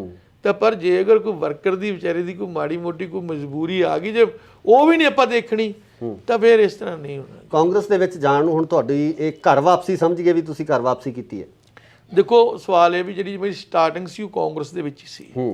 ਜਦੋਂ ਮੈਂ ਸਟਾਰਟ ਕੀਤਾ ਇੱਥੇ ਸਤਿਕਾਰਯੋਗ ਹੁਣ ਨਹੀਂ ਹੈਗੇ, ਸਵਰਗਿਆ ਜੀਤਮਲ ਜੀ ਜੋ ਸੀਗੇ ਮੇਰੇ, ਮਤਲਬ ਉਹ ਗੁਰੂ ਜੀ ਨੇ ਜੀ ਜੀ ਜੀ, ਔਰ ਚਲੋ ਹੁਣ ਤਾਂ ਉਹ ਸੁਰਗਾਂ ਦੇ ਵਿੱਚ, ਅਸੀਂ ਨਰਕ ਜਾਏ ਜੀ। ਸੋ ਉਹਨਾਂ ਦੀ ਉਂਗਲ ਪਕੜ ਕੇ ਮੈਂ ਕਾਂਗਰਸ ਦੇ ਵਿੱਚ ਸ਼ੁਰੂ ਕੀਤਾ ਸੀਗਾ ਜੀ। ਫਿਰ ਦੁਬਾਰਾ ਮੈਂ ਕਿਹਾ ਵੀ ਮੈਨੂੰ ਦੋਸਤ ਕਹਿਣ ਲੱਗੇ ਵੀ ਮੈਨੂੰ 2 ਸਾਲ ਹੋ ਗਏ ਮੈਂ ਘਰੇ ਹੀ ਰਹਿੰਦਾ ਸੀਗਾ ਜੀ। ਜਿਹੜੇ ਕੋਈ ਮੇਰੇ ਯਾਰ ਦੋਸਤ ਮਿੱਤਰ ਜਿਹੜੇ ਆਉਂਦੇ ਸੀ, ਉਹਨਾਂ ਦੀ ਮੈਂ ਗੱਲ ਸੁਣ ਕੇ ਉਹਨਾਂ ਦਾ ਕੰਮ ਕਰਦਾ ਸੀ ਜਿੰਨਾ ਕੁ ਹੋ ਸਕਦਾ ਸੀ ਜੀ ਜੀ। ਔਰ ਕਹਿੰਦੇ ਜੇ ਤੁਸੀਂ ਘਰੇ ਰਹਿ ਜਾਓਗੇ ਤਾਂ ਤੁਹਾਡੀ ਸਿਹਤ ਖਰਾਬ ਕਰ ਲੋਗੇ, ਤੁਸੀਂ ਕਿਸੇ ਨਾ ਕਿਸੇ ਪਾਰਟੀ 'ਚ ਕੰਮ ਕਰ ਲਓ ਜੀ। ਤੇ ਉਹਨਾਂ ਨੇ ਆ ਕੇ ਪ੍ਰੇਰਨਾ ਕੀਤੀ, ਕਹਿੰਦੇ ਤੁਸੀਂ ਐ ਨਾ ਕਰੋ, ਘਰੇ ਨਾ ਬੈਠੋ, ਤੁਸੀਂ ਕੰਮ ਕਰੋ ਜੀ। ਮੈਂ ਚਲੋ ਕਾਂਗਰਸ ਜੁਆਇਨ ਕਰ ਲਈ, ਜਿੱਥੇ ਮੈਨੂੰ ਹੁਕਮ ਕਰਨਗੇ, ਜਿਹੋ ਜਿਹੀ ਸੇਵਾ ਲਾਣਗੇ ਮੈਂ ਚੱਕ ਕੇ ਕਰੀ। ਹੁਣ ਤੁਸੀਂ ਚਾਹਵਾਨ ਹੋ ਕਿ ਕਾਂਗਰਸ ਵੱਲੋਂ ਵੀ ਤੁਹਾਨੂੰ ਟਿਕਟ ਦਿੱਤੀ ਜਾਵੇ, ਜਾਂ ਕਾਂਗਰਸ ਵੱਲੋਂ ਤੁਸੀਂ ਇਲੈਕਸ਼ਨ ਲੜਨਾ ਚਾਹੋਗੇ? ਸਰ, ਮੈਨੂੰ ਤਾਂ ਜੇਕਰ ਕਾਂਗਰਸ ਪਾਰਟੀ ਅਗਰ ਚਾਹੇ ਮੈਨੂੰ ਟਿਕਟ ਲੜਨੀ, ਮੈਂ ਸ਼ੌਕ ਨਾਲ ਲੜਾਂਗਾ ਜੀ, ਸਦਕੇ ਲੜਾਂਗਾ, ਮਿਹਨਤ ਨਾਲ ਲੜਾਂਗਾ, ਔਰ ਉਹਨਾਂ ਨੂੰ ਲਾਂਭਾ ਨਹੀਂ ਆਣ ਦੇਵਾਂਗਾ। ਤੇ ਜੇ ਕਹੂਗੀ ਕਾਂਗਰਸ ਪਾਰਟੀ ਵੀ ਇੱਕ ਵਰਕਰ ਦੇ ਥਰੂ ਕੰਮ ਕਰਨਾ, ਉਹ ਵੀ ਕਰੀ ਜਾਵਾਂ। ਨਹੀਂ, ਕਾਂਗਰਸ ਦਾ ਇੱਕ ਸਿਸਟਮ ਹੈ ਜਿਹਦੇ ਵਿੱਚ ਟਿਕਟ ਲਈ ਅਪਲਾਈ ਕੀਤਾ ਜਾਂਦਾ, ਅਪਲਾਈ ਕਰਨ ਤੋਂ ਬਾਅਦ ਹਾਈ ਕਮਾਂਡ ਉਹਨੂੰ ਅਪਰੂਵ ਕਰਦੀ ਹੈ, ਪੀਸੀਸੀ ਅਪਰੂਵ ਕਰਕੇ ਭੇਜਦਾ, ਤਾਂ ਅਪਲਾਈ ਕਰੋਗੇ? ਉਹਦੇ 'ਚ ਇਹ ਹੋਇਆ ਕਿ ਮੈਂ ਕਾਫੀ ਲੇਟ ਹੋਇਆ ਜੀ। ਜੇ ਮੈਂ ਇਹ 4 ਮਹੀਨੇ ਪਹਿਲੋਂ ਆਉਂਦਾ ਤਾਂ 100% ਹੀ ਮਤਲਬ ਮੈਂ ਕਿਤੇ ਨਾ ਕਿਤੇ ਇਲੈਕਸ਼ਨ ਲੜਦਾ ਹੁੰਦਾ, ਤੇ ਜੋ ਹੁਣ ਮੇਰੇ ਭਾਗਾਂ 'ਚ ਹੋਊਗਾ ਕੋਈ ਗੱਲ ਨਹੀਂ ਹੈ। ਹੁਣ ਮਨਪ੍ਰੀਤ ਨਾਲ ਤੁਹਾਡੀ ਕੀ ਅੰਡਰਸਟੈਂਡਿੰਗ ਹੈ? ਮਨਪ੍ਰੀਤ ਨਾਲ, ਕਿਉਂਕਿ ਪਹਿਲਾਂ ਇੱਕ ਦੂਜੇ ਦੇ ਖਿਲਾਫ ਖੜੇ ਸੀ, ਹਾਂਜੀ, ਕਿਉਂਕਿ ਤੁਸੀਂ ਅਕਾਲੀ ਦਲ ਤੋਂ ਸੀ, ਉਹ ਕਾਂਗਰਸ ਤੋਂ ਸੀ, ਹੁਣ ਮਨਪ੍ਰੀਤ ਨਾਲ ਅੰਡਰਸਟੈਂਡਿੰਗ ਉਹ ਬਣ ਪਾਊਗੀ ਜਿਹੜੀ ਪਿਛਲੇ ਲੰਬੇ ਸਮੇਂ ਤੋਂ ਇੱਕ ਦੂਜੇ ਦੇ ਮੂਹਰੇ ਖੜਦੇ ਰਹੇ? ਦੇਖੋ ਦੋ ਚੀਜ਼ਾਂ ਨੇ, ਮੈਂ ਕਦੀ ਨਾ ਕੱਚੀ ਜੀ ਜਾਂ ਰੁੱਖੀ ਜੀ ਰਾਜਨੀਤਿਕ ਨਹੀਂ ਕੀਤੀ, ਝੂਠੀ ਜੀ ਝੂਠੀ ਰਾਜਨੀਤਿਕ ਇਹ ਹੁੰਦੀ ਹੈਗੀ ਕਿ ਆਪਾਂ ਕੰਮ ਨਹੀਂ ਕਰਨਾ, ਧੰਦਾ ਨਹੀਂ ਕਰਨਾ, ਐਵੇਂ ਕਿਸੇ ਨੂੰ ਗਾਲਾਂ ਕੱਢ ਕੇ ਆਪਾਂ ਲੀਡਰ ਬਣ ਜੀ, ਉਵੇਂ ਗੱਲ ਨਹੀਂ ਹੈਗੀ। ਜੀ ਮੈਂ ਜ਼ਮੀਨੀ ਤੌਰ ਤੇ ਮਤਲਬ ਆਪਦੀ ਲੋਕਾਂ ਦੀ ਗਰੀਬਾਂ ਨਾਲ ਥੱਲੇ ਜ਼ਮੀਨੀ ਸਿੱਤਰ ਤੇ ਜੁੜਿਆ ਹੋਇਆ ਜੀ। ਔਰ ਮੈਂ ਮਹਿਸੂਸ ਕਰਦਾ ਹੈਗਾ ਕਿ ਮੈਂ ਜਦੋਂ ਵੀ ਪਹਿਲਾਂ ਅਕਾਲੀ ਦਲ ਦੇ ਵਿੱਚ ਸੀਗਾ ਜੀ, ਮੈਂ ਜੋ ਅਕਾਲੀ ਦਲ ਨੇ 16 ਨੇ ਕੰਮ ਕਰਿਆ ਸੀ, ਮੈਂ ਆਪਣੀ ਪਾਰਟੀ ਦੀ ਗੱਲ ਠੋਕ ਵਜਾ ਕੇ ਕਹਿੰਦਾ ਸੀ ਜੀ। ਇੱਕ ਗੱਲ ਵੀ ਲਾਗ ਲਪੇਟਣਾ ਨਹੀਂ ਕਹਿੰਦਾ ਸੀਗਾ ਜੀ। ਨੰਬਰ 2, ਮੈਂ ਕਦੀ ਝੂਠੀ ਗੱਲ ਨਹੀਂ ਕਦੀ ਕਹੀ ਜੀ। ਨਾ ਜੇ ਅਗਰ ਵੀ ਜੈ ਜੈਕਾਰ ਕਰਨੀ ਆਪਣੇ ਲੀਡਰ ਦੀ ਝੂਠੀ, ਮੇਰੇ ਤੋਂ ਅੱਜ ਨਹੀਂ ਹੁੰਦੀ, ਕੱਲ ਨਹੀਂ ਹੁੰਦੀ। ਜੇ ਅਗਰ ਕੋਈ ਗੱਲ ਉਹਦੀ ਆ ਜਾਂਦੀ ਹੈ ਜੈ ਜੈਕਾਰ ਕਰਨ ਵਾਲੀ, ਠੋਕ ਕੇ ਕਰਦਾ, ਚਾਹੇ ਮੈਨੂੰ ਕੋਈ ਚੰਗਾ ਕਹੇ ਚਾਹੇ ਮਾੜਾ ਕਹੇ, ਅਗਰ ਜੇ ਲੀਡਰ ਦਾ ਮੇਰਾ ਚੰਗਾ ਕੰਮ ਕਰਦਾ। ਇਸੇ ਤਰੀਕੇ ਨਾਲ ਜੇ ਮੈਂ ਅਕਾਲੀ ਦਲ ਵਿੱਚ ਸੀਗਾ, ਅਗਰ ਮੈਂ ਜਿਹੜੀ ਗੱਲ ਸੱਚ ਸੀ ਸੱਚ ਕਹਿੰਦਾ, ਜਿਹੜੀ ਗੱਲ ਮੈਨੂੰ ਲੱਗਦਾ ਮੇਰੀ ਪਾਰਟੀ ਕਰ ਰਹੀ ਹੈ ਉਸ ਦੀ ਮੈਂ ਆਪਦਾ ਗੁਣਗਾਨ ਕਰਦਾ ਸੀ। ਤੇ ਹੁਣ ਮੈਂ ਕਾਂਗਰਸ 'ਚ ਆਇਆ, ਜੇ ਕੋਈ ਕਾਂਗਰਸ ਦੇ ਚੰਗੇ ਕੰਮ ਜਿਹੜੇ ਕੀਤੇ ਹੋਏ ਆ ਉਹ ਜਿਹੜੇ ਮੈਂ ਸਾਰੇ ਆ ਕੇ ਵੇਖੀ ਜਾਂਦਾ ਵਿਚਾਰਾਂਗਾ, ਉਹ ਜਾ ਕੇ ਲੋਕਾਂ ਮੂਹਰੇ ਮੈਂ ਲੈ ਕੇ ਜਾਊਂਗਾ ਵੀ ਭਾਈ ਜਿਹੜਾ ਕੰਮ ਆ, ਹੁਣ ਇੱਥੇ ਪੁਲ ਬਣ ਰਿਹਾ ਜਿਹੜਾ ਇਹ 96 ਕਰੋੜ ਰੁਪਈਆ 100 ਕਰੋੜ ਰੁਪਈਆ ਗਰੀਬ ਇਲਾਕੇ ਦੇ ਵਿੱਚ ਪੁਲ ਤੇ ਲਾਣਾ ਬਹੁਤ ਵੱਡੀ ਗੱਲ ਹੈ। ਇਸ ਇਲਾਕੇ ਦੇ ਵਿੱਚ 40 ਸਾਲ ਦੀ ਮੰਗ ਸੀ ਕਿ ਪੁਲ ਬਣਨਾ ਚਾਹੀਦਾ ਤੇ ਜੇ ਮੈਂ ਹੁਣ ਜਾ ਕੇ ਲੋਕਾਂ ਤੱਕ ਇਹ ਮੁੱਦਾ ਜਾ ਕੇ ਲੈ ਕੇ ਜਾਣਾ ਹੈ ਵੀ ਇਹ ਪੁਲ ਜਿਹੜਾ ਆਪਾਂ ਨੂੰ 40 ਸਾਲ ਤੋਂ ਲੋੜ ਸੀ, ਆਪਾਂ ਨੂੰ ਕੋਈ ਬੰਦਾ ਬਿਮਾਰ ਹੋ ਜਾਂਦਾ ਸੀਗਾ, ਉਹ ਐਂਬੂਲੈਂਸ 2-2 ਘੰਟਾ ਜਾਮ 'ਚ ਫਸਿਆ ਰਹਿੰਦਾ ਸੀਗਾ। ਅਗਰ ਕੋਈ ਲੇਡੀ ਸਾਡੀ ਕੋਈ ਭੈਣ ਬੀਬੀ ਢਿੱਲੀ ਮੱਠੀ ਹੋ ਜਾਂਦੀ, ਜੇ ਉਹਨਾਂ ਨੂੰ ਹਸਪਤਾਲ ਲਿਜਾਣਾ ਪੈਂਦਾ ਸੀ ਤਾਂ ਵੀ ਉਹਨਾਂ ਨੂੰ ਵਿਚਾਰੀਆਂ ਨੂੰ, ਬੱਚਿਆਂ ਨੂੰ ਵੀ ਉੱਥੇ 2-2 ਘੰਟੇ ਅੱਧਾ ਘੰਟਾ ਜਾਮ 'ਚ ਰੁਕਣਾ ਪੈਂਦਾ ਸੀ, ਫਾਟਕ ਲੱਗਿਆ ਹੁੰਦਾ ਸੀ। ਕਈ ਵਾਰੀ ਤਾਂ ਇਹ ਪੋਜੀਸ਼ਨ ਹੁੰਦੀ ਸੀ ਕਿ ਜਦੋਂ ਕਿਤੇ ਅਸੀਂ ਰਾਮਬਾਗ ਜਾਂਦੇ ਹੁੰਦੇ ਸੀਗੇ ਲੈ ਕੇ, ਦੇਖੋ ਆਪਾਂ ਸਾਹਮਣੇ ਜਿਉਣਾ ਮਰਨਾ, ਉਦੋਂ ਵੀ ਕਈ ਵਾਰੀ ਅਸੀਂ ਵੇਖਦੇ ਸਾਨੂੰ ਡੈੱਡ ਬੋਡੀ ਲੈ ਕੇ ਖੜਨਾ ਪੈਂਦਾ ਸੀਗਾ। ਇਹ ਕਿਹਦੇ ਕਾਲ ਚ ਅਪਰੂਵ ਹੋਇਆ? ਇਹ ਦੇਖੋ ਗੱਲ ਸੁਣੋ, ਇਹ ਮਨਪ੍ਰੀਤ ਸਿੰਘ ਬਾਦਲ ਨੇ ਆ ਕੇ ਜਿਹੜਾ ਇਹਨੂੰ ਪਾਸ ਕਰਾ ਕੇ ਇਹਨੂੰ ਸ਼ੁਰੂ ਕਰਾਇਆ ਜੀ। ਹੁਣ ਇਹ ਬਣ ਰਿਹਾ ਤਕਰੀਬਨ 60 ਪੈਸੇ ਤਿਆਰ ਹੋਇਆ ਹੋਇਆ। ਇਧਰਲੀ ਪਾਸੇ ਗੇੜਾ ਮਾਰ ਕੇ ਦੇਖਣਾ, ਉੱਤੇ ਰੱਖਤੇ ਸਾਰੇ ਤੇ ਨਾਲ ਹੀ ਸਕੂਲ ਆ, ਮੇਰੇ ਨਾਲ ਕੰਧ ਲੱਗਦੀ ਹੈ 4 ਕਰੋੜ ਰੁਪਏ ਦੀ ਲਾਗਤ ਨਾਲ ਸਾਰੀ ਬਿਲਡਿੰਗ ਵਧੀਆ ਬਣਾਈ ਔਰ ਸਾਰਾ ਜੇ ਸਕੂਲ ਅੰਦਰ ਦੇਖੋ ਸਾਰਾ ਕੰਪਿਊਟਰਾਈਜ਼, ਸਭ ਚੀਜ਼ਾਂ ਫੁੱਲ। ਮਨਪ੍ਰੀਤ ਬਾਦਲ ਦੇ ਕੰਮ ਕਿਵੇਂ ਹੋਇਆ? 5 ਸਾਲ ਸਰਕਾਰ ਰਹੀ ਆ, ਹਾਲਾਂਕਿ ਮੁਲਾਜ਼ਮਾਂ ਦਾ ਬਹੁਤ ਵੱਡਾ ਵਿਰੋਧ ਕੀਤਾ ਜਾ ਰਿਹਾ ਮਨਪ੍ਰੀਤ ਬਾਦਲ ਦਾ, ਮੁਲਾਜ਼ਮ ਖਫਾ ਨਹੀਂ ਮਨਪ੍ਰੀਤ ਬਾਦਲ ਤੋਂ। ਤੁਸੀਂ ਉਹਨਾਂ ਦੇ ਕੰਮਾਂ ਨੂੰ ਕਿਵੇਂ ਦੇਖਦੇ ਹੋ ਕਿ ਬਠਿੰਡੇ ਦੇ ਵਿੱਚ ਉਹਨਾਂ ਨੇ ਕੰਮ ਕਿੱਦਾਂ ਦੇ? ਦੇਖੋ ਜਿਹੜੇ ਡਿਵੈਲਪਮੈਂਟ ਦੇ ਕੰਮ ਹੈਗੇ ਜੀ, ਡਿਵੈਲਪਮੈਂਟ ਦੇ ਕੰਮ ਬਹੁਤ ਦੱਬ ਕੇ ਕੀਤੇ ਜੀ। ਮੈਂ ਦੱਸੀ ਨਾ 100 ਕਰੋੜ ਦਾ ਤਾਂ ਪੁਲ ਹੀ ਹੈ, 96 ਕਰੋੜ ਦਾ ਆ 4 ਕਰੋੜ ਰੁਪਇਆ ਸਕੂਲ ਤੇ ਲਾਇਆ ਨਾਲ ਹੀ ਆ ਪਰਲੇ ਪਾਸੇ ਔਰ ਆ ਨਾਲ ਹੀ ਇੱਥੇ ਹੈਗਾ ਜੀ ਭਗਵਾਨ ਵਾਲਮੀਕੀ ਆਸ਼ਰਮ ਹੈ 4.5-5 ਕਰੋੜ ਰੁਪਈਆ ਇੱਥੇ ਵੀ ਲਗਾਇਆ ਜੀ। ਨੇੜੇ ਦੱਸ ਰਿਹਾ ਮੈਂ ਜੀ। ਆ ਰਿੰਗ ਰੋਡ ਹੈਗਾ ਜੀ ਇੱਥੇ 95-97 ਕਰੋੜ ਉੱਥੇ ਲਾ ਰਿੰਗ ਰੋਡ ਤੇ ਜੀ, ਤਕਰੀਬਨ ਕੰਪਲੀਟ ਹੋ ਜਾਏਗਾ। ਔਰ ਮੈਂ ਕਹਾਂਗਾ ਨਹਿਰ ਬਾਰ-ਬਾਰ ਟੁੱਟਦੀ ਸੀਗੀ, ਇਹ ਨਹਿਰ ਜਿਹੜੀ ਆ ਹੁਣ ਫਾਈਨਲ ਹੈ ਜੀ। ਇਹ ਨਹਿਰ ਜਿਹੜੀ ਹੈਗੀ ਆ ਹੁਣ ਇਸ ਨੂੰ ਪੱਕਾ ਕਰਤਾ, ਤੁਸੀਂ ਵੇਖੀ ਹੋਊਗੀ। ਬਿਲਕੁਲ। ਉਹਦੇ ਨਾਲ ਇੱਕ ਸੈਰਗਾ ਬਣਾ ਰਹੇ ਜੀ ਜਿਹੜੀ 8-9 ਕਿਲੋਮੀਟਰ ਲੰਬੀ ਹੈ ਜੀ। ਔਰ ਉਹ ਸੈਰਗਾ ਜੋ ਤਿਆਰ ਹੋਗੀ, ਲੋਕਾਂ ਨੂੰ ਬੜਾ ਵੱਡਾ ਉਹਦਾ ਸਹੂਲਤ ਮਿਲੇਗੀ ਸਿਹਤ ਪੱਖੋਂ। ਔਰ ਇਸ ਦੇ ਨਾਲ ਜਿਹੜਾ ਕਾਰਪੋਰੇਸ਼ਨ ਦੇ ਸੰਬੰਧ ਦੇ ਵਿੱਚ ਜਿਹੜਾ ਬਾਰ-ਬਾਰ ਜਿਹੜਾ ਸਰੱਜ ਕਰੇ ਟੁੱਟ ਜਾਂਦਾ ਸੀਗਾ, ਉਹਦੇ ਵਾਸਤੇ 10 ਕਿੱਲੇ ਜ਼ਮੀਨ ਲੈ ਕੇ, ਜਿੱਥੇ ਆ ਹੈਗਾ ਆਪਣਾ ਕੀ ਨਾਂ ਦਾ ਡੰਪ ਹੈ, ਜਿੱਥੇ ਆਪਣਾ ਟ੍ਰੀਟਮੈਂਟ ਪਲਾਂਟ ਵੀ ਲੱਗਿਆ ਹੋਇਆ, ਉੱਥੇ 10 ਕਿੱਲਿਆਂ ਡੱਗ ਬਣਾਇਆ ਬਹੁਤ ਵੱਡਾ ਜੀ ਵੀ ਜੇ ਕਿਤੇ ਟੁੱਟ ਜਾਵੇ ਕਿਤੇ ਸਲੱਜ ਕੈਰੀਅਰ ਤੇ ਸਾਰਾ ਬਾਰਿਸ਼ ਦਾ ਪਾਣੀ 10 ਕਿੱਲਿਆਂ ਵਿੱਚ ਆ ਕੇ ਖੜ ਜਾਵੇ ਜੀ। ਉਸ ਤੋਂ ਇਲਾਵਾ ਜੀ ਆ ਜਿੱਥੇ ਆਪਾਂ ਆਪਣਾ ਰਜਿੰਦਰਾ ਕਾਲਜ ਹੈ, ਜਿੱਥੇ ਗੱਡੀਆਂ ਖੜਦੀਆਂ ਜੀ, ਜਿੱਥੇ ਕੂੜੇ ਢੋਣ ਵਾਲੀ ਗੱਡੀਆਂ ਖੜਦੀਆਂ, ਦੇਖਿਆ ਨਾ ਤੁਸੀਂ, ਮੇਨ ਰੋਡ ਤੇ ਹੈ ਜੀ। ਉਹ ਕਾਰਪੋਰੇਸ਼ਨ ਦਾ 100 ਕਰੋੜ ਦੀ ਪ੍ਰਾਪਰਟੀ, ਕਾਰਪੋਰੇਸ਼ਨ ਦੀ ਉਦੋਂ ਵੱਧ ਦੀ ਪ੍ਰਾਪਰਟੀ ਹੋਊਗੀ, ਉਹ ਕਾਰਪੋਰੇਸ਼ਨ ਦੇ ਵੱਲ ਆਈ ਜੀ। ਹਾਂ, ਸਾਡਾ ਉੱਥੇ ਕਬਜ਼ਾ ਕਾਰਪੋਰੇਸ਼ਨ ਦਾ, ਗੱਡੀਆਂ ਖੜਦੀਆਂ। ਉਦੋਂ ਮੈਂ ਬਤੌਰ ਮੇਅਰ ਸੀ, ਇਹ ਮਿਨਿਸਟਰ ਹੁੰਦੇ ਸੀਗੇ। ਔਰ ਮੈਂ ਗੱਲ ਕਹਾਂਗਾ ਵੀ ਕੋਈ ਇੰਨੇ ਕਈ ਕੰਮ ਐਸੇ ਹੈ ਜਿਹੜੇ ਮੈਂ ਸਾਰੇ ਹੁਣ ਵੇਖਾਂਗਾ। ਔਰ ਜੇ ਮੈਂ ਗੱਲ ਕਰਦੇ ਆ ਨਾਲ ਹੀ ਅਮਰਪੁਰਾ ਬਸਤੀ ਹੈ, ਇੱਥੇ 4 ਕਿੱਲੇ ਜ਼ਮੀਨ ਰਿਕਵਾਇਰ ਕਰਕੇ ਵਕਫ ਬੋਰਡ ਦੀ, ਉਹਦੇ ਵਿੱਚ ਬਹੁਤ ਵਧੀਆ ਤਰੀਕੇ ਨਾਲ ਇੱਕ ਪਾਰਕ ਤਿਆਰ ਕਰ ਰਹੇ ਆ। ਔਰ ਨਾਲ ਹੀ ਇੱਥੇ ਇੱਕ ਪਾਰਕ ਬਣਾਇਆ ਹਾਜ਼ੀ ਰਤਨ, ਜਿੱਥੇ ਹੈ ਨਾ, ਜਿੱਥੇ ਆਪਣਾ ਹਸਪੀਟਲ ਹੈ ਜੀ ਜੀ ਜੀ ਉਹਦੇ ਨਾਲ ਦੇਖਿਆ ਇੱਕ ਪਾਰਕ ਬਣਿਆ ਜੀ ਜੀ ਜੀ ਪਰੇ ਚਿੜੀ ਛਿੱਕਾ ਉਹ ਦੂਜਾ ਖੇਡਣ ਵਾਲਾ ਹੀ ਬਣਾਇਆ ਜੀ ਮਤਲਬ ਕਾਫੀ ਜਿਹੜਾ ਹੈ ਊਧਮ ਸਿੰਘ ਨਗਰ ਪਾਰਕ ਬਣਾਇਆ ਜੀ ਜਿਹੜੀ ਵੇਰਕਾ ਮਿਲ ਸੀ ਉਹਦੀ ਬੈਕ ਸਾਈਡ ਤੇ ਦੇਖੋ ਸਮਾਜਿਕ ਕੁਝ ਕੰਮ ਐਸੇ ਹੁੰਦੇ ਆ ਬੱਚਿਆਂ ਨੂੰ ਖੇਡਣ ਵਾਸਤੇ ਥਾਂ ਚਾਹੀਦੀ ਜਗ੍ਹਾ ਚਾਹੀਦੀ ਹੈ ਬਜ਼ੁਰਗਾਂ ਨੂੰ ਬੈਠਣ ਵਾਸਤੇ ਚਾਹੀਦਾ ਹੈ ਔਰ ਜਦੋਂ ਕੋਈ ਵਿਚਾਰਾ ਮੀਆਂ ਬੀਬੀ ਉਹ ਦਿਮਾਗੀ ਤੌਰ ਤੇ ਵਿਚਾਰੇ ਘਰੇ ਬੈਠੇ ਬੈਠੇ ਹੀ ਉਹ ਹੋ ਜਾਂਦੇ ਨੇ ਵਿਚਾਰੇ ਜੇ ਪਾਰਕ 'ਚ ਜਾ ਕੇ ਬਹਿੰਦੇ ਨੇ ਤੇ ਉਹਨੂੰ ਮਤਲਬ ਖੁਸ਼ੀਆਂ ਮੁੜਦੀਆਂ ਘਰਾਂ ਦੇ ਵਿੱਚ ਕਾਫੀ ਜਾਣੀ ਕਿ ਇਹਨਾਂ ਲੋਕਾਂ ਦੇ ਵਾਸਤੇ ਜੋ ਕਰਿਆ ਹੈਗਾ ਕੰਮ ਕਾਫੀ ਹੋਏ ਨੇ ਔਰ ਸਰਕਾਰਾਂ ਦੇ ਕੰਮ ਹੁੰਦੇ ਕੁਝ ਕੰਮ ਹੋ ਜਾਂਦੇ ਕੋਈ ਨਾਰਾਜ਼ਗੀਆਂ ਵੀ ਹੋ ਜਾਂਦੀਆਂ ਔਰ ਉਹ ਜਿਹੜਾ ਕੰਮ ਹੈ ਕੈਂਟੀਨ ਨੂੰ ਕੋਈ 5-4 ਸਾਲਾਂ ਵਾਲਾ ਕੰਮ ਤਾਂ ਹੁੰਦਾ ਨਹੀਂ ਜੀ ਕਿਉਂਕਿ ਜੇ ਅਗਰ ਆਪਾਂ ਬਠਿੰਡੇ ਨੂੰ ਬਣਾਉਣਾ ਹੋਵੇ ਤਾਂ 40-50 ਸਾਲ ਤੋਂ ਲਗਾਤਾਰ 20-25 ਸਾਲ ਲੱਗੇ ਰਵਾਂਗੇ ਫਿਰ ਜਾ ਕੇ ਸਿਰੇ ਲੱਗੇ। ਮੇਰੇ ਸਾਹਿਬ ਇੱਕ ਹੋਰ ਸਵਾਲ ਆ ਲਾਸਟ ਸਵਾਲ ਤੁਹਾਨੂੰ ਕਰਨਾ ਚਾਹੁੰਦਾ ਕਿ ਅਗਰ ਅਕਾਲੀ ਦਲ ਵਾਂਗੂ ਕਾਂਗਰਸ ਵੱਲੋਂ ਵੀ ਇਹ ਸ਼ਬਦੀ ਹਮਲੇ ਹੋਣ ਤੁਹਾਡੇ ਤੇ ਕਿ ਅਕਾਲੀ ਦਲ ਤੋਂ ਆਏ ਹੋਏ ਆ ਫਿਰ ਕੀ ਹੋਊਗਾ ਵੀ ਅਕਾਲੀ ਦਲ ਤੋਂ ਉਹ ਤਾਂ ਸਾਰਿਆਂ ਨੂੰ ਪਤਾ ਜੀ ਵੀ ਮੈਂ ਅਕਾਲੀ ਦਲ ਚੋਂ ਆਇਆ ਹੈਗਾ ਇਹ ਨਹੀਂ ਅਗਰ ਇਹੀ ਵਰਤਾਰਾ ਤੁਹਾਡੇ ਨਾਲ ਇੱਧਰ ਕਾਂਗਰਸ 'ਚ ਹੁੰਦਾ ਹੈ ਵੀ ਜੇ ਇਹੀ ਵਰਤਾਰਾ ਹੁੰਦਾ ਜੀ ਜੀ ਜੀ ਇਹਦੇ 'ਚ ਦੇਖੋ ਇਹ ਤਾਂ ਹੁਣ ਗਾਂ ਮੇਰੀ ਕਿਸਮਤ ਹੈ ਵੀ ਇਹਦੇ 'ਚ ਕੀ ਹੋਣਾ ਲੇਕਿਨ ਇੱਕ ਗੱਲ ਜ਼ਰੂਰ ਹੈ ਵੀ ਜਿਹੜੀ ਸਿਆਸਤ ਹੈ ਇਹ ਪੈਸੇ ਵਾਲੇ ਦੀ ਹੈ ਜੀ ਜੇ ਹੋ ਸਕਦਾ ਕਿ ਮੈਂ ਵੀ ਕਿਤੇ ਮਾੜਾ ਮੋਟਾ ਕੋਈ 4 ਪੈਸਿਆਂ ਵਾਲਾ ਬੰਦਾ ਹੁੰਦਾ ਮੈਂ ਵੀ ਖੁੱਲ੍ਹ ਕੇ ਲੋਕਾਂ ਦੀ ਪਬਲਿਕ ਦੀ ਸੇਵਾ ਕਰ ਸਕਦਾ ਸੀ ਪਰ ਜਿੰਨੀ ਮੇਰੇ ਕੋਲ ਹੋ ਸਕੂਗੀ ਮੈਂ ਉਨੀ ਕਰਾਂਗਾ। ਸੋ ਇਹ ਸਨ ਸਾਬਕਾ ਮੇਅਰ ਬਲਵੰਤ ਰਾਏ ਨਾਥ ਜਿਨ੍ਹਾਂ ਵੱਲੋਂ ਅਕਾਲੀ ਦਲ ਨੂੰ ਅਲਵਿਦਾ ਕਹਿ ਕੇ ਕਾਂਗਰਸ ਦਾ ਪੱਲਾ ਫੜ ਲਿਆ ਗਿਆ ਤੇ ਇਸ ਨੂੰ ਘਰ ਵਾਪਸੀ ਵੀ ਕਿਹਾ ਜਾ ਸਕਦਾ ਹੈ।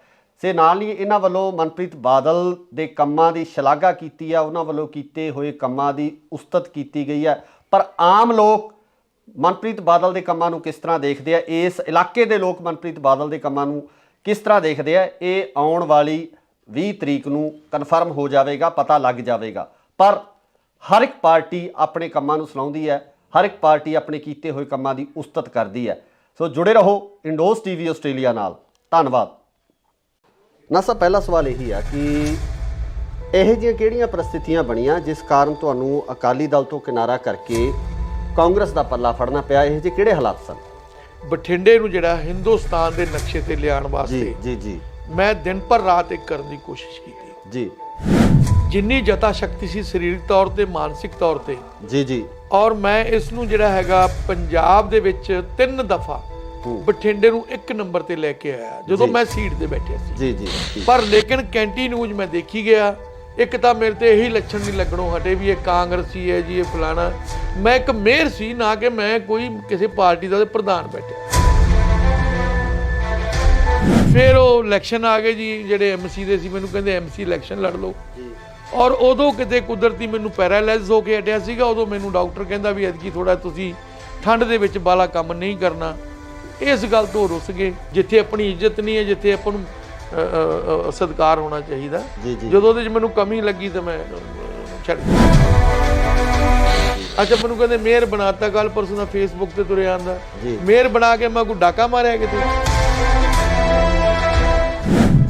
ਜੇ ਮੇਅਰ ਬਣਾਇਆ ਮੈਨੂੰ ਮੈਂ ਇਹਦੇ 18 ਘੰਟੇ ਕੰਮ ਕੀਤਾ ਮੈਂ ਇੰਨੀ ਮਿਹਨਤ ਕੀਤੀ ਮੈਨੂੰ 2 ਵਾਰੀ ਪੈਰਾਲਾਈਜ਼ ਵੀ ਹੋ ਗਿਆ ਮੈਂ ਕਦੀ ਝੂਠੀ ਗੱਲ ਨਹੀਂ ਕਦੀ ਕਹੀ ਨਾ ਜੇ ਅਗਰ ਵੀ ਜੈ ਜੈਕਾਰ ਕਰਨੀ ਆਪਣੇ ਲੀਡਰ ਦੀ ਝੂਠੀ ਮੇਰੇ ਤੋਂ ਅੱਜ ਨਹੀਂ ਹੁੰਦੀ ਕੱਲ ਨਹੀਂ ਹੁੰਦੀ ਜੇ ਅਗਰ ਕੋਈ ਗੱਲ ਉਹਦੀ ਆ ਜਾਂਦੀ ਹੈ ਜੈ ਜੈਕਾਰ ਕਰਨ ਵਾਲੀ ਠੋਕ ਕੇ ਕਰਦਾ ਚਾਹੇ ਮੈਨੂੰ ਕੋਈ ਚੰਗਾ ਕਹੇ ਚਾਹੇ ਮਾੜਾ ਕਹੇ। ਸਤਿ ਸ਼੍ਰੀ ਅਕਾਲ ਜੀ ਤੁਸੀਂ ਦੇਖ ਰਹੇ ਹੋ ਇੰਡੋਜ਼ ਟੀਵੀ ਆਸਟ੍ਰੇਲੀਆ ਤੇ ਮੈਂ ਹਾਂ ਗੁਰਿਕਬਾਲ ਸਿੰਘ। ਪੰਜਾਬ ਦੀ ਸਿਆਸਤ ਇਸ ਸਮੇਂ 2022 ਦੇ ਵਿਧਾਨ ਸਭਾ ਇਲੈਕਸ਼ਨ ਨੂੰ ਲੈ ਕੇ ਲਗਾਤਾਰ ਭਖੀ ਹੋਈ ਹੈ ਤੇ ਇਸ ਭਖੀ ਹੋਈ ਸਿਆਸਤ ਦੇ ਦੌਰਾਨ ਕਿਤੇ ਨਾ ਕਿਤੇ ਸਿਆਸੀ ਪਾਰਟੀਆਂ ਦੇ ਵਿੱਚ ਇੱਕ ਦੂਜੇ ਦੇ ਤਰਫ ਦੂਸਰੀਆਂ ਪਾਰਟੀਆਂ ਦੇ ਕੈਂਡੀਡੇਟ ਖਿੱਚਣ ਨੂੰ ਲੈ ਕੇ ਵੀ ਜਿਹੜੀ ਲਾਲਸਾ ਹੈ ਉਹ ਜਾਗੀ ਹੁੰਦੀ ਆ। ਸੋ ਇਸੇ ਸਮੇਂ ਦੌਰਾਨ ਬਠਿੰਡਾ ਦੇ ਵਿੱਚ ਜੋ ਅਕਾਲੀ ਦਲ ਤੋਂ ਸਾਬਕਾ ਮੇਅਰ ਸਨ ਉਹ ਕਾਂਗਰਸ ਦੇ ਵਿੱਚ ਉਹਨਾਂ ਵੱਲੋਂ ਸ਼ਮੂਲੀਅਤ ਕੀਤੀ ਗਈ ਹੈ। ਕੀ ਕਾਰਨ ਸੀ ਆਖਰ ਇਹੋ ਜਿਹੀਆਂ ਕਿਹੜੀਆਂ ਪ੍ਰਸਥਿਤੀਆਂ ਬਣੀਆਂ ਜਿਸ ਕਾਰਨ ਉਹਨਾਂ ਨੂੰ ਅਕਾਲੀ ਦਲ ਛੱਡ ਕੇ ਕਾਂਗਰਸ ਦੇ ਵਿੱਚ ਸ਼ਾਮਲ ਹੋਣਾ ਪਿਆ? ਸਾਡੇ ਨਾਲ ਮੌਜੂਦ ਨੇ ਮੇਅਰ ਬਲਵੰਤ ਰਾਏ ਨਾਥ ਜੀ ਉਹਨਾਂ ਨਾਲ ਗੱਲਬਾਤ ਕਰਾਂਗੇ। ਨਾ ਸਾਹਿਬ ਸਵਾਗਤ ਹੈ ਜੀ ਇੰਡੋਜ਼ ਟੀਵੀ। ਜੀ ਸਤਿ ਸ਼੍ਰੀ ਅਕਾਲ ਜੀ ਮੇਰੇ ਵੱਲੋਂ ਗੁਰਪਾਲ ਜੀ ਤੁਹਾਨੂੰ ਬਹੁਤ ਬਹੁਤ ਮਿਹਰਬਾਨੀ ਜਿਹੜਾ ਕਿ ਤੁਸੀਂ ਜਿਹੜੀ ਸਾਡੀ ਜਿਹੜੀ ਗੱਲ ਲੋਕਾਂ ਤੱਕ ਸਰੋਤਾਂ ਤੱਕ ਪਹੁੰਚਾਈ ਥੈਂਕ ਯੂ। ਨਾ ਸਾਹਿਬ ਪਹਿਲਾ ਸਵਾਲ ਇਹੀ ਆ ਕਿ ਇਹੋ ਜਿਹੀਆਂ ਕਿਹੜੀਆਂ ਪ੍ਰਸਥਿਤੀਆਂ ਬਣੀਆਂ ਜਿਸ ਕਾਰਨ ਤੁਹਾਨੂੰ ਅਕਾਲੀ ਦਲ ਤੋਂ ਕਿਨਾਰਾ ਕਰਕੇ ਕਾਂਗਰਸ ਦਾ ਪੱਲਾ ਫੜਨਾ ਪਿਆ, ਇਹ ਜਿਹੇ ਕਿਹੜੇ ਹਾਲਾਤ ਸਨ? ਦੇਖੋ ਸਵਾਲ ਇਹ ਹੈ ਵੀ ਜਦੋਂ ਮੈਨੂੰ ਮੇਅਰ ਬਣਾਇਆ ਜੀ ਤੇ ਮੈਂ ਬੜੀ ਤਨਦੇਹੀ ਦੇ ਨਾਲ, ਬੜੀ ਸ਼ਰਧਾ ਦੇ ਨਾਲ, ਮੈਨੂੰ ਸ਼ੌਂਕ ਸੀ ਜੀ, ਕੰਮ ਕਰਨ ਦਾ ਸ਼ੌਂਕ ਸੀਗਾ ਕਿ ਮੈਂ ਜਿਹੜਾ ਹੈਗਾ ਉਹ ਮੈਨੂੰ ਬੜੀ ਵੱਡੀ ਜ਼ਿੰਮੇਵਾਰੀ ਦਿੱਤੀ ਹੈ ਕਿ ਮੈਂ ਇਹਨੂੰ ਬਠਿੰਡੇ ਨੂੰ ਜਿਹੜਾ ਹਿੰਦੁਸਤਾਨ ਦੇ ਨਕਸ਼ੇ ਤੇ ਲਿਆਉਣ ਵਾਸਤੇ ਜੀ ਜੀ ਮੈਂ ਦਿਨ ਭਰ ਰਾਤ ਇੱਕ ਕਰਨ ਦੀ ਕੋਸ਼ਿਸ਼ ਕੀਤੀ ਜੀ, ਜਿੰਨੀ ਜਤਾ ਸ਼ਕਤੀ ਸੀ ਸਰੀਰਕ ਤੌਰ ਤੇ, ਮਾਨਸਿਕ ਤੌਰ ਤੇ ਜੀ ਜੀ, ਔਰ ਮੈਂ ਇਸ ਨੂੰ ਜਿਹੜਾ ਹੈਗਾ ਪੰਜਾਬ ਦੇ ਵਿੱਚ 3 ਦਫਾ ਬਠਿੰਡੇ ਨੂੰ 1 ਨੰਬਰ ਤੇ ਲੈ ਕੇ ਆਇਆ ਜਦੋਂ ਮੈਂ ਸੀਟ ਤੇ ਬੈਠਿਆ ਸੀ। ਜੀ ਜੀ, ਅਗਰ ਮੈਨੂੰ ਮੇਅਰ ਬਣਾਇਆ, ਜੇ ਮੈਂ ਕੋਈ ਕੁਤਾਹੀ ਕੀਤੀ ਹੋਵੇ ਜੀ ਤੇ ਮੈਂ ਦੋਸ਼ੀ ਹੋ ਸਕਦਾ ਜੀ, ਔਰ ਮੈਂ ਇਸ ਨੂੰ ਬਠਿੰਡੇ ਨੂੰ, ਸਾਡੀ ਸਾਰੀ ਟੀਮ ਨੇ, ਅਸੀਂ ਪੂਰੀ ਮਿਹਨਤ ਕਰਕੇ ਹਿੰਦੁਸਤਾਨ 'ਚ 450 ਸ਼ਹਿਰਾਂ ਦੇ ਵਿੱਚੋਂ ਜੀ ਅਸੀਂ ਇਸ ਨੂੰ ਲੈ ਕੇ ਆਏ ਆ 16ਵੇਂ ਨੰਬਰ ਤੇ। ਜੀ, ਜਦੋਂ ਕੋਈ ਬੰਦਾ ਮਿਹਨਤ ਦੇ ਨਾਲ, ਇਮਾਨਦਾਰੀ ਦੇ ਨਾਲ, ਲਗਨ ਨਾਲ ਕੰਮ ਕਰਦਾ ਹੈ, ਉਹਦੇ ਕਿਤੇ ਨਾ ਕਿਤੇ ਕੋਈ ਮਨ ਦੇ ਵਿੱਚ ਭਾਵਨਾਵਾਂ ਵੀ ਹੁੰਦੀਆਂ। ਇੱਜ਼ਤ ਜਿਹੜੀ ਆ ਕੁਰਸੀ ਦੇ ਨਾਲ ਨਾਲ ਆਤਮਿਕ ਤੌਰ ਤੇ ਵੀ ਇੱਜ਼ਤ ਬੰਦੇ ਨੂੰ ਚਾਹੀਦੀ ਹੈ। ਜੀ ਜੀ ਜੀ ਜੀ, ਜਿਹੜੀ ਕਿ ਮੈਂ ਮਹਿਸੂਸ ਕੀਤਾ, ਕਿਉਂਕਿ ਮੈਂ ਇਹੋ ਜਿਹਾ ਕੁਝ ਗੱਲ, ਮੇਰੀ ਫਿਤਰਤ ਜਿਹੜੀ ਹੈ ਉਹ ਇਹੋ ਜਿਹੀ ਨਹੀਂ ਹੈ ਕਿ ਜਿਹੜੀ ਮੈਂ ਮਤਲਬ ਜਲਦੀ ਓਛੀ ਗੱਲ ਨਹੀਂ ਕਹਿੰਦਾ। ਜੀ ਜੀ ਜੀ, ਪਰ ਲੇਕਿਨ ਕੈਂਟੀ ਨਿਊਜ਼ ਮੈਂ ਦੇਖੀ ਗਿਆ, ਇੱਕ ਤਾਂ ਮੇਰੇ ਤੇ ਇਹੀ ਲੱਛਣ ਨਹੀਂ ਲੱਗਣੋਂ ਹਟੇ ਵੀ ਇਹ ਕਾਂਗਰਸੀ ਹੈ ਜੀ, ਇਹ ਫਲਾਣਾ। ਮੈਂ ਇੱਕ ਮੇਅਰ ਸੀ, ਨਾ ਕਿ ਮੈਂ ਕੋਈ ਕਿਸੇ ਪਾਰਟੀ ਦਾ ਪ੍ਰਧਾਨ ਬੈਠਿਆ ਜੀ, ਔਰ ਤੁਹਾਨੂੰ ਅਕਾਲੀ ਦਲ ਨੇ ਐਕਸੈਪਟ ਨਹੀਂ ਕੀਤਾ ਪੂਰੀ ਤਰ੍ਹਾਂ ਨਾਲ। ਹਾਂਜੀ, ਔਰ ਜਦੋਂ ਕਦੋਂ ਵੀ ਕਹਿਣ ਜੀ ਉਹ ਕਾਂਗਰਸੀ ਆ ਗਿਆ ਜੀ, ਉੱਥੇ ਫਲਾਣੇ ਆ ਗਿਆ ਜੀ, ਜੇ ਮੇਰੇ ਕੋਲ ਕੋਈ ਵੀ ਆਵੇ ਸ਼ਹਿਰ ਦਾ ਬੰਦਾ, ਮੈਂ ਇੱਕ ਮੇਅਰ ਸੀਗਾ ਮਤਲਬ ਬਠਿੰਡਾ ਨਗਰ ਨਿਗਮ ਦਾ। ਜੀ ਜੀ ਜੀ, ਔਰ ਮੈਂ ਆਪਣੀ ਜ਼ਿੰਮੇਵਾਰੀ ਜਿਹੜੀ ਹੈਗੀ ਆ, ਚਾਹੇ ਮੇਰੇ ਕੋਲ ਕੋਈ ਆ ਗਿਆ, ਮੈਂ ਪੂਰੀ ਕੋਸ਼ਿਸ਼ ਕਰਦਾ ਸੀ ਕਿ ਕੋਈ ਬੰਦਾ ਮੇਰੇ ਕੋਲੋਂ ਨਾਰਾਜ਼ ਨਾ ਜਾਵੇ। ਬਿਲਕੁਲ ਬਿਲਕੁਲ। ਔਰ ਮੈਂ ਆਪਣੀ ਕਾਬਲੀਅਤ ਦੇ ਮੁਤਾਬਕ ਜਿੰਨੀ ਕਿ ਮੇਰੇ ਜਤਾ ਸ਼ਕਤੀ ਸੀ, ਮਾਨਸਿਕ ਸਰੀਰਕ ਤੌਰ ਤੇ, ਮੈਂ ਆਪਣੇ ਲੀਡਰਾਂ ਨੂੰ ਵੀ ਖੁਸ਼ ਕਰਨ ਦੀ ਕੋਸ਼ਿਸ਼ ਕੀਤੀ। ਜੀ ਜੀ, ਪਰ ਰੱਬ ਦੀ ਰੱਬ ਜਾਣੇ ਵੀ ਕੀ ਗੱਲ ਸੀ, ਜਿਹੜਾ ਪ੍ਰੋਪਰ ਤੌਰ ਤੇ ਇੱਕੋ ਹੀ ਇਸ਼ੂ ਹੁੰਦਾ ਆ ਵੀ ਇਹ ਕਾਂਗਰਸੀ ਹੈ ਜੀ, ਇਹ ਕਾਂਗਰਸ ਨਾਲ ਆ ਗਿਆ ਜੀ। ਜੀ, ਫਿਰ ਉਹ ਇਲੈਕਸ਼ਨ ਆ ਗਏ ਜੀ, ਜਿਹੜੇ ਐਮਸੀ ਦੇ ਸੀ, ਮੈਨੂੰ ਕਹਿੰਦੇ ਐਮਸੀ ਇਲੈਕਸ਼ਨ ਲੜ ਲਓ ਜੀ। ਔਰ ਉਦੋਂ ਕਿਤੇ ਕੁਦਰਤੀ ਮੈਨੂੰ ਪੈਰਾਲਾਈਜ਼ ਹੋ ਕੇ ਹਟਿਆ ਸੀਗਾ। ਉਦੋਂ ਮੈਨੂੰ ਡਾਕਟਰ ਕਹਿੰਦਾ ਵੀ ਐਤਕੀ ਥੋੜਾ ਤੁਸੀਂ ਠੰਡ ਦੇ ਵਿੱਚ ਬਾਲਾ ਕੰਮ ਨਹੀਂ ਕਰਨਾ, ਤੇ ਉਹ ਮੈਂ ਆਖਿਆ ਜੀ ਐਤਕੀ ਤੁਸੀਂ ਮੈਨੂੰ ਮਾਫ ਕਰ ਦਿਓ। ਇਸ ਗੱਲ ਤੋਂ ਰੁੱਸ ਗਏ ਜੀ ਜੀ। ਔਰ ਮੈਂ ਕਿਹਾ ਜੀ ਮੇਰੀ ਗੱਲ ਸੁਣੋ, ਮੈਨੂੰ ਡਾਕਟਰ ਨੇ ਮਨਾ ਕੀਤਾ, ਔਰ ਰੁੱਸ ਗਏ ਜਦੋਂ ਮੈਂ ਕਿਹਾ ਸਿੰਗਲਾ ਸਾਹਿਬ ਤੁਸੀਂ ਐ ਨਾ ਕਰੋ, ਮੈਨੂੰ ਨਾ ਇਲੈਕਸ਼ਨ ਲੜਾਓ, ਮੇਰੀ ਸਿਹਤ ਠੀਕ ਨਹੀਂ ਹੈਗੀ, ਅਗਲੀ ਵਾਰੀ ਲੜਾ ਦਾਂਗੇ ਜੀ, ਤੁਸੀਂ ਮੈਨੂੰ 10 ਇਲੈਕਸ਼ਨ, ਮੈਂ ਕਿਹਾ 10 ਸੀਟਾਂ ਲਾ ਦਿਓ। ਮੈਂ ਜਾ ਕੇ ਉਹਦੇ ਮਦਦ ਕਰਦਾ। ਇੱਕ ਸੀਟ ਮੇਰਾ ਸੁਰੇਸ਼ ਚੌਹਾਨ ਹੈ, ਮੇਰਾ ਭਤੀਜਾ ਹੀ ਹੈ, ਪੁੱਤਰ ਹੀ ਹੈ ਜੀ, ਤੇ ਮੈਂ ਕਿਹਾ ਟੱਬਰ 'ਚ ਇੱਕ ਸੀਟ ਲੜੀ ਜਾਂਦੇ, ਗੱਲ ਕੁਛ ਨਹੀਂ ਹੈ ਜੀ ਜੀ ਜੀ। ਅੱਛਾ, ਜਦੋਂ ਮੇਰੀ ਸਿਹਤ ਠੀਕ ਨਹੀਂ ਹੈ, ਉਹਨਾਂ ਨੂੰ ਐ ਸੀ ਪਤਾ ਨਹੀਂ ਕੀ ਉਹਦੇ ਮਨ 'ਚ ਆਇਆ, ਔਰ ਉਸ ਤੋਂ ਬਾਅਦ ਮੈਂ ਵੀ ਜਿਹੜਾ ਹੈਗਾ ਉਹ ਦੇਖਿਆ ਵੀ ਗੱਲ ਠੀਕ ਨਹੀਂ ਹੈ। ਇੱਕ ਬੰਦਾ ਜਿਹੜਾ ਸਿਹਤ ਦੇ ਨਾਲ ਸਮਝੌਤਾ ਜਿਹੜਾ ਨਹੀਂ ਕਰ, ਦੇਖੋ ਸਭ ਤੋਂ ਵੱਡੀ ਗੱਲ ਹੈ ਕਿ ਬੰਦੇ ਦੀ ਸਿਹਤ ਜੇ ਜਾਨ ਹੈ ਤੇ ਜਹਾਨ ਹੈ ਜੀ ਜੀ। ਔਰ ਜੇ ਅਗਰ ਮੇਰੇ ਕਹਿਣ ਦੇ ਬਾਵਜੂਦ ਵੀ ਨਹੀਂ ਹਟੇ, ਤੇ ਫਿਰ ਮੈਂ ਆਖਿਆ ਵੀ ਤੁਹਾਡੇ ਵਾਸਤੇ ਅੱਛੀ ਗੱਲ ਨਹੀਂ ਹੈ। ਉਸ ਤੋਂ ਬਾਅਦ ਮੈਨੂੰ ਇਗਨੋਰ ਕਰਨ ਲੱਗ ਗਏ ਜੀ, ਵੀ ਇਹਨਾਂ ਨੇ ਸਾਡੀ ਗੱਲ ਨਹੀਂ ਮੰਨੀ ਜੀ। ਹੌਲੀ ਹੌਲੀ ਜਦੋਂ ਮੈਂ ਫਿਰ ਆਖਿਆ ਚਲੋ ਠੀਕ ਹੋ ਜਾਣਗੇ, ਜਦੋਂ ਮੈਂ ਲਗਾਤਾਰ ਮਹਿਸੂਸ ਕੀਤਾ ਵੀ ਮੈਂ ਫਿਰ ਆਖਿਆ ਮੈਂ ਇਹਨਾਂ ਨੂੰ ਪਿੱਠ ਪਿੱਛੇ ਕੁਝ ਮਾੜੇ ਸ਼ਬਦ ਯੂਜ਼ ਕਰਦੇ, ਜਿਹੜੇ ਮੈਂ ਜ਼ਿਆਦਾ ਟੀਵੀ ਤੇ ਨਹੀਂ ਕਹਿਣਾ ਚਾਹੁੰਦਾ ਜੀ ਜੀ ਜੀ। ਮੈਂ ਜ਼ਿਆਦਾ ਮੈਨੂੰ ਨੰਗਾ ਨਹੀਂ ਕਰਨਾ ਚਾਹੁੰਦਾ, ਕਿਉਂਕਿ ਮੇਰੀ ਆਪਦੇ ਦੀ ਫਿਤਰਤ ਹੁੰਦੀ ਬੰਦੇ ਦੀ ਜੀ ਬਿਲਕੁਲ। ਔਰ ਅਸੀਂ 100 ਗਮ, ਕਿਉਂਕਿ ਸਿਆਸਤ ਦੇ ਵਿੱਚ ਇੱਕ ਚੀਜ਼ ਹੁੰਦੀ ਹੈ ਵੀ ਜੋ ਮਰਜ਼ੀ ਕਹਿ ਦਿਓ। ਨਹੀਂ ਮੇਰੇ ਸਾਹਿਬ, ਇੱਥੇ ਤਾਂ ਸਵਾਲ ਇਹ ਖੜਾ ਹੁੰਦਾ ਕਿ ਤੁਹਾਡੀ ਜਿਹੜੀ, ਜਿਸ ਤਰ੍ਹਾਂ ਤੁਸੀਂ ਕਿਹਾ ਕਿ ਤੁਹਾਨੂੰ ਅਕਾਲੀ ਦਲ ਨੇ ਐਕਸੈਪਟ ਨਹੀਂ ਕੀਤਾ, ਉਹ ਜ਼ਿਲ੍ਹੇ ਦੇ ਜਿਹੜੇ ਅਕਾਲੀ ਦਲ ਦੇ ਜਿਹੜੇ ਸਾਡੇ ਇੱਥੋਂ ਦੇ ਜਿਹੜੇ ਵਿਧਾਇਕ ਸੀ, ਉਹਨਾਂ ਵੱਲੋਂ ਹੀ ਸੀ ਇਹ ਵੱਡੇ ਪਰਿਵਾਰ ਵੱਲੋਂ। ਇਸ ਗੱਲ ਬਾਬਤ ਜਿਹੜਾ ਅਕਾਲੀ ਦਲ ਦੇ ਪ੍ਰਧਾਨ ਨੇ ਉਹਨਾਂ ਨਾਲ ਜਾਂ ਹੋਰ ਕਿਸੇ ਪਰਿਵਾਰਕ ਮੈਂਬਰ ਨਾਲ ਗੱਲ ਕੀਤੀ? ਮੇਰੀ ਗੱਲ ਬੀਬਾ ਜੀ ਨਾਲ ਹੋਈ ਸੀਗੀ, ਬੀਬਾ ਹਰਸਿਮਰਤ ਕੌਰ ਬਾਦਲ ਜੀ ਨਾਲ।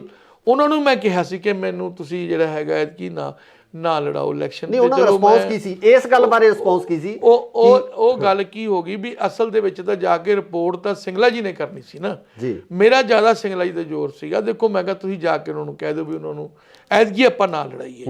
ਅੱਛਾ, ਪਹਿਲਾਂ ਲੜਾਉਣਾ ਨਹੀਂ ਚਾਹੁੰਦੇ ਸੀ ਉਹ ਤਾਂ, ਨਾ ਨਾ ਨਾ ਨਾ, ਇਹ ਤਾਂ ਮੇਰੀ ਆਤਮਾ ਕਹਿੰਦੀ ਹੈ, ਮੇਰਾ ਮਨ ਕਹਿੰਦਾ ਨਹੀਂ ਲੜਾਉਣਾ ਚਾਹੁੰਦੀ, ਸੱਚੀ ਗੱਲ ਤਾਂ ਹੈ ਜੀ ਜੀ ਜੀ। ਕਿਉਂਕਿ ਮੇਰੀ ਡਿਊਟੀ ਉਹਨੇ ਲਾਤੀ ਸੀ ਭੁੱਚੋ ਮੰਡੀ, ਮੈਂ ਜਾਣ ਆਉਣ ਲੱਗ ਗਿਆ ਸੀ, ਉੱਥੇ ਕੰਮ ਕਰ ਰਿਹਾ ਸੀਗਾ ਜੀ। ਔਰ ਉਸ ਤੋਂ ਬਾਅਦ ਰੱਬ ਜਾਣੇ ਕੀ ਉਹਨਾਂ ਦੇ ਮਨ ਦੇ ਵਿੱਚ ਆਇਆ, ਸਿੰਗਲਾ ਜੀ ਦੇ ਕਹਿੰਦੇ ਇੱਥੇ ਐਮਸੀ ਦੇ ਇਲੈਕਸ਼ਨ ਲੜ ਲਓ, ਜਿਹੜਾ ਕਿ ਮੈਂ ਉਸ ਨੂੰ ਲੜਨ ਦੇ ਵਿੱਚ ਨਾ ਤਾਂ ਮਾਨਸਿਕ ਤੌਰ ਤੇ ਤਿਆਰ ਸੀ ਜੀ, ਔਰ ਨਾ ਹੀ ਮੈਂ ਸਿਹਤ ਪੱਖੋਂ ਤਿਆਰ ਸੀ। ਤੇ ਮੈਂ ਆਖਿਆ ਜੀ ਐਵੇਂ ਮੈਂ ਨਹੀਂ ਐਤਕੀ ਲੜਾਂਗਾ, ਬਸ ਇਸੇ ਗੱਲ ਤੋਂ ਜਿਹੜਾ ਇਗਨੋਰ ਕਰਨ ਲੱਗੇ, ਸਾਡਾ ਹੁਕਮ ਨਹੀਂ ਮੰਨਿਆ। ਜੀ ਜੀ। ਜਦੋਂ ਸਿੰਗਲਾ ਜੀ ਦਾ ਹੁਕਮ ਨਹੀਂ ਮੰਨਿਆ, ਉਹਨਾਂ ਨੇ ਕਰਨਾ ਹੀ ਸੀ। ਜਦੋਂ ਉਹਨਾਂ ਨੇ ਮੈਨੂੰ ਜ਼ਿਆਦਾ, ਮੈਂ ਵੀ ਫਿਰ ਆਪਦਾ ਹੌਲੀ ਹੌਲੀ ਕਿਨਾਰਾ ਕਰ ਗਿਆ। ਮੈਂ ਕਿਹਾ ਵੀ ਜਿੱਥੇ ਆਪਣੀ ਇੱਜ਼ਤ ਨਹੀਂ ਹੈ, ਜਿੱਥੇ ਆਪਾਂ ਨੂੰ ਆਤਮਿਕ ਤੌਰ ਤੇ ਆਪਾਂ ਨੂੰ ਇੱਜ਼ਤ ਨਹੀਂ ਹੈ, ਤੇ ਕੁਰਸੀਆਂ ਨਾਲ ਇੱਜ਼ਤ ਨਹੀਂ ਹੁੰਦੀ, ਕੁਰਸੀਆਂ ਤਾਂ ਛੋਟੀਆਂ ਵੱਡੀਆਂ ਚੱਲਦੀਆਂ ਰਹਿੰਦੀਆਂ, ਲੇਕਿਨ ਬੰਦੇ ਦੀ ਇੱਕ ਰਿਸਪੈਕਟ ਹੁੰਦੀ, ਆਤਮਿਕ ਤੌਰ ਤੇ ਹੀ ਬੰਦੇ ਦੀ ਇੱਕ ਸਤਿਕਾਰ ਹੋਣਾ ਚਾਹੀਦਾ। ਜਦੋਂ ਉਹਦੇ 'ਚ ਮੈਨੂੰ ਕਮੀ ਲੱਗੀ ਤਾਂ ਮੈਂ ਛੱਡ ਗਿਆ ਜੀ। ਤੁਸੀਂ ਐਮਐਲਏ ਦੀ ਟਿਕਟ ਵਾਸਤੇ ਵਿਲਿੰਗ ਸੀ, ਤੁਹਾਨੂੰ ਸੀ ਵੀ ਮੈਂ ਐਮਐਲਏ ਵਾਸਤੇ ਜਾਂ ਵਿਧਾਨ ਸਭਾ ਇਲੈਕਸ਼ਨ ਲੜਨਾ? ਦੇਖੋ ਕੋਈ ਵੀ ਬੰਦਾ ਹੈਗਾ ਜੀ, ਜਿਹੜਾ ਬੰਦਾ ਸਿਆਸਤ ਦੇ ਵਿੱਚ ਆ ਗਿਆ, ਕੋਈ ਉਹ ਗੁਲਗੁਲੇ ਤਾਂ ਵੇਚਦਾ ਨਹੀਂ, ਨਾ ਹੀ ਛੋਲੇ ਪੂੜੀਆਂ ਵੇਚਦਾ ਕਿਤੇ ਜਾ ਕੇ। ਉਹ ਤਾਂ ਜੇਕਰ ਵਿਚਾਰਾ ਐਮਸੀ ਬਣ ਜੂਗਾ, ਮੇਅਰ ਬਣ ਜੂਗਾ ਜੀ, ਮੈਨੂੰ ਅੱਗੇ ਤੋਂ ਐਮਐਲਏ ਲੜਾ ਦਿਓ, ਕੋਈ ਵੀ ਹੈ ਜੀ। ਇਹ ਸਿਆਸਤ ਦੇ ਵਿੱਚ ਇਦਾਂ ਹੀ ਹੁੰਦਾ, ਐਵੇਂ ਹੁੰਦਾ। ਜਦੋਂ ਅੱਛਾ ਜੇ ਮੈਂ ਕਹਿ ਵੀ ਦਿੱਤਾ, ਕੋਈ ਗੁਨਾਹ ਨਹੀਂ ਕੀਤਾ, ਵੀ ਮੈਂ ਜੀ ਚਾਹਨਾ ਹੈਗਾ ਵੀ ਮੈਂ ਐਮਐਲਏ ਬਣ ਕੇ ਲੋਕਾਂ ਦੀ ਸੇਵਾ ਕਰਨਾ ਚਾਹਨਾ, ਜੇ ਮੈਨੂੰ ਪਾਰਟੀ ਹੁਕਮ ਕਰ ਦੇਗੀ ਔਰ ਮੈਂ ਸੇਵਾ ਕਰ ਲਾਂਗਾ, ਟਿਕਟ ਤੇ ਸੇਵਾ ਕਰ ਲਾਂਗਾ, ਜੇ ਪਾਰਟੀ ਕਹੂਗੀ ਉਹ ਕਰ ਲਿਓ ਉਹ ਕਰ ਲਾਂਗਾ। ਪਰ ਲੇਕਿਨ ਜਦੋਂ ਇਸ ਗੱਲ ਤੋਂ ਇਗਨੋਰ ਹੋਇਆ, ਮਤਲਬ ਕਿ ਜਦੋਂ ਪਾਰਟੀ ਨੇ ਮਤਲਬ ਰਿਸਪੌਂਡ ਨਹੀਂ ਕੀਤਾ ਇਸ ਚੀਜ਼ ਵਾਸਤੇ, ਮਤਲਬ ਬਸ ਮੈਨੂੰ ਐ ਕਰਕੇ ਲਾ ਲਓ ਵੀ ਜਿਹੜਾ ਉਹਨਾਂ ਨੂੰ ਬਸ ਜਿਹੜਾ ਐਮਸੀ ਦੇ ਇਲੈਕਸ਼ਨ ਵਾਸਤੇ ਜਦੋਂ ਸਿੰਗਲਾ ਜੀ ਨੇ ਜ਼ਿਆਦਾ ਪ੍ਰੈਸ਼ਰ 'ਚ ਰੱਖਿਆ, ਤੇ ਫਿਰ ਉਹ ਪਰਿਵਾਰ ਵੀ ਮਤਲਬ ਮੈਨੂੰ ਤਾਂ ਬਾਅਦ 'ਚ ਗੱਲ ਨਹੀਂ ਹੋਈ, ਹੋ ਸਕਦਾ ਉਹ ਵੀ ਨਾਰਾਜ਼ ਹੋਏ ਨੇ, ਸਾਰੇ ਨਾਰਾਜ਼ ਹੋ ਗਏ। ਫਿਰ ਮੈਂ ਕਿੱਥੇ ਕੀ ਕਰਾਂ, ਮੈਂ ਕੋਈ ਕ੍ਰਾਈਮ ਮੈਂ ਨਹੀਂ ਕੀਤਾ। ਜੀ ਜੀ ਜੀ। ਅੱਛਾ ਮੈਨੂੰ ਕਹਿੰਦੇ ਮੇਅਰ ਬਣਾਤਾ, ਕੱਲ ਪਰਸੋਂ ਦਾ ਫੇਸਬੁੱਕ ਤੇ ਤੁਰਿਆ ਆਂਦਾ, ਮੇਅਰ ਬਣਾ ਕੇ ਮੈਂ ਕੋਈ ਡਾਕਾ ਮਾਰਿਆ ਕਿਤੇ? ਜੀ।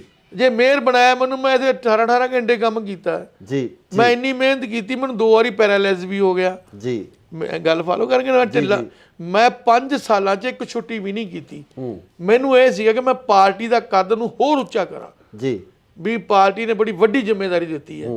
ਤਾਂ ਪਰ ਜੇ ਅਗਰ ਕੋਈ ਵਰਕਰ ਦੀ ਵਿਚਾਰੇ ਦੀ ਕੋਈ ਮਾੜੀ ਮੋਟੀ ਕੋਈ ਮਜਬੂਰੀ ਆ ਗਈ, ਜੇ ਉਹ ਵੀ ਨਹੀਂ ਆਪਾਂ ਦੇਖਣੀ, ਤਾਂ ਫਿਰ ਇਸ ਤਰ੍ਹਾਂ ਨਹੀਂ ਹੋਣਾ। ਕਾਂਗਰਸ ਦੇ ਵਿੱਚ ਜਾਣ ਨੂੰ ਹੁਣ ਤੁਹਾਡੀ ਇਹ ਘਰ ਵਾਪਸੀ ਸਮਝ ਗਏ ਵੀ ਤੁਸੀਂ ਘਰ ਵਾਪਸੀ ਕੀਤੀ ਹੈ? ਦੇਖੋ ਸਵਾਲ ਇਹ ਵੀ ਜਿਹੜੀ ਮੇਰੀ ਸਟਾਰਟਿੰਗ ਸੀ ਉਹ ਕਾਂਗਰਸ ਦੇ ਵਿੱਚ ਹੀ ਸੀ। ਜਦੋਂ ਮੈਂ ਸਟਾਰਟ ਕੀਤਾ ਤੇ ਸਤਿਕਾਰਯੋਗ ਹੁਣ ਨਹੀਂ ਹੈਗੇ, ਸਵਰਗਿਆ ਜੀਤਮਲ ਜੀ ਜੋ ਸੀਗੇ ਮੇਰੇ, ਮਤਲਬ ਉਹ ਗੁਰੂ ਜੀ ਨੇ ਜੀ ਜੀ ਜੀ, ਔਰ ਚਲੋ ਹੁਣ ਤਾਂ ਉਹ ਸੁਰਗਾਂ ਦੇ ਵਿੱਚ, ਅਸੀਂ ਨਰਕ ਜਾਏ ਜੀ। ਸੋ ਉਹਨਾਂ ਦੀ ਉਂਗਲ ਪਕੜ ਕੇ ਮੈਂ ਕਾਂਗਰਸ ਦੇ ਵਿੱਚ ਸ਼ੁਰੂ ਕੀਤਾ ਸੀਗਾ ਜੀ। ਫਿਰ ਜਦੋਂ ਦੁਬਾਰਾ ਮੈਂ ਕਿਹਾ ਵੀ ਮੈਨੂੰ ਦੋਸਤ ਕਹਿਣ ਲੱਗੇ ਵੀ ਮੈਨੂੰ 2 ਸਾਲ ਹੋ ਗਏ ਮੈਂ ਘਰੇ ਹੀ ਰਹਿੰਦਾ ਸੀਗਾ ਜੀ। ਜਿਹੜੇ ਕੋਈ ਮੇਰੇ ਯਾਰ ਦੋਸਤ ਮਿੱਤਰ ਜਿਹੜੇ ਆਉਂਦੇ ਸੀ, ਉਹਨਾਂ ਦੀ ਮੈਂ ਗੱਲ ਸੁਣ ਕੇ ਉਹਨਾਂ ਦਾ ਕੰਮ ਕਰਦਾ ਸੀ ਜਿੰਨਾ ਕੁ ਹੋ ਸਕਦਾ ਸੀ ਜੀ ਜੀ। ਔਰ ਕਹਿੰਦੇ ਜੇ ਤੁਸੀਂ ਘਰੇ ਰਹਿ ਜਾਓਗੇ ਤਾਂ ਤੁਹਾਡੀ ਸਿਹਤ ਖਰਾਬ ਕਰ ਲੋਗੇ, ਤੁਸੀਂ ਕਿਸੇ ਨਾ ਕਿਸੇ ਪਾਰਟੀ 'ਚ ਕੰਮ ਕਰ ਲਓ ਜੀ। ਤੇ ਉਹਨਾਂ ਨੇ ਆ ਕੇ ਪ੍ਰੇਰਨਾ ਕੀਤੀ, ਕਹਿੰਦੇ ਤੁਸੀਂ ਐ ਨਾ ਕਰੋ, ਘਰੇ ਨਾ ਬੈਠੋ, ਤੁਸੀਂ ਕੰਮ ਕਰੋ ਜੀ। ਮੈਂ ਚਲੋ ਕਾਂਗਰਸ ਜੁਆਇਨ ਕਰ ਲਈ, ਜਿੱਥੇ ਮੈਨੂੰ ਹੁਕਮ ਕਰਨਗੇ, ਜਿਹੋ ਜਿਹੀ ਸੇਵਾ ਲਾਣਗੇ ਮੈਂ ਚੱਕ ਕੇ ਕਰੀ। ਹੁਣ ਤੁਸੀਂ ਚਾਹਵਾਨ ਹੋ ਕਿ ਕਾਂਗਰਸ ਵੱਲੋਂ ਵੀ ਤੁਹਾਨੂੰ ਟਿਕਟ ਦਿੱਤੀ ਜਾਵੇ, ਜਾਂ ਕਾਂਗਰਸ ਵੱਲੋਂ ਤੁਸੀਂ ਇਲੈਕਸ਼ਨ ਲੜਨਾ ਚਾਹੋਗੇ? ਸਰ ਮੈਨੂੰ ਤਾਂ ਜੇਕਰ ਕਾਂਗਰਸ ਪਾਰਟੀ ਅਗਰ ਚਾਹੇ ਮੈਨੂੰ ਟਿਕਟ ਲੜਨੀ, ਮੈਂ ਸ਼ੌਕ ਨਾਲ ਲੜਾਂਗਾ ਜੀ, ਸਦਕੇ ਲੜਾਂਗਾ, ਮਿਹਨਤ ਨਾਲ ਲੜਾਂਗਾ, ਔਰ ਉਹਨਾਂ ਨੂੰ ਲਾਂਭਾ ਨਹੀਂ ਆਣ ਦੇਵਾਂਗਾ। ਤੇ ਜੇ ਕਹੂਗੀ ਕਾਂਗਰਸ ਪਾਰਟੀ ਵੀ ਇੱਕ ਵਰਕਰ ਦੇ ਥਰੂ ਕੰਮ ਕਰਨਾ, ਉਹ ਵੀ ਕਰੀ ਜਾਵਾਂ। ਨਹੀਂ, ਕਾਂਗਰਸ ਦਾ ਇੱਕ ਸਿਸਟਮ ਹੈ ਜਿਹਦੇ ਵਿੱਚ ਟਿਕਟ ਲਈ ਅਪਲਾਈ ਕੀਤਾ ਜਾਂਦਾ, ਅਪਲਾਈ ਕਰਨ ਤੋਂ ਬਾਅਦ ਹਾਈ ਕਮਾਂਡ ਉਹਨੂੰ ਅਪਰੂਵ ਕਰਦੀ ਹੈ, ਪੀਸੀਸੀ ਅਪਰੂਵ ਕਰਕੇ ਭੇਜਦਾ, ਤਾਂ ਅਪਲਾਈ ਕਰੋਗੇ? ਉਹਦੇ 'ਚ ਇਹ ਹੋਇਆ ਕਿ ਮੈਂ ਕਾਫੀ ਲੇਟ ਹੋਇਆ ਜੀ। ਜੇ ਮੈਂ ਇਹ 4 ਮਹੀਨੇ ਪਹਿਲੋਂ ਆਉਂਦਾ ਤਾਂ 100% ਹੀ ਮਤਲਬ ਮੈਂ ਕਿਤੇ ਨਾ ਕਿਤੇ ਇਲੈਕਸ਼ਨ ਲੜਦਾ ਹੁੰਦਾ, ਤੇ ਜੋ ਹੁਣ ਮੇਰੇ ਭਾਗਾਂ 'ਚ ਹੋਊਗਾ ਕੋਈ ਗੱਲ ਨਹੀਂ ਹੈ। ਹੁਣ ਮਨਪ੍ਰੀਤ ਨਾਲ ਤੁਹਾਡੀ ਕੀ ਅੰਡਰਸਟੈਂਡਿੰਗ ਆ? ਮਨਪ੍ਰੀਤ ਨਾਲ, ਕਿਉਂਕਿ ਪਹਿਲਾਂ ਇੱਕ ਦੂਜੇ ਦੇ ਖਿਲਾਫ ਖੜੇ ਸੀ, ਹਾਂਜੀ, ਕਿਉਂਕਿ ਤੁਸੀਂ ਅਕਾਲੀ ਦਲ ਤੋਂ ਸੀ, ਉਹ ਕਾਂਗਰਸ ਤੋਂ ਸੀ। ਹੁਣ ਮਨਪ੍ਰੀਤ ਨਾਲ ਅੰਡਰਸਟੈਂਡਿੰਗ ਉਹ ਬਣ ਪਾਊਗੀ ਜਿਹੜੀ ਪਿਛਲੇ ਲੰਬੇ ਸਮੇਂ ਤੋਂ ਇੱਕ ਦੂਜੇ ਦੇ ਮੂਹਰੇ ਖੜਦੇ ਰਹੇ? ਦੇਖੋ 2 ਚੀਜ਼ਾਂ ਨੇ, ਮੈਂ ਕਦੀ ਨਾ ਕੱਚੀ ਜੀ ਜਾਂ ਰੁੱਖੀ ਜੀ ਰਾਜਨੀਤਿਕ ਨਹੀਂ ਕੀਤੀ, ਝੂਠੀ ਜੀ। ਝੂਠੀ ਰਾਜਨੀਤਿਕ ਇਹ ਹੁੰਦੀ ਹੈਗੀ ਕਿ ਆਪਾਂ ਕੰਮ ਨਹੀਂ ਕਰਨਾ, ਧੰਦਾ ਨਹੀਂ ਕਰਨਾ, ਐਵੇਂ ਕਿਸੇ ਨੂੰ ਗਾਲਾਂ ਕੱਢ ਕੇ ਆਪਾਂ ਲੀਡਰ ਬਣ ਜੀ, ਉਵੇਂ ਗੱਲ ਨਹੀਂ ਹੈਗੀ ਜੀ ਜੀ। ਮੈਂ ਜ਼ਮੀਨੀ ਤੌਰ ਤੇ ਮਤਲਬ ਆਪਦੀ ਲੋਕਾਂ ਦੀ ਗਰੀਬਾਂ ਨਾਲ ਥੱਲੇ ਜ਼ਮੀਨੀ ਸਤਰ ਤੇ ਜੁੜਿਆ ਹੋਇਆ ਜੀ। ਔਰ ਮੈਂ ਮਹਿਸੂਸ ਕਰਦਾ ਹੈਗਾ ਕਿ ਮੈਂ ਜਦੋਂ ਵੀ ਪਹਿਲਾਂ ਅਕਾਲੀ ਦਲ ਦੇ ਵਿੱਚ ਸੀਗਾ ਜੀ, ਮੈਂ ਜੋ ਅਕਾਲੀ ਦਲ ਨੇ 16 ਨੇ ਕੰਮ ਕਰਿਆ ਸੀ, ਮੈਂ ਆਪਣੀ ਪਾਰਟੀ ਦੀ ਗੱਲ ਠੋਕ ਵਜਾ ਕੇ ਕਹਿੰਦਾ ਸੀ ਜੀ। ਇੱਕ ਗੱਲ ਵੀ ਲਾਗ ਲਪੇਟਣਾ ਨਹੀਂ ਕਹਿੰਦਾ ਸੀਗਾ ਜੀ ਜੀ ਜੀ। ਨੰਬਰ 2, ਮੈਂ ਕਦੀ ਝੂਠੀ ਗੱਲ ਨਹੀਂ ਕਦੀ ਕਹੀ ਜੀ, ਨਾ ਨਾ ਨਾ ਨਾ। ਜੇ ਅਗਰ ਵੀ ਜੈ ਜੈਕਾਰ ਕਰਨੀ ਆਪਣੇ ਲੀਡਰ ਦੀ ਝੂਠੀ, ਮੇਰੇ ਤੋਂ ਅੱਜ ਨਹੀਂ ਹੁੰਦੀ, ਕੱਲ ਨਹੀਂ ਹੁੰਦੀ ਜੀ। ਜੇ ਅਗਰ ਕੋਈ ਗੱਲ ਉਹਦੀ ਆ ਜਾਂਦੀ ਹੈ ਜੈ ਜੈਕਾਰ ਕਰਨ ਵਾਲੀ, ਠੋਕ ਕੇ ਕਰਦਾ, ਚਾਹੇ ਮੈਨੂੰ ਕੋਈ ਚੰਗਾ ਕਹੇ ਚਾਹੇ ਮਾੜਾ ਕਹੇ ਜੀ, ਅਗਰ ਜੇ ਲੀਡਰ ਦਾ ਮੇਰਾ ਚੰਗਾ ਕੰਮ ਕਰਦਾ। ਇਸੇ ਤਰੀਕੇ ਨਾਲ ਜੇ ਮੈਂ ਅਕਾਲੀ ਦਲ ਵਿੱਚ ਸੀਗਾ, ਅਗਰ ਮੈਂ ਜਿਹੜੀ ਗੱਲ ਸੱਚ ਸੀ ਸੱਚ ਕਹਿੰਦਾ, ਜਿਹੜੀ ਗੱਲ ਮੈਨੂੰ ਲੱਗਦਾ ਮੇਰੀ ਪਾਰਟੀ ਕਰ ਰਹੀ ਹੈ ਉਸ ਦੀ ਮੈਂ ਆਪਣਾ ਗੁਣਗਾਨ ਕਰਦਾ ਸੀ। ਤੇ ਹੁਣ ਮੈਂ ਕਾਂਗਰਸ 'ਚ ਆਇਆ, ਜੇ ਕੋਈ ਕਾਂਗਰਸ ਦੇ ਚੰਗੇ ਕੰਮ ਜਿਹੜੇ ਕੀਤੇ ਹੋਏ ਆ ਉਹ ਜਿਹੜੇ ਮੈਂ ਸਾਰੇ ਆ ਕੇ ਵੇਖੀ ਇਹਨਾਂ ਵਿਚਾਰਾਂਗਾ, ਉਹ ਜਾ ਕੇ ਲੋਕਾਂ ਮੂਹਰੇ ਮੈਂ ਲੈ ਕੇ ਜਾਊਂਗਾ ਵੀ ਭਾਈ ਜਿਹੜਾ ਆਹ ਜਿਹੜਾ ਕੰਮ ਆ ਹੁਣ ਇੱਥੇ ਪੁਲ ਬਣ ਰਿਹਾ ਜਿਹੜਾ ਜੀ, ਇਹ 96 ਕਰੋੜ ਰੁਪਈਆ ਜੀ, 100 ਕਰੋੜ ਰੁਪਈਆ ਗਰੀਬ ਇਲਾਕੇ ਦੇ ਵਿੱਚ ਪੁਲ ਤੇ ਲਾਣਾ ਬਹੁਤ ਵੱਡੀ ਗੱਲ ਹੈ ਜੀ। ਇਸ ਇਲਾਕੇ ਦੇ ਵਿੱਚ 40 ਸਾਲ ਦੀ ਮੰਗ ਸੀ ਕਿ ਪੁਲ ਬਣਨਾ ਚਾਹੀਦਾ ਜੀ। ਤੇ ਜੇ ਮੈਂ ਹੁਣ ਜਾ ਕੇ ਲੋਕਾਂ ਤੱਕ ਇਹ ਮੁੱਦਾ ਜਾ ਕੇ ਲੈ ਕੇ ਜਾਣਾ ਹੈ ਜੀ ਵੀ ਇਹ ਪੁਲ ਜਿਹੜਾ ਆਪਾਂ ਨੂੰ 40 ਸਾਲ ਤੋਂ ਲੋੜ ਸੀ, ਆਪਾਂ ਨੂੰ ਕੋਈ ਬੰਦਾ ਬਿਮਾਰ ਹੋ ਜਾਂਦਾ ਸੀਗਾ, ਉਹ ਐਂਬੂਲੈਂਸ 2-2 ਘੰਟੇ ਘੰਟਾ ਜਾਮ 'ਚ ਫਸਿਆ ਰਹਿੰਦਾ ਸੀਗਾ। ਜੀ ਜੀ ਜੀ। ਅਗਰ ਕੋਈ ਲੇਡੀ ਸਾਡੀ ਕੋਈ ਭੈਣ ਬੀਬੀ ਢਿੱਲੀ ਮੱਠੀ ਹੋ ਜਾਂਦੀ, ਜੇ ਉਹਨਾਂ ਨੂੰ ਹਸਪਤਾਲ ਲਿਜਾਣਾ ਪੈਂਦਾ ਸੀ ਤਾਂ ਵੀ ਉਹਨਾਂ ਨੂੰ ਵਿਚਾਰੀਆਂ ਨੂੰ ਬੱਚਿਆਂ ਨੂੰ ਵੀ ਉੱਥੇ 2-2 ਘੰਟੇ ਅੱਧਾ ਘੰਟਾ ਜਾਮ 'ਚ ਰੁਕਣਾ ਪੈਂਦਾ ਸੀ, ਫਾਟਕ ਲੱਗਿਆ ਹੁੰਦਾ ਸੀ। ਕਈ ਵਾਰੀ ਤਾਂ ਇਹ ਪੋਜੀਸ਼ਨ ਹੁੰਦੀ ਸੀ ਕਿ ਜਦੋਂ ਕਿਤੇ ਅਸੀਂ ਆਰਾਮ ਬਾਗ ਜਾਂਦੇ ਹੁੰਦੇ ਸੀਗੇ ਲੈ ਕੇ, ਦੇਖੋ ਆਪਾਂ ਸਾਹਮਣੇ ਜਿਉਣਾ ਮਰਨਾ, ਜੀ ਜੀ ਜੀ, ਉਦੋਂ ਵੀ ਕਈ ਵਾਰੀ ਅਸੀਂ ਵੇਖਦੇ ਸਾਨੂੰ ਡੈੱਡ ਬੋਡੀ ਲੈ ਕੇ ਖੜਨਾ ਪੈਂਦਾ ਸੀਗਾ। ਇਹ ਕਿਹਦੇ ਕਾਲ ਚ ਅਪਰੂਵ ਹੋਇਆ ਹੈ? ਇਹ ਦੇਖੋ ਗੱਲ ਸੁਣੋ, ਇਹ ਮਨਪ੍ਰੀਤ ਸਿੰਘ ਬਾਦਲ ਨੇ ਆ ਕੇ ਜਿਹੜਾ ਇਹਨੂੰ ਪਾਸ ਕਰਾ ਕੇ ਇਹਨੂੰ ਸ਼ੁਰੂ ਕਰਾਇਆ ਜੀ। ਜੀ ਹੁਣ ਇਹ ਬਣ ਰਿਹਾ ਤਕਰੀਬਨ 60 ਪੈਸੇ ਤਿਆਰ ਹੋਇਆ ਹੋਇਆ। ਇਧਰਲੀ ਪਾਸੇ ਗੇੜਾ ਮਾਰ ਕੇ ਦੇਖਣਾ, ਉੱਤੇ ਰੱਖਤੇ ਸਾਰੇ ਜੀ। ਤੇ ਨਾਲ ਹੀ ਸਕੂਲ ਆ, ਮੇਰੇ ਨਾਲ ਕੰਧ ਲੱਗਦੀ ਹੈ ਜੀ ਜੀ ਜੀ। 4 ਕਰੋੜ ਰੁਪਏ ਦੀ ਲਾਗਤ ਨਾਲ ਜੀ ਸਾਰੀ ਬਿਲਡਿੰਗ ਵਧੀਆ ਬਣਾਈ ਜੀ ਜੀ। ਔਰ ਸਾਰਾ ਜੇ ਸਕੂਲ ਅੰਦਰ ਦੇਖੋ ਸਾਰਾ ਕੰਪਿਊਟਰਾਈਜ਼ ਸਭ ਚੀਜ਼ਾਂ ਫੁੱਲ। ਮਨਪ੍ਰੀਤ ਬਾਦਲ ਦੇ ਕੰਮ ਕਿਵੇਂ ਹੋਇਆ? 5 ਸਾਲ ਸਰਕਾਰ ਰਹੀ ਹੈ, ਹਾਲਾਂਕਿ ਮੁਲਾਜ਼ਮਾਂ ਦਾ ਬਹੁਤ ਵੱਡਾ ਵਿਰੋਧ ਕੀਤਾ ਜਾ ਰਿਹਾ ਮਨਪ੍ਰੀਤ ਬਾਦਲ ਦਾ, ਮੁਲਾਜ਼ਮ ਖਫਾ ਨਹੀਂ ਮਨਪ੍ਰੀਤ ਬਾਦਲ ਤੋਂ। ਤੁਸੀਂ ਉਹਨਾਂ ਦੇ ਕੰਮਾਂ ਨੂੰ ਕਿਵੇਂ ਦੇਖਦੇ ਹੋ ਕਿ ਬਠਿੰਡੇ ਦੇ ਵਿੱਚ ਉਹਨਾਂ ਨੇ ਕੰਮ ਕਿੱਦਾਂ ਦੇ? ਦੇਖੋ ਜਿਹੜੇ ਡਿਵੈਲਪਮੈਂਟ ਦੇ ਕੰਮ ਹੈਗੇ ਜੀ, ਡਿਵੈਲਪਮੈਂਟ ਦੇ ਕੰਮ ਬਹੁਤ ਦੱਬ ਕੇ ਕੀਤੇ ਜੀ। ਮੈਂ ਦੱਸੀ ਨਾ 100 ਕਰੋੜ ਦਾ ਤਾਂ ਪੁਲ ਹੀ ਹੈ, 96 ਕਰੋੜ ਦਾ ਜੀ। ਆ 4 ਕਰੋੜ ਰੁਪਇਆ ਸਕੂਲ ਤੇ ਲਾਇਆ ਨਾਲ ਹੀ ਆ ਪਰਲੇ ਪਾਸੇ ਜੀ ਜੀ ਜੀ। ਔਰ ਆ ਨਾਲ ਹੀ ਇੱਥੇ ਹੈਗਾ ਜੀ ਭਗਵਾਨ ਵਾਲਮੀਕੀ ਆਸ਼ਰਮ ਹੈ ਜੀ, 4.5-5 ਕਰੋੜ ਰੁਪਈਆ ਇੱਥੇ ਵੀ ਲਗਾਇਆ ਜੀ। ਨੇੜੇ ਦੱਸ ਰਿਹਾ ਮੈਂ ਜੀ ਜੀ ਜੀ। ਆ ਰਿੰਗ ਰੋਡ ਹੈਗਾ ਜੀ, ਇੱਥੇ 95-97 ਕਰੋੜ ਉੱਥੇ ਲਾ ਰਿੰਗ ਰੋਡ ਤੇ ਜੀ, ਤਕਰੀਬਨ ਕੰਪਲੀਟ ਹੋ ਜਾਏਗਾ। ਔਰ ਮੈਂ ਕਹਾਂਗਾ ਨਹਿਰ ਬਾਰ-ਬਾਰ ਟੁੱਟਦੀ ਸੀਗੀ ਜੀ, ਇਹ ਨਹਿਰ ਜਿਹੜੀ ਆ ਹੁਣ ਫਾਈਨਲ ਹੈ ਜੀ। ਇਹ ਨਹਿਰ ਜਿਹੜੀ ਹੈਗੀ ਆ ਹੁਣ ਇਸ ਨੂੰ ਪੱਕਾ ਕਰਤਾ, ਤੁਸੀਂ ਵੇਖੀ ਹੋਊਗੀ। ਬਿਲਕੁਲ ਬਿਲਕੁਲ। ਉਹਦੇ ਨਾਲ ਇੱਕ ਸੈਰਗਾਹ ਬਣਾ ਰਹੇ ਜੀ ਜੀ, ਜਿਹੜੀ 8-9 ਕਿਲੋਮੀਟਰ ਲੰਬੀ ਹੈ ਜੀ ਜੀ। ਔਰ ਉਹ ਸੈਰਗਾਹ ਜੋ ਤਿਆਰ ਹੋਗੀ, ਲੋਕਾਂ ਨੂੰ ਬੜਾ ਵੱਡਾ ਉਹਦਾ ਸਹੂਲਤ ਮਿਲੇਗੀ ਸਿਹਤ ਪੱਖੋਂ। ਔਰ ਇਸ ਦੇ ਨਾਲ ਜਿਹੜਾ ਕਾਰਪੋਰੇਸ਼ਨ ਦੇ ਸੰਬੰਧ ਦੇ ਵਿੱਚ ਜੀ ਜਿਹੜਾ ਬਾਰ-ਬਾਰ ਜਿਹੜਾ ਸਰੱਜ ਕਰੇ ਟੁੱਟ ਜਾਂਦਾ ਸੀਗਾ ਜੀ, ਉਹਦੇ ਵਾਸਤੇ 10 ਕਿੱਲੇ ਜ਼ਮੀਨ ਲੈ ਕੇ, ਜਿੱਥੇ ਆ ਹੈਗਾ ਆਪਣਾ ਕੀ ਨਾਂ ਦਾ ਡੰਪ ਹੈ, ਜਿੱਥੇ ਆਪਣਾ ਟ੍ਰੀਟਮੈਂਟ ਪਲਾਂਟ ਵੀ ਲੱਗਿਆ ਹੋਇਆ, ਉੱਥੇ 10 ਕਿੱਲਿਆਂ ਡੱਗ ਬਣਾਇਆ ਬਹੁਤ ਵੱਡਾ ਜੀ ਵੀ ਜੇ ਕਿਤੇ ਟੁੱਟ ਜਾਵੇ ਕਿਤੇ ਸਲੱਜ ਕੈਰੀਅਰ ਤੇ ਸਾਰਾ ਬਾਰਿਸ਼ ਦਾ ਪਾਣੀ 10 ਕਿੱਲਿਆਂ ਵਿੱਚ ਆ ਕੇ ਖੜ ਜਾਵੇ ਜੀ। ਉਸ ਤੋਂ ਇਲਾਵਾ ਜੀ ਆ ਜਿੱਥੇ ਆਪਾਂ ਆਪਣਾ ਰਜਿੰਦਰਾ ਕਾਲਜ ਹੈ, ਜਿੱਥੇ ਗੱਡੀਆਂ ਖੜਦੀਆਂ ਜੀ ਜੀ ਜੀ, ਜਿੱਥੇ ਕੂੜੇ ਢੋਣ ਵਾਲੀ ਗੱਡੀਆਂ ਖੜਦੀਆਂ, ਦੇਖਿਆ ਨਾ ਤੁਸੀਂ ਜੀ ਜੀ ਜੀ, ਮੇਨ ਰੋਡ ਤੇ ਹੈ ਜੀ। ਉਹ ਕਾਰਪੋਰੇਸ਼ਨ ਦਾ 100 ਕਰੋੜ ਦੀ ਪ੍ਰਾਪਰਟੀ, ਕਾਰਪੋਰੇਸ਼ਨ ਦੀ ਉਦੋਂ ਵੱਧ ਦੀ ਪ੍ਰਾਪਰਟੀ ਹੋਊਗੀ ਜੀ, ਉਹ ਕਾਰਪੋਰੇਸ਼ਨ ਦੇ ਵੱਲ ਆਈ ਜੀ। ਹਾਂ ਸਾਡਾ ਉੱਥੇ ਕਬਜ਼ਾ ਕਾਰਪੋਰੇਸ਼ਨ ਦਾ ਜੀ, ਗੱਡੀਆਂ ਖੜਦੀਆਂ। ਉਦੋਂ ਮੈਂ ਬਤੌਰ ਮੇਅਰ ਸੀ, ਇਹ ਮਿਨਿਸਟਰ ਹੁੰਦੇ ਸੀਗੇ ਜੀ। ਔਰ ਮੈਂ ਗੱਲ ਕਹਾਂਗਾ ਵੀ ਕੋਈ ਇੰਨੇ ਕੰਮ, ਕਈ ਕੰਮ ਐਸੇ ਹੈ ਜਿਹੜੇ ਮੈਂ ਸਾਰੇ ਹੁਣ ਵੇਖਾਂਗਾ। ਔਰ ਜੇ ਮੈਂ ਗੱਲ ਕਰਦੇ ਆ ਨਾਲ ਹੀ ਅਮਰਪੁਰਾ ਬਸਤੀ ਹੈ, ਇੱਥੇ 4 ਕਿੱਲੇ ਜ਼ਮੀਨ ਰਿਕਵਾਇਰ ਕਰਕੇ ਵਕਫ ਬੋਰਡ ਦੀ, ਉਹਦੇ ਵਿੱਚ ਬਹੁਤ ਵਧੀਆ ਤਰੀਕੇ ਨਾਲ ਇੱਕ ਪਾਰਕ ਤਿਆਰ ਕਰ ਰਹੇ ਆ ਜੀ। ਔਰ ਨਾਲ ਹੀ ਇੱਥੇ ਇੱਕ ਪਾਰਕ ਬਣਾਇਆ ਹਾਜ਼ੀ ਰਤਨ, ਜਿੱਥੇ ਹੈ ਨਾ, ਜਿੱਥੇ ਆਪਣਾ ਹਸਪੀਟਲ ਹੈ ਜੀ ਜੀ ਜੀ, ਉਹਦੇ ਨਾਲ ਦੇਖਿਆ ਇੱਕ ਪਾਰਕ ਬਣਿਆ ਜੀ। ਪਰ ਇਹ ਚਿੜੀ ਛਿੱਕਾ ਉਹ ਦੂਜਾ ਖੇਡਣ ਵਾਲਾ ਹੀ ਬਣਾਇਆ ਜੀ। ਮਤਲਬ ਕਾਫੀ ਜਿਹੜਾ ਹੈ ਉਦਮ ਸਿੰਘ ਨਗਰ ਪਾਰਕ ਬਣਾਇਆ ਜੀ, ਜਿਹੜੀ ਵੇਰਕਾ ਮਿਲ ਸੀ ਉਹਦੀ ਬੈਕ ਸਾਈਡ ਤੇ। ਦੇਖੋ ਸਮਾਜਿਕ ਕੁਝ ਕੰਮ ਐਸੇ ਹੁੰਦੇ ਆ, ਬੱਚਿਆਂ ਨੂੰ ਖੇਡਣ ਵਾਸਤੇ ਥਾਂ ਜਗ੍ਹਾ ਚਾਹੀਦੀ ਹੈ, ਬਜ਼ੁਰਗਾਂ ਨੂੰ ਬੈਠਣ ਵਾਸਤੇ ਚਾਹੀਦਾ ਹੈ। ਔਰ ਜਦੋਂ ਕੋਈ ਵਿਚਾਰਾ ਮੀਆਂ ਬੀਬੀ ਉਹ ਦਿਮਾਗੀ ਤੌਰ ਤੇ ਵਿਚਾਰੇ ਘਰੇ ਬੈਠੇ ਹੀ ਉਹ ਹੋ ਜਾਂਦੇ ਨੇ, ਵਿਚਾਰੇ ਜੇ ਪਾਰਕ 'ਚ ਜਾ ਕੇ ਬਹਿੰਦੇ ਨੇ ਤੇ ਉਹਨੂੰ ਮਤਲਬ ਖੁਸ਼ੀਆਂ ਮੁੜਦੀਆਂ ਘਰਾਂ ਦੇ ਵਿੱਚ। ਕਾਫੀ ਜਾਣੀ ਕਿ ਇਹਨਾਂ ਲੋਕਾਂ ਦੇ ਵਾਸਤੇ ਜੋ ਕਰਿਆ ਹੈਗਾ ਕੰਮ ਕਾਫੀ ਹੋਏ ਨੇ। ਔਰ ਸਰਕਾਰਾਂ ਦੇ ਕੰਮ ਹੁੰਦੇ, ਕੁਝ ਕੰਮ ਹੋ ਜਾਂਦੇ, ਕੋਈ ਨਾਰਾਜ਼ਗੀਆਂ ਵੀ ਹੋ ਜਾਂਦੀਆਂ।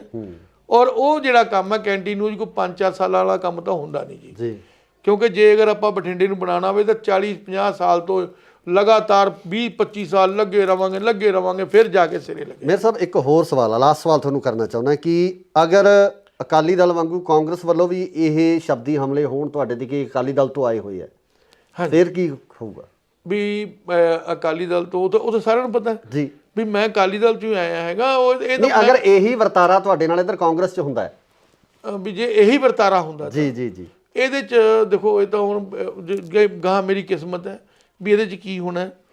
ਲੇਕਿਨ ਇੱਕ ਗੱਲ ਜ਼ਰੂਰ ਹੈ ਵੀ ਜਿਹੜੀ ਸਿਆਸਤ ਹੈ ਇਹ ਪੈਸੇ ਵਾਲੇ ਦੀ ਹੈ ਜੀ। ਜੇ ਹੋ ਸਕਦਾ ਕਿ ਮੈਂ ਵੀ ਕਿਤੇ ਮਾੜਾ ਮੋਟਾ ਕੋਈ 4 ਪੈਸਿਆਂ ਵਾਲਾ ਬੰਦਾ ਹੁੰਦਾ, ਮੈਂ ਵੀ ਖੁੱਲ੍ਹ ਕੇ ਲੋਕਾਂ ਦੀ ਪਬਲਿਕ ਦੀ ਸੇਵਾ ਕਰ ਸਕਦਾ ਸੀ, ਪਰ ਜਿੰਨੀ ਮੇਰੇ ਕੋਲ ਹੋ ਸਕੂਗੀ ਮੈਂ ਉਨੀ ਕਰਾਂਗਾ। ਸੋ ਇਹ ਸਨ ਸਾਬਕਾ ਮੇਅਰ ਬਲਵੰਤ ਰਾਏ ਨਾਥ, ਜਿਨ੍ਹਾਂ ਵੱਲੋਂ ਅਕਾਲੀ ਦਲ ਨੂੰ ਅਲਵਿਦਾ ਕਹਿ ਕੇ ਕਾਂਗਰਸ ਦਾ ਪੱਲਾ ਫੜ ਲਿਆ ਗਿਆ ਤੇ ਇਸ ਨੂੰ ਘਰ ਵਾਪਸੀ ਵੀ ਕਿਹਾ ਜਾ ਸਕਦਾ ਹੈ। ਸੇ ਨਾਲ ਹੀ ਇਹਨਾਂ ਵੱਲੋਂ ਮਨਪ੍ਰੀਤ ਬਾਦਲ ਦੇ ਕੰਮਾਂ ਦੀ ਸ਼ਲਾਘਾ ਕੀਤੀ ਆ, ਉਹਨਾਂ ਵੱਲੋਂ ਕੀਤੇ ਹੋਏ ਕੰਮਾਂ ਦੀ ਉਸਤਤ ਕੀਤੀ ਗਈ ਹੈ। ਪਰ ਆਮ ਲੋਕ ਮਨਪ੍ਰੀਤ ਬਾਦਲ ਦੇ ਕੰਮਾਂ ਨੂੰ ਕਿਸ ਤਰ੍ਹਾਂ ਦੇਖਦੇ ਆ, ਇਸ ਇਲਾਕੇ ਦੇ ਲੋਕ ਮਨਪ੍ਰੀਤ ਬਾਦਲ ਦੇ ਕੰਮਾਂ ਨੂੰ ਕਿਸ ਤਰ੍ਹਾਂ ਦੇਖਦੇ ਆ, ਇਹ ਆਉਣ ਵਾਲੀ 20 ਤਰੀਕ ਨੂੰ ਕਨਫਰਮ ਹੋ ਜਾਵੇਗਾ, ਪਤਾ ਲੱਗ ਜਾਵੇਗਾ। ਪਰ ਹਰ ਇੱਕ ਪਾਰਟੀ ਆਪਣੇ ਕੰਮਾਂ ਨੂੰ ਸੁਣਾਉਂਦੀ ਹੈ, ਹਰ ਇੱਕ ਪਾਰਟੀ ਆਪਣੇ ਕੀਤੇ ਹੋਏ ਕੰਮਾਂ ਦੀ ਉਸਤਤ ਕਰਦੀ ਹੈ। ਸੋ ਜੁੜੇ ਰਹੋ ਇੰਡੋਜ਼ ਟੀਵੀ ਆਸਟ੍ਰੇਲੀਆ ਨਾਲ। ਧੰਨਵਾਦ। ਨਾ ਸਰ, ਪਹਿਲਾ ਸਵਾਲ ਇਹੀ ਆ ਕਿ ਇਹੋ ਜਿਹੀਆਂ ਕਿਹੜੀਆਂ ਪ੍ਰਸਥਿਤੀਆਂ ਬਣੀਆਂ ਜਿਸ ਕਾਰਨ ਤੁਹਾਨੂੰ ਅਕਾਲੀ ਦਲ ਤੋਂ ਕਿਨਾਰਾ ਕਰਕੇ ਕਾਂਗਰਸ ਦਾ ਪੱਲਾ ਫੜਨਾ ਪਿਆ? ਇਹੋ ਜਿਹੇ ਕਿਹੜੇ ਹਾਲਾਤ ਸਨ? ਬਠਿੰਡੇ ਨੂੰ ਜਿਹੜਾ ਹਿੰਦੁਸਤਾਨ ਦੇ ਨਕਸ਼ੇ ਤੇ ਲਿਆਉਣ ਵਾਸਤੇ ਜੀ ਮੈਂ ਦਿਨ ਭਰ ਰਾਤ ਇੱਕ ਕਰਨ ਦੀ ਕੋਸ਼ਿਸ਼ ਕੀਤੀ ਜੀ। ਜਿੰਨੀ ਜਤਾ ਸ਼ਕਤੀ ਸੀ ਸਰੀਰਕ ਤੌਰ ਤੇ, ਮਾਨਸਿਕ ਤੌਰ ਤੇ ਜੀ। ਔਰ ਮੈਂ ਇਸ ਨੂੰ ਜਿਹੜਾ ਹੈਗਾ ਪੰਜਾਬ ਦੇ ਵਿੱਚ 3 ਦਫਾ ਬਠਿੰਡੇ ਨੂੰ 1 ਨੰਬਰ ਤੇ ਲੈ ਕੇ ਆਇਆ ਜਦੋਂ ਮੈਂ ਸੀਟ ਤੇ ਬੈਠਿਆ ਸੀ। ਜੀ। ਪਰ ਲੇਕਿਨ ਕੈਂਟੀ ਨਿਊਜ਼ ਮੈਂ ਦੇਖੀ ਗਿਆ, ਇੱਕ ਤਾਂ ਮੇਰੇ ਤੇ ਇਹੀ ਲੱਛਣ ਨਹੀਂ ਲੱਗਣੋਂ ਹਟੇ ਵੀ ਇਹ ਕਾਂਗਰਸੀ ਹੈ ਜੀ, ਇਹ ਫਲਾਣਾ। ਮੈਂ ਇੱਕ ਮੇਅਰ ਸੀ, ਨਾ ਕਿ ਮੈਂ ਕੋਈ ਕਿਸੇ ਪਾਰਟੀ ਦਾ ਪ੍ਰਧਾਨ ਬੈਠਿਆ। ਫਿਰ ਉਹ ਇਲੈਕਸ਼ਨ ਆ ਗਏ ਜੀ, ਜਿਹੜੇ ਐਮਸੀ ਦੇ ਸੀ, ਮੈਨੂੰ ਕਹਿੰਦੇ ਐਮਸੀ ਇਲੈਕਸ਼ਨ ਲੜ ਲਓ। ਔਰ ਉਦੋਂ ਕਿਤੇ ਕੁਦਰਤੀ ਮੈਨੂੰ ਪੈਰਾਲਾਈਜ਼ ਹੋ ਕੇ ਹਟਿਆ ਸੀਗਾ। ਉਦੋਂ ਮੈਨੂੰ ਡਾਕਟਰ ਕਹਿੰਦਾ ਵੀ ਐਤਕੀ ਥੋੜਾ ਤੁਸੀਂ ਠੰਡ ਦੇ ਵਿੱਚ ਬਾਲਾ ਕੰਮ ਨਹੀਂ ਕਰਨਾ। ਇਸ ਗੱਲ ਤੋਂ ਰੁੱਸ ਗਏ। ਜਿੱਥੇ ਆਪਣੀ ਇੱਜ਼ਤ ਨਹੀਂ ਹੈ, ਜਿੱਥੇ ਆਪਾਂ ਨੂੰ ਸਤਿਕਾਰ ਹੋਣਾ ਚਾਹੀਦਾ, ਜਦੋਂ ਉਹਦੇ 'ਚ ਮੈਨੂੰ ਕਮੀ ਲੱਗੀ ਤਾਂ ਮੈਂ ਛੱਡ ਦਿੱਤਾ। ਅੱਛਾ, ਮੈਨੂੰ ਕਹਿੰਦੇ ਮੇਅਰ ਬਣਾਤਾ, ਕੱਲ ਪਰਸੋਂ ਦਾ ਫੇਸਬੁੱਕ ਤੇ ਤੁਰਿਆ ਆਂਦਾ ਮੇਅਰ ਬਣਾ ਕੇ ਮੈਂ ਕੋਈ ਡਾਕਾ ਮਾਰਿਆ ਕਿਤੇ? ਜੇ ਮੇਅਰ ਬਣਾਇਆ ਮੈਨੂੰ, ਮੈਂ ਇਹਦੇ 18 ਘੰਟੇ ਕੰਮ ਕੀਤਾ ਜੀ। ਮੈਂ ਇੰਨੀ ਮਿਹਨਤ ਕੀਤੀ, ਮੈਨੂੰ 2 ਵਾਰੀ ਪੈਰਾਲਾਈਜ਼ ਵੀ ਹੋ ਗਿਆ।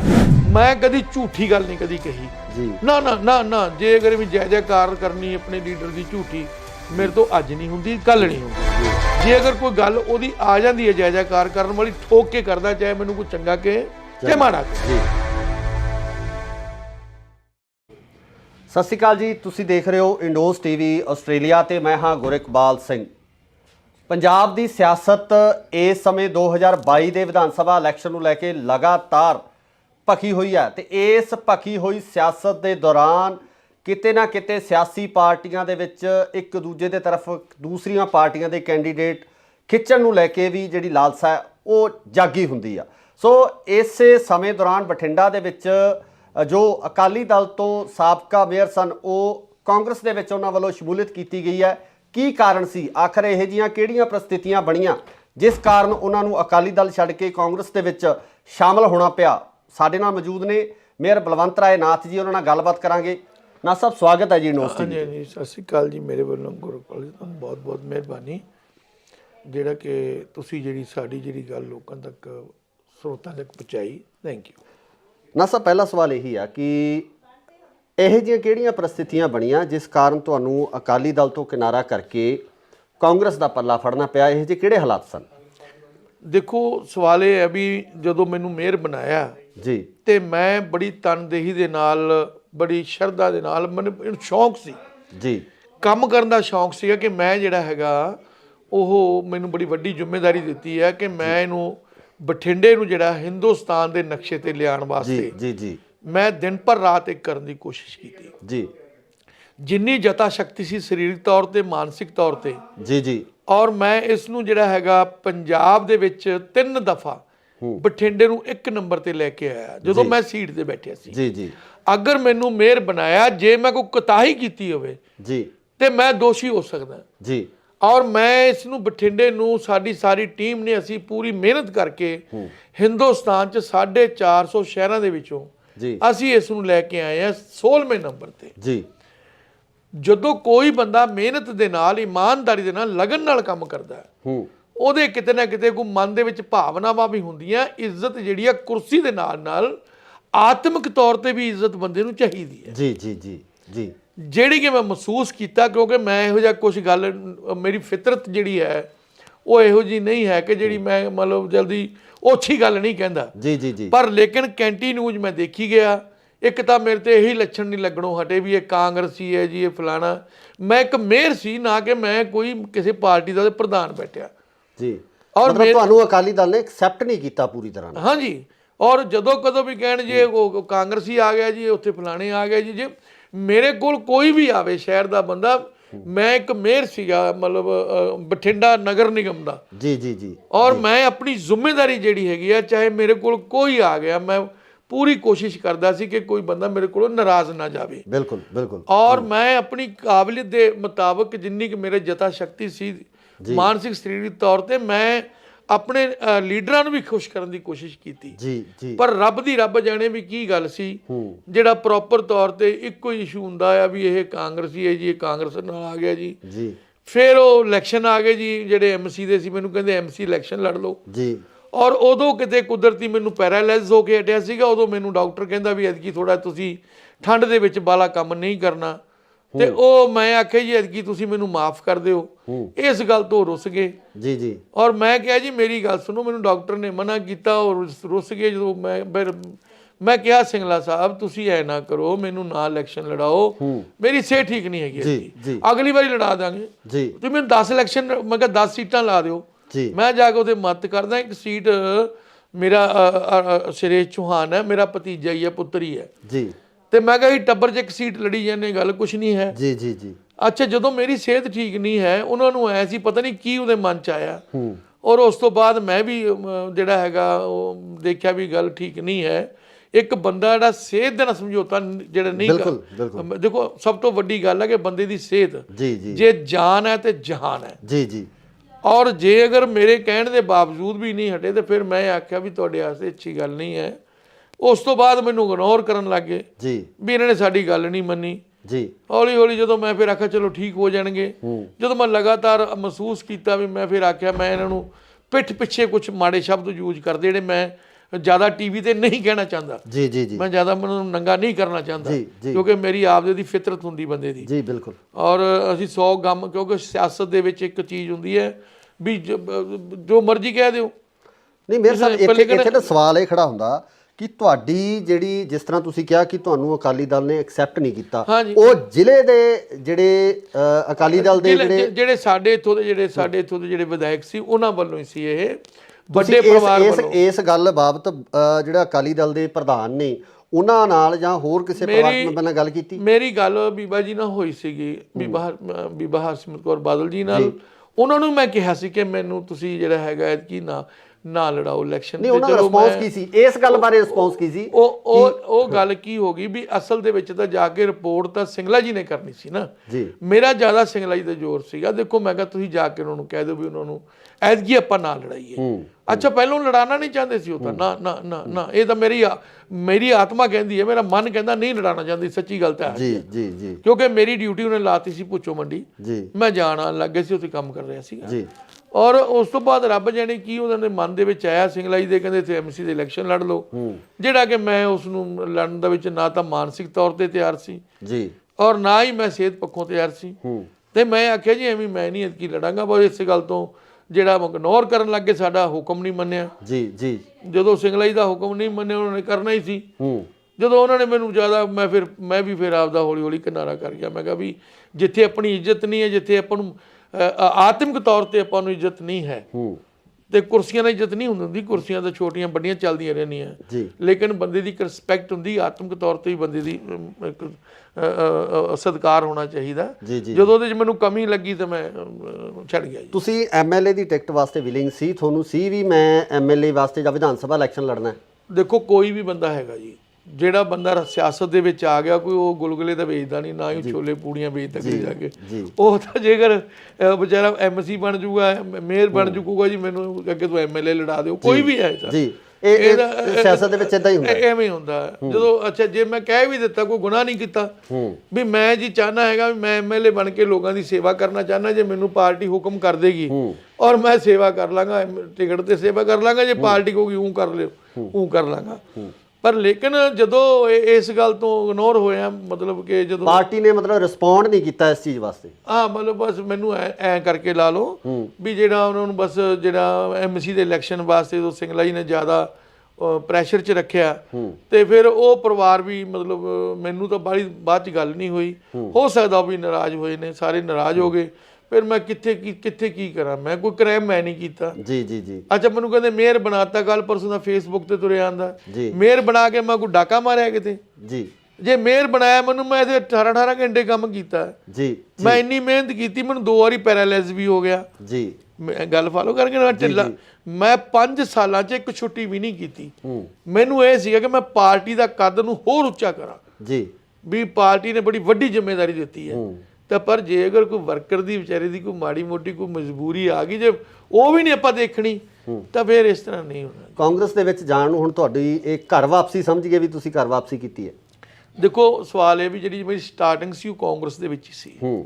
ਜਦੋਂ ਮੈਂ ਸਟਾਰਟ ਕੀਤਾ ਇੱਥੇ ਸਤਿਕਾਰਯੋਗ ਹੁਣ ਨਹੀਂ ਹੈਗੇ, ਸਵਰਗਿਆ ਜੀਤਮਲ ਜੀ ਜੋ ਸੀਗੇ ਮੇਰੇ, ਮਤਲਬ ਉਹ ਗੁਰੂ ਜੀ ਨੇ ਜੀ ਜੀ ਜੀ, ਔਰ ਚਲੋ ਹੁਣ ਤਾਂ ਉਹ ਸੁਰਗਾਂ ਦੇ ਵਿੱਚ, ਅਸੀਂ ਨਰਕ ਜਾਏ ਜੀ। ਸੋ ਉਹਨਾਂ ਦੀ ਉਂਗਲ ਪਕੜ ਕੇ ਮੈਂ ਕਾਂਗਰਸ ਦੇ ਵਿੱਚ ਹੀ ਸ਼ੁਰੂ ਕੀਤਾ ਸੀਗਾ ਜੀ। ਫਿਰ ਜਦੋਂ ਦੁਬਾਰਾ ਮੈਂ ਕਿਹਾ ਵੀ ਮੈਨੂੰ ਦੋਸਤ ਕਹਿਣ ਲੱਗੇ ਵੀ ਮੈਨੂੰ 2 ਸਾਲ ਹੋ ਗਏ ਮੈਂ ਘਰੇ ਹੀ ਰਹਿੰਦਾ ਸੀਗਾ ਜੀ। ਜਿਹੜੇ ਕੋਈ ਮੇਰੇ ਯਾਰ ਦੋਸਤ ਮਿੱਤਰ ਜਿਹੜੇ ਆਉਂਦੇ ਸੀ, ਉਹਨਾਂ ਦੀ ਮੈਂ ਗੱਲ ਸੁਣ ਕੇ ਉਹਨਾਂ ਦਾ ਕੰਮ ਕਰਦਾ ਸੀ ਜਿੰਨਾ ਕੁ ਹੋ ਸਕਦਾ ਸੀ ਜੀ ਜੀ।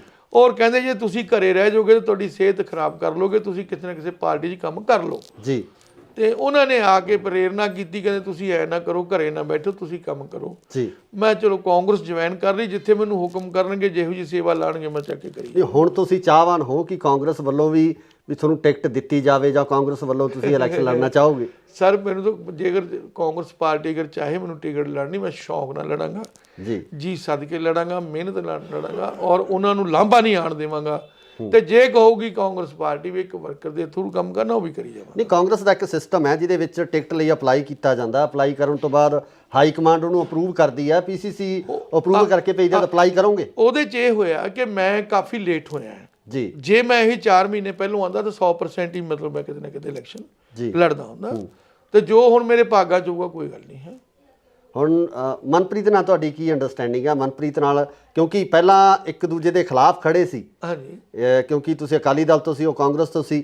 ਹੁਣ ਮਨਪ੍ਰੀਤ ਨਾਲ ਅੰਡਰਸਟੈਂਡਿੰਗ ਉਹ ਬਣ ਪਾਊਗੀ ਜਿਹੜੀ ਪਿਛਲੇ ਲੰਬੇ ਸਮੇਂ ਤੋਂ ਇੱਕ ਦੂਜੇ ਦੇ ਮੂਹਰੇ ਖੜਦੇ ਰਹੇ? ਦੇਖੋ, 2 ਚੀਜ਼ਾਂ ਨੇ, ਮੈਂ ਕਦੀ ਨਾ ਕੱਚੀ ਜੀ ਜਾਂ ਰੁੱਖੀ ਜੀ ਰਾਜਨੀਤਿਕ ਨਹੀਂ ਕੀਤੀ, ਝੂਠੀ ਜੀ। ਝੂਠੀ ਰਾਜਨੀਤਿਕ ਇਹ ਹੁੰਦੀ ਹੈਗੀ ਕਿ ਆਪਾਂ ਕੰਮ ਨਹੀਂ ਕਰਨਾ, ਧੰਦਾ ਨਹੀਂ ਕਰਨਾ, ਐਵੇਂ ਕਿਸੇ ਨੂੰ ਗਾਲਾਂ ਕੱਢ ਕੇ ਆਪਾਂ ਲੀਡਰ ਬਣ ਜੀ, ਉਵੇਂ ਗੱਲ ਨਹੀਂ ਹੈਗੀ ਜੀ ਜੀ।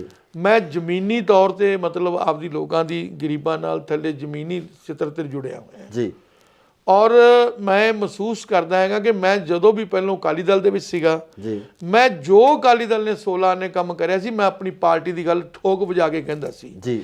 ਇੱਕ ਗੱਲ ਵੀ ਲਾਗ ਲਪੇਟਣਾ ਨਹੀਂ ਕਹਿੰਦਾ ਸੀਗਾ ਜੀ ਜੀ ਜੀ। ਨੰਬਰ 2, ਮੈਂ ਕਦੀ ਝੂਠੀ ਗੱਲ ਨਹੀਂ ਕਦੀ ਕਹੀ ਜੀ, ਨਾ ਨਾ ਨਾ ਨਾ। ਜੇ ਅਗਰ ਵੀ ਜੈ ਜੈਕਾਰ ਕਰਨੀ ਆਪਣੇ ਲੀਡਰ ਦੀ ਝੂਠੀ, ਮੇਰੇ ਤੋਂ ਅੱਜ ਨਹੀਂ ਹੁੰਦੀ, ਕੱਲ ਨਹੀਂ ਹੁੰਦੀ ਜੀ। ਜੇ ਅਗਰ ਕੋਈ ਗੱਲ ਉਹਦੀ ਆ ਜਾਂਦੀ ਹੈ ਜੈ ਜੈਕਾਰ ਕਰਨ ਵਾਲੀ, ਠੋਕ ਕੇ ਕਰਦਾ, ਚਾਹੇ ਮੈਨੂੰ ਕੋਈ ਚੰਗਾ ਕਹੇ ਚਾਹੇ ਮਾੜਾ ਕਹੇ ਜੀ, ਅਗਰ ਜੇ ਲੀਡਰ ਦਾ ਮੇਰਾ ਚੰਗਾ ਕੰਮ ਕਰਦਾ। ਇਸੇ ਤਰੀਕੇ ਨਾਲ ਜੇ ਮੈਂ ਅਕਾਲੀ ਦਲ ਵਿੱਚ ਸੀਗਾ, ਅਗਰ ਮੈਂ ਜਿਹੜੀ ਗੱਲ ਸੱਚ ਸੀ ਸੱਚ ਕਹਿੰਦਾ, ਜਿਹੜੀ ਗੱਲ ਮੈਨੂੰ ਲੱਗਦਾ ਮੇਰੀ ਪਾਰਟੀ ਕਰ ਰਹੀ ਹੈ ਉਸ ਦੀ ਮੈਂ ਆਪਦਾ ਗੁਣਗਾਨ ਕਰਦਾ ਸੀ। ਤੇ ਹੁਣ ਮੈਂ ਕਾਂਗਰਸ 'ਚ ਆਇਆ, ਜੇ ਕੋਈ ਕਾਂਗਰਸ ਦੇ ਚੰਗੇ ਕੰਮ ਜਿਹੜੇ ਕੀਤੇ ਹੋਏ ਆ, ਉਹ ਜਿਹੜੇ ਮੈਂ ਸਾਰੇ ਆ ਕੇ ਵੇਖੀ ਜੇ ਨਾ ਵਿਚਾਰਾਂਗਾ, ਉਹ ਜਾ ਕੇ ਲੋਕਾਂ ਮੂਹਰੇ ਮੈਂ ਲੈ ਕੇ ਜਾਊਂਗਾ ਵੀ ਭਾਈ ਜਿਹੜਾ ਜਿਹੜਾ ਕੰਮ ਆ, ਹੁਣ ਇੱਥੇ ਪੁਲ ਬਣ ਰਿਹਾ ਜਿਹੜਾ ਜੀ, ਇਹ 96 ਕਰੋੜ ਰੁਪਈਆ ਜੀ, 100 ਕਰੋੜ ਰੁਪਈਆ ਗਰੀਬ ਇਲਾਕੇ ਦੇ ਵਿੱਚ ਪੁਲ ਤੇ ਲਾਣਾ ਬਹੁਤ ਵੱਡੀ ਗੱਲ ਹੈ ਜੀ। ਇਸ ਇਲਾਕੇ ਦੇ ਵਿੱਚ 40 ਸਾਲ ਦੀ ਮੰਗ ਸੀ ਕਿ ਪੁਲ ਬਣਨਾ ਚਾਹੀਦਾ ਜੀ। ਤੇ ਜੇ ਮੈਂ ਹੁਣ ਜਾ ਕੇ ਲੋਕਾਂ ਤੱਕ ਇਹ ਮੁੱਦਾ ਜਾ ਕੇ ਲੈ ਕੇ ਜਾਣਾ ਹੈ ਜੀ, ਵੀ ਇਹ ਪੁਲ ਜਿਹੜਾ ਆਪਾਂ ਨੂੰ 40 ਸਾਲ ਤੋਂ ਲੋੜ ਸੀ, ਆਪਾਂ ਨੂੰ ਕੋਈ ਬੰਦਾ ਬਿਮਾਰ ਹੋ ਜਾਂਦਾ ਸੀਗਾ, ਉਹ ਐਂਬੂਲੈਂਸ 2-2 ਘੰਟੇ ਘੰਟਾ ਜਾਮ 'ਚ ਫਸਿਆ ਰਹਿੰਦਾ ਸੀਗਾ ਜੀ ਜੀ ਜੀ। ਅਗਰ ਕੋਈ ਲੇਡੀ ਸਾਡੀ ਕੋਈ ਭੈਣ ਬੀਬੀ ਢਿੱਲੀ ਮੱਠੀ ਹੋ ਜਾਂਦੀ, ਜੇ ਉਹਨੂੰ ਹਸਪਤਾਲ ਲਿਜਾਣਾ ਪੈਂਦਾ ਸੀ, ਤਾਂ ਵੀ ਉਹਨਾਂ ਨੂੰ ਵਿਚਾਰੀਆਂ ਨੂੰ, ਬੱਚਿਆਂ ਨੂੰ ਵੀ ਉੱਥੇ 2-2 ਘੰਟੇ ਅੱਧਾ ਘੰਟਾ ਜਾਮ 'ਚ ਰੁਕਣਾ ਪੈਂਦਾ ਸੀ, ਫਾਟਕ ਲੱਗਿਆ ਹੁੰਦਾ ਸੀ। ਕਈ ਵਾਰੀ ਤਾਂ ਇਹ ਪੋਜੀਸ਼ਨ ਹੁੰਦੀ ਸੀ ਕਿ ਜਦੋਂ ਕਿਤੇ ਅਸੀਂ ਆਰਾਮ ਬਾਗ ਜਾਂਦੇ ਹੁੰਦੇ ਸੀਗੇ ਲੈ ਕੇ, ਦੇਖੋ ਆਪਾਂ ਸਭ ਨੇ ਜਿਉਣਾ ਮਰਨਾ ਜੀ ਜੀ ਜੀ, ਉਦੋਂ ਵੀ ਕਈ ਵਾਰੀ ਅਸੀਂ ਵੇਖਦੇ ਸਾਨੂੰ ਡੈਡ ਬੋਡੀ ਲੈ ਕੇ ਖੜਨਾ ਪੈਂਦਾ ਸੀਗਾ।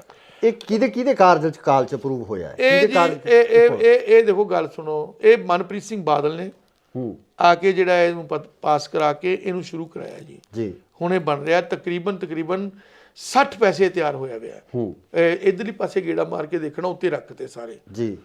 ਤੇ ਨਾਲ ਹੀ ਸਕੂਲ ਆ, ਮੇਰੇ ਨਾਲ ਕੰਧ ਲੱਗਦੀ ਹੈ ਜੀ ਜੀ ਜੀ। 4 ਕਰੋੜ ਰੁਪਏ ਦੀ ਲਾਗਤ ਨਾਲ ਜੀ ਸਾਰੀ ਬਿਲਡਿੰਗ ਵਧੀਆ ਬਣਾਈ ਜੀ ਜੀ। ਔਰ ਸਾਰਾ ਜੇ ਸਕੂਲ ਅੰਦਰ ਦੇਖੋ ਸਾਰਾ ਕੰਪਿਊਟਰਾਈਜ਼, ਸਭ ਚੀਜ਼ਾਂ ਫੁੱਲ। ਮਨਪ੍ਰੀਤ ਬਾਦਲ ਦੇ ਕੰਮ ਕਿਵੇਂ ਹੋਇਆ? 5 ਸਾਲ ਸਰਕਾਰ ਰਹੀ ਆ, ਹਾਲਾਂਕਿ ਮੁਲਾਜ਼ਮਾਂ ਦਾ ਬਹੁਤ ਵੱਡਾ ਵਿਰੋਧ ਕੀਤਾ ਜਾ ਰਿਹਾ ਮਨਪ੍ਰੀਤ ਬਾਦਲ ਦਾ। ਮੁਲਾਜ਼ਮ ਖਫਾ ਨਹੀਂ ਮਨਪ੍ਰੀਤ ਬਾਦਲ ਤੋਂ। ਤੁਸੀਂ ਉਹਨਾਂ ਦੇ ਕੰਮਾਂ ਨੂੰ ਕਿਵੇਂ ਦੇਖਦੇ ਹੋ ਕਿ ਬਠਿੰਡੇ ਦੇ ਵਿੱਚ ਉਹਨਾਂ ਨੇ ਕੰਮ ਕਿੱਦਾਂ ਦੇ? ਦੇਖੋ ਜਿਹੜੇ ਡਿਵੈਲਪਮੈਂਟ ਦੇ ਕੰਮ ਹੈਗੇ ਜੀ, ਡਿਵੈਲਪਮੈਂਟ ਦੇ ਕੰਮ ਬਹੁਤ ਦੱਬ ਕੇ ਕੀਤੇ ਜੀ। ਮੈਂ ਦੱਸੀ ਨਾ 100 ਕਰੋੜ ਦਾ ਤਾਂ ਪੁਲ ਹੀ ਹੈ, 96 ਕਰੋੜ ਦਾ ਜੀ। ਆ 4 ਕਰੋੜ ਰੁਪਇਆ ਸਕੂਲ ਤੇ ਲਾਇਆ, ਨਾਲ ਹੀ ਆ ਪਰਲੇ ਪਾਸੇ ਜੀ ਜੀ ਜੀ। ਔਰ ਆ ਨਾਲ ਹੀ ਇੱਥੇ ਹੈਗਾ ਜੀ ਭਗਵਾਨ ਵਾਲਮੀਕੀ ਆਸ਼ਰਮ ਹੈ ਜੀ, 4.5 ਕਰੋੜ ਰੁਪਇਆ ਇੱਥੇ ਵੀ ਲਗਾਇਆ ਜੀ। ਨੇੜੇ ਨੇੜੇ ਦੱਸ ਰਿਹਾ ਮੈਂ ਜੀ। ਜੀ ਜੀ। ਆ ਰਿੰਗ ਰੋਡ ਹੈਗਾ ਜੀ, ਇੱਥੇ 95-97 ਕਰੋੜ ਉੱਥੇ ਲਾ ਰਿੰਗ ਰੋਡ ਤੇ ਜੀ, ਤਕਰੀਬਨ ਕੰਪਲੀਟ ਹੋ ਜਾਏਗਾ। ਔਰ ਮੈਂ ਕਹਾਂਗਾ ਨਹਿਰ ਬਾਰ-ਬਾਰ ਟੁੱਟਦੀ ਸੀਗੀ ਜੀ, ਇਹ ਨਹਿਰ ਜਿਹੜੀ ਆ ਹੁਣ ਫਾਈਨਲ ਹੈ ਜੀ। ਇਹ ਨਹਿਰ ਜਿਹੜੀ ਹੈਗੀ ਆ ਹੁਣ ਇਸ ਨੂੰ ਪੱਕਾ ਕਰਤਾ, ਤੁਸੀਂ ਵੇਖੀ ਹੋਊਗੀ। ਬਿਲਕੁਲ ਬਿਲਕੁਲ। ਉਹਦੇ ਨਾਲ ਇੱਕ ਸੈਰਗਾ ਬਣਾ ਰਹੇ ਜੀ ਜਿਹੜੀ 8-9 ਕਿਲੋਮੀਟਰ ਲੰਬੀ ਹੈ ਜੀ। ਔਰ ਉਹ ਸੈਰਗਾ ਜੋ ਤਿਆਰ ਹੋਗੀ, ਲੋਕਾਂ ਨੂੰ ਬੜਾ ਵੱਡਾ ਉਹਦਾ ਸਹੂਲਤ ਮਿਲੇਗੀ ਸਿਹਤ ਪੱਖੋਂ। ਔਰ ਇਸ ਦੇ ਨਾਲ ਜਿਹੜਾ ਕਾਰਪੋਰੇਸ਼ਨ ਦੇ ਸੰਬੰਧ ਦੇ ਵਿੱਚ ਜੀ ਜਿਹੜਾ ਬਾਰ-ਬਾਰ ਜਿਹੜਾ ਸਲੱਜ ਕਰੇ ਟੁੱਟ ਜਾਂਦਾ ਸੀਗਾ ਜੀ, ਉਹਦੇ ਵਾਸਤੇ 10 ਕਿੱਲੇ ਜ਼ਮੀਨ ਲੈ ਕੇ, ਜਿੱਥੇ ਆ ਹੈਗਾ ਆਪਣਾ ਕੀ ਨਾਂ ਦਾ ਡੰਪ ਹੈ, ਜਿੱਥੇ ਆਪਣਾ ਟ੍ਰੀਟਮੈਂਟ ਪਲਾਂਟ ਵੀ ਲੱਗਿਆ ਹੋਇਆ, ਉੱਥੇ 10 ਕਿੱਲਿਆਂ ਡੱਗ ਬਣਾਇਆ ਬਹੁਤ ਵੱਡਾ ਜੀ, ਵੀ ਜੇ ਕਿਤੇ ਟੁੱਟ ਜਾਵੇ ਕਿਤੇ ਸਲੱਜ ਕੈਰੀਅਰ ਤੇ ਸਾਰਾ ਬਾਰਿਸ਼ ਦਾ ਪਾਣੀ 10 ਕਿੱਲਿਆਂ ਵਿੱਚ ਆ ਕੇ ਖੜ ਜਾਵੇ ਜੀ। ਉਸ ਤੋਂ ਇਲਾਵਾ ਜੀ ਆ ਜਿੱਥੇ ਆਪਾਂ ਆਪਣਾ ਰਜਿੰਦਰਾ ਕਾਲਜ ਹੈ, ਜਿੱਥੇ ਗੱਡੀਆਂ ਖੜਦੀਆਂ ਜੀ, ਜਿੱਥੇ ਕੂੜੇ ਢੋਣ ਵਾਲੀ ਗੱਡੀਆਂ ਖੜਦੀਆਂ, ਦੇਖਿਆ ਨਾ ਤੁਸੀਂ, ਮੇਨ ਰੋਡ ਤੇ ਹੈ ਜੀ। ਉਹ ਕਾਰਪੋਰੇਸ਼ਨ ਦਾ 100 ਕਰੋੜ ਦੀ ਪ੍ਰਾਪਰਟੀ, ਕਾਰਪੋਰੇਸ਼ਨ ਦੀ ਵੱਧ ਦੀ ਪ੍ਰਾਪਰਟੀ ਹੋਊਗੀ ਜੀ, ਉਹ ਕਾਰਪੋਰੇਸ਼ਨ ਦੇ ਵੱਲ ਆਈ ਜੀ। ਹਾਂ, ਸਾਡਾ ਉੱਥੇ ਕਬਜ਼ਾ ਕਾਰਪੋਰੇਸ਼ਨ ਦਾ, ਗੱਡੀਆਂ ਖੜਦੀਆਂ। ਉਦੋਂ ਮੈਂ ਬਤੌਰ ਮੇਅਰ ਸੀ, ਇਹ ਮਿਨਿਸਟਰ ਹੁੰਦੇ ਸੀਗੇ ਜੀ। ਔਰ ਮੈਂ ਗੱਲ ਕਹਾਂਗਾ ਵੀ ਕੋਈ ਇੰਨੇ ਕੰਮ, ਕਈ ਕੰਮ ਐਸੇ ਹੈ ਜਿਹੜੇ ਮੈਂ ਸਾਰੇ ਹੁਣ ਵੇਖਾਂਗਾ।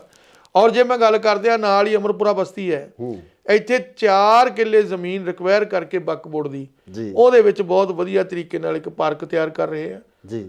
ਔਰ ਨਾਲ ਹੀ ਇੱਥੇ ਨਾਲ ਇੱਕ ਪਾਰਕ ਬਣਾਇਆ ਹਾਜ਼ੀ ਰਤਨ, ਜਿੱਥੇ ਹੈ ਨਾ, ਜਿੱਥੇ ਆਪਣਾ ਹਸਪੀਟਲ ਹੈ ਜੀ, ਉਹਦੇ ਨਾਲ ਦੇਖਿਆ ਇੱਕ ਪਾਰਕ ਬਣਿਆ ਜੀ। ਪਰ ਇਹ ਚਿੜੀ ਛਿੱਕਾ ਉਹ ਦੂਜਾ ਖੇਡਣ ਵਾਲਾ ਹੀ ਬਣਾਇਆ ਜੀ। ਮਤਲਬ ਕਾਫੀ ਜਿਹੜਾ ਹੈ ਉਦਮ ਸਿੰਘ ਨਗਰ ਪਾਰਕ ਬਣਾਇਆ ਜੀ, ਜਿਹੜੀ ਵੇਰਕਾ ਮਿਲ ਸੀ ਉਹਦੀ ਬੈਕ ਸਾਈਡ ਤੇ। ਦੇਖੋ ਸਮਾਜਿਕ ਕੁਝ ਕੰਮ ਐਸੇ ਹੁੰਦੇ ਆ, ਬੱਚਿਆਂ ਨੂੰ ਖੇਡਣ ਵਾਸਤੇ ਥਾਂ ਜਗ੍ਹਾ ਚਾਹੀਦੀ ਹੈ, ਬਜ਼ੁਰਗਾਂ ਨੂੰ ਬੈਠਣ ਵਾਸਤੇ ਚਾਹੀਦਾ ਹੈ। ਔਰ ਜਦੋਂ ਕੋਈ ਵਿਚਾਰਾ ਮੀਆਂ ਬੀਬੀ ਉਹ ਦਿਮਾਗੀ ਤੌਰ ਤੇ ਵਿਚਾਰੇ ਘਰੇ ਬੈਠੇ ਬੈਠੇ ਉਹ ਹੋ ਜਾਂਦੇ ਨੇ ਵਿਚਾਰੇ, ਜੇ ਪਾਰਕ 'ਚ ਜਾ ਕੇ ਬਹਿੰਦੇ ਨੇ ਤੇ ਉਹਨੂੰ ਮਤਲਬ ਖੁਸ਼ੀਆਂ ਮੁੜਦੀਆਂ ਘਰਾਂ ਦੇ ਵਿੱਚ। ਕਾਫੀ ਜਾਣੀ ਕਿ ਇਹਨਾਂ ਲੋਕਾਂ ਦੇ ਵਾਸਤੇ ਜੋ ਕਰਿਆ ਹੈਗਾ ਕੰਮ ਕਾਫੀ ਹੋਏ ਨੇ। ਔਰ ਸਰਕਾਰਾਂ ਦੇ ਕੰਮ ਹੁੰਦੇ, ਕੁਝ ਕੰਮ ਹੋ ਜਾਂਦੇ, ਕੋਈ ਨਾਰਾਜ਼ਗੀਆਂ ਵੀ ਹੋ ਜਾਂਦੀਆਂ। ਔਰ ਉਹ ਜਿਹੜਾ ਕੰਮ ਹੈ ਕੈਂਟੀਨ ਨੂੰ ਕੋਈ 5-4 ਸਾਲਾਂ ਵਾਲਾ ਕੰਮ ਤਾਂ ਹੁੰਦਾ ਨਹੀਂ ਜੀ, ਕਿਉਂਕਿ ਜੇ ਅਗਰ ਆਪਾਂ ਬਠਿੰਡੇ ਨੂੰ ਬਣਾਉਣਾ ਹੋਵੇ ਤਾਂ 40-50 ਸਾਲ ਤੋਂ ਲਗਾਤਾਰ 20-25 ਸਾਲ ਲੱਗੇ ਰਵਾਂਗੇ ਫਿਰ ਜਾ ਕੇ ਸਿਰੇ ਲੱਗੇ। ਮੇਰੇ ਸਾਹਿਬ ਇੱਕ ਹੋਰ ਸਵਾਲ ਆ, ਲਾਸਟ ਸਵਾਲ ਤੁਹਾਨੂੰ ਕਰਨਾ ਚਾਹੁੰਦਾ ਕਿ ਅਗਰ ਅਕਾਲੀ ਦਲ ਵਾਂਗੂ ਕਾਂਗਰਸ ਵੱਲੋਂ ਵੀ ਇਹ ਸ਼ਬਦੀ ਹਮਲੇ ਹੋਣ ਤੁਹਾਡੇ ਤੇ, ਕਿ ਅਕਾਲੀ ਦਲ ਤੋਂ ਆਏ ਹੋਏ ਆ, ਫਿਰ ਕੀ ਹੋਊਗਾ? ਵੀ ਅਕਾਲੀ ਦਲ ਤੋਂ ਉਹ ਤਾਂ ਸਾਰਿਆਂ ਨੂੰ ਪਤਾ ਜੀ ਵੀ ਮੈਂ ਅਕਾਲੀ ਦਲ ਚੋਂ ਆਇਆ ਹੈਗਾ। ਨਹੀਂ, ਅਗਰ ਇਹੀ ਵਰਤਾਰਾ ਤੁਹਾਡੇ ਨਾਲ ਇੱਧਰ ਕਾਂਗਰਸ 'ਚ ਹੁੰਦਾ ਹੈ, ਵੀ ਜੇ ਇਹੀ ਵਰਤਾਰਾ ਹੁੰਦਾ ਜੀ ਜੀ ਜੀ, ਇਹਦੇ 'ਚ ਦੇਖੋ ਇਹ ਤਾਂ ਹੁਣ ਗਾਹਾਂ ਮੇਰੀ ਕਿਸਮਤ ਹੈ ਵੀ ਇਹਦੇ 'ਚ ਕੀ ਹੋਣਾ। ਲੇਕਿਨ ਇੱਕ ਗੱਲ ਜ਼ਰੂਰ ਹੈ ਵੀ ਜਿਹੜੀ ਸਿਆਸਤ ਹੈ ਇਹ ਪੈਸੇ ਵਾਲੇ ਦੀ ਹੈ ਜੀ। ਜੇ ਹੋ ਸਕਦਾ ਕਿ ਮੈਂ ਵੀ ਕਿਤੇ ਮਾੜਾ ਮੋਟਾ ਕੋਈ 4 ਪੈਸਿਆਂ ਵਾਲਾ ਬੰਦਾ ਹੁੰਦਾ, ਮੈਂ ਵੀ ਖੁੱਲ੍ਹ ਕੇ ਲੋਕਾਂ ਦੀ ਪਬਲਿਕ ਦੀ ਸੇਵਾ ਕਰ ਸਕਦਾ ਸੀ, ਪਰ ਜਿੰਨੀ ਮੇਰੇ ਕੋਲ ਹੋ ਸਕੂਗੀ ਮੈਂ ਉਨੀ ਕਰਾਂਗਾ। ਸੋ ਇਹ ਸਨ ਸਾਬਕਾ ਮੇਅਰ ਬਲਵੰਤ ਰਾਏ ਨਾਥ, ਜਿਨ੍ਹਾਂ ਵੱਲੋਂ ਅਕਾਲੀ ਦਲ ਨੂੰ ਅਲਵਿਦਾ ਕਹਿ ਕੇ ਕਾਂਗਰਸ ਦਾ ਪੱਲਾ ਫੜ ਲਿਆ ਗਿਆ ਤੇ ਇਸ ਨੂੰ ਘਰ ਵਾਪਸੀ ਵੀ ਕਿਹਾ ਜਾ ਸਕਦਾ ਹੈ। ਤੇ ਨਾਲ ਹੀ ਇਹਨਾਂ ਵੱਲੋਂ ਮਨਪ੍ਰੀਤ ਬਾਦਲ ਦੇ ਕੰਮਾਂ ਦੀ ਸ਼ਲਾਘਾ ਕੀਤੀ ਆ, ਉਹਨਾਂ ਵੱਲੋਂ ਕੀਤੇ ਹੋਏ ਕੰਮਾਂ ਦੀ ਉਸਤਤ ਕੀਤੀ ਗਈ ਹੈ। ਪਰ ਆਮ ਲੋਕ ਮਨਪ੍ਰੀਤ ਬਾਦਲ ਦੇ ਕੰਮਾਂ ਨੂੰ ਕਿਸ ਤਰ੍ਹਾਂ ਦੇਖਦੇ ਆ, ਇਸ ਇਲਾਕੇ ਦੇ ਲੋਕ ਮਨਪ੍ਰੀਤ ਬਾਦਲ ਦੇ ਕੰਮਾਂ ਨੂੰ ਕਿਸ ਤਰ੍ਹਾਂ ਦੇਖਦੇ ਆ, ਇਹ ਆਉਣ ਵਾਲੀ 20 ਤਰੀਕ ਨੂੰ ਕਨਫਰਮ ਹੋ ਜਾਵੇਗਾ, ਪਤਾ ਲੱਗ ਜਾਵੇਗਾ। ਪਰ ਹਰ ਇੱਕ ਪਾਰਟੀ ਆਪਣੇ ਕੰਮਾਂ ਨੂੰ ਸੁਣਾਉਂਦੀ ਹੈ, ਹਰ ਇੱਕ ਪਾਰਟੀ ਆਪਣੇ ਕੀਤੇ ਹੋਏ ਕੰਮਾਂ ਦੀ ਉਸਤਤ ਕਰਦੀ ਹੈ। ਸੋ ਜੁੜੇ ਰਹੋ ਇੰਡੋਜ਼ ਟੀਵੀ ਆਸਟ੍ਰੇਲੀਆ ਨਾਲ। ਧੰਨਵਾਦ। ਨਾ ਸਰ, ਪਹਿਲਾ ਸਵਾਲ ਇਹੀ ਆ ਕਿ ਇਹੋ ਜਿਹੀਆਂ ਕਿਹੜੀਆਂ ਪ੍ਰਸਥਿਤੀਆਂ ਬਣੀਆਂ ਜਿਸ ਕਾਰਨ ਤੁਹਾਨੂੰ ਅਕਾਲੀ ਦਲ ਤੋਂ ਕਿਨਾਰਾ ਕਰਕੇ ਕਾਂਗਰਸ ਦਾ ਪੱਲਾ ਫੜਨਾ ਪਿਆ? ਇਹੋ ਜਿਹੇ ਕਿਹੜੇ ਹਾਲਾਤ ਸਨ? ਬਠਿੰਡੇ ਨੂੰ ਜਿਹੜਾ ਹਿੰਦੁਸਤਾਨ ਦੇ ਨਕਸ਼ੇ ਤੇ ਲਿਆਉਣ ਵਾਸਤੇ ਜੀ ਜੀ ਮੈਂ ਦਿਨ ਪਰ ਰਾਤ ਇੱਕ ਕਰਨ ਦੀ ਕੋਸ਼ਿਸ਼ ਕੀਤੀ ਜੀ। ਜਿੰਨੀ ਜਤਾ ਸ਼ਕਤੀ ਸੀ ਸਰੀਰਕ ਤੌਰ ਤੇ, ਮਾਨਸਿਕ ਤੌਰ ਤੇ ਜੀ ਜੀ। ਔਰ ਮੈਂ ਇਸ ਨੂੰ ਜਿਹੜਾ ਹੈਗਾ ਪੰਜਾਬ ਦੇ ਵਿੱਚ 3 ਦਫਾ ਬਠਿੰਡੇ ਨੂੰ 1 ਨੰਬਰ ਤੇ ਲੈ ਕੇ ਆਇਆ ਜਦੋਂ ਮੈਂ ਸੀਟ ਤੇ ਬੈਠਿਆ ਸੀ। ਜੀ ਜੀ। ਪਰ ਲੇਕਿਨ ਕੈਂਟੀ ਨਿਊਜ਼ ਮੈਂ ਦੇਖੀ ਗਿਆ, ਇੱਕ ਤਾਂ ਮੇਰੇ ਤੇ ਇਹੀ ਲੱਛਣ ਨਹੀਂ ਲੱਗਣੋਂ ਹਟੇ ਵੀ ਇਹ ਕਾਂਗਰਸੀ ਹੈ ਜੀ, ਇਹ ਫਲਾਣਾ। ਮੈਂ ਇੱਕ ਮੇਅਰ ਸੀ, ਨਾ ਕਿ ਮੈਂ ਕੋਈ ਕਿਸੇ ਪਾਰਟੀ ਦਾ ਪ੍ਰਧਾਨ ਬੈਠਿਆ। ਫਿਰ ਉਹ ਇਲੈਕਸ਼ਨ ਆ ਗਏ ਜੀ, ਜਿਹੜੇ ਐਮਸੀ ਦੇ ਸੀ ਮੈਨੂੰ ਕਹਿੰਦੇ ਐਮਸੀ ਇਲੈਕਸ਼ਨ ਲੜ ਲਓ। ਔਰ ਉਦੋਂ ਕਿਤੇ ਕੁਦਰਤੀ ਮੈਨੂੰ ਪੈਰਾਲਾਈਜ਼ ਹੋ ਕੇ ਹਟਿਆ ਸੀਗਾ। ਉਦੋਂ ਮੈਨੂੰ ਡਾਕਟਰ ਕਹਿੰਦਾ ਵੀ ਐਤਕੀ ਥੋੜਾ ਤੁਸੀਂ ਠੰਡ ਦੇ ਵਿੱਚ ਬਾਲਾ ਕੰਮ ਨਹੀਂ ਕਰਨਾ। ਇਸ ਗੱਲ ਤੋਂ ਰੁੱਸ ਗਏ। ਜਿੱਥੇ ਆਪਣੀ ਇੱਜ਼ਤ ਨਹੀਂ ਹੈ, ਜਿੱਥੇ ਆਪਾਂ ਨੂੰ ਸਤਿਕਾਰ ਹੋਣਾ ਚਾਹੀਦਾ, ਜਦੋਂ ਉਹਦੇ 'ਚ ਮੈਨੂੰ ਕਮੀ ਲੱਗੀ ਤਾਂ ਮੈਂ ਛੱਡ ਦਿੱਤਾ। ਅੱਛਾ, ਮੈਨੂੰ ਕਹਿੰਦੇ ਮੇਅਰ ਬਣਾਤਾ, ਕੱਲ ਪਰਸੋਂ ਦਾ ਫੇਸਬੁੱਕ ਤੇ ਤੁਰਿਆ ਆਂਦਾ ਮੇਅਰ ਬਣਾ ਕੇ ਮੈਂ ਕੋਈ ਡਾਕਾ ਮਾਰਿਆ ਕਿਤੇ? ਜੇ ਮੇਅਰ ਬਣਾਇਆ ਮੈਨੂੰ, ਮੈਂ ਇਹਦੇ 18 ਘੰਟੇ ਕੰਮ ਕੀਤਾ ਜੀ। ਮੈਂ ਇੰਨੀ ਮਿਹਨਤ ਕੀਤੀ, ਮੈਨੂੰ 2 ਵਾਰੀ ਪੈਰਾਲਾਈਜ਼ ਵੀ ਹੋ ਗਿਆ।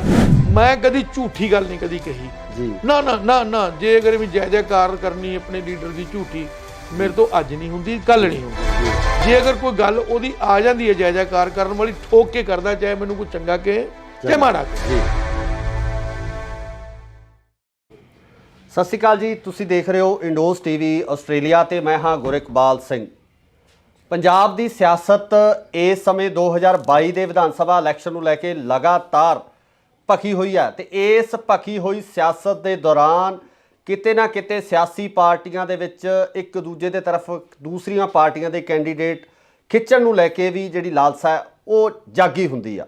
ਸੋ ਇਸੇ ਸਮੇਂ ਦੌਰਾਨ ਬਠਿੰਡਾ ਦੇ ਵਿੱਚ ਜੋ ਅਕਾਲੀ ਦਲ ਤੋਂ ਸਾਬਕਾ ਮੇਅਰ ਸਨ, ਉਹ ਕਾਂਗਰਸ ਦੇ ਵਿੱਚ ਉਹਨਾਂ ਵੱਲੋਂ ਸ਼ਮੂਲੀਅਤ ਕੀਤੀ ਗਈ ਹੈ।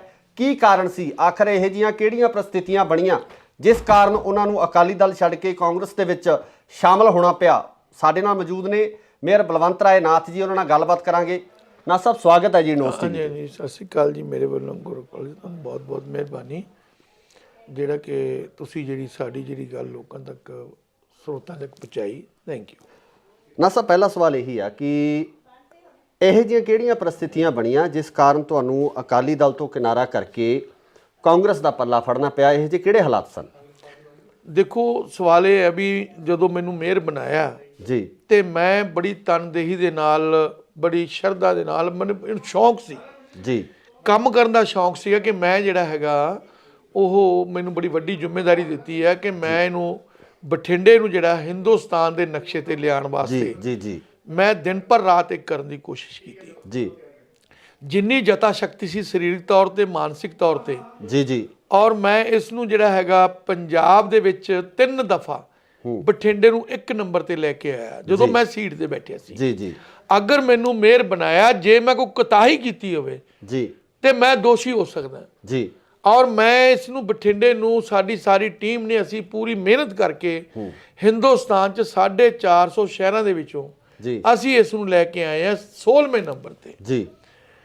ਜਦੋਂ ਕੋਈ ਬੰਦਾ ਮਿਹਨਤ ਦੇ ਨਾਲ, ਇਮਾਨਦਾਰੀ ਦੇ ਨਾਲ, ਲਗਨ ਨਾਲ ਕੰਮ ਕਰਦਾ ਹੈ, ਉਹਦੇ ਕਿਤੇ ਨਾ ਕਿਤੇ ਕੋਈ ਮਨ ਦੇ ਵਿੱਚ ਭਾਵਨਾਵਾਂ ਵੀ ਹੁੰਦੀਆਂ। ਇੱਜ਼ਤ ਜਿਹੜੀ ਆ ਕੁਰਸੀ ਦੇ ਨਾਲ ਨਾਲ ਆਤਮਿਕ ਤੌਰ ਤੇ ਵੀ ਇੱਜ਼ਤ ਬੰਦੇ ਨੂੰ ਚਾਹੀਦੀ ਹੈ ਜੀ ਜੀ ਜੀ ਜੀ, ਜਿਹੜੀ ਕਿ ਮੈਂ ਮਹਿਸੂਸ ਕੀਤਾ। ਕਿਉਂਕਿ ਮੈਂ ਇਹੋ ਜਿਹਾ ਕੁਝ ਗੱਲ, ਮੇਰੀ ਫਿਤਰਤ ਜਿਹੜੀ ਹੈ ਉਹ ਇਹੋ ਜਿਹੀ ਨਹੀਂ ਹੈ ਕਿ ਜਿਹੜੀ ਮੈਂ ਮਤਲਬ ਜਲਦੀ ਓਛੀ ਗੱਲ ਨਹੀਂ ਕਹਿੰਦਾ ਜੀ ਜੀ ਜੀ। ਪਰ ਲੇਕਿਨ ਕੈਂਟੀ ਨਿਊਜ਼ ਮੈਂ ਦੇਖੀ ਗਿਆ, ਇੱਕ ਤਾਂ ਮੇਰੇ ਤੇ ਇਹੀ ਲੱਛਣ ਨਹੀਂ ਲੱਗਣੋਂ ਹਟੇ ਵੀ ਇਹ ਕਾਂਗਰਸੀ ਹੈ ਜੀ, ਇਹ ਫਲਾਣਾ। ਮੈਂ ਇੱਕ ਮੇਅਰ ਸੀ, ਨਾ ਕਿ ਮੈਂ ਕੋਈ ਕਿਸੇ ਪਾਰਟੀ ਦਾ ਪ੍ਰਧਾਨ ਬੈਠਿਆ ਜੀ। ਔਰ ਤੁਹਾਨੂੰ ਅਕਾਲੀ ਦਲ ਨੇ ਐਕਸੈਪਟ ਨਹੀਂ ਕੀਤਾ ਪੂਰੀ ਤਰ੍ਹਾਂ? ਹਾਂਜੀ। ਔਰ ਜਦੋਂ ਕਦੋਂ ਵੀ ਕਹਿਣ ਜੇ ਉਹ ਕਾਂਗਰਸੀ ਆ ਗਿਆ ਜੀ, ਉੱਥੇ ਫਲਾਣੇ ਆ ਗਿਆ ਜੀ, ਜੇ ਮੇਰੇ ਕੋਲ ਕੋਈ ਵੀ ਆਵੇ ਸ਼ਹਿਰ ਦਾ ਬੰਦਾ, ਮੈਂ ਇੱਕ ਮੇਅਰ ਸੀਗਾ, ਮਤਲਬ ਬਠਿੰਡਾ ਨਗਰ ਨਿਗਮ ਦਾ ਜੀ ਜੀ ਜੀ। ਔਰ ਮੈਂ ਆਪਣੀ ਜ਼ਿੰਮੇਵਾਰੀ ਜਿਹੜੀ ਹੈਗੀ ਆ, ਚਾਹੇ ਮੇਰੇ ਕੋਲ ਕੋਈ ਆ ਗਿਆ, ਮੈਂ ਪੂਰੀ ਕੋਸ਼ਿਸ਼ ਕਰਦਾ ਸੀ ਕਿ ਕੋਈ ਬੰਦਾ ਮੇਰੇ ਕੋਲੋਂ ਨਾਰਾਜ਼ ਨਾ ਜਾਵੇ। ਬਿਲਕੁਲ ਬਿਲਕੁਲ। ਔਰ ਮੈਂ ਆਪਣੀ ਕਾਬਲੀਅਤ ਦੇ ਮੁਤਾਬਕ ਜਿੰਨੀ ਕਿ ਮੇਰੇ ਜਤਾ ਸ਼ਕਤੀ ਸੀ, ਮਾਨਸਿਕ ਸਰੀਰਕ ਤੌਰ ਤੇ, ਮੈਂ ਆਪਣੇ ਲੀਡਰਾਂ ਨੂੰ ਵੀ ਖੁਸ਼ ਕਰਨ ਦੀ ਕੋਸ਼ਿਸ਼ ਕੀਤੀ ਜੀ ਜੀ। ਪਰ ਰੱਬ ਦੀ ਰੱਬ ਜਾਣੇ ਵੀ ਕੀ ਗੱਲ ਸੀ, ਜਿਹੜਾ ਪ੍ਰੋਪਰ ਤੌਰ ਤੇ ਇੱਕੋ ਹੀ ਇਸ਼ੂ ਹੁੰਦਾ ਆ ਵੀ ਇਹ ਕਾਂਗਰਸੀ ਹੈ ਜੀ, ਇਹ ਕਾਂਗਰਸ ਨਾਲ ਆ ਗਿਆ ਜੀ ਜੀ। ਫਿਰ ਉਹ ਇਲੈਕਸ਼ਨ ਆ ਗਏ ਜੀ, ਜਿਹੜੇ ਐਮਸੀ ਦੇ ਸੀ ਮੈਨੂੰ ਕਹਿੰਦੇ ਐਮਸੀ ਇਲੈਕਸ਼ਨ ਲੜ ਲਓ ਜੀ। ਔਰ ਉਦੋਂ ਕਿਤੇ ਕੁਦਰਤੀ ਮੈਨੂੰ ਪੈਰਾਲਾਈਜ਼ ਹੋ ਕੇ ਹਟਿਆ ਸੀਗਾ। ਉਦੋਂ ਮੈਨੂੰ ਡਾਕਟਰ ਕਹਿੰਦਾ ਵੀ ਐਤਕੀ ਥੋੜਾ ਤੁਸੀਂ ਠੰਡ ਦੇ ਵਿੱਚ ਬਾਲਾ ਕੰਮ ਨਹੀਂ ਕਰਨਾ, ਤੇ ਉਹ ਮੈਂ ਆਖਿਆ ਜੀ ਐਤਕੀ ਤੁਸੀਂ ਮੈਨੂੰ ਮਾਫ ਕਰ ਦਿਓ। ਇਸ ਗੱਲ ਤੋਂ ਰੁੱਸ ਗਏ ਜੀ ਜੀ। ਔਰ ਮੈਂ ਕਿਹਾ ਜੀ ਮੇਰੀ ਗੱਲ ਸੁਣੋ, ਮੈਨੂੰ ਡਾਕਟਰ ਨੇ ਮਨਾ ਕੀਤਾ ਔਰ ਰੁੱਸ ਗਏ ਜਦੋਂ ਮੈਂ ਕਿਹਾ ਸਿੰਗਲਾ ਸਾਹਿਬ ਤੁਸੀਂ ਐ ਨਾ ਕਰੋ, ਮੈਨੂੰ ਨਾ ਇਲੈਕਸ਼ਨ ਲੜਾਓ, ਮੇਰੀ ਸਿਹਤ ਠੀਕ ਨਹੀਂ ਹੈਗੀ, ਅਗਲੀ ਵਾਰੀ ਲੜਾ ਦਾਂਗੇ ਜੀ, ਤੁਸੀਂ ਮੈਨੂੰ 10 ਇਲੈਕਸ਼ਨ ਮੈਂ ਕਿਹਾ 10 ਸੀਟਾਂ ਲਾ ਦਿਓ। ਮੈਂ ਜਾ ਕੇ ਉਹਦੇ ਮਦਦ ਕਰਦਾ, ਇੱਕ ਸੀਟ ਮੇਰਾ ਸੁਰੇਸ਼ ਚੌਹਾਨ ਹੈ, ਮੇਰਾ ਭਤੀਜਾ ਹੀ ਹੈ, ਪੁੱਤਰ ਹੀ ਹੈ ਜੀ, ਤੇ ਮੈਂ ਕਿਹਾ ਟੱਬਰ 'ਚ ਇੱਕ ਸੀਟ ਲੜੀ ਜਾਂਦੇ, ਗੱਲ ਕੁਛ ਨਹੀਂ ਹੈ ਜੀ ਜੀ ਜੀ। ਅੱਛਾ, ਜਦੋਂ ਮੇਰੀ ਸਿਹਤ ਠੀਕ ਨਹੀਂ ਹੈ, ਉਹਨਾਂ ਨੂੰ ਐ ਸੀ ਪਤਾ ਨਹੀਂ ਕੀ ਉਹਦੇ ਮਨ 'ਚ ਆਇਆ, ਔਰ ਉਸ ਤੋਂ ਬਾਅਦ ਮੈਂ ਵੀ ਜਿਹੜਾ ਹੈਗਾ ਉਹ ਦੇਖਿਆ ਵੀ ਗੱਲ ਠੀਕ ਨਹੀਂ ਹੈ। ਇੱਕ ਬੰਦਾ ਜਿਹੜਾ ਸਿਹਤ ਦੇ ਨਾਲ ਸਮਝੌਤਾ ਜਿਹੜਾ ਨਹੀਂ ਕਰ, ਦੇਖੋ ਸਭ ਤੋਂ ਵੱਡੀ ਗੱਲ ਹੈ ਕਿ ਬੰਦੇ ਦੀ ਸਿਹਤ ਜੇ ਜਾਨ ਹੈ ਤੇ ਜਹਾਨ ਹੈ ਜੀ ਜੀ। ਔਰ ਜੇ ਅਗਰ ਮੇਰੇ ਕਹਿਣ ਦੇ ਬਾਵਜੂਦ ਵੀ ਨਹੀਂ ਹਟੇ, ਤੇ ਫਿਰ ਮੈਂ ਆਖਿਆ ਵੀ ਤੁਹਾਡੇ ਵਾਸਤੇ ਅੱਛੀ ਗੱਲ ਨਹੀਂ ਹੈ। ਉਸ ਤੋਂ ਬਾਅਦ ਮੈਨੂੰ ਇਗਨੋਰ ਕਰਨ ਲੱਗ ਗਏ ਜੀ, ਵੀ ਇਹਨਾਂ ਨੇ ਸਾਡੀ ਗੱਲ ਨਹੀਂ ਮੰਨੀ ਜੀ। ਹੌਲੀ ਹੌਲੀ ਜਦੋਂ ਮੈਂ ਫਿਰ ਆਖਿਆ ਚਲੋ ਠੀਕ ਹੋ ਜਾਣਗੇ, ਜਦੋਂ ਮੈਂ ਲਗਾਤਾਰ ਮਹਿਸੂਸ ਕੀਤਾ ਵੀ ਮੈਂ ਫਿਰ ਆਖਿਆ ਮੈਂ ਇਹਨਾਂ ਨੂੰ ਪਿੱਠ ਪਿੱਛੇ ਕੁਝ ਮਾੜੇ ਸ਼ਬਦ ਯੂਜ਼ ਕਰਦੇ ਜਿਹੜੇ ਮੈਂ ਜ਼ਿਆਦਾ ਟੀਵੀ ਤੇ ਨਹੀਂ ਕਹਿਣਾ ਚਾਹੁੰਦਾ ਜੀ ਜੀ ਜੀ। ਮੈਂ ਜ਼ਿਆਦਾ ਮੈਨੂੰ ਨੰਗਾ ਨਹੀਂ ਕਰਨਾ ਚਾਹੁੰਦਾ, ਕਿਉਂਕਿ ਮੇਰੀ ਆਪਦੇ ਦੀ ਫਿਤਰਤ ਹੁੰਦੀ ਬੰਦੇ ਦੀ ਜੀ ਬਿਲਕੁਲ। ਔਰ ਅਸੀਂ 100 ਗਮ, ਕਿਉਂਕਿ ਸਿਆਸਤ ਦੇ ਵਿੱਚ ਇੱਕ ਚੀਜ਼ ਹੁੰਦੀ ਹੈ ਵੀ ਜੋ ਮਰਜ਼ੀ ਕਹਿ ਦਿਓ।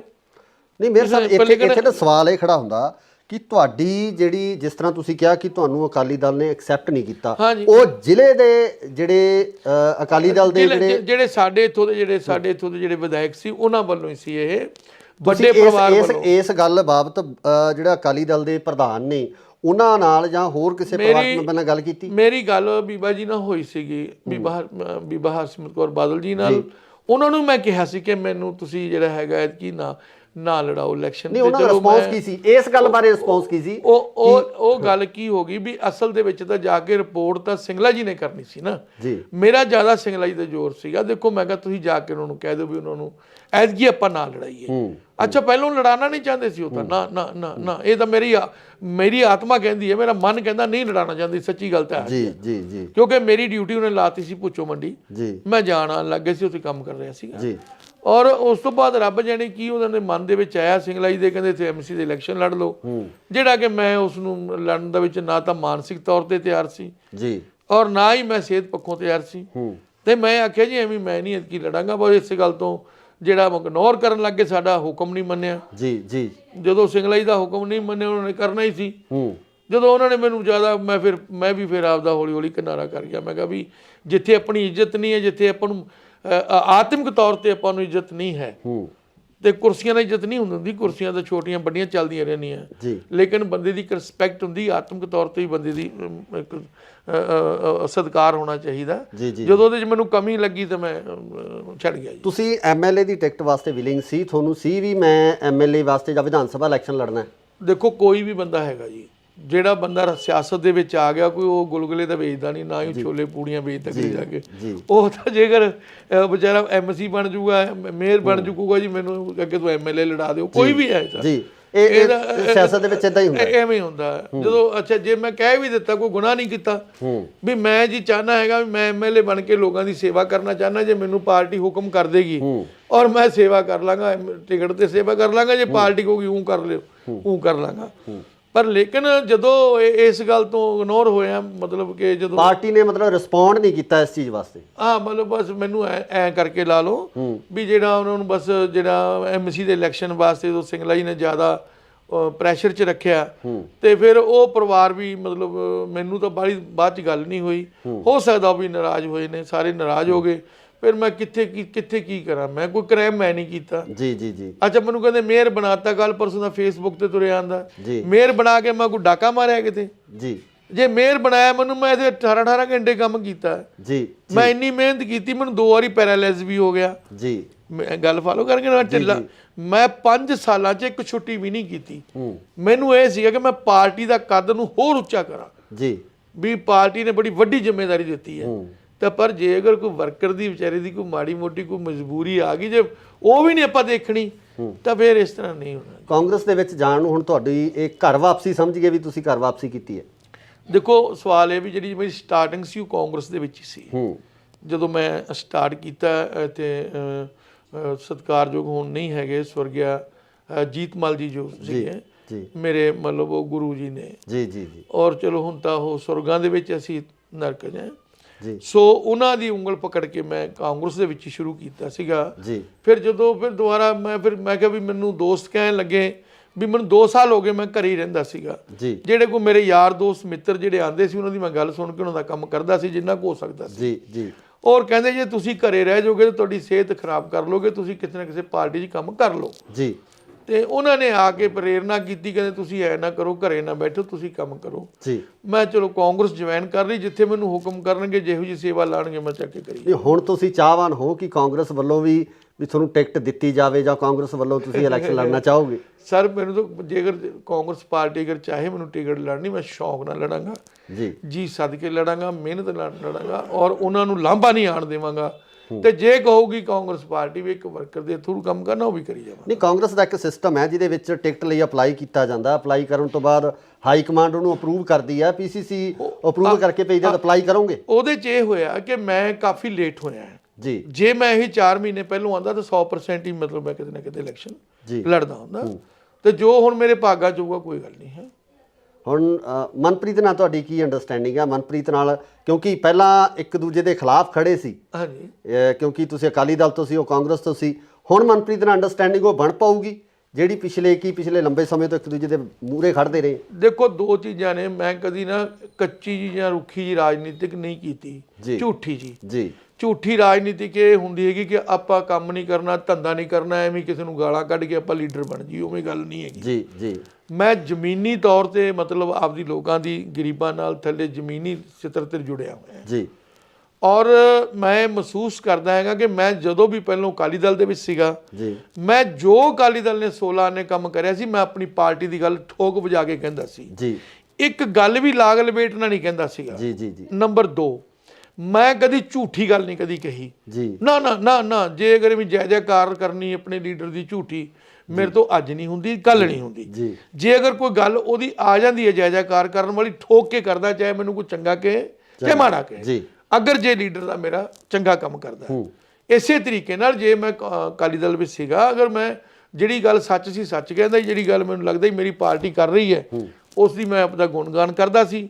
ਤੇ ਹੁਣ ਮੈਂ ਕਾਂਗਰਸ 'ਚ ਆਇਆ, ਜੇ ਕੋਈ ਕਾਂਗਰਸ ਦੇ ਚੰਗੇ ਕੰਮ ਜਿਹੜੇ ਕੀਤੇ ਹੋਏ ਆ ਉਹ ਜਿਹੜੇ ਮੈਂ ਸਾਰੇ ਆ ਕੇ ਵੇਖੀ ਜਾਂਦਾ ਵਿਚਾਰਾਂਗਾ, ਉਹ ਜਾ ਕੇ ਲੋਕਾਂ ਮੂਹਰੇ ਮੈਂ ਲੈ ਕੇ ਜਾਊਂਗਾ ਵੀ ਭਾਈ ਜਿਹੜਾ ਜਿਹੜਾ ਕੰਮ ਆ, ਹੁਣ ਇੱਥੇ ਪੁਲ ਬਣ ਰਿਹਾ ਜਿਹੜਾ ਇਹ 96 ਕਰੋੜ ਰੁਪਈਆ 100 ਕਰੋੜ ਰੁਪਈਆ ਗਰੀਬ ਇਲਾਕੇ ਦੇ ਵਿੱਚ ਪੁਲ ਤੇ ਲਾਣਾ ਬਹੁਤ ਵੱਡੀ ਗੱਲ ਹੈ ਜੀ।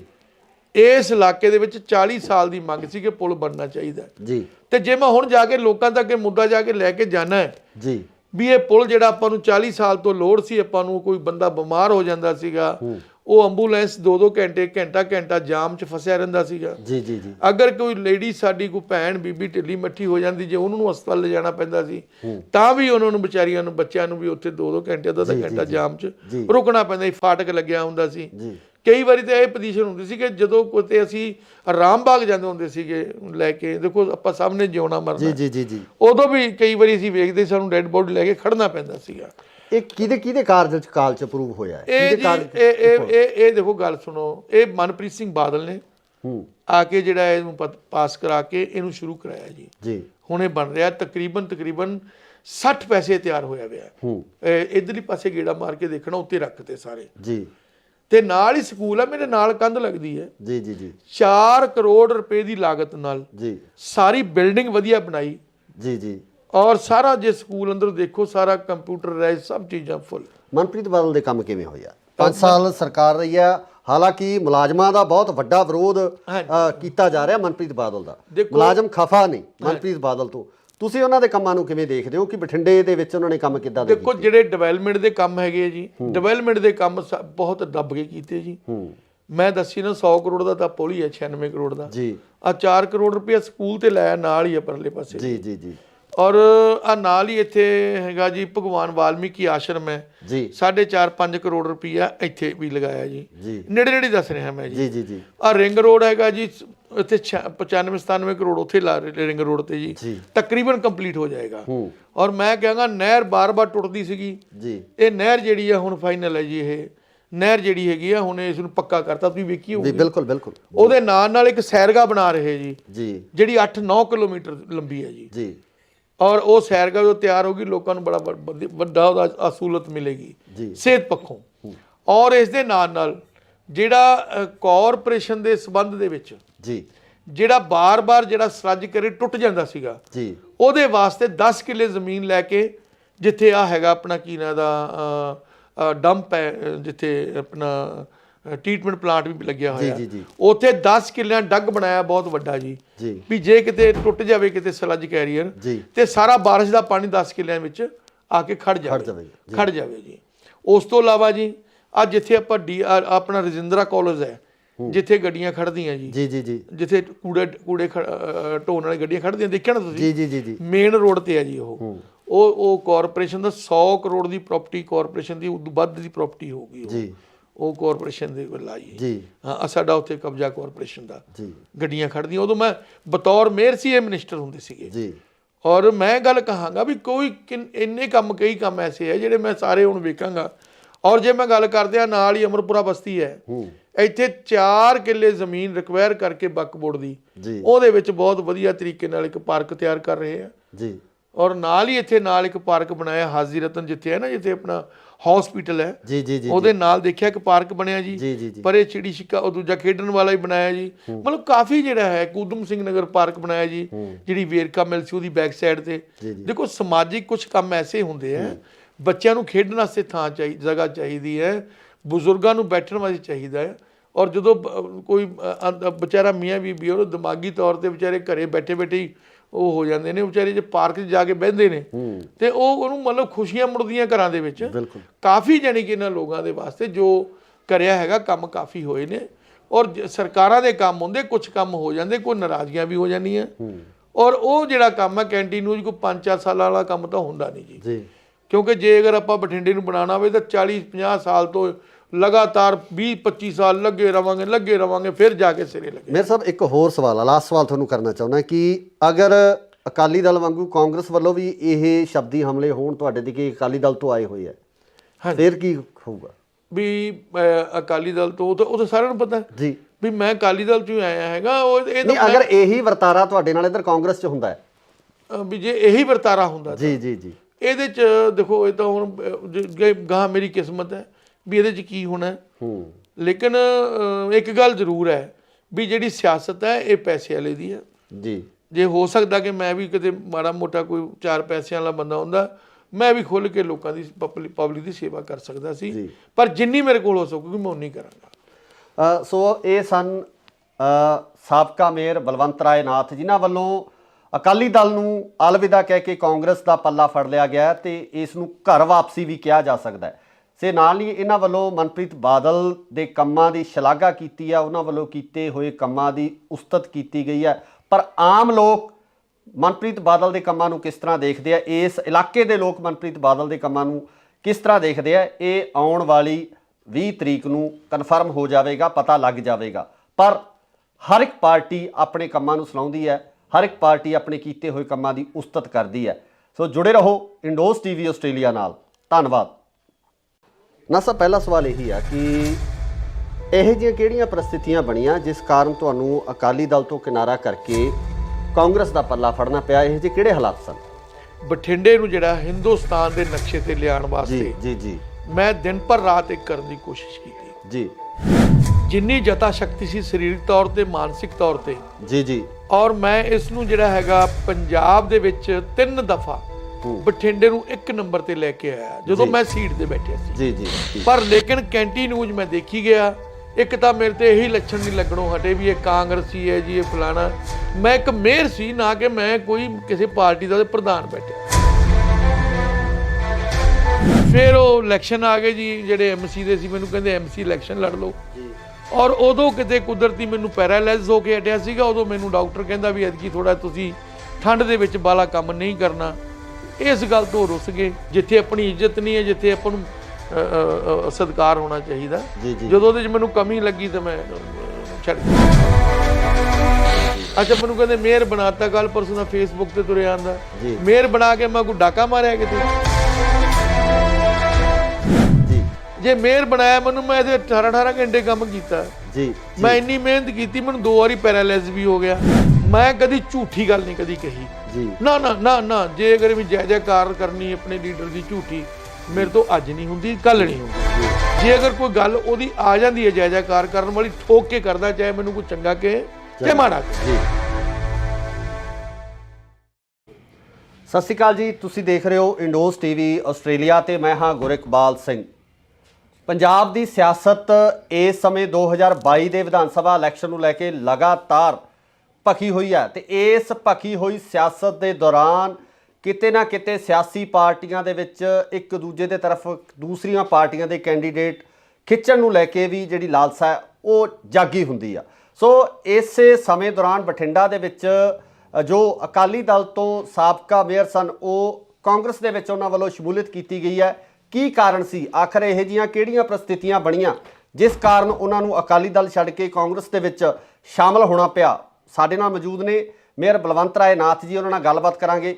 ਨਾਥ ਸਾਹਿਬ, ਸਵਾਗਤ ਹੈ ਜੀ ਇੰਡੋਜ਼ ਟੀਵੀ। ਹਾਂਜੀ, ਸਤਿ ਸ਼੍ਰੀ ਅਕਾਲ ਜੀ। ਮੇਰੇ ਵੱਲੋਂ ਗੁਰਪਾਲ ਜੀ ਤੁਹਾਨੂੰ ਬਹੁਤ ਬਹੁਤ ਮਿਹਰਬਾਨੀ, ਜਿਹੜਾ ਕਿ ਤੁਸੀਂ ਸਾਡੀ ਗੱਲ ਲੋਕਾਂ ਤੱਕ, ਸਰੋਤਾਂ ਤੱਕ ਪਹੁੰਚਾਈ। Thank you. ਨਾਥ ਸਾਹਿਬ, ਪਹਿਲਾ ਸਵਾਲ ਇਹੀ ਆ ਕਿ ਇਹੋ ਜਿਹੀਆਂ ਕਿਹੜੀਆਂ ਪ੍ਰਸਥਿਤੀਆਂ ਬਣੀਆਂ ਜਿਸ ਕਾਰਨ ਤੁਹਾਨੂੰ ਅਕਾਲੀ ਦਲ ਤੋਂ ਕਿਨਾਰਾ ਕਰਕੇ ਕਾਂਗਰਸ ਦਾ ਪੱਲਾ ਫੜਨਾ ਪਿਆ? ਇਹੋ ਜਿਹੇ ਕਿਹੜੇ ਹਾਲਾਤ ਸਨ? ਦੇਖੋ, ਸਵਾਲ ਇਹ ਹੈ ਵੀ ਜਦੋਂ ਮੈਨੂੰ ਮੇਅਰ ਬਣਾਇਆ ਜੀ ਤੇ ਮੈਂ ਬੜੀ ਤਨਦੇਹੀ ਦੇ ਨਾਲ, ਬੜੀ ਸ਼ਰਧਾ ਦੇ ਨਾਲ, ਮੈਨੂੰ ਸ਼ੌਂਕ ਸੀ ਜੀ, ਕੰਮ ਕਰਨ ਦਾ ਸ਼ੌਂਕ ਸੀਗਾ ਕਿ ਮੈਂ ਜਿਹੜਾ ਹੈਗਾ ਉਹ ਮੈਨੂੰ ਬੜੀ ਵੱਡੀ ਜ਼ਿੰਮੇਵਾਰੀ ਦਿੱਤੀ ਹੈ ਕਿ ਮੈਂ ਇਹਨੂੰ ਬਠਿੰਡੇ ਨੂੰ ਜਿਹੜਾ ਹਿੰਦੁਸਤਾਨ ਦੇ ਨਕਸ਼ੇ ਤੇ ਲਿਆਉਣ ਵਾਸਤੇ ਜੀ ਜੀ ਮੈਂ ਦਿਨ ਭਰ ਰਾਤ ਇੱਕ ਕਰਨ ਦੀ ਕੋਸ਼ਿਸ਼ ਕੀਤੀ ਜੀ। ਜਿੰਨੀ ਜਤਾ ਸ਼ਕਤੀ ਸੀ ਸਰੀਰਕ ਤੌਰ ਤੇ, ਮਾਨਸਿਕ ਤੌਰ ਤੇ ਜੀ ਜੀ। ਔਰ ਮੈਂ ਇਸ ਨੂੰ ਜਿਹੜਾ ਹੈਗਾ ਪੰਜਾਬ ਦੇ ਵਿੱਚ 3 ਦਫਾ ਬਠਿੰਡੇ ਨੂੰ 1 ਨੰਬਰ ਤੇ ਲੈ ਕੇ ਆਇਆ ਜਦੋਂ ਮੈਂ ਸੀਟ ਤੇ ਬੈਠਿਆ ਸੀ। ਜੀ ਜੀ। ਅਗਰ ਮੈਨੂੰ ਮੇਅਰ ਬਣਾਇਆ, ਜੇ ਮੈਂ ਕੋਈ ਕੁਤਾਹੀ ਕੀਤੀ ਹੋਵੇ ਜੀ ਤੇ ਮੈਂ ਦੋਸ਼ੀ ਹੋ ਸਕਦਾ ਜੀ। ਔਰ ਮੈਂ ਇਸ ਨੂੰ ਬਠਿੰਡੇ ਨੂੰ, ਸਾਡੀ ਸਾਰੀ ਟੀਮ ਨੇ, ਅਸੀਂ ਪੂਰੀ ਮਿਹਨਤ ਕਰਕੇ ਹਿੰਦੁਸਤਾਨ 'ਚ 450 ਸ਼ਹਿਰਾਂ ਦੇ ਵਿੱਚੋਂ ਅਸੀਂ ਇਸ ਨੂੰ ਲੈ ਕੇ ਆਏ ਹਾਂ 16ਵੇਂ ਨੰਬਰ ਤੇ ਜੀ। ਜਦੋਂ ਕੋਈ ਬੰਦਾ ਮਿਹਨਤ ਦੇ ਨਾਲ, ਇਮਾਨਦਾਰੀ ਦੇ ਨਾਲ, ਲਗਨ ਨਾਲ ਕੰਮ ਕਰਦਾ ਹੈ, ਉਹਦੇ ਕਿਤੇ ਨਾ ਕਿਤੇ ਕੋਈ ਮਨ ਦੇ ਵਿੱਚ ਭਾਵਨਾਵਾਂ ਵੀ ਹੁੰਦੀਆਂ। ਇੱਜ਼ਤ ਜਿਹੜੀ ਆ ਕੁਰਸੀ ਦੇ ਨਾਲ ਨਾਲ ਆਤਮਿਕ ਤੌਰ ਤੇ ਵੀ ਇੱਜ਼ਤ ਬੰਦੇ ਨੂੰ ਚਾਹੀਦੀ ਹੈ। ਜੀ ਜੀ ਜੀ ਜੀ। ਜਿਹੜੀ ਕਿ ਮੈਂ ਮਹਿਸੂਸ ਕੀਤਾ, ਕਿਉਂਕਿ ਮੈਂ ਇਹੋ ਜਿਹਾ ਕੁਝ ਗੱਲ, ਮੇਰੀ ਫਿਤਰਤ ਜਿਹੜੀ ਹੈ ਉਹ ਇਹੋ ਜਿਹੀ ਨਹੀਂ ਹੈ ਕਿ ਜਿਹੜੀ ਮੈਂ ਮਤਲਬ ਜਲਦੀ ਓਛੀ ਗੱਲ ਨਹੀਂ ਕਹਿੰਦਾ। ਜੀ ਜੀ ਜੀ। ਪਰ ਲੇਕਿਨ ਕੈਂਟੀ ਨਿਊਜ਼ ਮੈਂ ਦੇਖੀ ਗਿਆ, ਇੱਕ ਤਾਂ ਮੇਰੇ ਤੇ ਇਹੀ ਲੱਛਣ ਨਹੀਂ ਲੱਗਣੋਂ ਹਟੇ ਵੀ ਇਹ ਕਾਂਗਰਸੀ ਹੈ ਜੀ, ਇਹ ਫਲਾਣਾ। ਮੈਂ ਇੱਕ ਮੇਅਰ ਸੀ, ਨਾ ਕਿ ਮੈਂ ਕੋਈ ਕਿਸੇ ਪਾਰਟੀ ਦਾ ਪ੍ਰਧਾਨ ਬੈਠਿਆ ਜੀ। ਔਰ ਤੁਹਾਨੂੰ ਅਕਾਲੀ ਦਲ ਨੇ ਐਕਸੈਪਟ ਨਹੀਂ ਕੀਤਾ ਪੂਰੀ ਤਰ੍ਹਾਂ? ਹਾਂਜੀ। ਔਰ ਜਦੋਂ ਕਦੋਂ ਵੀ ਕਹਿਣ ਜੀ ਉਹ ਕਾਂਗਰਸੀ ਆ ਗਿਆ ਜੀ, ਉੱਥੇ ਫਲਾਣੇ ਆ ਗਿਆ ਜੀ, ਜੇ ਮੇਰੇ ਕੋਲ ਕੋਈ ਵੀ ਆਵੇ ਸ਼ਹਿਰ ਦਾ ਬੰਦਾ, ਮੈਂ ਇੱਕ ਮੇਅਰ ਸੀਗਾ ਮਤਲਬ ਬਠਿੰਡਾ ਨਗਰ ਨਿਗਮ ਦਾ। ਜੀ ਜੀ ਜੀ। ਔਰ ਮੈਂ ਆਪਣੀ ਜ਼ਿੰਮੇਵਾਰੀ ਜਿਹੜੀ ਹੈਗੀ ਆ, ਚਾਹੇ ਮੇਰੇ ਕੋਲ ਕੋਈ ਆ ਗਿਆ, ਮੈਂ ਪੂਰੀ ਕੋਸ਼ਿਸ਼ ਕਰਦਾ ਸੀ ਕਿ ਕੋਈ ਬੰਦਾ ਮੇਰੇ ਕੋਲੋਂ ਨਾਰਾਜ਼ ਨਾ ਜਾਵੇ। ਬਿਲਕੁਲ ਬਿਲਕੁਲ। ਔਰ ਮੈਂ ਆਪਣੀ ਕਾਬਲੀਅਤ ਦੇ ਮੁਤਾਬਕ ਜਿੰਨੀ ਕਿ ਮੇਰੇ ਜਤਾ ਸ਼ਕਤੀ ਸੀ, ਮਾਨਸਿਕ ਸਰੀਰਕ ਤੌਰ ਤੇ, ਮੈਂ ਆਪਣੇ ਲੀਡਰਾਂ ਨੂੰ ਵੀ ਖੁਸ਼ ਕਰਨ ਦੀ ਕੋਸ਼ਿਸ਼ ਕੀਤੀ। ਜੀ ਜੀ। ਪਰ ਰੱਬ ਦੀ ਰੱਬ ਜਾਣੇ ਵੀ ਕੀ ਗੱਲ ਸੀ, ਜਿਹੜਾ ਪ੍ਰੋਪਰ ਤੌਰ ਤੇ ਇੱਕੋ ਹੀ ਇਸ਼ੂ ਹੁੰਦਾ ਆ ਵੀ ਇਹ ਕਾਂਗਰਸੀ ਹੈ ਜੀ, ਇਹ ਕਾਂਗਰਸ ਨਾਲ ਆ ਗਿਆ ਜੀ। ਜੀ। ਫਿਰ ਉਹ ਇਲੈਕਸ਼ਨ ਆ ਗਏ ਜੀ, ਜਿਹੜੇ ਐਮਸੀ ਦੇ ਸੀ, ਮੈਨੂੰ ਕਹਿੰਦੇ ਐਮਸੀ ਇਲੈਕਸ਼ਨ ਲੜ ਲਓ ਜੀ। ਔਰ ਉਦੋਂ ਕਿਤੇ ਕੁਦਰਤੀ ਮੈਨੂੰ ਪੈਰਾਲਾਈਜ਼ ਹੋ ਕੇ ਹਟਿਆ ਸੀਗਾ। ਉਦੋਂ ਮੈਨੂੰ ਡਾਕਟਰ ਕਹਿੰਦਾ ਵੀ ਐਤਕੀ ਥੋੜਾ ਤੁਸੀਂ ਠੰਡ ਦੇ ਵਿੱਚ ਬਾਲਾ ਕੰਮ ਨਹੀਂ ਕਰਨਾ, ਤੇ ਉਹ ਮੈਂ ਆਖਿਆ ਜੀ ਐਤਕੀ ਤੁਸੀਂ ਮੈਨੂੰ ਮਾਫ ਕਰ ਦਿਓ। ਇਸ ਗੱਲ ਤੋਂ ਰੁੱਸ ਗਏ ਜੀ ਜੀ। ਔਰ ਮੈਂ ਕਿਹਾ ਜੀ ਮੇਰੀ ਗੱਲ ਸੁਣੋ, ਮੈਨੂੰ ਡਾਕਟਰ ਨੇ ਮਨਾ ਕੀਤਾ, ਔਰ ਰੁੱਸ ਗਏ ਜਦੋਂ ਮੈਂ ਕਿਹਾ ਸਿੰਗਲਾ ਸਾਹਿਬ ਤੁਸੀਂ ਐ ਨਾ ਕਰੋ, ਮੈਨੂੰ ਨਾ ਇਲੈਕਸ਼ਨ ਲੜਾਓ, ਮੇਰੀ ਸਿਹਤ ਠੀਕ ਨਹੀਂ ਹੈਗੀ, ਅਗਲੀ ਵਾਰੀ ਲੜਾ ਦਾਂਗੇ ਜੀ। ਤੁਸੀਂ ਮੈਨੂੰ 10 ਇਲੈਕਸ਼ਨ, ਮੈਂ ਕਿਹਾ 10 ਸੀਟਾਂ ਲਾ ਦਿਓ। ਮੈਂ ਜਾ ਕੇ ਉਹਦੇ ਮਦਦ ਕਰਦਾ। ਇੱਕ ਸੀਟ ਮੇਰਾ ਸੁਰੇਸ਼ ਚੌਹਾਨ ਹੈ, ਮੇਰਾ ਭਤੀਜਾ ਹੀ ਹੈ, ਪੁੱਤਰ ਹੀ ਹੈ ਜੀ। ਤੇ ਮੈਂ ਕਿਹਾ ਟੱਬਰ 'ਚ ਇੱਕ ਸੀਟ ਲੜੀ ਜਾਂਦੇ, ਗੱਲ ਕੁਛ ਨਹੀਂ ਹੈ ਜੀ ਜੀ ਜੀ। ਅੱਛਾ, ਜਦੋਂ ਮੇਰੀ ਸਿਹਤ ਠੀਕ ਨਹੀਂ ਹੈ, ਉਹਨਾਂ ਨੂੰ ਐ ਸੀ ਪਤਾ ਨਹੀਂ ਕੀ ਉਹਦੇ ਮਨ 'ਚ ਆਇਆ, ਔਰ ਉਸ ਤੋਂ ਬਾਅਦ ਮੈਂ ਵੀ ਜਿਹੜਾ ਹੈਗਾ ਉਹ ਦੇਖਿਆ ਵੀ ਗੱਲ ਠੀਕ ਨਹੀਂ ਹੈ। ਇੱਕ ਬੰਦਾ ਜਿਹੜਾ ਸਿਹਤ ਦੇ ਨਾਲ ਸਮਝੌਤਾ ਜਿਹੜਾ ਨਹੀਂ ਕਰ, ਦੇਖੋ ਸਭ ਤੋਂ ਵੱਡੀ ਗੱਲ ਹੈ ਕਿ ਬੰਦੇ ਦੀ ਸਿਹਤ, ਜੇ ਜਾਨ ਹੈ ਤੇ ਜਹਾਨ ਹੈ ਜੀ ਜੀ। ਔਰ ਜੇ ਅਗਰ ਮੇਰੇ ਕਹਿਣ ਦੇ ਬਾਵਜੂਦ ਵੀ ਨਹੀਂ ਹਟੇ, ਤੇ ਫਿਰ ਮੈਂ ਆਖਿਆ ਵੀ ਤੁਹਾਡੇ ਵਾਸਤੇ ਅੱਛੀ ਗੱਲ ਨਹੀਂ ਹੈ। ਉਸ ਤੋਂ ਬਾਅਦ ਮੈਨੂੰ ਇਗਨੋਰ ਕਰਨ ਲੱਗ ਗਏ ਜੀ, ਵੀ ਇਹਨਾਂ ਨੇ ਸਾਡੀ ਗੱਲ ਨਹੀਂ ਮੰਨੀ। ਜੀ। ਹੌਲੀ ਹੌਲੀ ਜਦੋਂ ਮੈਂ ਫਿਰ ਆਖਿਆ ਚਲੋ ਠੀਕ ਹੋ ਜਾਣਗੇ, ਜਦੋਂ ਮੈਂ ਲਗਾਤਾਰ ਮਹਿਸੂਸ ਕੀਤਾ ਵੀ ਮੈਂ ਫਿਰ ਆਖਿਆ ਮੈਂ ਇਹਨਾਂ ਨੂੰ ਪਿੱਠ ਪਿੱਛੇ ਕੁਝ ਮਾੜੇ ਸ਼ਬਦ ਯੂਜ਼ ਕਰਦੇ ਜਿਹੜੇ ਮੈਂ ਜ਼ਿਆਦਾ ਟੀਵੀ ਤੇ ਨਹੀਂ ਕਹਿਣਾ ਚਾਹੁੰਦਾ। ਜੀ ਜੀ ਜੀ। ਮੈਂ ਜ਼ਿਆਦਾ ਮੈਨੂੰ ਨੰਗਾ ਨਹੀਂ ਕਰਨਾ ਚਾਹੁੰਦਾ, ਕਿਉਂਕਿ ਮੇਰੀ ਆਪਦੇ ਦੀ ਫਿਤਰਤ ਹੁੰਦੀ ਬੰਦੇ ਦੀ। ਜੀ ਬਿਲਕੁਲ। ਔਰ ਅਸੀਂ 100 ਗਮ, ਕਿਉਂਕਿ ਸਿਆਸਤ ਦੇ ਵਿੱਚ ਇੱਕ ਚੀਜ਼ ਹੁੰਦੀ ਹੈ ਵੀ ਜੋ ਮਰਜ਼ੀ ਕਹਿ ਦਿਓ। ਨਹੀਂ ਮੇਰੇ ਸਾਹਿਬ ਇੱਥੇ ਤਾਂ ਸਵਾਲ ਇਹ ਖੜਾ ਹੁੰਦਾ ਕਿ ਤੁਹਾਡੀ ਜਿਹੜੀ, ਜਿਸ ਤਰ੍ਹਾਂ ਤੁਸੀਂ ਕਿਹਾ ਕਿ ਤੁਹਾਨੂੰ ਅਕਾਲੀ ਦਲ ਨੇ ਐਕਸੈਪਟ ਨਹੀਂ ਕੀਤਾ, ਉਹ ਜ਼ਿਲ੍ਹੇ ਦੇ ਜਿਹੜੇ ਅਕਾਲੀ ਦਲ ਦੇ ਜਿਹੜੇ ਸਾਡੇ ਇੱਥੋਂ ਦੇ ਜਿਹੜੇ ਵਿਧਾਇਕ ਸੀ ਉਹਨਾਂ ਵੱਲੋਂ ਹੀ ਸੀ ਇਹ ਵੱਡੇ ਪਰਿਵਾਰ ਵੱਲੋਂ। ਇਸ ਗੱਲ ਬਾਬਤ ਜਿਹੜਾ ਅਕਾਲੀ ਦਲ ਦੇ ਪ੍ਰਧਾਨ ਨੇ ਉਹਨਾਂ ਨਾਲ ਜਾਂ ਹੋਰ ਕਿਸੇ ਪਰਿਵਾਰਕ ਮੈਂਬਰ ਨਾਲ ਗੱਲ ਕੀਤੀ? ਮੇਰੀ ਗੱਲ ਬੀਬਾ ਜੀ ਨਾਲ ਹੋਈ ਸੀਗੀ, ਬੀਬਾ ਹਰਸਿਮਰਤ ਕੌਰ ਬਾਦਲ ਜੀ ਨਾਲ। ਉਹਨਾਂ ਨੂੰ ਮੈਂ ਕਿਹਾ ਸੀ ਕਿ ਮੈਨੂੰ ਤੁਸੀਂ ਜਿਹੜਾ ਹੈਗਾ ਕੀ ਨਾ ਲੜਾਓ ਇਲੈਕਸ਼ਨ। ਨਹੀਂ, ਉਹਨਾਂ ਦਾ ਰਿਸਪੌਂਸ ਕੀ ਸੀ ਇਸ ਗੱਲ ਬਾਰੇ? ਰਿਸਪੌਂਸ ਕੀ ਸੀ? ਉਹ ਗੱਲ ਕੀ ਹੋ ਗਈ ਵੀ ਅਸਲ ਦੇ ਵਿੱਚ ਤਾਂ ਜਾ ਕੇ ਰਿਪੋਰਟ ਤਾਂ ਸਿੰਗਲਾ ਜੀ ਨੇ ਕਰਨੀ ਸੀ ਨਾ ਜੀ। ਮੇਰਾ ਜ਼ਿਆਦਾ ਸਿੰਗਲਾ ਜੀ ਦਾ ਜ਼ੋਰ ਸੀਗਾ। ਦੇਖੋ ਮੈਂ ਕਿਹਾ ਤੁਸੀਂ ਜਾ ਕੇ ਉਹਨਾਂ ਨੂੰ ਕਹਿ ਦਿਓ ਵੀ ਉਹਨਾਂ ਨੂੰ ਐਤਕੀ ਆਪਾਂ ਨਾ ਲੜਾਈਏ। ਅੱਛਾ, ਪਹਿਲਾਂ ਲੜਾਉਣਾ ਨਹੀਂ ਚਾਹੁੰਦੇ ਸੀ ਉਹ ਤਾਂ, ਨਾ ਨਾ ਨਾ ਨਾ, ਇਹ ਤਾਂ ਮੇਰੀ ਆਤਮਾ ਕਹਿੰਦੀ ਹੈ, ਮੇਰਾ ਮਨ ਕਹਿੰਦਾ ਨਹੀਂ ਲੜਾਉਣਾ ਚਾਹੁੰਦੀ। ਸੱਚੀ ਗੱਲ ਤਾਂ ਹੈ ਜੀ ਜੀ ਜੀ। ਕਿਉਂਕਿ ਮੇਰੀ ਡਿਊਟੀ ਉਹਨੇ ਲਾਤੀ ਸੀ ਭੁੱਚੋ ਮੰਡੀ, ਮੈਂ ਜਾਣ ਆਉਣ ਲੱਗ ਗਿਆ ਸੀ, ਉੱਥੇ ਕੰਮ ਕਰ ਰਿਹਾ ਸੀ ਜੀ। ਔਰ ਉਸ ਤੋਂ ਬਾਅਦ ਰੱਬ ਜਾਣੇ ਕੀ ਉਹਨਾਂ ਦੇ ਮਨ ਦੇ ਵਿੱਚ ਆਇਆ, ਸਿੰਗਲਾ ਜੀ ਦੇ ਕਹਿੰਦੇ ਇੱਥੇ ਐਮਸੀ ਦੇ ਇਲੈਕਸ਼ਨ ਲੜ ਲਓ, ਜਿਹੜਾ ਕਿ ਮੈਂ ਉਸ ਨੂੰ ਲੜਨ ਦੇ ਵਿੱਚ ਨਾ ਤਾਂ ਮਾਨਸਿਕ ਤੌਰ ਤੇ ਤਿਆਰ ਸੀ ਜੀ, ਔਰ ਨਾ ਹੀ ਮੈਂ ਸਿਹਤ ਪੱਖੋਂ ਤਿਆਰ ਸੀ। ਤੇ ਮੈਂ ਆਖਿਆ ਜੀ ਐਵੇਂ ਮੈਂ ਨਹੀਂ ਐਤਕੀ ਲੜਾਂਗਾ। ਬਸ ਇਸੇ ਗੱਲ ਤੋਂ ਜਿਹੜਾ ਇਗਨੋਰ ਕਰਨ ਲੱਗੇ, ਸਾਡਾ ਹੁਕਮ ਨਹੀਂ ਮੰਨਿਆ ਜੀ ਜੀ। ਜਦੋਂ ਸਿੰਗਲਾ ਜੀ ਦਾ ਹੁਕਮ ਨਹੀਂ ਮੰਨਿਆ, ਉਹਨਾਂ ਨੇ ਕਰਨਾ ਹੀ ਸੀ। ਜਦੋਂ ਉਹਨਾਂ ਨੇ ਮੈਨੂੰ ਜ਼ਿਆਦਾ, ਮੈਂ ਵੀ ਫਿਰ ਆਪਦਾ ਹੌਲੀ ਹੌਲੀ ਕਿਨਾਰਾ ਕਰ ਗਿਆ। ਮੈਂ ਕਿਹਾ ਵੀ ਜਿੱਥੇ ਆਪਣੀ ਇੱਜ਼ਤ ਨਹੀਂ ਹੈ, ਜਿੱਥੇ ਆਪਾਂ ਨੂੰ ਆਤਮਿਕ ਤੌਰ ਤੇ ਆਪਾਂ ਨੂੰ ਇੱਜ਼ਤ ਨਹੀਂ ਹੈ, ਤੇ ਕੁਰਸੀਆਂ ਨਾਲ ਇੱਜ਼ਤ ਨਹੀਂ ਹੁੰਦੀ। ਕੁਰਸੀਆਂ ਤਾਂ ਛੋਟੀਆਂ ਵੱਡੀਆਂ ਚੱਲਦੀਆਂ ਰਹਿੰਦੀਆਂ, ਲੇਕਿਨ ਬੰਦੇ ਦੀ ਇੱਕ ਰਿਸਪੈਕਟ ਹੁੰਦੀ, ਆਤਮਿਕ ਤੌਰ ਤੇ ਹੀ ਬੰਦੇ ਦੀ ਇੱਕ ਸਤਿਕਾਰ ਹੋਣਾ ਚਾਹੀਦਾ। ਜਦੋਂ ਉਹਦੇ 'ਚ ਮੈਨੂੰ ਕਮੀ ਲੱਗੀ ਤਾਂ ਮੈਂ ਛੱਡ ਗਿਆ ਜੀ। ਤੁਸੀਂ ਐਮਐਲਏ ਦੀ ਟਿਕਟ ਵਾਸਤੇ ਵਿਲਿੰਗ ਸੀ? ਤੁਹਾਨੂੰ ਸੀ ਵੀ ਮੈਂ ਐਮਐਲਏ ਵਾਸਤੇ ਜਾਂ ਵਿਧਾਨ ਸਭਾ ਇਲੈਕਸ਼ਨ ਲੜਨਾ? ਦੇਖੋ ਕੋਈ ਵੀ ਬੰਦਾ ਹੈਗਾ ਜੀ, ਜਿਹੜਾ ਬੰਦਾ ਸਿਆਸਤ ਦੇ ਵਿੱਚ ਆ ਗਿਆ, ਕੋਈ ਉਹ ਗੁਲਗੁਲੇ ਤਾਂ ਵੇਚਦਾ ਨਹੀਂ, ਨਾ ਹੀ ਛੋਲੇ ਪੂੜੀਆਂ ਵੇਚਦਾ ਕਿਤੇ ਜਾ ਕੇ। ਉਹ ਤਾਂ ਜੇਕਰ ਵਿਚਾਰਾ ਐਮਸੀ ਬਣ ਜੂਗਾ, ਮੇਅਰ ਬਣ ਜੂਗਾ ਜੀ, ਮੈਨੂੰ ਅੱਗੇ ਤੋਂ ਐਮਐਲਏ ਲੜਾ ਦਿਓ, ਕੋਈ ਵੀ ਹੈ ਜੀ। ਇਹ ਸਿਆਸਤ ਦੇ ਵਿੱਚ ਇਦਾਂ ਹੀ ਹੁੰਦਾ, ਐਵੇਂ ਹੀ ਹੁੰਦਾ। ਜਦੋਂ ਅੱਛਾ ਜੇ ਮੈਂ ਕਹਿ ਵੀ ਦਿੱਤਾ, ਕੋਈ ਗੁਨਾਹ ਨਹੀਂ ਕੀਤਾ, ਵੀ ਮੈਂ ਜੀ ਚਾਹਨਾ ਹੈਗਾ ਵੀ ਮੈਂ ਐਮਐਲਏ ਬਣ ਕੇ ਲੋਕਾਂ ਦੀ ਸੇਵਾ ਕਰਨਾ ਚਾਹਨਾ, ਜੇ ਮੈਨੂੰ ਪਾਰਟੀ ਹੁਕਮ ਕਰ ਦੇਗੀ ਔਰ ਮੈਂ ਸੇਵਾ ਕਰ ਲਾਂਗਾ, ਟਿਕਟ ਤੇ ਸੇਵਾ ਕਰ ਲਾਂਗਾ, ਜੇ ਪਾਰਟੀ ਕਹੂਗੀ ਉਹ ਕਰ ਲਿਓ ਉਹ ਕਰ ਲਾਂਗਾ। ਪਰ ਲੇਕਿਨ ਜਦੋਂ ਇਸ ਗੱਲ ਤੋਂ ਇਗਨੋਰ ਹੋਇਆ, ਮਤਲਬ ਕਿ ਜਦੋਂ ਪਾਰਟੀ ਨੇ ਮਤਲਬ ਰਿਸਪੌਂਡ ਨਹੀਂ ਕੀਤਾ ਇਸ ਚੀਜ਼ ਵਾਸਤੇ, ਮਤਲਬ ਬਸ ਮੈਨੂੰ ਐ ਕਰਕੇ ਲਾ ਲਓ ਵੀ ਜਿਹੜਾ ਉਹਨਾਂ ਨੂੰ ਬਸ ਜਿਹੜਾ ਐਮਸੀ ਦੇ ਇਲੈਕਸ਼ਨ ਵਾਸਤੇ ਜਦੋਂ ਸਿੰਗਲਾ ਜੀ ਨੇ ਜ਼ਿਆਦਾ ਪ੍ਰੈਸ਼ਰ 'ਚ ਰੱਖਿਆ, ਤੇ ਫਿਰ ਉਹ ਪਰਿਵਾਰ ਵੀ ਮਤਲਬ ਮੈਨੂੰ ਤਾਂ ਬਾਅਦ 'ਚ ਗੱਲ ਨਹੀਂ ਹੋਈ, ਹੋ ਸਕਦਾ ਉਹ ਵੀ ਨਾਰਾਜ਼ ਹੋਏ ਨੇ, ਸਾਰੇ ਨਾਰਾਜ਼ ਹੋ ਗਏ। ਫਿਰ ਮੈਂ ਕਿੱਥੇ ਕੀ ਕਰਾਂ, ਮੈਂ ਕੋਈ ਕ੍ਰਾਈਮ ਮੈਂ ਨਹੀਂ ਕੀਤਾ ਜੀ ਜੀ ਜੀ। ਅੱਛਾ ਮੈਨੂੰ ਕਹਿੰਦੇ ਮੇਅਰ ਬਣਾਤਾ, ਕੱਲ ਪਰਸੋਂ ਦਾ ਫੇਸਬੁੱਕ ਤੇ ਤੁਰਿਆ ਆਂਦਾ, ਮੇਅਰ ਬਣਾ ਕੇ ਮੈਂ ਕੋਈ ਡਾਕਾ ਮਾਰਿਆ ਕਿਤੇ ਜੀ? ਜੇ ਮੇਅਰ ਬਣਾਇਆ ਮੈਨੂੰ, ਮੈਂ ਇਹਦੇ 18 ਘੰਟੇ ਕੰਮ ਕੀਤਾ ਜੀ, ਮੈਂ ਇੰਨੀ ਮਿਹਨਤ ਕੀਤੀ, ਮੈਨੂੰ 2 ਵਾਰੀ ਪੈਰਾਲਾਈਜ਼ ਵੀ ਹੋ ਗਿਆ ਜੀ। ਮੈਂ ਗੱਲ ਫਾਲੋ ਕਰਕੇ ਨਾ ਢਿੱਲਾ, ਮੈਂ 5 ਸਾਲਾਂ 'ਚ ਇੱਕ ਛੁੱਟੀ ਵੀ ਨਹੀਂ ਕੀਤੀ। ਮੈਨੂੰ ਇਹ ਸੀਗਾ ਕਿ ਮੈਂ ਪਾਰਟੀ ਦਾ ਕੱਦ ਨੂੰ ਹੋਰ ਉੱਚਾ ਕਰਾਂ ਜੀ, ਵੀ ਪਾਰਟੀ ਨੇ ਬੜੀ ਵੱਡੀ ਜ਼ਿੰਮੇਵਾਰੀ ਦਿੱਤੀ ਹੈ। ਤਾਂ ਪਰ ਜੇ ਅਗਰ ਕੋਈ ਵਰਕਰ ਦੀ ਵਿਚਾਰੇ ਦੀ ਕੋਈ ਮਾੜੀ ਮੋਟੀ ਕੋਈ ਮਜਬੂਰੀ ਆ ਗਈ, ਜੇ ਉਹ ਵੀ ਨਹੀਂ ਆਪਾਂ ਦੇਖਣੀ, ਤਾਂ ਫਿਰ ਇਸ ਤਰ੍ਹਾਂ ਨਹੀਂ ਹੋਣਾ। ਕਾਂਗਰਸ ਦੇ ਵਿੱਚ ਜਾਣ ਨੂੰ ਹੁਣ ਤੁਹਾਡੀ ਇਹ ਘਰ ਵਾਪਸੀ ਸਮਝ ਗਏ ਵੀ ਤੁਸੀਂ ਘਰ ਵਾਪਸੀ ਕੀਤੀ ਹੈ? ਦੇਖੋ ਸਵਾਲ ਇਹ ਵੀ ਜਿਹੜੀ ਮੇਰੀ ਸਟਾਰਟਿੰਗ ਸੀ ਉਹ ਕਾਂਗਰਸ ਦੇ ਵਿੱਚ ਹੀ ਸੀ। ਜਦੋਂ ਮੈਂ ਸਟਾਰਟ ਕੀਤਾ ਤੇ ਸਤਿਕਾਰਯੋਗ ਹੁਣ ਨਹੀਂ ਹੈਗੇ, ਸਵਰਗਿਆ ਜੀਤਮਲ ਜੀ ਜੋ ਸੀਗੇ ਮੇਰੇ, ਮਤਲਬ ਉਹ ਗੁਰੂ ਜੀ ਨੇ ਜੀ ਜੀ ਜੀ, ਔਰ ਚਲੋ ਹੁਣ ਤਾਂ ਉਹ ਸੁਰਗਾਂ ਦੇ ਵਿੱਚ, ਅਸੀਂ ਨਰਕ ਜਾਏ ਜੀ। ਸੋ ਉਹਨਾਂ ਦੀ ਉਂਗਲ ਪਕੜ ਕੇ ਮੈਂ ਕਾਂਗਰਸ ਦੇ ਵਿੱਚ ਹੀ ਸ਼ੁਰੂ ਕੀਤਾ ਸੀਗਾ ਜੀ। ਫਿਰ ਜਦੋਂ ਦੁਬਾਰਾ ਮੈਂ ਕਿਹਾ ਵੀ ਮੈਨੂੰ ਦੋਸਤ ਕਹਿਣ ਲੱਗੇ ਵੀ ਮੈਨੂੰ 2 ਸਾਲ ਹੋ ਗਏ ਮੈਂ ਘਰੇ ਹੀ ਰਹਿੰਦਾ ਸੀਗਾ ਜੀ। ਜਿਹੜੇ ਕੋਈ ਮੇਰੇ ਯਾਰ ਦੋਸਤ ਮਿੱਤਰ ਜਿਹੜੇ ਆਉਂਦੇ ਸੀ, ਉਹਨਾਂ ਦੀ ਮੈਂ ਗੱਲ ਸੁਣ ਕੇ ਉਹਨਾਂ ਦਾ ਕੰਮ ਕਰਦਾ ਸੀ ਜਿੰਨਾ ਕੁ ਹੋ ਸਕਦਾ ਸੀ ਜੀ ਜੀ। ਔਰ ਕਹਿੰਦੇ ਜੇ ਤੁਸੀਂ ਘਰੇ ਰਹਿ ਜਾਓਗੇ ਤਾਂ ਤੁਹਾਡੀ ਸਿਹਤ ਖਰਾਬ ਕਰ ਲੋਗੇ, ਤੁਸੀਂ ਕਿਸੇ ਨਾ ਕਿਸੇ ਪਾਰਟੀ 'ਚ ਕੰਮ ਕਰ ਲਓ ਜੀ।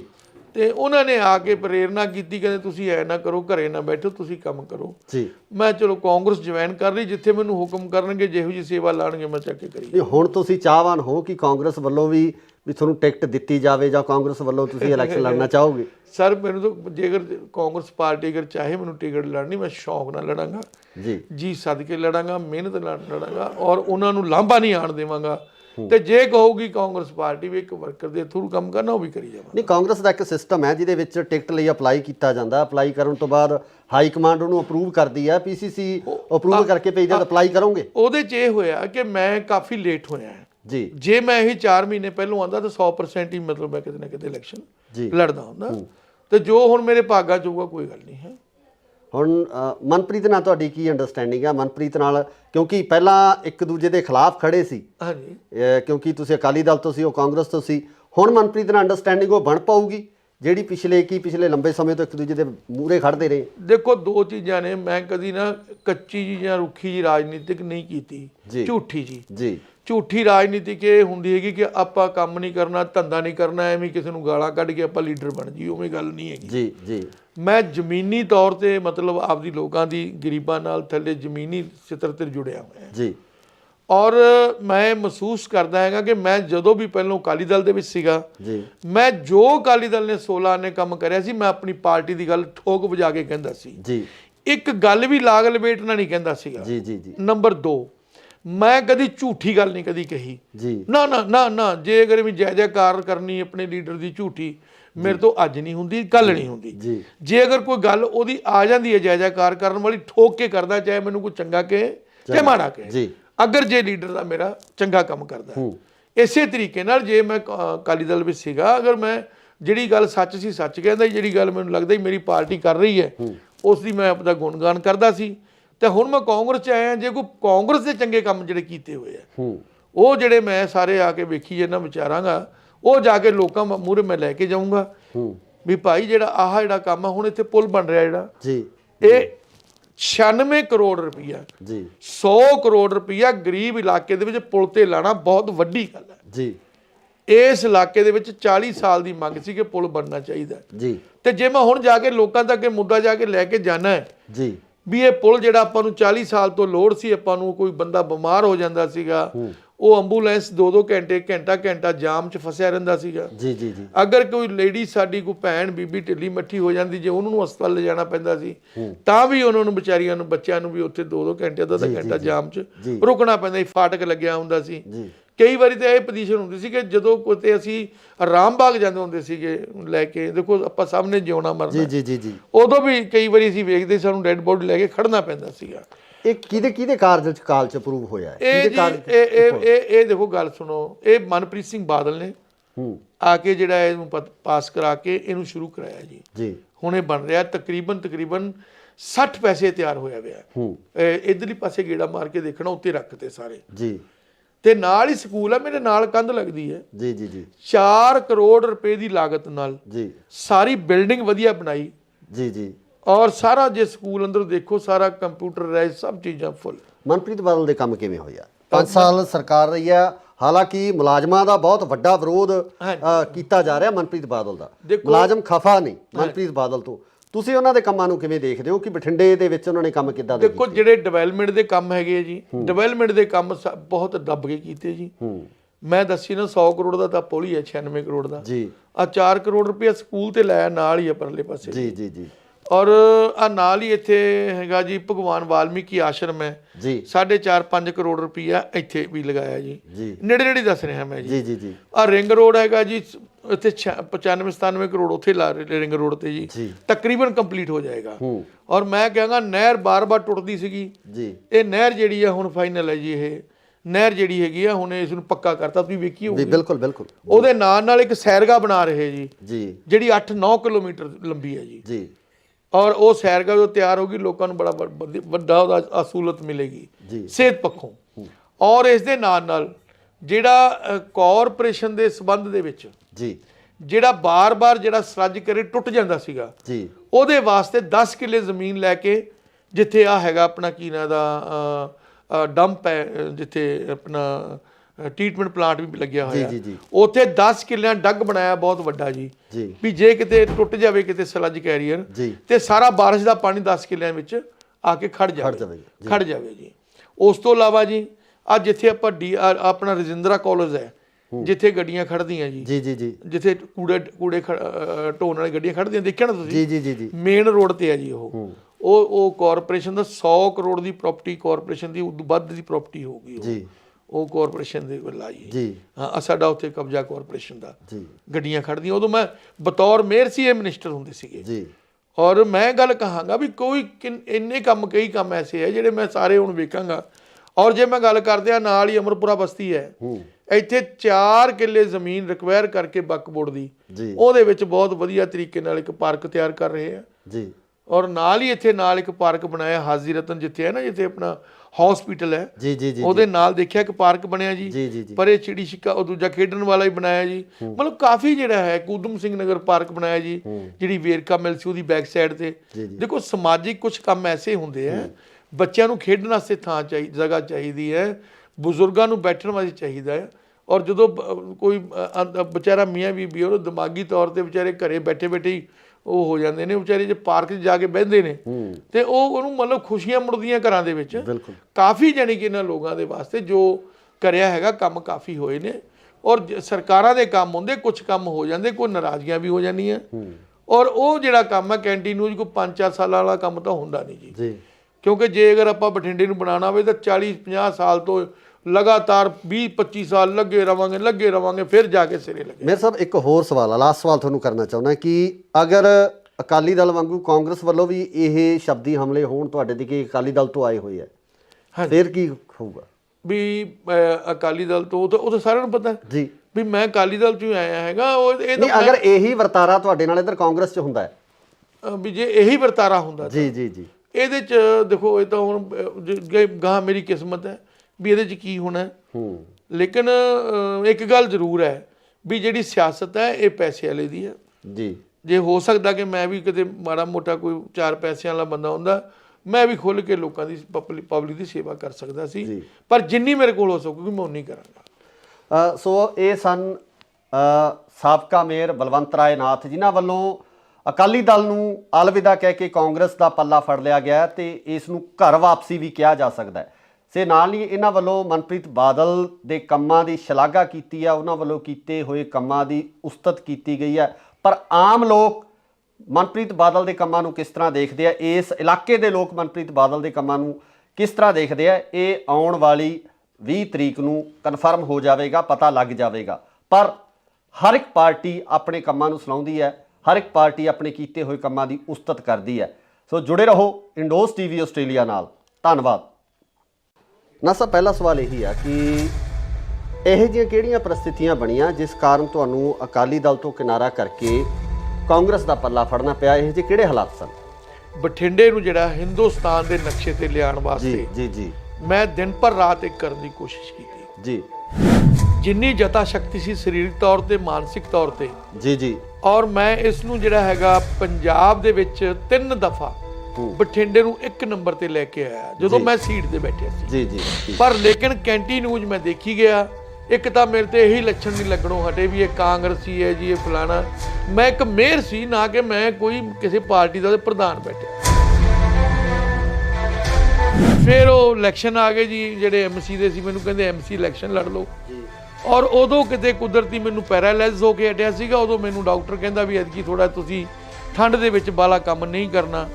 ਇਸ ਗੱਲ ਤੋਂ ਰੁੱਸ ਗਏ। ਜਿੱਥੇ ਆਪਣੀ ਇੱਜ਼ਤ ਨਹੀਂ ਹੈ, ਜਿੱਥੇ ਆਪਾਂ ਨੂੰ ਸਤਿਕਾਰ ਹੋਣਾ ਚਾਹੀਦਾ, ਜਦੋਂ ਉਹਦੇ 'ਚ ਮੈਨੂੰ ਕਮੀ ਲੱਗੀ ਤਾਂ ਮੈਂ ਛੱਡ ਦਿੱਤਾ। ਅੱਛਾ, ਮੈਨੂੰ ਕਹਿੰਦੇ ਮੇਅਰ ਬਣਾਤਾ, ਕੱਲ ਪਰਸੋਂ ਦਾ ਫੇਸਬੁੱਕ ਤੇ ਤੁਰਿਆ ਆਂਦਾ ਮੇਅਰ ਬਣਾ ਕੇ ਮੈਂ ਕੋਈ ਡਾਕਾ ਮਾਰਿਆ ਕਿਤੇ? ਜੇ ਮੇਅਰ ਬਣਾਇਆ ਮੈਨੂੰ, ਮੈਂ ਇਹਦੇ 18 ਘੰਟੇ ਕੰਮ ਕੀਤਾ ਜੀ। ਮੈਂ ਇੰਨੀ ਮਿਹਨਤ ਕੀਤੀ, ਮੈਨੂੰ 2 ਵਾਰੀ ਪੈਰਾਲਾਈਜ਼ ਵੀ ਹੋ ਗਿਆ।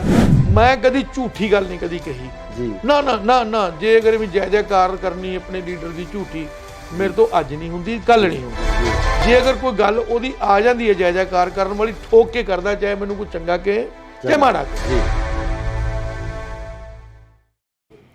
ਸਤਿ ਸ਼੍ਰੀ ਅਕਾਲ ਜੀ, ਤੁਸੀਂ ਦੇਖ ਰਹੇ ਹੋ ਇੰਡੋਜ਼ ਟੀਵੀ ਆਸਟ੍ਰੇਲੀਆ ਤੇ ਮੈਂ ਹਾਂ ਗੁਰਿਕਬਾਲ ਸਿੰਘ। ਪੰਜਾਬ ਦੀ ਸਿਆਸਤ ਇਸ ਸਮੇਂ 2022 ਦੇ ਵਿਧਾਨ ਸਭਾ ਇਲੈਕਸ਼ਨ ਨੂੰ ਲੈ ਕੇ ਲਗਾਤਾਰ ਭਖੀ ਹੋਈ ਹੈ ਤੇ ਇਸ ਭਖੀ ਹੋਈ ਸਿਆਸਤ ਦੇ ਦੌਰਾਨ ਕਿਤੇ ਨਾ ਕਿਤੇ ਸਿਆਸੀ ਪਾਰਟੀਆਂ ਦੇ ਵਿੱਚ ਇੱਕ ਦੂਜੇ ਦੇ ਤਰਫ ਦੂਸਰੀਆਂ ਪਾਰਟੀਆਂ ਦੇ ਕੈਂਡੀਡੇਟ ਖਿੱਚਣ ਨੂੰ ਲੈ ਕੇ ਵੀ ਜਿਹੜੀ ਲਾਲਸਾ ਹੈ ਉਹ ਜਾਗੀ ਹੁੰਦੀ ਆ। ਸੋ ਇਸੇ ਸਮੇਂ ਦੌਰਾਨ ਬਠਿੰਡਾ ਦੇ ਵਿੱਚ ਜੋ ਅਕਾਲੀ ਦਲ ਤੋਂ ਸਾਬਕਾ ਮੇਅਰ ਸਨ, ਉਹ ਕਾਂਗਰਸ ਦੇ ਵਿੱਚ ਉਹਨਾਂ ਵੱਲੋਂ ਸ਼ਮੂਲੀਅਤ ਕੀਤੀ ਗਈ ਹੈ। ਕੀ ਕਾਰਨ ਸੀ? ਆਖਰ ਇਹੋ ਜਿਹੀਆਂ ਕਿਹੜੀਆਂ ਪ੍ਰਸਥਿਤੀਆਂ ਬਣੀਆਂ ਜਿਸ ਕਾਰਨ ਉਹਨਾਂ ਨੂੰ ਅਕਾਲੀ ਦਲ ਛੱਡ ਕੇ ਕਾਂਗਰਸ ਦੇ ਵਿੱਚ ਸ਼ਾਮਲ ਹੋਣਾ ਪਿਆ। ਸਾਡੇ ਨਾਲ ਮੌਜੂਦ ਨੇ ਮੇਅਰ ਬਲਵੰਤ ਰਾਏ ਨਾਥ ਜੀ, ਉਹਨਾਂ ਨਾਲ ਗੱਲਬਾਤ ਕਰਾਂਗੇ। ਨਾਥ ਸਾਹਿਬ, ਸਵਾਗਤ ਹੈ ਜੀ ਇੰਡੋਜ਼ ਟੀਵੀ ਤੇ। ਜੀ ਸਤਿ ਸ਼੍ਰੀ ਅਕਾਲ ਜੀ, ਮੇਰੇ ਵੱਲੋਂ ਗੁਰਪਾਲ ਜੀ ਤੁਹਾਨੂੰ ਬਹੁਤ ਬਹੁਤ ਮਿਹਰਬਾਨੀ ਜਿਹੜਾ ਕਿ ਤੁਸੀਂ ਸਾਡੀ ਗੱਲ ਲੋਕਾਂ ਤੱਕ ਸਰੋਤਾਂ ਤੱਕ ਪਹੁੰਚਾਈ। Thank you. ਨਾਥ ਸਾਹਿਬ, ਪਹਿਲਾ ਸਵਾਲ ਇਹੀ ਆ ਕਿ ਇਹੋ ਜਿਹੀਆਂ ਕਿਹੜੀਆਂ ਪ੍ਰਸਥਿਤੀਆਂ ਬਣੀਆਂ ਜਿਸ ਕਾਰਨ ਤੁਹਾਨੂੰ ਅਕਾਲੀ ਦਲ ਤੋਂ ਕਿਨਾਰਾ ਕਰਕੇ ਕਾਂਗਰਸ ਦਾ ਪੱਲਾ ਫੜਨਾ ਪਿਆ? ਇਹੋ ਜਿਹੇ ਕਿਹੜੇ ਹਾਲਾਤ ਸਨ? ਦੇਖੋ, ਸਵਾਲ ਇਹ ਹੈ ਵੀ ਜਦੋਂ ਮੈਨੂੰ ਮੇਅਰ ਬਣਾਇਆ ਜੀ ਤੇ ਮੈਂ ਬੜੀ ਤਨਦੇਹੀ ਦੇ ਨਾਲ, ਬੜੀ ਸ਼ਰਧਾ ਦੇ ਨਾਲ, ਮੈਨੂੰ ਸ਼ੌਂਕ ਸੀ ਜੀ, ਕੰਮ ਕਰਨ ਦਾ ਸ਼ੌਂਕ ਸੀਗਾ ਕਿ ਮੈਂ ਉਹ ਮੈਨੂੰ ਬੜੀ ਵੱਡੀ ਜ਼ਿੰਮੇਵਾਰੀ ਦਿੱਤੀ ਹੈ ਕਿ ਮੈਂ ਇਹਨੂੰ ਬਠਿੰਡੇ ਨੂੰ ਹਿੰਦੁਸਤਾਨ ਦੇ ਨਕਸ਼ੇ ਤੇ ਲਿਆਉਣ ਵਾਸਤੇ ਜੀ ਜੀ ਮੈਂ ਦਿਨ ਭਰ ਰਾਤ ਇੱਕ ਕਰਨ ਦੀ ਕੋਸ਼ਿਸ਼ ਕੀਤੀ ਜੀ। ਜਿੰਨੀ ਜਤਾ ਸ਼ਕਤੀ ਸੀ ਸਰੀਰਕ ਤੌਰ ਤੇ, ਮਾਨਸਿਕ ਤੌਰ ਤੇ ਜੀ ਜੀ। ਔਰ ਮੈਂ ਇਸ ਨੂੰ ਪੰਜਾਬ ਦੇ ਵਿੱਚ 3 ਦਫਾ ਬਠਿੰਡੇ ਨੂੰ 1 ਨੰਬਰ ਤੇ ਲੈ ਕੇ ਆਇਆ ਜਦੋਂ ਮੈਂ ਸੀਟ ਤੇ ਬੈਠਿਆ ਸੀ। ਜੀ ਜੀ। ਅਗਰ ਮੈਨੂੰ ਮੇਅਰ ਬਣਾਇਆ, ਜੇ ਮੈਂ ਕੋਈ ਕੁਤਾਹੀ ਕੀਤੀ ਹੋਵੇ ਜੀ ਤੇ ਮੈਂ ਦੋਸ਼ੀ ਹੋ ਸਕਦਾ ਜੀ। ਔਰ ਮੈਂ ਇਸ ਨੂੰ ਬਠਿੰਡੇ ਨੂੰ, ਸਾਡੀ ਸਾਰੀ ਟੀਮ ਨੇ, ਅਸੀਂ ਪੂਰੀ ਮਿਹਨਤ ਕਰਕੇ ਹਿੰਦੁਸਤਾਨ 'ਚ 450 ਸ਼ਹਿਰਾਂ ਦੇ ਵਿੱਚੋਂ ਅਸੀਂ ਇਸ ਨੂੰ ਲੈ ਕੇ ਆਏ ਹਾਂ 16ਵੇਂ ਨੰਬਰ ਤੇ। ਜੀ। ਜਦੋਂ ਕੋਈ ਬੰਦਾ ਮਿਹਨਤ ਦੇ ਨਾਲ, ਇਮਾਨਦਾਰੀ ਦੇ ਨਾਲ, ਲਗਨ ਨਾਲ ਕੰਮ ਕਰਦਾ ਹੈ, ਉਹਦੇ ਕਿਤੇ ਨਾ ਕਿਤੇ ਕੋਈ ਮਨ ਦੇ ਵਿੱਚ ਭਾਵਨਾਵਾਂ ਵੀ ਹੁੰਦੀਆਂ। ਇੱਜ਼ਤ ਜਿਹੜੀ ਆ ਕੁਰਸੀ ਦੇ ਨਾਲ ਨਾਲ ਆਤਮਿਕ ਤੌਰ ਤੇ ਵੀ ਇੱਜ਼ਤ ਬੰਦੇ ਨੂੰ ਚਾਹੀਦੀ ਹੈ। ਜੀ ਜੀ ਜੀ ਜੀ। ਜਿਹੜੀ ਕਿ ਮੈਂ ਮਹਿਸੂਸ ਕੀਤਾ, ਕਿਉਂਕਿ ਮੈਂ ਇਹੋ ਜਿਹਾ ਕੁਝ ਗੱਲ, ਮੇਰੀ ਫਿਤਰਤ ਜਿਹੜੀ ਹੈ ਉਹ ਇਹੋ ਜਿਹੀ ਨਹੀਂ ਹੈ ਕਿ ਮੈਂ ਜਲਦੀ ओछी गल नहीं कहता जी जी जी। पर लेकिन कैंटीन्यूज मैं देखी गया, एक तो मेरे ते यही लक्षण नहीं लगनों हटे भी ये कांग्रेसी है जी, ये फलाना। मैं एक मेयर सी, ना कि मैं कोई किसी पार्टी का प्रधान बैठा जी। और मतलब अकाली दल ने एक्सेप्ट नहीं किया पूरी तरह? हाँ जी। और जदों कदों भी कहण जे वो कांग्रेसी आ गया जी, उत्थे फलाने आ गया जी, जे मेरे कोल कोई भी आवे शहर का बंदा, मैं एक मेयर सीगा बठिंडा नगर निगम का जी जी जी। और जी। मैं अपनी जिम्मेदारी जिहड़ी हैगी आ, चाहे मेरे कोल कोई आ गया, मैं पूरी कोशिश करता सी कि कोई बंदा मेरे को नाराज ना जाए। बिल्कुल बिल्कुल। और मैं अपनी काबिलियत के मुताबिक जिन्नी कि मेरे जता शक्ति सी, मानसिक शारीरिक तौर पर, मैं अपने लीडरां नूं भी खुश करने की कोशिश की जी जी। पर रब दी रब जाने भी की गल सी, जिहड़ा प्रॉपर तौर ते इक्को ही इशू हुंदा आ भी ये कांग्रेसी है जी, ये कांग्रेस नाल आ गया जी जी। फिर वो इलैक्शन आ गए जी, जिहड़े एमसी दे सी, मैनूं कहंदे एमसी इलैक्शन लड़ लो जी। और उदों किते कुदरती मैनूं पैरालाइज हो के हटिया सीगा, उदों मैनूं डॉक्टर कहंदा भी एतकी थोड़ा तुसीं ठंड दे विच बाला काम नहीं करना, ਤੇ ਉਹ ਮੈਂ ਆਖਿਆ ਜੀ ਐਤਕੀ ਤੁਸੀਂ ਮੈਨੂੰ ਮਾਫ ਕਰ ਦਿਓ। ਇਸ ਗੱਲ ਤੋਂ ਰੁੱਸ ਗਏ ਜੀ ਜੀ। ਔਰ ਮੈਂ ਕਿਹਾ ਜੀ ਮੇਰੀ ਗੱਲ ਸੁਣੋ, ਮੈਨੂੰ ਡਾਕਟਰ ਨੇ ਮਨਾ ਕੀਤਾ ਔਰ ਰੁੱਸ ਗਏ ਜਦੋਂ ਮੈਂ ਕਿਹਾ ਸਿੰਗਲਾ ਸਾਹਿਬ ਤੁਸੀਂ ਐ ਨਾ ਕਰੋ, ਮੈਨੂੰ ਨਾ ਇਲੈਕਸ਼ਨ ਲੜਾਓ, ਮੇਰੀ ਸਿਹਤ ਠੀਕ ਨਹੀਂ ਹੈਗੀ ਜੀ, ਅਗਲੀ ਵਾਰੀ ਲੜਾ ਦਾਂਗੇ ਜੀ। ਤੁਸੀਂ ਮੈਨੂੰ 10 ਇਲੈਕਸ਼ਨ, ਮੈਂ ਕਿਹਾ 10 ਸੀਟਾਂ ਲਾ ਦਿਓ। ਮੈਂ ਜਾ ਕੇ ਉਹਦੇ ਮਦਦ ਕਰਦਾ। ਇੱਕ ਸੀਟ ਮੇਰਾ ਸੁਰੇਸ਼ ਚੌਹਾਨ ਹੈ, ਮੇਰਾ ਭਤੀਜਾ ਹੀ ਹੈ, ਪੁੱਤਰ ਹੀ ਹੈ ਜੀ। ਤੇ ਮੈਂ ਕਿਹਾ ਟੱਬਰ 'ਚ ਇੱਕ ਸੀਟ ਲੜੀ ਜਾਂਦੇ, ਗੱਲ ਕੁਛ ਨਹੀਂ ਹੈ ਜੀ ਜੀ ਜੀ। ਅੱਛਾ, ਜਦੋਂ ਮੇਰੀ ਸਿਹਤ ਠੀਕ ਨਹੀਂ ਹੈ, ਉਹਨਾਂ ਨੂੰ ਆਇਆ ਸੀ ਪਤਾ ਨਹੀਂ ਕੀ ਉਹਦੇ ਮਨ 'ਚ ਆਇਆ, ਔਰ ਉਸ ਤੋਂ ਬਾਅਦ ਮੈਂ ਵੀ ਉਹ ਦੇਖਿਆ ਵੀ ਗੱਲ ਠੀਕ ਨਹੀਂ ਹੈ। ਇੱਕ ਬੰਦਾ ਜਿਹੜਾ ਸਿਹਤ ਦੇ ਨਾਲ ਸਮਝੌਤਾ ਨਹੀਂ ਕਰ, ਦੇਖੋ ਸਭ ਤੋਂ ਵੱਡੀ ਗੱਲ ਹੈ ਕਿ ਬੰਦੇ ਦੀ ਸਿਹਤ ਜੀ ਜੀ, ਜੇ ਜਾਨ ਹੈ ਤੇ ਜਹਾਨ ਹੈ ਜੀ ਜੀ। ਔਰ ਜੇ ਅਗਰ ਮੇਰੇ ਕਹਿਣ ਦੇ ਬਾਵਜੂਦ ਵੀ ਨਹੀਂ ਹਟੇ, ਤੇ ਫਿਰ ਮੈਂ ਆਖਿਆ ਵੀ ਤੁਹਾਡੇ ਵਾਸਤੇ ਅੱਛੀ ਗੱਲ ਨਹੀਂ ਹੈ।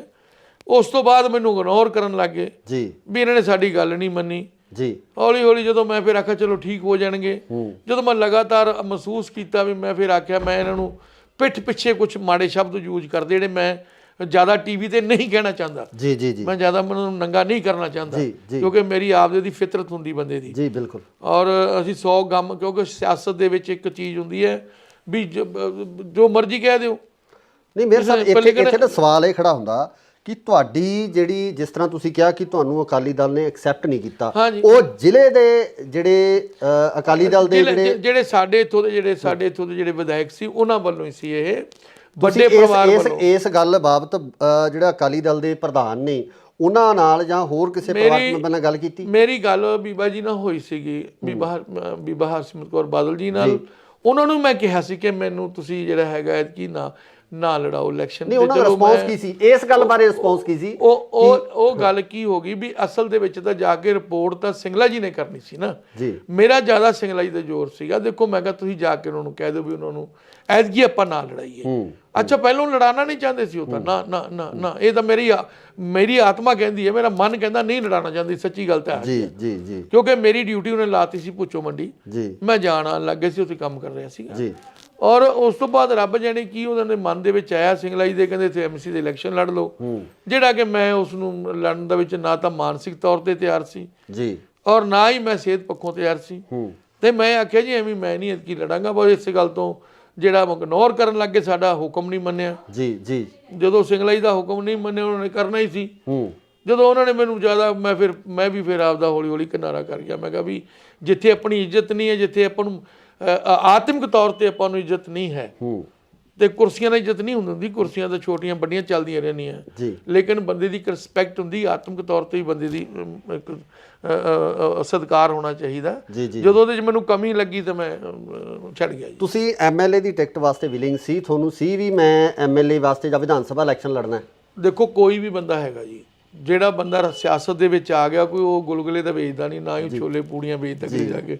ਉਹ ਤਾਂ ਜੇਕਰ ਵਿਚਾਰਾ ਐਮਸੀ ਬਣ ਜੂਗਾ, ਮੇਅਰ ਬਣ ਜੂਗਾ ਜੀ, ਮੈਨੂੰ ਅੱਗੇ ਤੋਂ ਐਮਐਲਏ ਲੜਾ ਦਿਓ, ਕੋਈ ਵੀ ਹੈ ਜੀ। ਇਹ ਸਿਆਸਤ ਦੇ ਵਿੱਚ ਇਦਾਂ ਹੀ ਹੁੰਦਾ, ਐਵੇਂ ਹੀ ਹੁੰਦਾ ਜਦੋਂ ਅੱਛਾ ਜੇ ਮੈਂ ਕਹਿ ਵੀ ਦਿੱਤਾ, ਕੋਈ ਗੁਨਾਹ ਨਹੀਂ ਕੀਤਾ ਵੀ ਮੈਂ ਜੀ ਚਾਹਨਾ ਹੈਗਾ ਵੀ ਮੈਂ ਐਮਐਲਏ ਬਣ ਕੇ ਲੋਕਾਂ ਦੀ ਸੇਵਾ ਕਰਨਾ ਚਾਹਨਾ, ਜੇ ਮੈਨੂੰ ਪਾਰਟੀ ਹੁਕਮ ਕਰ ਦੇਗੀ ਔਰ ਮੈਂ ਸੇਵਾ ਕਰ ਲਾਂਗਾ, ਟਿਕਟ ਤੇ ਸੇਵਾ ਕਰ ਲਾਂਗਾ, ਜੇ ਪਾਰਟੀ ਕਹੂਗੀ ਉਹ ਕਰ ਲਿਓ ਉਹ ਕਰ ਲਾਂਗਾ।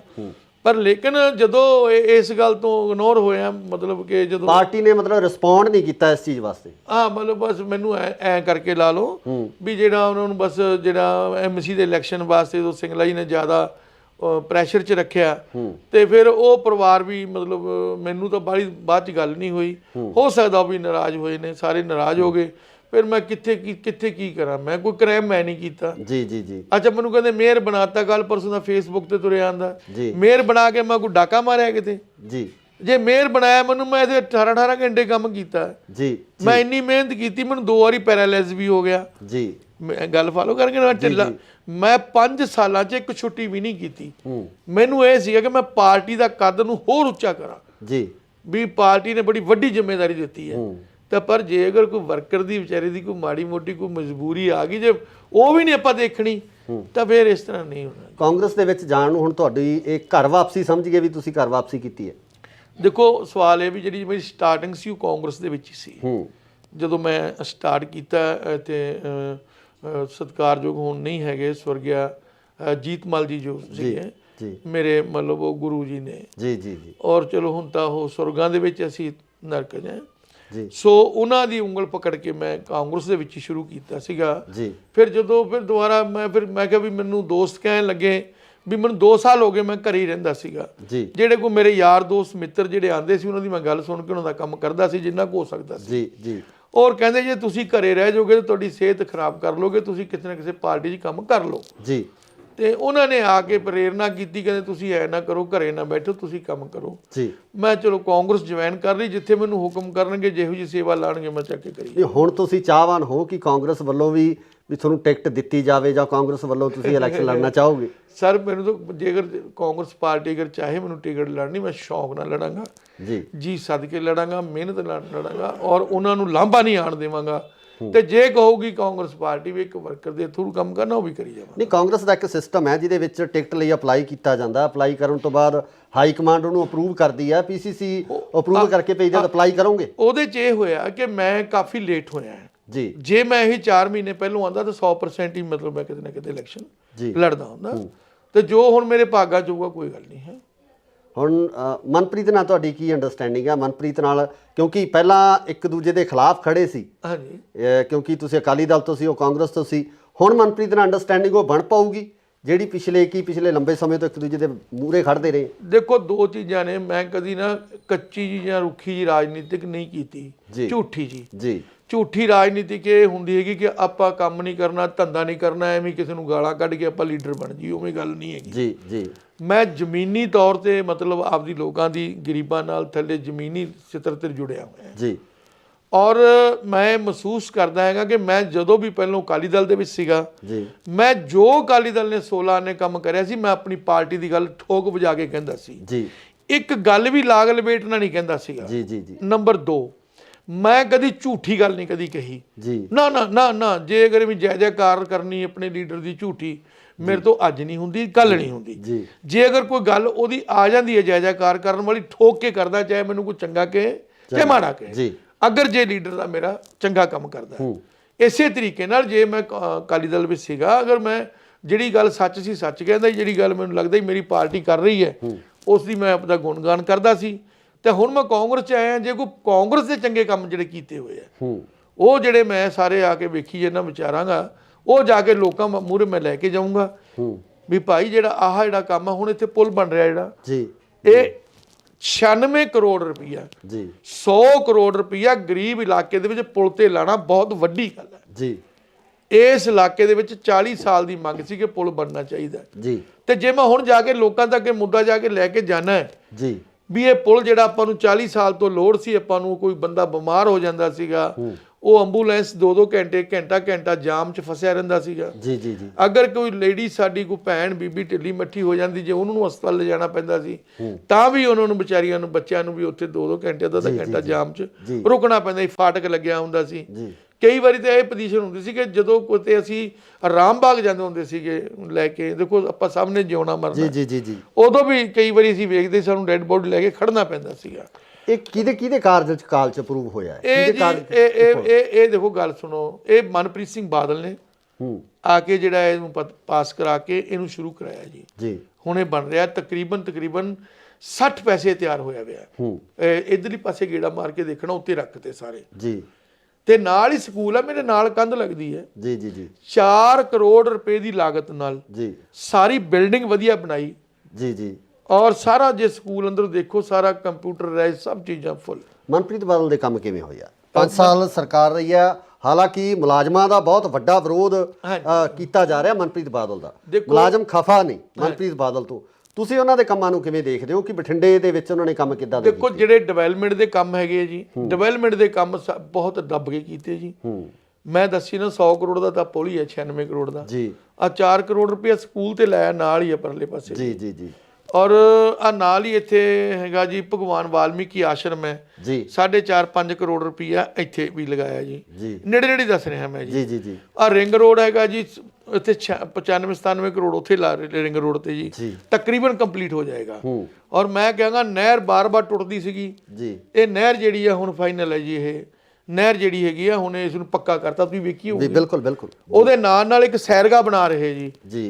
ਜਿਹੜੀ 8-9 ਕਿਲੋਮੀਟਰ ਲੰਬੀ ਹੈ ਜੀ ਔਰ ਉਹ ਸੈਰਗਾ ਜੋ ਤਿਆਰ ਹੋਗੀ ਲੋਕਾਂ ਨੂੰ ਬੜਾ ਵੱਡਾ ਉਹਦਾ ਅਸੂਲਤ ਮਿਲੇਗੀ ਸਿਹਤ ਪੱਖੋਂ ਔਰ ਇਸ ਦੇ ਨਾਲ ਜਿਹੜਾ ਕਾਰਪੋਰੇਸ਼ਨ ਦੇ ਸਬੰਧ ਦੇ ਵਿੱਚ ਜੀ ਜਿਹੜਾ ਬਾਰ-ਬਾਰ ਜਿਹੜਾ ਸਰਜ ਕਰੇ ਟੁੱਟ ਜਾਂਦਾ ਸੀਗਾ ਜੀ ਉਹਦੇ ਵਾਸਤੇ 10 ਕਿੱਲੇ ਜ਼ਮੀਨ ਲੈ ਕੇ ਜਿੱਥੇ ਆ ਹੈਗਾ ਆਪਣਾ ਕੀ ਨਾਂ ਦਾ ਡੰਪ ਹੈ ਜਿੱਥੇ ਆਪਣਾ ਟ੍ਰੀਟਮੈਂਟ ਪਲਾਂਟ ਵੀ ਲੱਗਿਆ ਹੋਇਆ ਉੱਥੇ 10 ਕਿੱਲਿਆਂ ਡੱਗ ਬਣਾਇਆ ਬਹੁਤ ਵੱਡਾ ਜੀ ਵੀ ਜੇ ਕਿਤੇ ਟੁੱਟ ਜਾਵੇ ਕਿਤੇ ਸਲੱਜ ਕੈਰੀਅਰ ਤੇ ਸਾਰਾ ਬਾਰਿਸ਼ ਦਾ ਪਾਣੀ 10 ਕਿੱਲਿਆਂ ਵਿੱਚ ਆ ਕੇ ਖੜ ਜਾਵੇ ਜੀ ਉਸ ਤੋਂ ਇਲਾਵਾ ਜੀ ਅੱਜ ਜਿੱਥੇ ਆਪਾਂ ਆਪਣਾ ਰਜਿੰਦਰਾ ਕਾਲਜ ਹੈ ਜਿੱਥੇ ਗੱਡੀਆਂ ਖੜਦੀਆਂ ਜੀ ਜਿੱਥੇ ਕੂੜੇ ਢੋਣ ਵਾਲੀ ਗੱਡੀਆਂ ਖੜਦੀਆਂ ਦੇਖਿਆ ਨਾ ਤੁਸੀਂ ਜੀ ਮੇਨ ਰੋਡ ਤੇ ਹੈ ਜੀ ਉਹ ਕਾਰਪੋਰੇਸ਼ਨ ਦਾ 100 ਕਰੋੜ ਦੀ ਪ੍ਰਾਪਰਟੀ ਕਾਰਪੋਰੇਸ਼ਨ ਦੀ ਉਦੋਂ ਵੱਧ ਦੀ ਪ੍ਰਾਪਰਟੀ ਹੋਊਗੀ ਜੀ ਉਹ ਕਾਰਪੋਰੇਸ਼ਨ ਦੇ ਵੱਲ ਆਈ ਜੀ ਹਾਂ ਸਾਡਾ ਉੱਥੇ ਕਬਜ਼ਾ ਕਾਰਪੋਰੇਸ਼ਨ ਦਾ ਗੱਡੀਆਂ ਖੜਦੀਆਂ ਉਦੋਂ ਮੈਂ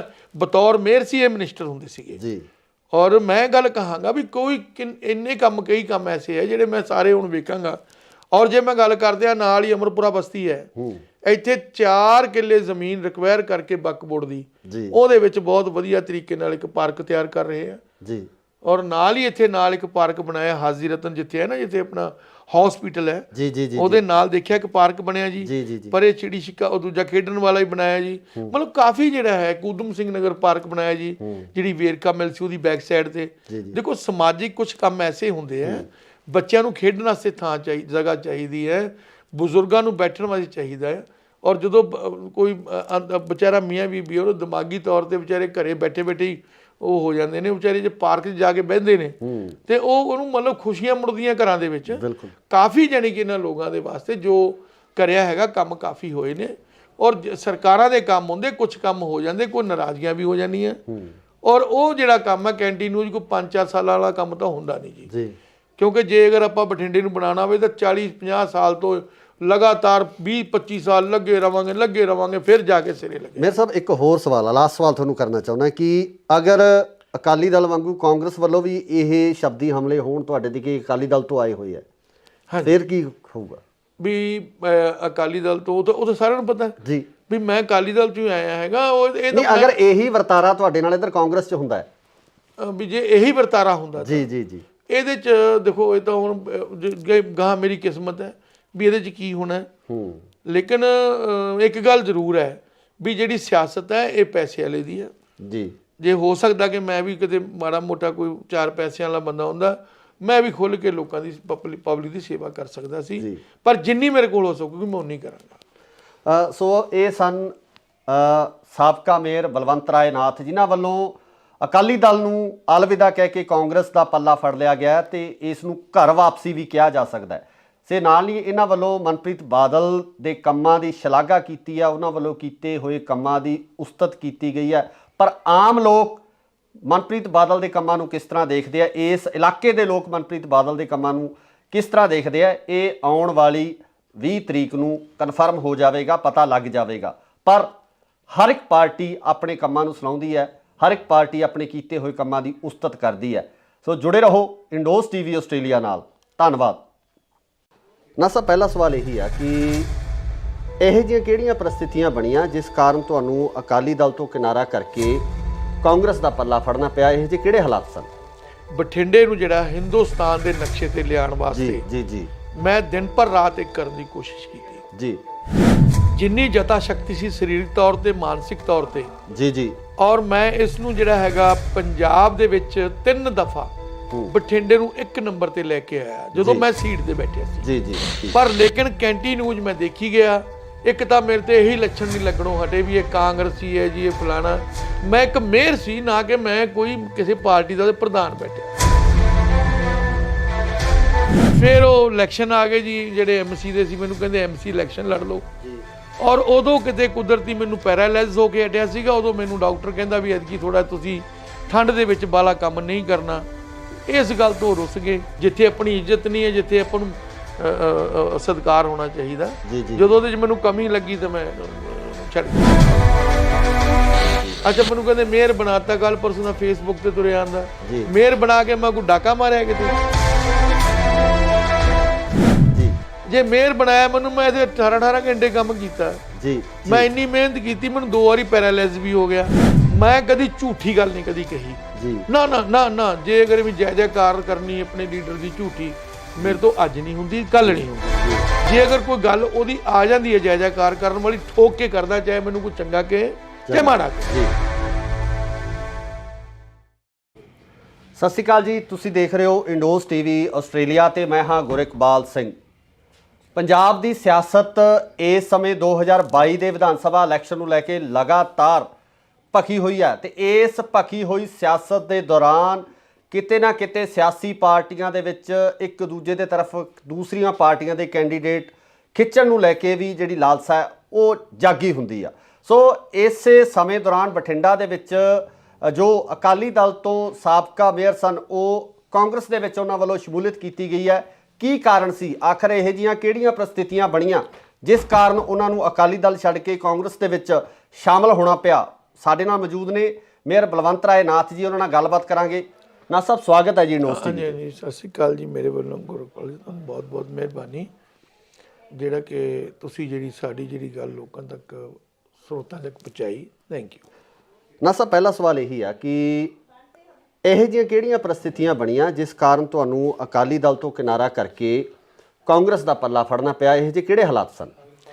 ਦੇਖੋ, ਸਵਾਲ ਇਹ ਹੈ ਵੀ ਜਦੋਂ ਮੈਨੂੰ ਮੇਅਰ ਬਣਾਇਆ ਜੀ ਤੇ ਮੈਂ ਬੜੀ ਤਨਦੇਹੀ ਦੇ ਨਾਲ, ਬੜੀ ਸ਼ਰਧਾ ਦੇ ਨਾਲ, ਮੈਨੂੰ ਸ਼ੌਂਕ ਸੀ ਜੀ, ਕੰਮ ਕਰਨ ਦਾ ਸ਼ੌਂਕ ਸੀਗਾ ਕਿ ਮੈਂ ਜਿਹੜਾ ਹੈਗਾ ਉਹ ਮੈਨੂੰ ਬੜੀ ਵੱਡੀ ਜ਼ਿੰਮੇਵਾਰੀ ਦਿੱਤੀ ਹੈ ਕਿ ਮੈਂ ਇਹਨੂੰ ਬਠਿੰਡੇ ਨੂੰ ਜਿਹੜਾ ਹਿੰਦੁਸਤਾਨ ਦੇ ਨਕਸ਼ੇ ਤੇ ਲਿਆਉਣ ਵਾਸਤੇ ਜੀ ਜੀ ਮੈਂ ਦਿਨ ਭਰ ਰਾਤ ਇੱਕ ਕਰਨ ਦੀ ਕੋਸ਼ਿਸ਼ ਕੀਤੀ ਜੀ, ਜਿੰਨੀ ਜਤਾ ਸ਼ਕਤੀ ਸੀ ਸਰੀਰਕ ਤੌਰ ਤੇ ਮਾਨਸਿਕ ਤੌਰ ਤੇ ਜੀ ਜੀ, ਔਰ ਮੈਂ ਇਸ ਨੂੰ ਜਿਹੜਾ ਹੈਗਾ ਪੰਜਾਬ ਦੇ ਵਿੱਚ 3 ਦਫਾ ਬਠਿੰਡੇ ਨੂੰ 1 ਨੰਬਰ ਤੇ ਲੈ ਕੇ ਆਇਆ ਜਦੋਂ ਮੈਂ ਸੀਟ ਤੇ ਬੈਠਿਆ ਸੀ। ਜੀ ਜੀ, ਅਗਰ ਮੈਨੂੰ ਮੇਅਰ ਬਣਾਇਆ, ਜੇ ਮੈਂ ਕੋਈ ਕੁਤਾਹੀ ਕੀਤੀ ਹੋਵੇ ਜੀ, ਤੇ ਮੈਂ ਦੋਸ਼ੀ ਹੋ ਸਕਦਾ ਜੀ, ਔਰ ਮੈਂ ਇਸ ਨੂੰ ਬਠਿੰਡੇ ਨੂੰ ਸਾਡੀ ਸਾਰੀ ਟੀਮ ਨੇ ਅਸੀਂ ਪੂਰੀ ਮਿਹਨਤ ਕਰਕੇ ਹਿੰਦੁਸਤਾਨ 'ਚ 450 ਸ਼ਹਿਰਾਂ ਦੇ ਵਿੱਚੋਂ ਜੀ, ਅਸੀਂ ਇਸ ਨੂੰ ਲੈ ਕੇ ਆਏ ਆ 16ਵੇਂ ਨੰਬਰ ਤੇ। ਜੀ, ਜਦੋਂ ਕੋਈ ਬੰਦਾ ਮਿਹਨਤ ਦੇ ਨਾਲ, ਇਮਾਨਦਾਰੀ ਦੇ ਨਾਲ, ਲਗਨ ਨਾਲ ਕੰਮ ਕਰਦਾ ਹੈ, ਉਹਦੇ ਕਿਤੇ ਨਾ ਕਿਤੇ ਕੋਈ ਮਨ ਦੇ ਵਿੱਚ ਭਾਵਨਾਵਾਂ ਵੀ ਹੁੰਦੀਆਂ। ਇੱਜ਼ਤ ਜਿਹੜੀ ਆ ਕੁਰਸੀ ਦੇ ਨਾਲ ਨਾਲ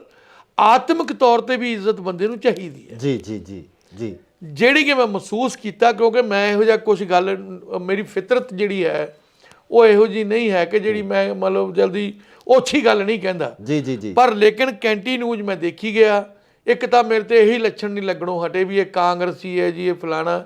ਮੈਂ ਇੱਕ ਮੇਅਰ ਸੀ, ਨਾ ਕਿ ਮੈਂ ਕੋਈ ਕਿਸੇ ਪਾਰਟੀ ਦਾ ਪ੍ਰਧਾਨ ਬੈਠਿਆ ਜੀ। ਔਰ ਤੁਹਾਨੂੰ ਅਕਾਲੀ ਦਲ ਨੇ ਐਕਸੈਪਟ ਨਹੀਂ ਕੀਤਾ ਪੂਰੀ ਤਰ੍ਹਾਂ ਨਾਲ। ਹਾਂਜੀ, ਔਰ ਜਦੋਂ ਕਦੋਂ ਵੀ ਕਹਿਣ ਜੇ ਉਹ ਕਾਂਗਰਸੀ ਆ ਗਿਆ ਜੀ, ਉੱਥੇ ਫਲਾਣੇ ਆ ਗਏ ਜੀ, ਜੇ ਮੇਰੇ ਕੋਲ ਕੋਈ ਵੀ ਆਵੇ ਸ਼ਹਿਰ ਦਾ ਬੰਦਾ, ਮੈਂ ਇੱਕ ਮੇਅਰ ਸੀਗਾ ਮਤਲਬ ਬਠਿੰਡਾ ਨਗਰ ਨਿਗਮ ਦਾ। ਜੀ ਜੀ ਜੀ, ਔਰ ਮੈਂ ਆਪਣੀ ਜ਼ਿੰਮੇਵਾਰੀ ਜਿਹੜੀ ਹੈਗੀ ਆ, ਚਾਹੇ ਮੇਰੇ ਕੋਲ ਕੋਈ ਆ ਗਿਆ, ਮੈਂ ਪੂਰੀ ਕੋਸ਼ਿਸ਼ ਕਰਦਾ ਸੀ ਕਿ ਕੋਈ ਬੰਦਾ ਮੇਰੇ ਕੋਲੋਂ ਨਾਰਾਜ਼ ਨਾ ਜਾਵੇ। ਬਿਲਕੁਲ ਬਿਲਕੁਲ। ਔਰ ਮੈਂ ਆਪਣੀ ਕਾਬਲੀਅਤ ਦੇ ਮੁਤਾਬਕ ਜਿੰਨੀ ਕਿ ਮੇਰੇ ਜਤਾ ਸ਼ਕਤੀ ਸੀ ਮਾਨਸਿਕ ਸਰੀਰਕ ਤੌਰ ਤੇ, ਮੈਂ ਆਪਣੇ ਲੀਡਰਾਂ ਨੂੰ ਵੀ ਖੁਸ਼ ਕਰਨ ਦੀ ਕੋਸ਼ਿਸ਼ ਕੀਤੀ। ਜੀ ਜੀ, ਪਰ ਰੱਬ ਦੀ ਰੱਬ ਜਾਣੇ ਵੀ ਕੀ ਗੱਲ ਸੀ, ਜਿਹੜਾ ਪ੍ਰੋਪਰ ਤੌਰ ਤੇ ਇੱਕੋ ਹੀ ਇਸ਼ੂ ਹੁੰਦਾ ਆ ਵੀ ਇਹ ਕਾਂਗਰਸੀ ਹੈ ਜੀ, ਇਹ ਕਾਂਗਰਸ ਨਾਲ ਆ ਗਿਆ ਜੀ। ਜੀ, ਫਿਰ ਉਹ ਇਲੈਕਸ਼ਨ ਆ ਗਏ ਜੀ, ਜਿਹੜੇ ਐਮਸੀ ਦੇ ਸੀ, ਮੈਨੂੰ ਕਹਿੰਦੇ ਐਮਸੀ ਇਲੈਕਸ਼ਨ ਲੜ ਲਓ ਜੀ। ਔਰ ਉਦੋਂ ਕਿਤੇ ਕੁਦਰਤੀ ਮੈਨੂੰ ਪੈਰਾਲਾਈਜ਼ ਹੋ ਕੇ ਹਟਿਆ ਸੀਗਾ। ਉਦੋਂ ਮੈਨੂੰ ਡਾਕਟਰ ਕਹਿੰਦਾ ਵੀ ਐਤਕੀ ਥੋੜਾ ਤੁਸੀਂ ਠੰਡ ਦੇ ਵਿੱਚ ਬਾਲਾ ਕੰਮ ਨਹੀਂ ਕਰਨਾ, ਤੇ ਉਹ ਮੈਂ ਆਖਿਆ ਜੀ ਐਤਕੀ ਤੁਸੀਂ ਮੈਨੂੰ ਮਾਫ ਕਰ ਦਿਓ। ਇਸ ਗੱਲ ਤੋਂ ਰੁੱਸ ਗਏ। ਜੀ ਜੀ, ਔਰ ਮੈਂ ਕਿਹਾ ਜੀ ਮੇਰੀ ਗੱਲ ਸੁਣੋ, ਮੈਨੂੰ ਡਾਕਟਰ ਨੇ ਮਨਾ ਕੀਤਾ ਔਰ ਰੁੱਸ ਗਏ। ਜਦੋਂ ਮੈਂ ਕਿਹਾ ਸਿੰਗਲਾ ਸਾਹਿਬ ਤੁਸੀਂ ਐ ਨਾ ਕਰੋ, ਮੈਨੂੰ ਨਾ ਇਲੈਕਸ਼ਨ ਲੜਾਓ, ਮੇਰੀ ਸਿਹਤ ਠੀਕ ਨਹੀਂ ਹੈਗੀ, ਅਗਲੀ ਵਾਰੀ ਲੜਾ ਦਾਂਗੇ। ਤੁਸੀਂ ਮੈਨੂੰ 10 ਇਲੈਕਸ਼ਨ, ਮੈਂ ਕਿਹਾ 10 ਸੀਟਾਂ ਲਾ ਦਿਓ। ਮੈਂ ਜਾ ਕੇ ਉਹਦੇ ਮਦਦ ਕਰਦਾ। ਇੱਕ ਸੀਟ ਮੇਰਾ ਸੁਰੇਸ਼ ਚੌਹਾਨ ਹੈ, ਮੇਰਾ ਭਤੀਜਾ ਹੀ ਹੈ, ਪੁੱਤਰ ਹੀ ਹੈ ਜੀ। ਤੇ ਮੈਂ ਕਿਹਾ ਟੱਬਰ 'ਚ ਇੱਕ ਸੀਟ ਲੜੀ ਜਾਂਦੇ, ਗੱਲ ਕੁਛ ਨਹੀਂ ਹੈ। ਜੀ ਜੀ ਜੀ। ਅੱਛਾ, ਜਦੋਂ ਮੇਰੀ ਸਿਹਤ ਠੀਕ ਨਹੀਂ ਹੈ, ਉਹਨਾਂ ਨੂੰ ਐ ਸੀ ਪਤਾ ਨਹੀਂ ਕੀ ਉਹਦੇ ਮਨ 'ਚ ਆਇਆ, ਔਰ ਉਸ ਤੋਂ ਬਾਅਦ ਮੈਂ ਵੀ ਜਿਹੜਾ ਹੈਗਾ ਉਹ ਦੇਖਿਆ ਵੀ ਗੱਲ ਠੀਕ ਨਹੀਂ ਹੈ। ਇੱਕ ਬੰਦਾ ਜਿਹੜਾ ਸਿਹਤ ਦੇ ਨਾਲ ਸਮਝੌਤਾ ਜਿਹੜਾ ਨਹੀਂ ਕਰ, ਦੇਖੋ ਸਭ ਤੋਂ ਵੱਡੀ ਗੱਲ ਹੈ ਕਿ ਬੰਦੇ ਦੀ ਸਿਹਤ ਜੇ ਜਾਨ ਹੈ ਤੇ ਜਹਾਨ ਹੈ। ਜੀ ਜੀ। ਔਰ ਜੇ ਅਗਰ ਮੇਰੇ ਕਹਿਣ ਦੇ ਬਾਵਜੂਦ ਵੀ ਨਹੀਂ ਹਟੇ, ਤੇ ਫਿਰ ਮੈਂ ਆਖਿਆ ਵੀ ਤੁਹਾਡੇ ਵਾਸਤੇ ਅੱਛੀ ਗੱਲ ਨਹੀਂ ਹੈ। ਉਸ ਤੋਂ ਬਾਅਦ ਮੈਨੂੰ ਇਗਨੋਰ ਕਰਨ ਲੱਗ ਗਏ ਜੀ, ਵੀ ਇਹਨਾਂ ਨੇ ਸਾਡੀ ਗੱਲ ਨਹੀਂ ਮੰਨੀ ਜੀ। ਹੌਲੀ ਹੌਲੀ ਜਦੋਂ ਮੈਂ ਫਿਰ ਆਖਿਆ ਚਲੋ ਠੀਕ ਹੋ ਜਾਣਗੇ, ਜਦੋਂ ਮੈਂ ਲਗਾਤਾਰ ਮਹਿਸੂਸ ਕੀਤਾ ਵੀ ਮੈਂ ਫਿਰ ਆਖਿਆ ਮੈਂ ਇਹਨਾਂ ਨੂੰ ਪਿੱਠ ਪਿੱਛੇ ਕੁਝ ਮਾੜੇ ਸ਼ਬਦ ਯੂਜ਼ ਕਰਦੇ, ਜਿਹੜੇ ਮੈਂ ਜ਼ਿਆਦਾ ਟੀਵੀ ਤੇ ਨਹੀਂ ਕਹਿਣਾ ਚਾਹੁੰਦਾ। ਜੀ ਜੀ ਜੀ, ਮੈਂ ਜ਼ਿਆਦਾ ਮੈਨੂੰ ਨੰਗਾ ਨਹੀਂ ਕਰਨਾ ਚਾਹੁੰਦਾ, ਕਿਉਂਕਿ ਮੇਰੀ ਆਪਦੇ ਦੀ ਫਿਤਰਤ ਹੁੰਦੀ ਬੰਦੇ ਦੀ। ਜੀ ਬਿਲਕੁਲ। ਔਰ ਅਸੀਂ 100 ਗਮ, ਕਿਉਂਕਿ ਸਿਆਸਤ ਦੇ ਵਿੱਚ ਇੱਕ ਚੀਜ਼ ਹੁੰਦੀ ਹੈ ਵੀ ਜੋ ਮਰਜ਼ੀ ਕਹਿ ਦਿਓ। ਨਹੀਂ ਮੇਰੇ ਸਾਹਿਬ, ਇੱਥੇ ਤਾਂ ਸਵਾਲ ਇਹ ਖੜਾ ਹੁੰਦਾ ਕਿ ਤੁਹਾਡੀ ਜਿਹੜੀ, ਜਿਸ ਤਰ੍ਹਾਂ ਤੁਸੀਂ ਕਿਹਾ ਕਿ ਤੁਹਾਨੂੰ ਅਕਾਲੀ ਦਲ ਨੇ ਐਕਸੈਪਟ ਨਹੀਂ ਕੀਤਾ, ਉਹ ਜ਼ਿਲ੍ਹੇ ਦੇ ਜਿਹੜੇ ਅਕਾਲੀ ਦਲ ਦੇ ਜਿਹੜੇ ਸਾਡੇ ਇੱਥੋਂ ਦੇ ਜਿਹੜੇ ਵਿਧਾਇਕ ਸੀ, ਉਹਨਾਂ ਵੱਲੋਂ ਹੀ ਸੀ ਇਹ ਵੱਡੇ ਪਰਿਵਾਰ ਵੱਲੋਂ। ਇਸ ਗੱਲ ਬਾਬਤ ਜਿਹੜਾ ਅਕਾਲੀ ਦਲ ਦੇ ਪ੍ਰਧਾਨ ਨੇ ਉਹਨਾਂ ਨਾਲ ਜਾਂ ਹੋਰ ਕਿਸੇ ਪਰਿਵਾਰਕ ਮੈਂਬਰ ਨਾਲ ਗੱਲ ਕੀਤੀ? ਮੇਰੀ ਗੱਲ ਬੀਬਾ ਜੀ ਨਾਲ ਹੋਈ ਸੀਗੀ, ਬੀਬਾ ਹਰਸਿਮਰਤ ਕੌਰ ਬਾਦਲ ਜੀ ਨਾਲ। ਉਹਨਾਂ ਨੂੰ ਮੈਂ ਕਿਹਾ ਸੀ ਕਿ ਮੈਨੂੰ ਤੁਸੀਂ ਜਿਹੜਾ ਹੈਗਾ ਕੀ ਨਾ ਲੜਾਓ ਇਲੈਕਸ਼ਨ। ਨਹੀਂ, ਉਹਨਾਂ ਦਾ ਰਿਸਪੌਂਸ ਕੀ ਸੀ ਇਸ ਗੱਲ ਬਾਰੇ? ਰਿਸਪੌਂਸ ਕੀ ਸੀ? ਉਹ ਗੱਲ ਕੀ ਹੋ ਗਈ ਵੀ ਅਸਲ ਦੇ ਵਿੱਚ ਤਾਂ ਜਾ ਕੇ ਰਿਪੋਰਟ ਤਾਂ ਸਿੰਗਲਾ ਜੀ ਨੇ ਕਰਨੀ ਸੀ ਨਾ ਜੀ। ਮੇਰਾ ਜ਼ਿਆਦਾ ਸਿੰਗਲਾ ਜੀ ਦਾ ਜ਼ੋਰ ਸੀਗਾ। ਦੇਖੋ ਮੈਂ ਕਿਹਾ ਤੁਸੀਂ ਜਾ ਕੇ ਉਹਨਾਂ ਨੂੰ ਕਹਿ ਦਿਓ ਵੀ ਉਹਨਾਂ ਨੂੰ ਐਤਕੀ ਆਪਾਂ ਨਾ ਲੜਾਈਏ। ਅੱਛਾ, ਪਹਿਲਾਂ ਲੜਾਉਣਾ ਨਹੀਂ ਚਾਹੁੰਦੇ ਸੀ ਉਹ ਤਾਂ, ਨਾ ਨਾ ਨਾ ਨਾ, ਇਹ ਤਾਂ ਮੇਰੀ ਆਤਮਾ ਕਹਿੰਦੀ ਹੈ, ਮੇਰਾ ਮਨ ਕਹਿੰਦਾ ਨਹੀਂ ਲੜਾਉਣਾ ਚਾਹੁੰਦੀ। ਸੱਚੀ ਗੱਲ ਤਾਂ ਹੈ ਜੀ ਜੀ ਜੀ, ਕਿਉਂਕਿ ਮੇਰੀ ਡਿਊਟੀ ਉਹਨੇ ਲਾਤੀ ਸੀ ਭੁੱਚੋ ਮੰਡੀ, ਮੈਂ ਜਾਣ ਆਉਣ ਲੱਗੇ ਸੀ, ਉੱਥੇ ਕੰਮ ਕਰ ਰਿਹਾ ਸੀਗਾ ਜੀ।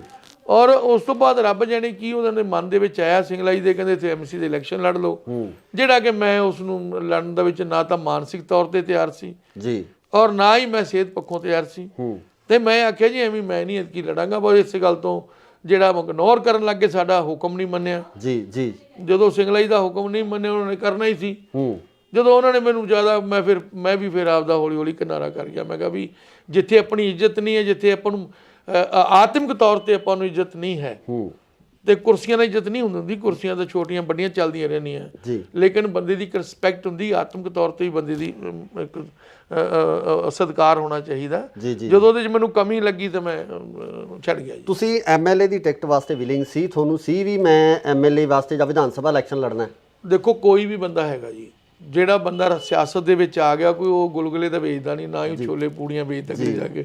ਉਹ ਤਾਂ ਜੇਕਰ ਵਿਚਾਰਾ ਐਮਸੀ ਬਣ ਜੂਗਾ, ਮੇਅਰ ਬਣ ਜੂਗਾ ਜੀ, ਮੈਨੂੰ ਅੱਗੇ ਤੋਂ ਐਮਐਲਏ ਲੜਾ ਦਿਓ, ਕੋਈ ਵੀ ਹੈ ਜੀ। ਇਹ ਸਿਆਸਤ ਦੇ ਵਿੱਚ ਇਦਾਂ ਹੀ ਹੁੰਦਾ, ਐਵੇਂ ਹੁੰਦਾ ਜਦੋਂ ਅੱਛਾ ਜੇ ਮੈਂ ਕਹਿ ਵੀ ਦਿੱਤਾ, ਕੋਈ ਗੁਨਾਹ ਨਹੀਂ ਕੀਤਾ ਵੀ ਮੈਂ ਜੀ ਚਾਹਨਾ ਹੈਗਾ ਵੀ ਮੈਂ ਐਮਐਲਏ ਬਣ ਕੇ ਲੋਕਾਂ ਦੀ ਸੇਵਾ ਕਰਨਾ ਚਾਹਨਾ, ਜੇ ਮੈਨੂੰ ਪਾਰਟੀ ਹੁਕਮ ਕਰ ਦੇਗੀ ਔਰ ਮੈਂ ਸੇਵਾ ਕਰ ਲਾਂਗਾ, ਟਿਕਟ ਤੇ ਸੇਵਾ ਕਰ ਲਾਂਗਾ, ਜੇ ਪਾਰਟੀ ਕਹੂਗੀ ਉਹ ਕਰ ਲਿਓ ਉਹ ਕਰ ਲਾਂਗਾ। ਪਰ ਲੇਕਿਨ ਜਦੋਂ ਇਸ ਗੱਲ ਤੋਂ ਇਗਨੋਰ ਹੋਇਆ, ਮਤਲਬ ਕਿ ਜਦੋਂ ਪਾਰਟੀ ਨੇ ਮਤਲਬ ਰਿਸਪੌਂਡ ਨਹੀਂ ਕੀਤਾ ਇਸ ਚੀਜ਼ ਵਾਸਤੇ, ਮਤਲਬ ਬਸ ਮੈਨੂੰ ਐ ਕਰਕੇ ਲਾ ਲਓ ਵੀ ਜਿਹੜਾ ਉਹਨਾਂ ਨੂੰ ਬਸ ਜਿਹੜਾ ਐਮਸੀ ਦੇ ਇਲੈਕਸ਼ਨ ਵਾਸਤੇ ਜਦੋਂ ਸਿੰਗਲਾ ਜੀ ਨੇ ਜ਼ਿਆਦਾ ਪ੍ਰੈਸ਼ਰ 'ਚ ਰੱਖਿਆ ਤੇ ਫਿਰ ਉਹ ਪਰਿਵਾਰ ਵੀ ਮਤਲਬ ਮੈਨੂੰ ਤਾਂ ਬਾਅਦ 'ਚ ਗੱਲ ਨਹੀਂ ਹੋਈ, ਹੋ ਸਕਦਾ ਉਹ ਵੀ ਨਾਰਾਜ਼ ਹੋਏ ਨੇ, ਸਾਰੇ ਨਾਰਾਜ਼ ਹੋ ਗਏ। ਫਿਰ ਮੈਂ ਕਿੱਥੇ ਕੀ ਕਰਾਂ, ਮੈਂ ਕੋਈ ਕ੍ਰਾਈਮ ਮੈਂ ਨਹੀਂ ਕੀਤਾ ਜੀ। ਅੱਛਾ ਮੈਨੂੰ ਕਹਿੰਦੇ ਮੇਅਰ ਬਣਾਤਾ, ਕੱਲ ਪਰਸੋਂ ਦਾ ਫੇਸਬੁੱਕ ਤੇ ਤੁਰਿਆ ਆਂਦਾ ਮੇਅਰ ਬਣਾ ਕੇ ਮੈਂ ਕੋਈ ਡਾਕਾ ਮਾਰਿਆ ਕਿਤੇ ਜੀ? ਜੇ ਮੇਅਰ ਬਣਾਇਆ ਮੈਨੂੰ, ਮੈਂ ਇਹਦੇ 18 ਘੰਟੇ ਕੰਮ ਕੀਤਾ ਜੀ, ਮੈਂ ਇੰਨੀ ਮਿਹਨਤ ਕੀਤੀ, ਮੈਨੂੰ 2 ਵਾਰੀ ਪੈਰਾਲਾਈਜ਼ ਵੀ ਹੋ ਗਿਆ ਜੀ। ਮੈਂ ਗੱਲ ਫਾਲੋ ਕਰਕੇ ਨਾ ਢਿੱਲਾ, ਮੈਂ 5 ਸਾਲਾਂ 'ਚ ਇੱਕ ਛੁੱਟੀ ਵੀ ਨਹੀਂ ਕੀਤੀ। ਮੈਨੂੰ ਇਹ ਸੀਗਾ ਕਿ ਮੈਂ ਪਾਰਟੀ ਦਾ ਕੱਦ ਨੂੰ ਹੋਰ ਉੱਚਾ ਕਰਾਂ ਜੀ, ਵੀ ਪਾਰਟੀ ਨੇ ਬੜੀ ਵੱਡੀ ਜ਼ਿੰਮੇਵਾਰੀ ਦਿੱਤੀ ਹੈ। ਤਾਂ ਪਰ ਜੇ ਅਗਰ ਕੋਈ ਵਰਕਰ ਦੀ ਵਿਚਾਰੇ ਦੀ ਕੋਈ ਮਾੜੀ ਮੋਟੀ ਕੋਈ ਮਜਬੂਰੀ ਆ ਗਈ, ਜੇ ਉਹ ਵੀ ਨਹੀਂ ਆਪਾਂ ਦੇਖਣੀ, ਤਾਂ ਫਿਰ ਇਸ ਤਰ੍ਹਾਂ ਨਹੀਂ ਹੋਣਾ। ਕਾਂਗਰਸ ਦੇ ਵਿੱਚ ਜਾਣ ਨੂੰ ਹੁਣ ਤੁਹਾਡੀ ਇਹ ਘਰ ਵਾਪਸੀ ਸਮਝ ਗਏ ਵੀ ਤੁਸੀਂ ਘਰ ਵਾਪਸੀ ਕੀਤੀ ਹੈ? ਦੇਖੋ ਸਵਾਲ ਇਹ ਵੀ ਜਿਹੜੀ ਮੇਰੀ ਸਟਾਰਟਿੰਗ ਸੀ ਉਹ ਕਾਂਗਰਸ ਦੇ ਵਿੱਚ ਹੀ ਸੀ। ਜਦੋਂ ਮੈਂ ਸਟਾਰਟ ਕੀਤਾ ਤੇ ਸਤਿਕਾਰਯੋਗ ਹੁਣ ਨਹੀਂ ਹੈਗੇ, ਸਵਰਗਿਆ ਜੀਤਮਲ ਜੀ ਜੋ ਸੀਗੇ ਮੇਰੇ, ਮਤਲਬ ਉਹ ਗੁਰੂ ਜੀ ਨੇ ਜੀ, ਔਰ ਚਲੋ ਹੁਣ ਤਾਂ ਉਹ ਸੁਰਗਾਂ ਦੇ ਵਿੱਚ, ਅਸੀਂ ਨਰਕ ਜਾਏ ਜੀ। ਸੋ ਉਹਨਾਂ ਦੀ ਉਂਗਲ ਪਕੜ ਕੇ ਮੈਂ ਕਾਂਗਰਸ ਦੇ ਵਿੱਚ ਸ਼ੁਰੂ ਕੀਤਾ ਸੀਗਾ ਜੀ। ਫਿਰ ਦੁਬਾਰਾ ਮੈਂ ਕਿਹਾ ਵੀ ਮੈਨੂੰ ਦੋਸਤ ਕਹਿਣ ਲੱਗੇ ਵੀ ਮੈਨੂੰ 2 ਸਾਲ ਹੋ ਗਏ ਮੈਂ ਘਰੇ ਹੀ ਰਹਿੰਦਾ ਸੀਗਾ ਜੀ। ਜਿਹੜੇ ਕੋਈ ਮੇਰੇ ਯਾਰ ਦੋਸਤ ਮਿੱਤਰ ਜਿਹੜੇ ਆਂਦੇ ਸੀ, ਉਹਨਾਂ ਦੀ ਮੈਂ ਗੱਲ ਸੁਣ ਕੇ ਉਹਨਾਂ ਦਾ ਕੰਮ ਕਰਦਾ ਸੀ ਜਿੰਨਾ ਕੁ ਹੋ ਸਕਦਾ ਸੀ ਜੀ। ਔਰ ਕਹਿੰਦੇ ਜੇ ਤੁਸੀਂ ਘਰੇ ਰਹਿ ਜਾਓਗੇ ਤਾਂ ਤੁਹਾਡੀ ਸਿਹਤ ਖਰਾਬ ਕਰ ਲੋਗੇ, ਤੁਸੀਂ ਕਿਸੇ ਨਾ ਕਿਸੇ ਪਾਰਟੀ 'ਚ ਕੰਮ ਕਰ ਲਓ ਜੀ। ਤੇ ਉਹਨਾਂ ਨੇ ਆ ਕੇ ਪ੍ਰੇਰਨਾ ਕੀਤੀ, ਕਹਿੰਦੇ ਤੁਸੀਂ ਐ ਨਾ ਕਰੋ, ਘਰੇ ਨਾ ਬੈਠੋ, ਤੁਸੀਂ ਕੰਮ ਕਰੋ ਜੀ। ਮੈਂ ਚਲੋ ਕਾਂਗਰਸ ਜੁਆਇਨ ਕਰ ਲਈ, ਜਿੱਥੇ ਮੈਨੂੰ ਹੁਕਮ ਕਰਨਗੇ, ਜਿਹੋ ਜਿਹੀ ਸੇਵਾ ਲਾਣਗੇ ਮੈਂ ਚੱਕ ਕੇ ਕਰੀ। ਹੁਣ ਤੁਸੀਂ ਚਾਹਵਾਨ ਹੋ ਕਿ ਕਾਂਗਰਸ ਵੱਲੋਂ ਵੀ ਤੁਹਾਨੂੰ ਟਿਕਟ ਦਿੱਤੀ ਜਾਵੇ, ਜਾਂ ਕਾਂਗਰਸ ਵੱਲੋਂ ਤੁਸੀਂ ਇਲੈਕਸ਼ਨ ਲੜਨਾ ਚਾਹੋਗੇ? ਸਰ ਮੈਨੂੰ ਤਾਂ ਜੇਕਰ ਕਾਂਗਰਸ ਪਾਰਟੀ ਅਗਰ ਚਾਹੇ ਮੈਨੂੰ ਟਿਕਟ ਲੜਨੀ, ਮੈਂ ਸ਼ੌਂਕ ਨਾਲ ਲੜਾਂਗਾ ਜੀ, ਸਦਕੇ ਲੜਾਂਗਾ, ਮਿਹਨਤ ਨਾਲ ਲੜਾਂਗਾ, ਔਰ ਉਹਨਾਂ ਨੂੰ ਲਾਂਭਾ ਨਹੀਂ ਆਣ ਦੇਵਾਂਗਾ। ਤੇ ਜੇ ਕਹੋਗੀ ਕਾਂਗਰਸ ਪਾਰਟੀ ਵੀ ਇੱਕ ਵਰਕਰ ਦੇ ਥਰੂ ਕੰਮ ਕਰਨਾ, ਉਹ ਵੀ ਕਰੀ ਜਾਵਾਂ। ਨਹੀਂ, ਕਾਂਗਰਸ ਦਾ ਇੱਕ ਸਿਸਟਮ ਹੈ ਜਿਹਦੇ ਵਿੱਚ ਟਿਕਟ ਲਈ ਅਪਲਾਈ ਕੀਤਾ ਜਾਂਦਾ, ਅਪਲਾਈ ਕਰਨ ਤੋਂ ਬਾਅਦ ਹਾਈ ਕਮਾਂਡ ਉਹਨੂੰ ਅਪਰੂਵ ਕਰਦੀ ਹੈ, ਪੀਸੀਸੀ ਅਪਰੂਵ ਕਰਕੇ ਭੇਜਦਾ, ਤਾਂ ਅਪਲਾਈ ਕਰੋਗੇ? ਉਹਦੇ 'ਚ ਇਹ ਹੋਇਆ ਕਿ ਮੈਂ ਕਾਫੀ ਲੇਟ ਹੋਇਆ ਜੀ। ਜੇ ਮੈਂ ਇਹ 4 ਮਹੀਨੇ ਪਹਿਲੋਂ ਆਉਂਦਾ ਤਾਂ 100% ਹੀ ਮਤਲਬ ਮੈਂ ਕਿਤੇ ਨਾ ਕਿਤੇ ਇਲੈਕਸ਼ਨ ਲੜਦਾ ਹੁੰਦਾ। ਤੇ ਜੋ ਹੁਣ ਮੇਰੇ ਭਾਗਾਂ 'ਚ ਹੋਊਗਾ, ਕੋਈ ਗੱਲ ਨਹੀਂ ਹੈ। ਹੁਣ ਮਨਪ੍ਰੀਤ ਨਾਲ ਤੁਹਾਡੀ ਕੀ ਅੰਡਰਸਟੈਂਡਿੰਗ ਹੈ? ਮਨਪ੍ਰੀਤ ਨਾਲ, ਕਿਉਂਕਿ ਪਹਿਲਾਂ ਇੱਕ ਦੂਜੇ ਦੇ ਖਿਲਾਫ ਖੜੇ ਸੀ, ਹਾਂਜੀ, ਕਿਉਂਕਿ ਤੁਸੀਂ ਅਕਾਲੀ ਦਲ ਤੋਂ ਸੀ, ਉਹ ਕਾਂਗਰਸ ਤੋਂ ਸੀ। ਹੁਣ ਮਨਪ੍ਰੀਤ ਨਾਲ ਅੰਡਰਸਟੈਂਡਿੰਗ ਉਹ ਬਣ ਪਾਊਗੀ ਜਿਹੜੀ ਪਿਛਲੇ ਲੰਬੇ ਸਮੇਂ ਤੋਂ ਇੱਕ ਦੂਜੇ ਦੇ ਮੂਹਰੇ ਖੜਦੇ ਰਹੇ? ਦੇਖੋ 2 ਚੀਜ਼ਾਂ ਨੇ, ਮੈਂ ਕਦੀ ਨਾ ਕੱਚੀ ਜੀ ਜਾਂ ਰੁੱਖੀ ਜੀ ਰਾਜਨੀਤਿਕ ਨਹੀਂ ਕੀਤੀ, ਝੂਠੀ ਜੀ। ਝੂਠੀ ਰਾਜਨੀਤਿਕ ਇਹ ਹੁੰਦੀ ਹੈਗੀ ਕਿ ਆਪਾਂ ਕੰਮ ਨਹੀਂ ਕਰਨਾ, ਧੰਦਾ ਨਹੀਂ ਕਰਨਾ, ਐਵੇਂ ਕਿਸੇ ਨੂੰ ਗਾਲਾਂ ਕੱਢ ਕੇ ਆਪਾਂ ਲੀਡਰ ਬਣ ਜੀ, ਉਵੇਂ ਗੱਲ ਨਹੀਂ ਹੈਗੀ ਜੀ। ਮੈਂ ਜ਼ਮੀਨੀ ਤੌਰ ਤੇ ਮਤਲਬ ਆਪਦੀ ਲੋਕਾਂ ਦੀ ਗਰੀਬਾਂ ਨਾਲ ਥੱਲੇ ਜ਼ਮੀਨੀ ਸਿੱਤਰ ਤੇ ਜੁੜਿਆ ਹੋਇਆ ਜੀ। ਔਰ ਮੈਂ ਮਹਿਸੂਸ ਕਰਦਾ ਹੈਗਾ ਕਿ ਮੈਂ ਜਦੋਂ ਵੀ ਪਹਿਲਾਂ ਅਕਾਲੀ ਦਲ ਦੇ ਵਿੱਚ ਸੀਗਾ ਜੀ, ਮੈਂ ਜੋ ਅਕਾਲੀ ਦਲ ਨੇ 16 ਨੇ ਕੰਮ ਕਰਿਆ ਸੀ, ਮੈਂ ਆਪਣੀ ਪਾਰਟੀ ਦੀ ਗੱਲ ਠੋਕ ਵਜਾ ਕੇ ਕਹਿੰਦਾ ਸੀ ਜੀ। ਇੱਕ ਗੱਲ ਵੀ ਲਾਗ ਲਪੇਟਣਾ ਨਹੀਂ ਕਹਿੰਦਾ ਸੀਗਾ ਜੀ। ਨੰਬਰ 2, ਮੈਂ ਕਦੀ ਝੂਠੀ ਗੱਲ ਨਹੀਂ ਕਦੀ ਕਹੀ ਜੀ, ਨਾ। ਜੇ ਅਗਰ ਵੀ ਜੈ ਜੈਕਾਰ ਕਰਨੀ ਆਪਣੇ ਲੀਡਰ ਦੀ ਝੂਠੀ, ਮੇਰੇ ਤੋਂ ਅੱਜ ਨਹੀਂ ਹੁੰਦੀ, ਕੱਲ ਨਹੀਂ ਹੁੰਦੀ ਜੀ। ਜੇ ਅਗਰ ਕੋਈ ਗੱਲ ਉਹਦੀ ਆ ਜਾਂਦੀ ਹੈ ਜੈ ਜੈਕਾਰ ਕਰਨ ਵਾਲੀ, ਠੋਕ ਕੇ ਕਰਦਾ, ਚਾਹੇ ਮੈਨੂੰ ਕੋਈ ਚੰਗਾ ਕਹੇ ਚਾਹੇ ਮਾੜਾ ਕਹੇ ਜੀ, ਅਗਰ ਜੇ ਲੀਡਰ ਦਾ ਮੇਰਾ ਚੰਗਾ ਕੰਮ ਕਰਦਾ। ਇਸੇ ਤਰੀਕੇ ਨਾਲ ਜੇ ਮੈਂ ਅਕਾਲੀ ਦਲ ਵਿੱਚ ਸੀਗਾ, ਅਗਰ ਮੈਂ ਜਿਹੜੀ ਗੱਲ ਸੱਚ ਸੀ ਸੱਚ ਕਹਿੰਦਾ, ਜਿਹੜੀ ਗੱਲ ਮੈਨੂੰ ਲੱਗਦਾ ਮੇਰੀ ਪਾਰਟੀ ਕਰ ਰਹੀ ਹੈ ਉਸ ਦੀ ਮੈਂ ਆਪਦਾ ਗੁਣਗਾਨ ਕਰਦਾ ਸੀ। ਤੇ ਹੁਣ ਮੈਂ ਕਾਂਗਰਸ 'ਚ ਆਇਆ, ਜੇ ਕੋਈ ਕਾਂਗਰਸ ਦੇ ਚੰਗੇ ਕੰਮ ਜਿਹੜੇ ਕੀਤੇ ਹੋਏ ਆ, ਉਹ ਜਿਹੜੇ ਮੈਂ ਸਾਰੇ ਆ ਕੇ ਵੇਖੀ ਜਾਂਦਾ ਵਿਚਾਰਾਂਗਾ, ਉਹ ਜਾ ਕੇ ਲੋਕਾਂ ਮੂਹਰੇ ਮੈਂ ਲੈ ਕੇ ਜਾਊਂਗਾ ਵੀ ਭਾਈ ਜਿਹੜਾ ਕੰਮ ਆ, ਹੁਣ ਇੱਥੇ ਪੁਲ ਬਣ ਰਿਹਾ ਜਿਹੜਾ ਜੀ, ਇਹ 96 ਕਰੋੜ ਰੁਪਈਆ ਜੀ, 100 ਕਰੋੜ ਰੁਪਈਆ ਗਰੀਬ ਇਲਾਕੇ ਦੇ ਵਿੱਚ ਪੁਲ ਤੇ ਲਾਣਾ ਬਹੁਤ ਵੱਡੀ ਗੱਲ ਹੈ ਜੀ। ਇਸ ਇਲਾਕੇ ਦੇ ਵਿੱਚ 40 ਸਾਲ ਦੀ ਮੰਗ ਸੀ ਕਿ ਪੁਲ ਬਣਨਾ ਚਾਹੀਦਾ ਜੀ। ਤੇ ਜੇ ਮੈਂ ਹੁਣ ਜਾ ਕੇ ਲੋਕਾਂ ਤੱਕ ਇਹ ਮੁੱਦਾ ਜਾ ਕੇ ਲੈ ਕੇ ਜਾਣਾ ਹੈ ਜੀ ਵੀ ਇਹ ਪੁਲ ਜਿਹੜਾ ਆਪਾਂ ਨੂੰ 40 ਸਾਲ ਤੋਂ ਲੋੜ ਸੀ, ਆਪਾਂ ਨੂੰ ਕੋਈ ਬੰਦਾ ਬਿਮਾਰ ਹੋ ਜਾਂਦਾ ਸੀਗਾ, ਉਹ ਐਂਬੂਲੈਂਸ 2-2 ਘੰਟੇ ਘੰਟਾ ਜਾਮ 'ਚ ਫਸਿਆ ਰਹਿੰਦਾ ਸੀਗਾ। ਜੀ ਜੀ ਜੀ। ਅਗਰ ਕੋਈ ਲੇਡੀ ਸਾਡੀ ਕੋਈ ਭੈਣ ਬੀਬੀ ਢਿੱਲੀ ਮੱਠੀ ਹੋ ਜਾਂਦੀ, ਜੇ ਉਹਨਾਂ ਨੂੰ ਹਸਪਤਾਲ ਲੈ ਜਾਣਾ ਪੈਂਦਾ ਸੀ ਤਾਂ ਵੀ ਉਹਨਾਂ ਨੂੰ ਵਿਚਾਰੀਆਂ ਨੂੰ ਬੱਚਿਆਂ ਨੂੰ ਵੀ ਉੱਥੇ 2-2 ਘੰਟੇ ਅੱਧਾ ਘੰਟਾ ਜਾਮ 'ਚ ਰੁਕਣਾ ਪੈਂਦਾ ਸੀ, ਫਾਟਕ ਲੱਗਿਆ ਹੁੰਦਾ ਸੀ। ਕਈ ਵਾਰੀ ਤਾਂ ਇਹ ਪੋਜੀਸ਼ਨ ਹੁੰਦੀ ਸੀ ਕਿ ਜਦੋਂ ਕਿਤੇ ਅਸੀਂ ਰਾਮਬਾਗ ਜਾਂਦੇ ਹੁੰਦੇ ਸੀਗੇ ਲੈ ਕੇ, ਦੇਖੋ ਆਪਾਂ ਸਾਹਮਣੇ ਜਿਉਣਾ ਮਰਨਾ, ਜੀ ਜੀ ਜੀ, ਉਦੋਂ ਵੀ ਕਈ ਵਾਰੀ ਅਸੀਂ ਵੇਖਦੇ ਸਾਨੂੰ ਡੈੱਡ ਬੋਡੀ ਲੈ ਕੇ ਖੜਨਾ ਪੈਂਦਾ ਸੀਗਾ। ਇਹ ਕਿਹਦੇ ਕਾਲ ਚ ਅਪਰੂਵ ਹੋਇਆ ਇਹ ਦੇਖੋ ਗੱਲ ਸੁਣੋ, ਇਹ ਮਨਪ੍ਰੀਤ ਸਿੰਘ ਬਾਦਲ ਨੇ ਆ ਕੇ ਜਿਹੜਾ ਇਹਨੂੰ ਪਾਸ ਕਰਾ ਕੇ ਇਹਨੂੰ ਸ਼ੁਰੂ ਕਰਾਇਆ ਜੀ। ਹੁਣ ਇਹ ਬਣ ਰਿਹਾ ਤਕਰੀਬਨ 60 ਪੈਸੇ ਤਿਆਰ ਹੋਇਆ ਹੋਇਆ। ਇਧਰਲੀ ਪਾਸੇ ਗੇੜਾ ਮਾਰ ਕੇ ਦੇਖਣਾ, ਉੱਤੇ ਰੱਖਤੇ ਸਾਰੇ ਜੀ। ਤੇ ਨਾਲ ਹੀ ਸਕੂਲ ਆ, ਮੇਰੇ ਨਾਲ ਕੰਧ ਲੱਗਦੀ ਹੈ ਜੀ ਜੀ ਜੀ। 4 ਕਰੋੜ ਰੁਪਏ ਦੀ ਲਾਗਤ ਨਾਲ ਜੀ ਸਾਰੀ ਬਿਲਡਿੰਗ ਵਧੀਆ ਬਣਾਈ ਜੀ ਜੀ। ਔਰ ਸਾਰਾ ਜੇ ਸਕੂਲ ਅੰਦਰ ਦੇਖੋ ਸਾਰਾ ਕੰਪਿਊਟਰਾਈਜ਼, ਸਭ ਚੀਜ਼ਾਂ ਫੁੱਲ। ਮਨਪ੍ਰੀਤ ਬਾਦਲ ਦੇ ਕੰਮ ਕਿਵੇਂ ਹੋਇਆ? 5 ਸਾਲ ਸਰਕਾਰ ਰਹੀ ਆ, ਹਾਲਾਂਕਿ ਮੁਲਾਜ਼ਮਾਂ ਦਾ ਬਹੁਤ ਵੱਡਾ ਵਿਰੋਧ ਕੀਤਾ ਜਾ ਰਿਹਾ ਮਨਪ੍ਰੀਤ ਬਾਦਲ ਦਾ। ਮੁਲਾਜ਼ਮ ਖਫਾ ਨਹੀਂ ਮਨਪ੍ਰੀਤ ਬਾਦਲ ਤੋਂ, ਤੁਸੀਂ ਉਹਨਾਂ ਦੇ ਕੰਮਾਂ ਨੂੰ ਕਿਵੇਂ ਦੇਖਦੇ ਹੋ ਕਿ ਬਠਿੰਡੇ ਦੇ ਵਿੱਚ ਉਹਨਾਂ ਨੇ ਕੰਮ ਕਿੱਦਾਂ ਦੇ? ਦੇਖੋ ਜਿਹੜੇ ਡਿਵੈਲਪਮੈਂਟ ਦੇ ਕੰਮ ਹੈਗੇ ਜੀ, ਡਿਵੈਲਪਮੈਂਟ ਦੇ ਕੰਮ ਬਹੁਤ ਦੱਬ ਕੇ ਕੀਤੇ ਜੀ। ਮੈਂ ਦੱਸੀ ਨਾ 100 ਕਰੋੜ ਦਾ ਤਾਂ ਪੁਲ ਹੀ ਹੈ, 96 ਕਰੋੜ ਦਾ ਜੀ। ਆ 4 ਕਰੋੜ ਰੁਪਇਆ ਸਕੂਲ ਤੇ ਲਾਇਆ ਨਾਲ ਹੀ ਆ ਪਰਲੇ ਪਾਸੇ ਜੀ ਜੀ ਜੀ। ਔਰ ਆ ਨਾਲ ਹੀ ਇੱਥੇ ਹੈਗਾ ਜੀ ਭਗਵਾਨ ਵਾਲਮੀਕੀ ਆਸ਼ਰਮ ਹੈ ਜੀ, 4.5-5 ਕਰੋੜ ਰੁਪਇਆ ਇੱਥੇ ਵੀ ਲਗਾਇਆ ਜੀ। ਨੇੜੇ ਨੇੜੇ ਦੱਸ ਰਿਹਾ ਮੈਂ ਜੀ ਜੀ ਜੀ। ਆ ਰਿੰਗ ਰੋਡ ਹੈਗਾ ਜੀ ਇੱਥੇ 95-97 ਕਰੋੜ ਉੱਥੇ ਲਾ ਰਿੰਗ ਰੋਡ ਤੇ ਜੀ, ਤਕਰੀਬਨ ਕੰਪਲੀਟ ਹੋ ਜਾਏਗਾ। ਔਰ ਮੈਂ ਕਹਾਂਗਾ ਨਹਿਰ ਬਾਰ-ਬਾਰ ਟੁੱਟਦੀ ਸੀਗੀ ਜੀ, ਇਹ ਨਹਿਰ ਜਿਹੜੀ ਆ ਹੁਣ ਫਾਈਨਲ ਹੈ ਜੀ। ਇਹ ਨਹਿਰ ਜਿਹੜੀ ਹੈਗੀ ਆ ਹੁਣ ਇਸ ਨੂੰ ਪੱਕਾ ਕਰਤਾ, ਤੁਸੀਂ ਵੇਖੀ ਹੋਊਗੀ। ਬਿਲਕੁਲ ਬਿਲਕੁਲ। ਉਹਦੇ ਨਾਲ ਇੱਕ ਸੈਰਗਾ ਬਣਾ ਰਹੇ ਜੀ ਜੀ, ਜਿਹੜੀ 8-9 ਕਿਲੋਮੀਟਰ ਲੰਬੀ ਹੈ ਜੀ ਜੀ। ਔਰ ਉਹ ਸੈਰਗਾ ਜੋ ਤਿਆਰ ਹੋਗੀ, ਲੋਕਾਂ ਨੂੰ ਬੜਾ ਵੱਡਾ ਉਹਦਾ ਸਹੂਲਤ ਮਿਲੇਗੀ ਸਿਹਤ ਪੱਖੋਂ। ਔਰ ਇਸ ਦੇ ਨਾਲ ਜਿਹੜਾ ਕਾਰਪੋਰੇਸ਼ਨ ਦੇ ਸੰਬੰਧ ਦੇ ਵਿੱਚ ਜੀ ਜਿਹੜਾ ਬਾਰ-ਬਾਰ ਜਿਹੜਾ ਸਰੱਜ ਕਰੇ ਟੁੱਟ ਜਾਂਦਾ ਸੀਗਾ ਜੀ, ਉਹਦੇ ਵਾਸਤੇ 10 ਕਿੱਲੇ ਜ਼ਮੀਨ ਲੈ ਕੇ, ਜਿੱਥੇ ਆ ਹੈਗਾ ਆਪਣਾ ਕੀ ਨਾਂ ਦਾ ਡੰਪ ਹੈ, ਜਿੱਥੇ ਆਪਣਾ ਟ੍ਰੀਟਮੈਂਟ ਪਲਾਂਟ ਵੀ ਲੱਗਿਆ ਹੋਇਆ, ਉੱਥੇ 10 ਕਿੱਲਿਆਂ ਡੱਗ ਬਣਾਇਆ ਬਹੁਤ ਵੱਡਾ ਜੀ, ਵੀ ਜੇ ਕਿਤੇ ਟੁੱਟ ਜਾਵੇ ਕਿਤੇ ਸਲੱਜ ਕੈਰੀਅਰ ਤੇ ਸਾਰਾ ਬਾਰਿਸ਼ ਦਾ ਪਾਣੀ 10 ਕਿੱਲਿਆਂ ਵਿੱਚ ਆ ਕੇ ਖੜ ਜਾਵੇ ਜੀ। ਉਸ ਤੋਂ ਇਲਾਵਾ ਜੀ ਆ ਜਿੱਥੇ ਆਪਾਂ ਆਪਣਾ ਰਜਿੰਦਰਾ ਕਾਲਜ ਹੈ, ਜਿੱਥੇ ਗੱਡੀਆਂ ਖੜਦੀਆਂ ਜੀ ਜੀ ਜੀ, ਜਿੱਥੇ ਕੂੜੇ ਢੋਣ ਵਾਲੀ ਗੱਡੀਆਂ ਖੜਦੀਆਂ, ਦੇਖਿਆ ਨਾ ਤੁਸੀਂ ਜੀ ਜੀ ਜੀ, ਮੇਨ ਰੋਡ ਤੇ ਹੈ ਜੀ। ਉਹ ਕਾਰਪੋਰੇਸ਼ਨ ਦਾ 100 ਕਰੋੜ ਦੀ ਪ੍ਰਾਪਰਟੀ, ਕਾਰਪੋਰੇਸ਼ਨ ਦੀ ਉਦੋਂ ਵੱਧ ਦੀ ਪ੍ਰਾਪਰਟੀ ਹੋਊਗੀ ਜੀ, ਉਹ ਕਾਰਪੋਰੇਸ਼ਨ ਦੇ ਵੱਲ ਆਈ ਜੀ। ਹਾਂ, ਸਾਡਾ ਉੱਥੇ ਕਬਜ਼ਾ ਕਾਰਪੋਰੇਸ਼ਨ ਦਾ ਜੀ, ਗੱਡੀਆਂ ਖੜਦੀਆਂ। ਉਦੋਂ ਮੈਂ ਬਤੌਰ ਮੇਅਰ ਸੀ, ਇਹ ਮਿਨਿਸਟਰ ਹੁੰਦੇ ਸੀਗੇ ਜੀ। ਔਰ ਮੈਂ ਗੱਲ ਕਹਾਂਗਾ ਵੀ ਕੋਈ ਇੰਨੇ ਕੰਮ, ਕਈ ਕੰਮ ਐਸੇ ਹੈ ਜਿਹੜੇ ਮੈਂ ਸਾਰੇ ਹੁਣ ਵੇਖਾਂਗਾ। ਔਰ ਜੇ ਮੈਂ ਗੱਲ ਕਰਦੇ ਆ ਨਾਲ ਹੀ ਅਮਰਪੁਰਾ ਬਸਤੀ ਹੈ, ਇੱਥੇ 4 ਕਿੱਲੇ ਜ਼ਮੀਨ ਰਿਕਵਾਇਰ ਕਰਕੇ ਵਕਫ ਬੋਰਡ ਦੀ, ਉਹਦੇ ਵਿੱਚ ਬਹੁਤ ਵਧੀਆ ਤਰੀਕੇ ਨਾਲ ਇੱਕ ਪਾਰਕ ਤਿਆਰ ਕਰ ਰਹੇ ਆ ਜੀ। ਔਰ ਨਾਲ ਹੀ ਇੱਥੇ ਨਾਲ ਇੱਕ ਪਾਰਕ ਬਣਾਇਆ ਹਾਜ਼ੀ ਰਤਨ, ਜਿੱਥੇ ਹੈ ਨਾ, ਜਿੱਥੇ ਆਪਣਾ ਹਸਪੀਟਲ ਹੈ ਜੀ ਜੀ ਜੀ, ਉਹਦੇ ਨਾਲ ਦੇਖਿਆ ਇੱਕ ਪਾਰਕ ਬਣਿਆ ਜੀ। ਪਰ ਇਹ ਚਿੜੀ ਛਿੱਕਾ ਉਹ ਦੂਜਾ ਖੇਡਣ ਵਾਲਾ ਹੀ ਬਣਾਇਆ ਜੀ। ਮਤਲਬ ਕਾਫੀ ਜਿਹੜਾ ਹੈ ਉਦਮ ਸਿੰਘ ਨਗਰ ਪਾਰਕ ਬਣਾਇਆ ਜੀ, ਜਿਹੜੀ ਵੇਰਕਾ ਮਿਲ ਸੀ ਉਹਦੀ ਬੈਕ ਸਾਈਡ ਤੇ। ਦੇਖੋ ਸਮਾਜਿਕ ਕੁਝ ਕੰਮ ਐਸੇ ਹੁੰਦੇ ਆ, ਬੱਚਿਆਂ ਨੂੰ ਖੇਡਣ ਵਾਸਤੇ ਥਾਂ ਜਗ੍ਹਾ ਚਾਹੀਦੀ ਹੈ, ਬਜ਼ੁਰਗਾਂ ਨੂੰ ਬੈਠਣ ਵਾਸਤੇ ਚਾਹੀਦਾ ਹੈ। ਔਰ ਜਦੋਂ ਕੋਈ ਵਿਚਾਰਾ ਮੀਆਂ ਬੀਬੀ ਉਹ ਦਿਮਾਗੀ ਤੌਰ ਤੇ ਵਿਚਾਰੇ ਘਰੇ ਬੈਠੇ ਬੈਠੇ ਉਹ ਹੋ ਜਾਂਦੇ ਨੇ ਵਿਚਾਰੇ, ਜੇ ਪਾਰਕ 'ਚ ਜਾ ਕੇ ਬਹਿੰਦੇ ਨੇ ਤੇ ਉਹਨੂੰ ਮਤਲਬ ਖੁਸ਼ੀਆਂ ਮੁੜਦੀਆਂ ਘਰਾਂ ਦੇ ਵਿੱਚ। ਕਾਫੀ ਜਾਣੀ ਕਿ ਇਹਨਾਂ ਲੋਕਾਂ ਦੇ ਵਾਸਤੇ ਜੋ ਕਰਿਆ ਹੈਗਾ ਕੰਮ ਕਾਫੀ ਹੋਏ ਨੇ। ਔਰ ਸਰਕਾਰਾਂ ਦੇ ਕੰਮ ਹੁੰਦੇ, ਕੁਝ ਕੰਮ ਹੋ ਜਾਂਦੇ, ਕੋਈ ਨਾਰਾਜ਼ਗੀਆਂ ਵੀ ਹੋ ਜਾਂਦੀਆਂ। ਔਰ ਉਹ ਜਿਹੜਾ ਕੰਮ ਹੈ ਕੈਂਟੀਨ ਕੋਈ 5-4 ਸਾਲਾਂ ਵਾਲਾ ਕੰਮ ਤਾਂ ਹੁੰਦਾ ਨਹੀਂ ਜੀ, ਕਿਉਂਕਿ ਜੇ ਅਗਰ ਆਪਾਂ ਬਠਿੰਡੇ ਨੂੰ ਬਣਾਉਣਾ ਹੋਵੇ ਤਾਂ 40-50 ਸਾਲ ਤੋਂ ਲਗਾਤਾਰ 20-25 ਸਾਲ ਲੱਗੇ ਰਵਾਂਗੇ ਫਿਰ ਜਾ ਕੇ ਸਿਰੇ ਲੱਗੇ। ਮੇਰੇ ਸਾਹਿਬ ਇੱਕ ਹੋਰ ਸਵਾਲ ਆ, ਲਾਸਟ ਸਵਾਲ ਤੁਹਾਨੂੰ ਕਰਨਾ ਚਾਹੁੰਦਾ ਕਿ ਅਗਰ ਅਕਾਲੀ ਦਲ ਵਾਂਗੂ ਕਾਂਗਰਸ ਵੱਲੋਂ ਵੀ ਇਹ ਸ਼ਬਦੀ ਹਮਲੇ ਹੋਣ ਤੁਹਾਡੇ ਦੀ, ਕਿ ਅਕਾਲੀ ਦਲ ਤੋਂ ਆਏ ਹੋਏ ਆ, ਫਿਰ ਕੀ ਹੋਊਗਾ? ਵੀ ਅਕਾਲੀ ਦਲ ਤੋਂ ਉਹ ਤਾਂ ਸਾਰਿਆਂ ਨੂੰ ਪਤਾ ਜੀ ਵੀ ਮੈਂ ਅਕਾਲੀ ਦਲ ਚੋਂ ਆਇਆ ਹੈਗਾ।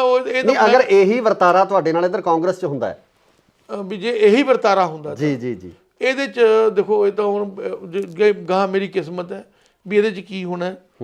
ਲੇਕਿਨ ਇੱਕ ਗੱਲ ਜ਼ਰੂਰ ਹੈ ਵੀ ਜਿਹੜੀ ਸਿਆਸਤ ਹੈ ਇਹ ਪੈਸੇ ਵਾਲੇ ਦੀ ਹੈ ਜੀ। ਜੇ ਹੋ ਸਕਦਾ ਕਿ ਮੈਂ ਵੀ ਕਿਤੇ ਮਾੜਾ ਮੋਟਾ ਕੋਈ 4 ਪੈਸਿਆਂ ਵਾਲਾ ਬੰਦਾ ਹੁੰਦਾ, ਮੈਂ ਵੀ ਖੁੱਲ੍ਹ ਕੇ ਲੋਕਾਂ ਦੀ ਪਬਲਿਕ ਦੀ ਸੇਵਾ ਕਰ ਸਕਦਾ ਸੀ, ਪਰ ਜਿੰਨੀ ਮੇਰੇ ਕੋਲ ਹੋ ਸਕੂਗੀ ਮੈਂ ਉਨੀ ਕਰਾਂਗਾ। ਸੋ ਇਹ ਸਨ ਸਾਬਕਾ ਮੇਅਰ ਬਲਵੰਤ ਰਾਏ ਨਾਥ, ਜਿਨ੍ਹਾਂ ਵੱਲੋਂ ਅਕਾਲੀ ਦਲ ਨੂੰ ਅਲਵਿਦਾ ਕਹਿ ਕੇ ਕਾਂਗਰਸ ਦਾ ਪੱਲਾ ਫੜ ਲਿਆ ਗਿਆ ਤੇ ਇਸ ਨੂੰ ਘਰ ਵਾਪਸੀ ਵੀ ਕਿਹਾ ਜਾ ਸਕਦਾ ਹੈ। ਸੇ ਨਾਲ ਹੀ ਇਹਨਾਂ ਵੱਲੋਂ ਮਨਪ੍ਰੀਤ ਬਾਦਲ ਦੇ ਕੰਮਾਂ ਦੀ ਸ਼ਲਾਘਾ ਕੀਤੀ ਆ, ਉਹਨਾਂ ਵੱਲੋਂ ਕੀਤੇ ਹੋਏ ਕੰਮਾਂ ਦੀ ਉਸਤਤ ਕੀਤੀ ਗਈ ਹੈ। ਪਰ ਆਮ ਲੋਕ ਮਨਪ੍ਰੀਤ ਬਾਦਲ ਦੇ ਕੰਮਾਂ ਨੂੰ ਕਿਸ ਤਰ੍ਹਾਂ ਦੇਖਦੇ ਆ, ਇਸ ਇਲਾਕੇ ਦੇ ਲੋਕ ਮਨਪ੍ਰੀਤ ਬਾਦਲ ਦੇ ਕੰਮਾਂ ਨੂੰ ਕਿਸ ਤਰ੍ਹਾਂ ਦੇਖਦੇ ਆ, ਇਹ ਆਉਣ ਵਾਲੀ 20 ਤਰੀਕ ਨੂੰ ਕਨਫਰਮ ਹੋ ਜਾਵੇਗਾ, ਪਤਾ ਲੱਗ ਜਾਵੇਗਾ। ਪਰ ਹਰ ਇੱਕ ਪਾਰਟੀ ਆਪਣੇ ਕੰਮਾਂ ਨੂੰ ਸੁਣਾਉਂਦੀ ਹੈ, ਹਰ ਇੱਕ ਪਾਰਟੀ ਆਪਣੇ ਕੀਤੇ ਹੋਏ ਕੰਮਾਂ ਦੀ ਉਸਤਤ ਕਰਦੀ ਹੈ। ਸੋ ਜੁੜੇ ਰਹੋ ਇੰਡੋਜ਼ ਟੀਵੀ ਆਸਟ੍ਰੇਲੀਆ ਨਾਲ।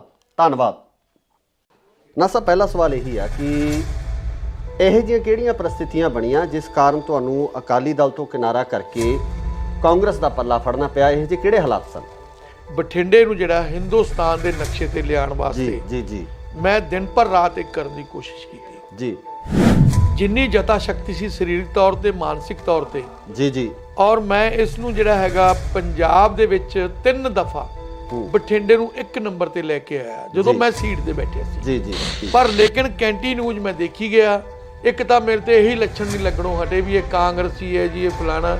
ਮੈਂ ਇੱਕ ਮੇਅਰ ਸੀ, ਨਾ ਕਿ ਮੈਂ ਕੋਈ ਕਿਸੇ ਪਾਰਟੀ ਦਾ ਪ੍ਰਧਾਨ ਬੈਠਿਆ।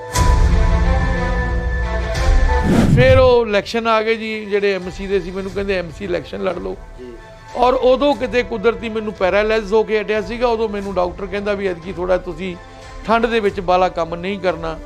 ਇਸ ਗੱਲ ਤੋਂ ਰੁੱਸ ਗਏ। ਜਿੱਥੇ ਆਪਣੀ ਇੱਜ਼ਤ ਨਹੀਂ ਹੈ, ਜਿੱਥੇ ਆਪਾਂ ਨੂੰ ਸਤਿਕਾਰ ਹੋਣਾ ਚਾਹੀਦਾ, ਜਦੋਂ ਉਹਦੇ 'ਚ ਮੈਨੂੰ ਕਮੀ ਲੱਗੀ ਤਾਂ ਮੈਂ ਛੱਡ ਗਿਆ।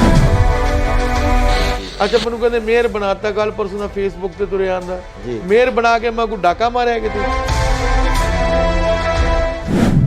ਜੇ ਮੇਅਰ ਬਣਾਇਆ ਮੈਨੂੰ, ਮੈਂ ਇਹਦੇ 18 ਘੰਟੇ ਕੰਮ ਕੀਤਾ ਜੀ। ਮੈਂ ਇੰਨੀ ਮਿਹਨਤ ਕੀਤੀ, ਮੈਨੂੰ 2 ਵਾਰੀ ਪੈਰਾਲਾਈਜ਼ ਵੀ ਹੋ ਗਿਆ।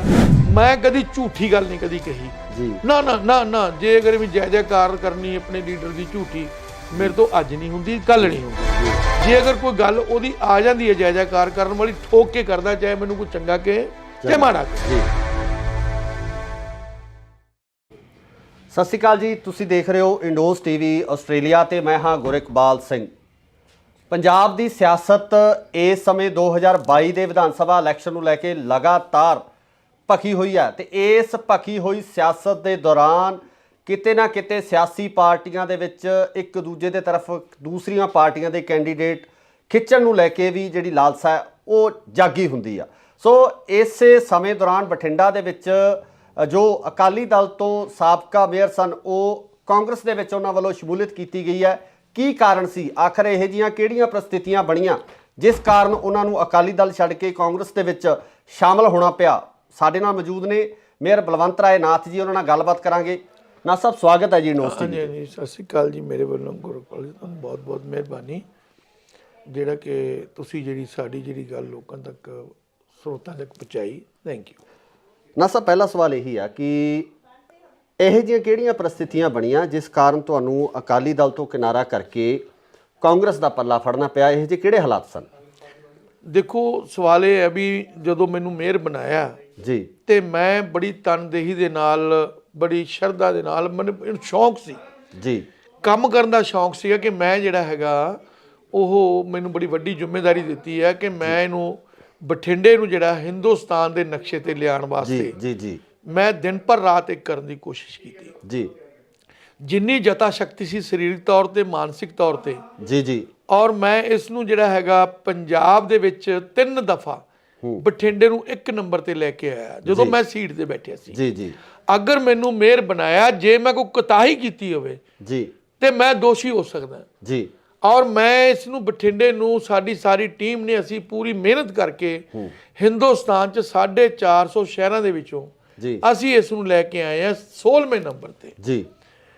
ਜਦੋਂ ਕੋਈ ਬੰਦਾ ਮਿਹਨਤ ਦੇ ਨਾਲ, ਇਮਾਨਦਾਰੀ ਦੇ ਨਾਲ, ਲਗਨ ਨਾਲ ਕੰਮ ਕਰਦਾ ਹੈ, ਉਹਦੇ ਕਿਤੇ ਨਾ ਕਿਤੇ ਕੋਈ ਮਨ ਦੇ ਵਿੱਚ ਭਾਵਨਾਵਾਂ ਵੀ ਹੁੰਦੀਆਂ। ਇੱਜ਼ਤ ਜਿਹੜੀ ਆ ਕੁਰਸੀ ਦੇ ਨਾਲ ਨਾਲ ਆਤਮਿਕ ਤੌਰ ਤੇ ਵੀ ਇੱਜ਼ਤ ਬੰਦੇ ਨੂੰ ਚਾਹੀਦੀ ਹੈ ਜੀ, ਜਿਹੜੀ ਕਿ ਮੈਂ ਮਹਿਸੂਸ ਕੀਤਾ। ਕਿਉਂਕਿ ਮੈਂ ਇਹੋ ਜਿਹਾ ਕੁਝ ਗੱਲ, ਮੇਰੀ ਫਿਤਰਤ ਜਿਹੜੀ ਹੈ ਉਹ ਇਹੋ ਜਿਹੀ ਨਹੀਂ ਹੈ ਕਿ ਜਿਹੜੀ ਮੈਂ ਮਤਲਬ ਜਲਦੀ ओछी गल नहीं कहता जी, पर लेकिन कैंटी न्यूज मैं देखी गया, एक तो मेरे ते यही लक्षण नहीं लगनों हटे भी ये कांग्रेसी है जी, ये फलाना। मैं एक मेयर सी, ना कि मैं कोई किसी पार्टी का प्रधान बैठा जी। ਔਰ ਤੁਹਾਨੂੰ ਅਕਾਲੀ ਦਲ ਨੇ ਐਕਸੈਪਟ ਨਹੀਂ ਕੀਤਾ ਪੂਰੀ ਤਰ੍ਹਾਂ ਨਾਲ। ਹਾਂਜੀ, ਔਰ ਜਦੋਂ ਕਦੋਂ ਵੀ ਕਹਿਣ ਜੀ ਉਹ ਕਾਂਗਰਸੀ ਆ ਗਿਆ ਜੀ, ਉੱਥੇ ਫਲਾਣੇ ਆ ਗਿਆ ਜੀ, ਜੇ ਮੇਰੇ ਕੋਲ ਕੋਈ ਵੀ ਆਵੇ ਸ਼ਹਿਰ ਦਾ ਬੰਦਾ, ਮੈਂ ਇੱਕ ਮੇਅਰ ਸੀਗਾ ਮਤਲਬ ਬਠਿੰਡਾ ਨਗਰ ਨਿਗਮ ਦਾ, ਜੀ ਜੀ ਜੀ, ਔਰ ਮੈਂ ਆਪਣੀ ਜ਼ਿੰਮੇਵਾਰੀ ਜਿਹੜੀ ਹੈਗੀ ਆ, ਚਾਹੇ ਮੇਰੇ ਕੋਲ ਕੋਈ ਆ ਗਿਆ, ਮੈਂ ਪੂਰੀ ਕੋਸ਼ਿਸ਼ ਕਰਦਾ ਸੀ ਕਿ ਕੋਈ ਬੰਦਾ ਮੇਰੇ ਕੋਲੋਂ ਨਾਰਾਜ਼ ਨਾ ਜਾਵੇ। ਬਿਲਕੁਲ ਬਿਲਕੁਲ। ਔਰ ਮੈਂ ਆਪਣੀ ਕਾਬਲੀਅਤ ਦੇ ਮੁਤਾਬਕ ਜਿੰਨੀ ਕਿ ਮੇਰੇ ਜਤਾ ਸ਼ਕਤੀ ਸੀ ਮਾਨਸਿਕ ਸਰੀਰਕ ਤੌਰ ਤੇ, ਮੈਂ ਆਪਣੇ ਲੀਡਰਾਂ ਨੂੰ ਵੀ ਖੁਸ਼ ਕਰਨ ਦੀ ਕੋਸ਼ਿਸ਼ ਕੀਤੀ। ਜੀ ਜੀ। ਪਰ ਰੱਬ ਦੀ ਰੱਬ ਜਾਣੇ ਵੀ ਕੀ ਗੱਲ ਸੀ, ਜਿਹੜਾ ਪ੍ਰੋਪਰ ਤੌਰ ਤੇ ਇੱਕੋ ਹੀ ਇਸ਼ੂ ਹੁੰਦਾ ਆ ਵੀ ਇਹ ਕਾਂਗਰਸੀ ਹੈ ਜੀ, ਇਹ ਕਾਂਗਰਸ ਨਾਲ ਆ ਗਿਆ ਜੀ। ਜੀ। ਫਿਰ ਉਹ ਇਲੈਕਸ਼ਨ ਆ ਗਏ ਜੀ, ਜਿਹੜੇ ਐਮਸੀ ਦੇ ਸੀ ਮੈਨੂੰ ਕਹਿੰਦੇ ਐਮਸੀ ਇਲੈਕਸ਼ਨ ਲੜ ਲਓ ਜੀ। ਔਰ ਉਦੋਂ ਕਿਤੇ ਕੁਦਰਤੀ ਮੈਨੂੰ ਪੈਰਾਲਾਈਜ਼ ਹੋ ਕੇ ਹਟਿਆ ਸੀਗਾ, ਉਦੋਂ ਮੈਨੂੰ ਡਾਕਟਰ ਕਹਿੰਦਾ ਵੀ ਐਤਕੀ ਥੋੜਾ ਤੁਸੀਂ ਠੰਡ ਦੇ ਵਿੱਚ ਬਾਲਾ ਕੰਮ ਨਹੀਂ ਕਰਨਾ, ਤੇ ਉਹ ਮੈਂ ਆਖਿਆ ਜੀ ਐਤਕੀ ਤੁਸੀਂ ਮੈਨੂੰ ਮਾਫ ਕਰ ਦਿਓ। ਇਸ ਗੱਲ ਤੋਂ ਰੁੱਸ ਗਏ ਜੀ ਜੀ। ਔਰ ਮੈਂ ਕਿਹਾ ਜੀ ਮੇਰੀ ਗੱਲ ਸੁਣੋ, ਮੈਨੂੰ ਡਾਕਟਰ ਨੇ ਮਨਾ ਕੀਤਾ ਔਰ ਰੁੱਸ ਗਏ। ਜਦੋਂ ਮੈਂ ਕਿਹਾ ਸਿੰਗਲਾ ਸਾਹਿਬ ਤੁਸੀਂ ਐ ਨਾ ਕਰੋ, ਮੈਨੂੰ ਨਾ ਇਲੈਕਸ਼ਨ ਲੜਾਓ, ਮੇਰੀ ਸਿਹਤ ਠੀਕ ਨਹੀਂ ਹੈਗੀ, ਅਗਲੀ ਵਾਰੀ ਲੜਾ ਦਾਂਗੇ ਜੀ, ਤੁਸੀਂ ਮੈਨੂੰ 10 ਇਲੈਕਸ਼ਨ, ਮੈਂ ਕਿਹਾ 10 ਸੀਟਾਂ ਲਾ ਦਿਓ। ਮੈਂ ਜਾ ਕੇ ਉਹਦੇ ਮਦਦ ਕਰਦਾ, ਇੱਕ ਸੀਟ ਮੇਰਾ ਸੁਰੇਸ਼ ਚੌਹਾਨ ਹੈ, ਮੇਰਾ ਭਤੀਜਾ ਹੀ ਹੈ, ਪੁੱਤਰ ਹੀ ਹੈ ਜੀ, ਤੇ ਮੈਂ ਕਿਹਾ ਟੱਬਰ 'ਚ ਇੱਕ ਸੀਟ ਲੜੀ ਜਾਂਦੇ, ਗੱਲ ਕੁਛ ਨਹੀਂ ਹੈ ਜੀ ਜੀ ਜੀ। ਅੱਛਾ, ਜਦੋਂ ਮੇਰੀ ਸਿਹਤ ਠੀਕ ਨਹੀਂ ਹੈ, ਉਹਨਾਂ ਨੂੰ ਐ ਸੀ ਪਤਾ ਨਹੀਂ ਕੀ ਉਹਦੇ ਮਨ 'ਚ ਆਇਆ, ਔਰ ਉਸ ਤੋਂ ਬਾਅਦ ਮੈਂ ਵੀ ਜਿਹੜਾ ਹੈਗਾ ਉਹ ਦੇਖਿਆ ਵੀ ਗੱਲ ਠੀਕ ਨਹੀਂ ਹੈ। ਇੱਕ ਬੰਦਾ ਜਿਹੜਾ ਸਿਹਤ ਦੇ ਨਾਲ ਸਮਝੌਤਾ ਜਿਹੜਾ ਨਹੀਂ ਕਰ, ਦੇਖੋ ਸਭ ਤੋਂ ਵੱਡੀ ਗੱਲ ਹੈ ਕਿ ਬੰਦੇ ਦੀ ਸਿਹਤ ਜੇ ਜਾਨ ਹੈ ਤੇ ਜਹਾਨ ਹੈ ਜੀ ਜੀ। ਔਰ ਜੇ ਅਗਰ ਮੇਰੇ ਕਹਿਣ ਦੇ ਬਾਵਜੂਦ ਵੀ ਨਹੀਂ ਹਟੇ, ਤੇ ਫਿਰ ਮੈਂ ਆਖਿਆ ਵੀ ਤੁਹਾਡੇ ਵਾਸਤੇ ਅੱਛੀ ਗੱਲ ਨਹੀਂ ਹੈ। ਉਸ ਤੋਂ ਬਾਅਦ ਮੈਨੂੰ ਇਗਨੋਰ ਕਰਨ ਲੱਗ ਗਏ ਜੀ, ਵੀ ਇਹਨਾਂ ਨੇ ਸਾਡੀ ਗੱਲ ਨਹੀਂ ਮੰਨੀ ਜੀ। ਹੌਲੀ ਹੌਲੀ ਜਦੋਂ ਮੈਂ ਫਿਰ ਆਖਿਆ ਚਲੋ ਠੀਕ ਹੋ ਜਾਣਗੇ, ਜਦੋਂ ਮੈਂ ਲਗਾਤਾਰ ਮਹਿਸੂਸ ਕੀਤਾ ਵੀ ਮੈਂ ਫਿਰ ਆਖਿਆ ਮੈਂ ਇਹਨਾਂ ਨੂੰ ਪਿੱਠ ਪਿੱਛੇ ਕੁਝ ਮਾੜੇ ਸ਼ਬਦ ਯੂਜ਼ ਕਰਦੇ, ਜਿਹੜੇ ਮੈਂ ਜ਼ਿਆਦਾ ਟੀਵੀ ਤੇ ਨਹੀਂ ਕਹਿਣਾ ਚਾਹੁੰਦਾ ਜੀ ਜੀ ਜੀ। ਮੈਂ ਜ਼ਿਆਦਾ ਮੈਨੂੰ ਨੰਗਾ ਨਹੀਂ ਕਰਨਾ ਚਾਹੁੰਦਾ, ਕਿਉਂਕਿ ਮੇਰੀ ਆਪਦੇ ਦੀ ਫਿਤਰਤ ਹੁੰਦੀ ਬੰਦੇ ਦੀ ਜੀ ਬਿਲਕੁਲ। ਔਰ ਅਸੀਂ 100 ਗਮ, ਕਿਉਂਕਿ ਸਿਆਸਤ ਦੇ ਵਿੱਚ ਇੱਕ ਚੀਜ਼ ਹੁੰਦੀ ਹੈ ਵੀ ਜੋ ਮਰਜ਼ੀ ਕਹਿ ਦਿਓ। ਨਹੀਂ ਮੇਰੇ ਸਾਹਿਬ ਇੱਥੇ ਤਾਂ ਸਵਾਲ ਇਹ ਖੜਾ ਹੁੰਦਾ ਕਿ ਤੁਹਾਡੀ ਜਿਹੜੀ, ਜਿਸ ਤਰ੍ਹਾਂ ਤੁਸੀਂ ਕਿਹਾ ਕਿ ਤੁਹਾਨੂੰ ਅਕਾਲੀ ਦਲ ਨੇ ਐਕਸੈਪਟ ਨਹੀਂ ਕੀਤਾ, ਉਹ ਜ਼ਿਲ੍ਹੇ ਦੇ ਜਿਹੜੇ ਅਕਾਲੀ ਦਲ ਦੇ ਜਿਹੜੇ ਸਾਡੇ ਇੱਥੋਂ ਦੇ ਜਿਹੜੇ ਵਿਧਾਇਕ ਸੀ, ਉਹਨਾਂ ਵੱਲੋਂ ਹੀ ਸੀ ਇਹ ਵੱਡੇ ਪਰਿਵਾਰ ਵੱਲੋਂ। ਇਸ ਗੱਲ ਬਾਬਤ ਜਿਹੜਾ ਅਕਾਲੀ ਦਲ ਦੇ ਪ੍ਰਧਾਨ ਨੇ ਉਹਨਾਂ ਨਾਲ ਜਾਂ ਹੋਰ ਕਿਸੇ ਪਰਿਵਾਰਕ ਮੈਂਬਰ ਨਾਲ ਗੱਲ ਕੀਤੀ? ਮੇਰੀ ਗੱਲ ਬੀਬਾ ਜੀ ਨਾਲ ਹੋਈ ਸੀਗੀ, ਬੀਬਾ ਹਰਸਿਮਰਤ ਕੌਰ ਬਾਦਲ ਜੀ ਨਾਲ। ਉਹਨਾਂ ਨੂੰ ਮੈਂ ਕਿਹਾ ਸੀ ਕਿ ਮੈਨੂੰ ਤੁਸੀਂ ਜਿਹੜਾ ਹੈਗਾ ਕੀ ਨਾ ਲੜਾਓ ਇਲੈਕਸ਼ਨ। ਨਹੀਂ, ਉਹਨਾਂ ਦਾ ਰਿਸਪੌਂਸ ਕੀ ਸੀ ਇਸ ਗੱਲ ਬਾਰੇ? ਰਿਸਪੌਂਸ ਕੀ ਸੀ? ਉਹ ਗੱਲ ਕੀ ਹੋ ਗਈ ਵੀ ਅਸਲ ਦੇ ਵਿੱਚ ਤਾਂ ਜਾ ਕੇ ਰਿਪੋਰਟ ਤਾਂ ਸਿੰਗਲਾ ਜੀ ਨੇ ਕਰਨੀ ਸੀ ਨਾ ਜੀ, ਮੇਰਾ ਜ਼ਿਆਦਾ ਸਿੰਗਲਾ ਜੀ ਦਾ ਜ਼ੋਰ ਸੀਗਾ। ਦੇਖੋ ਮੈਂ ਕਿਹਾ ਤੁਸੀਂ ਜਾ ਕੇ ਉਹਨਾਂ ਨੂੰ ਕਹਿ ਦਿਓ ਵੀ ਉਹਨਾਂ ਨੂੰ ਐਤਕੀ ਆਪਾਂ ਨਾ ਲੜਾਈਏ। ਅੱਛਾ, ਪਹਿਲਾਂ ਲੜਾਉਣਾ ਨਹੀਂ ਚਾਹੁੰਦੇ ਸੀ ਉਹ ਤਾਂ, ਨਾ ਨਾ ਨਾ ਨਾ, ਇਹ ਤਾਂ ਮੇਰੀ ਆਤਮਾ ਕਹਿੰਦੀ ਹੈ, ਮੇਰਾ ਮਨ ਕਹਿੰਦਾ ਨਹੀਂ ਲੜਾਉਣਾ ਚਾਹੁੰਦੀ, ਸੱਚੀ ਗੱਲ ਤਾਂ ਹੈ ਜੀ ਜੀ ਜੀ। ਕਿਉਂਕਿ ਮੇਰੀ ਡਿਊਟੀ ਉਹਨੇ ਲਾਤੀ ਸੀ ਭੁੱਚੋ ਮੰਡੀ, ਮੈਂ ਜਾਣ ਆਉਣ ਲੱਗ ਗਿਆ ਸੀ, ਉੱਥੇ ਕੰਮ ਕਰ ਰਿਹਾ ਸੀ ਜੀ। ਔਰ ਉਸ ਤੋਂ ਬਾਅਦ ਰੱਬ ਜਾਣੇ ਕੀ ਉਹਨਾਂ ਦੇ ਮਨ ਦੇ ਵਿੱਚ ਆਇਆ, ਸਿੰਗਲਾ ਜੀ ਦੇ ਕਹਿੰਦੇ ਇੱਥੇ ਐਮਸੀ ਦੇ ਇਲੈਕਸ਼ਨ ਲੜ ਲਓ, ਜਿਹੜਾ ਕਿ ਮੈਂ ਉਸ ਨੂੰ ਲੜਨ ਦੇ ਵਿੱਚ ਨਾ ਤਾਂ ਮਾਨਸਿਕ ਤੌਰ ਤੇ ਤਿਆਰ ਸੀ ਜੀ, ਔਰ ਨਾ ਹੀ ਮੈਂ ਸਿਹਤ ਪੱਖੋਂ ਤਿਆਰ ਸੀ। ਤੇ ਮੈਂ ਆਖਿਆ ਜੀ ਐਵੇਂ ਮੈਂ ਨਹੀਂ ਐਤਕੀ ਲੜਾਂਗਾ। ਬਸ ਇਸੇ ਗੱਲ ਤੋਂ ਜਿਹੜਾ ਇਗਨੋਰ ਕਰਨ ਲੱਗ ਗਏ, ਸਾਡਾ ਹੁਕਮ ਨਹੀਂ ਮੰਨਿਆ ਜੀ ਜੀ। ਜਦੋਂ ਸਿੰਗਲਾ ਜੀ ਦਾ ਹੁਕਮ ਨਹੀਂ ਮੰਨਿਆ, ਉਹਨਾਂ ਨੇ ਕਰਨਾ ਹੀ ਸੀ। ਜਦੋਂ ਉਹਨਾਂ ਨੇ ਮੈਨੂੰ ਜ਼ਿਆਦਾ, ਮੈਂ ਵੀ ਫਿਰ ਆਪਦਾ ਹੌਲੀ ਹੌਲੀ ਕਿਨਾਰਾ ਕਰ ਗਿਆ। ਮੈਂ ਕਿਹਾ ਵੀ ਜਿੱਥੇ ਆਪਣੀ ਇੱਜ਼ਤ ਨਹੀਂ ਹੈ, ਜਿੱਥੇ ਆਪਾਂ ਨੂੰ ਆਤਮਿਕ ਤੌਰ ਤੇ ਆਪਾਂ ਨੂੰ ਇੱਜ਼ਤ ਨਹੀਂ ਹੈ, ਤੇ ਕੁਰਸੀਆਂ ਨਾਲ ਇੱਜ਼ਤ ਨਹੀਂ ਹੁੰਦੀ, ਕੁਰਸੀਆਂ ਤਾਂ ਛੋਟੀਆਂ ਵੱਡੀਆਂ ਚੱਲਦੀਆਂ ਰਹਿੰਦੀਆਂ ਜੀ, ਲੇਕਿਨ ਬੰਦੇ ਦੀ ਇੱਕ ਰਿਸਪੈਕਟ ਹੁੰਦੀ, ਆਤਮਿਕ ਤੌਰ ਤੇ ਵੀ ਬੰਦੇ ਦੀ ਇੱਕ ਸਤਿਕਾਰ ਹੋਣਾ ਚਾਹੀਦਾ। ਜਦੋਂ ਉਹਦੇ 'ਚ ਮੈਨੂੰ ਕਮੀ ਲੱਗੀ ਤਾਂ ਮੈਂ ਛੱਡ ਗਿਆ ਜੀ। ਤੁਸੀਂ ਐਮਐਲਏ ਦੀ ਟਿਕਟ ਵਾਸਤੇ ਵਿਲਿੰਗ ਸੀ? ਤੁਹਾਨੂੰ ਸੀ ਵੀ ਮੈਂ ਐਮਐਲਏ ਵਾਸਤੇ ਜਾਂ ਵਿਧਾਨ ਸਭਾ ਇਲੈਕਸ਼ਨ ਲੜਨਾ? ਦੇਖੋ ਕੋਈ ਵੀ ਬੰਦਾ ਹੈਗਾ ਜੀ, ਜਿਹੜਾ ਬੰਦਾ ਸਿਆਸਤ ਦੇ ਵਿੱਚ ਆ ਗਿਆ, ਕੋਈ ਉਹ ਗੁਲਗੁਲੇ ਤਾਂ ਵੇਚਦਾ ਨਹੀਂ, ਨਾ ਹੀ ਛੋਲੇ ਪੂੜੀਆਂ ਵੇਚਦਾ ਕਿਤੇ ਜਾ ਕੇ। ਉਹ ਤਾਂ ਜੇਕਰ ਵਿਚਾਰਾ ਐਮਸੀ ਬਣ ਜੂਗਾ, ਮੇਅਰ ਬਣ ਚੁੱਕੂਗਾ ਜੀ, ਮੈਨੂੰ ਅੱਗੇ ਤੋਂ ਐਮਐਲਏ ਲੜਾ ਦਿਓ, ਕੋਈ ਵੀ ਹੈ ਜੀ। ਇਹ ਸਿਆਸਤ ਦੇ ਵਿੱਚ ਇਦਾਂ ਹੀ ਹੁੰਦਾ, ਐਵੇਂ ਹੁੰਦਾ। ਜਦੋਂ ਅੱਛਾ ਜੇ ਮੈਂ ਕਹਿ ਵੀ ਦਿੱਤਾ, ਕੋਈ ਗੁਨਾਹ ਨਹੀਂ ਕੀਤਾ, ਵੀ ਮੈਂ ਜੀ ਚਾਹਨਾ ਹੈਗਾ ਵੀ ਮੈਂ ਐਮਐਲਏ ਬਣ ਕੇ ਲੋਕਾਂ ਦੀ ਸੇਵਾ ਕਰਨਾ ਚਾਹਨਾ, ਜੇ ਮੈਨੂੰ ਪਾਰਟੀ ਹੁਕਮ ਕਰ ਦੇਗੀ ਔਰ ਮੈਂ ਸੇਵਾ ਕਰ ਲਾਂਗਾ, ਟਿਕਟ ਤੇ ਸੇਵਾ ਕਰ ਲਾਂਗਾ, ਜੇ ਪਾਰਟੀ ਕਹੂਗੀ ਉਹ ਕਰ ਲਿਓ ਉਹ ਕਰ ਲਾਂਗਾ। ਪਰ ਲੇਕਿਨ ਜਦੋਂ ਇਸ ਗੱਲ ਤੋਂ ਇਗਨੋਰ ਹੋਇਆ, ਮਤਲਬ ਕਿ ਜਦੋਂ ਪਾਰਟੀ ਨੇ ਮਤਲਬ ਰਿਸਪੌਂਡ ਨਹੀਂ ਕੀਤਾ ਇਸ ਚੀਜ਼ ਵਾਸਤੇ, ਮਤਲਬ ਬਸ ਮੈਨੂੰ ਐ ਕਰਕੇ ਲਾ ਲਓ ਵੀ ਜਿਹੜਾ ਉਹਨਾਂ ਨੂੰ ਬਸ ਜਿਹੜਾ ਐਮਸੀ ਦੇ ਇਲੈਕਸ਼ਨ ਵਾਸਤੇ ਜਦੋਂ ਸਿੰਗਲਾ ਜੀ ਨੇ ਜ਼ਿਆਦਾ ਪ੍ਰੈਸ਼ਰ 'ਚ ਰੱਖਿਆ, ਤੇ ਫਿਰ ਉਹ ਪਰਿਵਾਰ ਵੀ ਮਤਲਬ ਮੈਨੂੰ ਤਾਂ ਬਾਅਦ 'ਚ ਗੱਲ ਨਹੀਂ ਹੋਈ, ਹੋ ਸਕਦਾ ਉਹ ਵੀ ਨਾਰਾਜ਼ ਹੋਏ ਨੇ, ਸਾਰੇ ਨਾਰਾਜ਼ ਹੋ ਗਏ। ਫਿਰ ਮੈਂ ਕਿੱਥੇ ਕੀ ਕਰਾਂ, ਮੈਂ ਕੋਈ ਕ੍ਰਾਈਮ ਮੈਂ ਨਹੀਂ ਕੀਤਾ। ਜੀ ਜੀ ਜੀ। ਅੱਛਾ ਮੈਨੂੰ ਕਹਿੰਦੇ ਮੇਅਰ ਬਣਾਤਾ, ਕੱਲ ਪਰਸੋਂ ਦਾ ਫੇਸਬੁੱਕ ਤੇ ਤੁਰਿਆ ਆਂਦਾ ਜੀ। ਮੇਅਰ ਬਣਾ ਕੇ ਮੈਂ ਕੋਈ ਡਾਕਾ ਮਾਰਿਆ ਕਿਤੇ? ਜੀ। ਜੇ ਮੇਅਰ ਬਣਾਇਆ ਮੈਨੂੰ, ਮੈਂ ਇਹਦੇ 18 ਘੰਟੇ ਕੰਮ ਕੀਤਾ ਜੀ। ਮੈਂ ਇੰਨੀ ਮਿਹਨਤ ਕੀਤੀ, ਮੈਨੂੰ 2 ਵਾਰੀ ਪੈਰਾਲਾਈਜ਼ ਵੀ ਹੋ ਗਿਆ ਜੀ। ਮੈਂ ਗੱਲ ਫਾਲੋ ਕਰਕੇ ਨਾ ਢਿੱਲਾ, ਮੈਂ 5 ਸਾਲਾਂ 'ਚ ਇੱਕ ਛੁੱਟੀ ਵੀ ਨਹੀਂ ਕੀਤੀ। ਮੈਨੂੰ ਇਹ ਸੀਗਾ ਕਿ ਮੈਂ ਪਾਰਟੀ ਦਾ ਕੱਦ ਨੂੰ ਹੋਰ ਉੱਚਾ ਕਰਾਂ ਜੀ, ਵੀ ਪਾਰਟੀ ਨੇ ਬੜੀ ਵੱਡੀ ਜ਼ਿੰਮੇਵਾਰੀ ਦਿੱਤੀ ਹੈ। ਤਾਂ ਪਰ ਜੇ ਅਗਰ ਕੋਈ ਵਰਕਰ ਦੀ ਵਿਚਾਰੇ ਦੀ ਕੋਈ ਮਾੜੀ ਮੋਟੀ ਕੋਈ ਮਜਬੂਰੀ ਆ ਗਈ, ਜੇ ਉਹ ਵੀ ਨਹੀਂ ਆਪਾਂ ਦੇਖਣੀ, ਤਾਂ ਫਿਰ ਇਸ ਤਰ੍ਹਾਂ ਨਹੀਂ ਹੋਣਾ। ਕਾਂਗਰਸ ਦੇ ਵਿੱਚ ਜਾਣ ਨੂੰ ਹੁਣ ਤੁਹਾਡੀ ਇਹ ਘਰ ਵਾਪਸੀ ਸਮਝ ਗਏ ਵੀ ਤੁਸੀਂ ਘਰ ਵਾਪਸੀ ਕੀਤੀ ਹੈ? ਦੇਖੋ ਸਵਾਲ ਇਹ ਵੀ ਜਿਹੜੀ ਮੇਰੀ ਸਟਾਰਟਿੰਗ ਸੀ ਉਹ ਕਾਂਗਰਸ ਦੇ ਵਿੱਚ ਹੀ ਸੀ। ਜਦੋਂ ਮੈਂ ਸਟਾਰਟ ਕੀਤਾ ਤੇ ਸਤਿਕਾਰਯੋਗ ਹੁਣ ਨਹੀਂ ਹੈਗੇ ਸਵਰਗਿਆ ਜੀਤਮਲ ਜੀ ਜੋ ਸੀਗੇ ਮੇਰੇ, ਮਤਲਬ ਉਹ ਗੁਰੂ ਜੀ ਨੇ। ਜੀ ਜੀ ਜੀ। ਔਰ ਚਲੋ ਹੁਣ ਤਾਂ ਉਹ ਸੁਰਗਾਂ ਦੇ ਵਿੱਚ, ਅਸੀਂ ਨਰਕ ਜਾਏ ਜੀ। ਸੋ ਉਹਨਾਂ ਦੀ ਉਂਗਲ ਪਕੜ ਕੇ ਮੈਂ ਕਾਂਗਰਸ ਦੇ ਵਿੱਚ ਹੀ ਸ਼ੁਰੂ ਕੀਤਾ ਸੀਗਾ ਜੀ। ਫਿਰ ਜਦੋਂ ਦੁਬਾਰਾ ਮੈਂ ਕਿਹਾ ਵੀ ਮੈਨੂੰ ਦੋਸਤ ਕਹਿਣ ਲੱਗੇ ਵੀ ਮੈਨੂੰ 2 ਸਾਲ ਹੋ ਗਏ ਮੈਂ ਘਰੇ ਹੀ ਰਹਿੰਦਾ ਸੀਗਾ। ਜਿਹੜੇ ਕੋਈ ਮੇਰੇ ਯਾਰ ਦੋਸਤ ਮਿੱਤਰ ਜਿਹੜੇ ਆਉਂਦੇ ਸੀ, ਉਹਨਾਂ ਦੀ ਮੈਂ ਗੱਲ ਸੁਣ ਕੇ ਉਹਨਾਂ ਦਾ ਕੰਮ ਕਰਦਾ ਸੀ ਜਿੰਨਾ ਕੁ ਹੋ ਸਕਦਾ ਸੀ ਜੀ ਜੀ। ਔਰ ਕਹਿੰਦੇ ਜੇ ਤੁਸੀਂ ਘਰੇ ਰਹਿ ਜਾਓਗੇ ਤਾਂ ਤੁਹਾਡੀ ਸਿਹਤ ਖਰਾਬ ਕਰ ਲੋਗੇ, ਤੁਸੀਂ ਕਿਸੇ ਨਾ ਕਿਸੇ ਪਾਰਟੀ 'ਚ ਕੰਮ ਕਰ ਲਓ ਜੀ।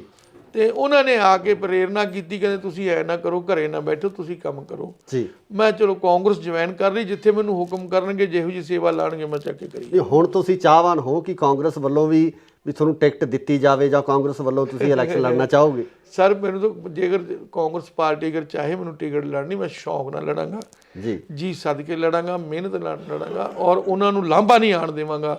ਤੇ ਜੇ ਕਹੋਗੀ ਕਾਂਗਰਸ ਪਾਰਟੀ ਵੀ ਇੱਕ ਵਰਕਰ ਦੇ ਥਰੂ ਕੰਮ ਕਰਨਾ, ਉਹ ਵੀ ਕਰੀ ਜਾਵਾਂ। ਨਹੀਂ, ਕਾਂਗਰਸ ਦਾ ਇੱਕ ਸਿਸਟਮ ਹੈ ਜਿਹਦੇ ਵਿੱਚ ਟਿਕਟ ਲਈ ਅਪਲਾਈ ਕੀਤਾ ਜਾਂਦਾ, ਅਪਲਾਈ ਕਰਨ ਤੋਂ ਬਾਅਦ ਹਾਈ ਕਮਾਂਡ ਉਹਨੂੰ ਅਪਰੂਵ ਕਰਦੀ ਹੈ, ਪੀਸੀਸੀ ਅਪਰੂਵ ਕਰਕੇ ਭੇਜਦਾ, ਤਾਂ ਅਪਲਾਈ ਕਰੋਗੇ? ਉਹਦੇ 'ਚ ਇਹ ਹੋਇਆ ਕਿ ਮੈਂ ਕਾਫੀ ਲੇਟ ਹੋਇਆ ਜੀ। ਜੇ ਮੈਂ ਇਹ 4 ਮਹੀਨੇ ਪਹਿਲੋਂ ਆਉਂਦਾ ਤਾਂ 100% ਹੀ ਮਤਲਬ ਮੈਂ ਕਿਤੇ ਨਾ ਕਿਤੇ ਇਲੈਕਸ਼ਨ ਲੜਦਾ ਹੁੰਦਾ। ਤੇ ਜੋ ਹੁਣ ਮੇਰੇ ਭਾਗਾਂ 'ਚ ਹੋਊਗਾ ਕੋਈ ਗੱਲ ਨਹੀਂ ਹੈ। ਹੁਣ ਮਨਪ੍ਰੀਤ ਨਾਲ ਤੁਹਾਡੀ ਕੀ ਅੰਡਰਸਟੈਂਡਿੰਗ ਹੈ? ਮਨਪ੍ਰੀਤ ਨਾਲ, ਕਿਉਂਕਿ ਪਹਿਲਾਂ ਇੱਕ ਦੂਜੇ ਦੇ ਖਿਲਾਫ ਖੜੇ ਸੀ, ਹਾਂਜੀ, ਕਿਉਂਕਿ ਤੁਸੀਂ ਅਕਾਲੀ ਦਲ ਤੋਂ ਸੀ, ਉਹ ਕਾਂਗਰਸ ਤੋਂ ਸੀ।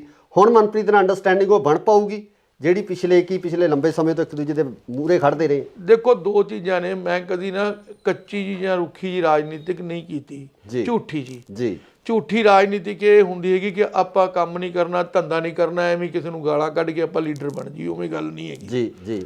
ਮੈਂ ਜ਼ਮੀਨੀ ਤੌਰ ਤੇ ਮਤਲਬ ਆਪਦੀ ਲੋਕਾਂ ਦੀ ਗਰੀਬਾਂ ਨਾਲ ਥੱਲੇ ਜ਼ਮੀਨੀ ਸਤਰ ਤੇ ਜੁੜਿਆ ਹੋਇਆ ਜੀ। ਔਰ ਮੈਂ ਮਹਿਸੂਸ ਕਰਦਾ ਹੈਗਾ ਕਿ ਮੈਂ ਜਦੋਂ ਵੀ ਪਹਿਲਾਂ ਅਕਾਲੀ ਦਲ ਦੇ ਵਿੱਚ ਸੀਗਾ ਜੀ, ਮੈਂ ਜੋ ਅਕਾਲੀ ਦਲ ਨੇ 16 ਨੇ ਕੰਮ ਕਰਿਆ ਸੀ, ਮੈਂ ਆਪਣੀ ਪਾਰਟੀ ਦੀ ਗੱਲ ਠੋਕ ਵਜਾ ਕੇ ਕਹਿੰਦਾ ਸੀ ਜੀ।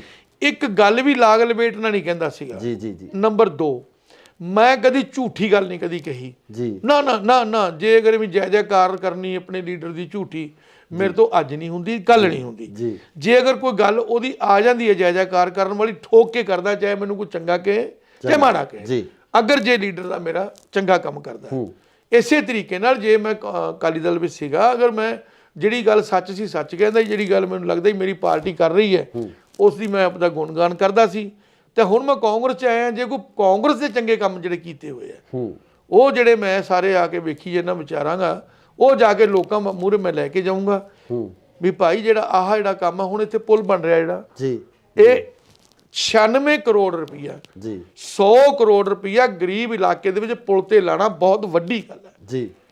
ਇਸ ਇਲਾਕੇ ਦੇ ਵਿੱਚ 40 ਸਾਲ ਦੀ ਮੰਗ ਸੀ ਕਿ ਪੁਲ ਬਣਨਾ ਚਾਹੀਦਾ ਜੀ। ਤੇ ਜੇ ਮੈਂ ਹੁਣ ਜਾ ਕੇ ਲੋਕਾਂ ਤੱਕ ਇਹ ਮੁੱਦਾ ਜਾ ਕੇ ਲੈ ਕੇ ਜਾਣਾ ਹੈ ਜੀ ਵੀ ਇਹ ਪੁਲ ਜਿਹੜਾ ਆਪਾਂ ਨੂੰ 40 ਸਾਲ ਤੋਂ ਲੋੜ ਸੀ, ਆਪਾਂ ਨੂੰ ਕੋਈ ਬੰਦਾ ਬਿਮਾਰ ਹੋ ਜਾਂਦਾ ਸੀਗਾ, ਉਹ ਐਂਬੂਲੈਂਸ 2-2 ਘੰਟੇ ਘੰਟਾ ਜਾਮ 'ਚ ਫਸਿਆ ਰਹਿੰਦਾ ਸੀਗਾ ਜੀ ਜੀ ਜੀ। ਅਗਰ ਕੋਈ ਲੇਡੀ ਸਾਡੀ ਕੋਈ ਭੈਣ ਬੀਬੀ ਢਿੱਲੀ ਮੱਠੀ ਹੋ ਜਾਂਦੀ, ਜੇ ਉਹਨੂੰ ਹਸਪਤਾਲ ਲਿਜਾਣਾ ਪੈਂਦਾ ਸੀ, ਤਾਂ ਵੀ ਉਹਨਾਂ ਨੂੰ ਵਿਚਾਰੀਆਂ ਨੂੰ, ਬੱਚਿਆਂ ਨੂੰ ਵੀ ਉੱਥੇ 2-2 ਘੰਟੇ ਅੱਧਾ ਘੰਟਾ ਜਾਮ 'ਚ ਰੁਕਣਾ ਪੈਂਦਾ ਸੀ, ਫਾਟਕ ਲੱਗਿਆ ਹੁੰਦਾ ਸੀ।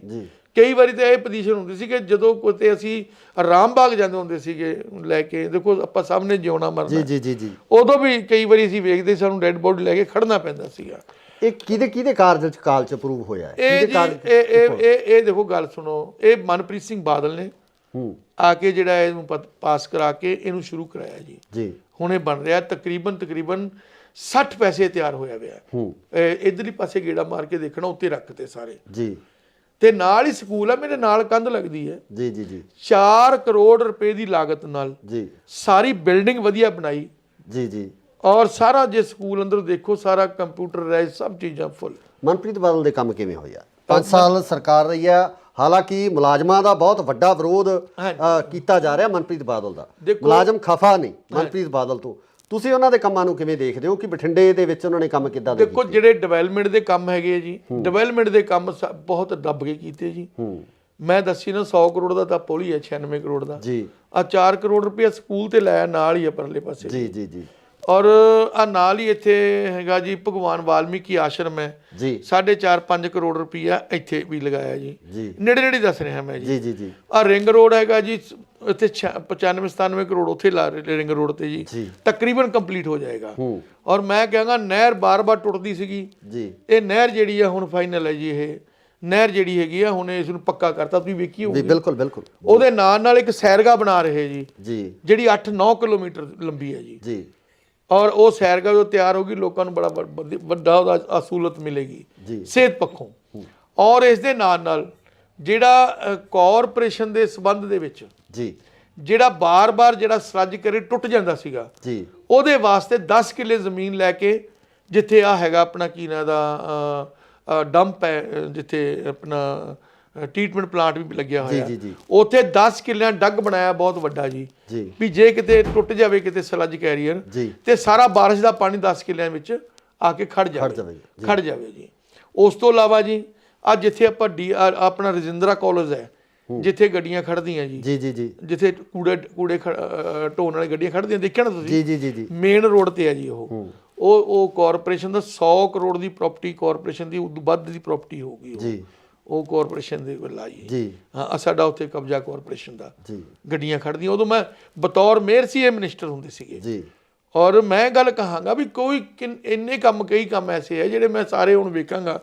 ਔਰ ਜੇ ਮੈਂ ਗੱਲ ਕਰਦੇ ਆ ਨਾਲ ਹੀ ਅਮਰਪੁਰਾ ਬਸਤੀ ਹੈ, ਇੱਥੇ 4 ਕਿੱਲੇ ਜ਼ਮੀਨ ਰਿਕਵਾਇਰ ਕਰਕੇ ਵਕਫ ਬੋਰਡ ਦੀ, ਉਹਦੇ ਵਿੱਚ ਬਹੁਤ ਵਧੀਆ ਤਰੀਕੇ ਨਾਲ ਇੱਕ ਪਾਰਕ ਤਿਆਰ ਕਰ ਰਹੇ ਆ ਜੀ।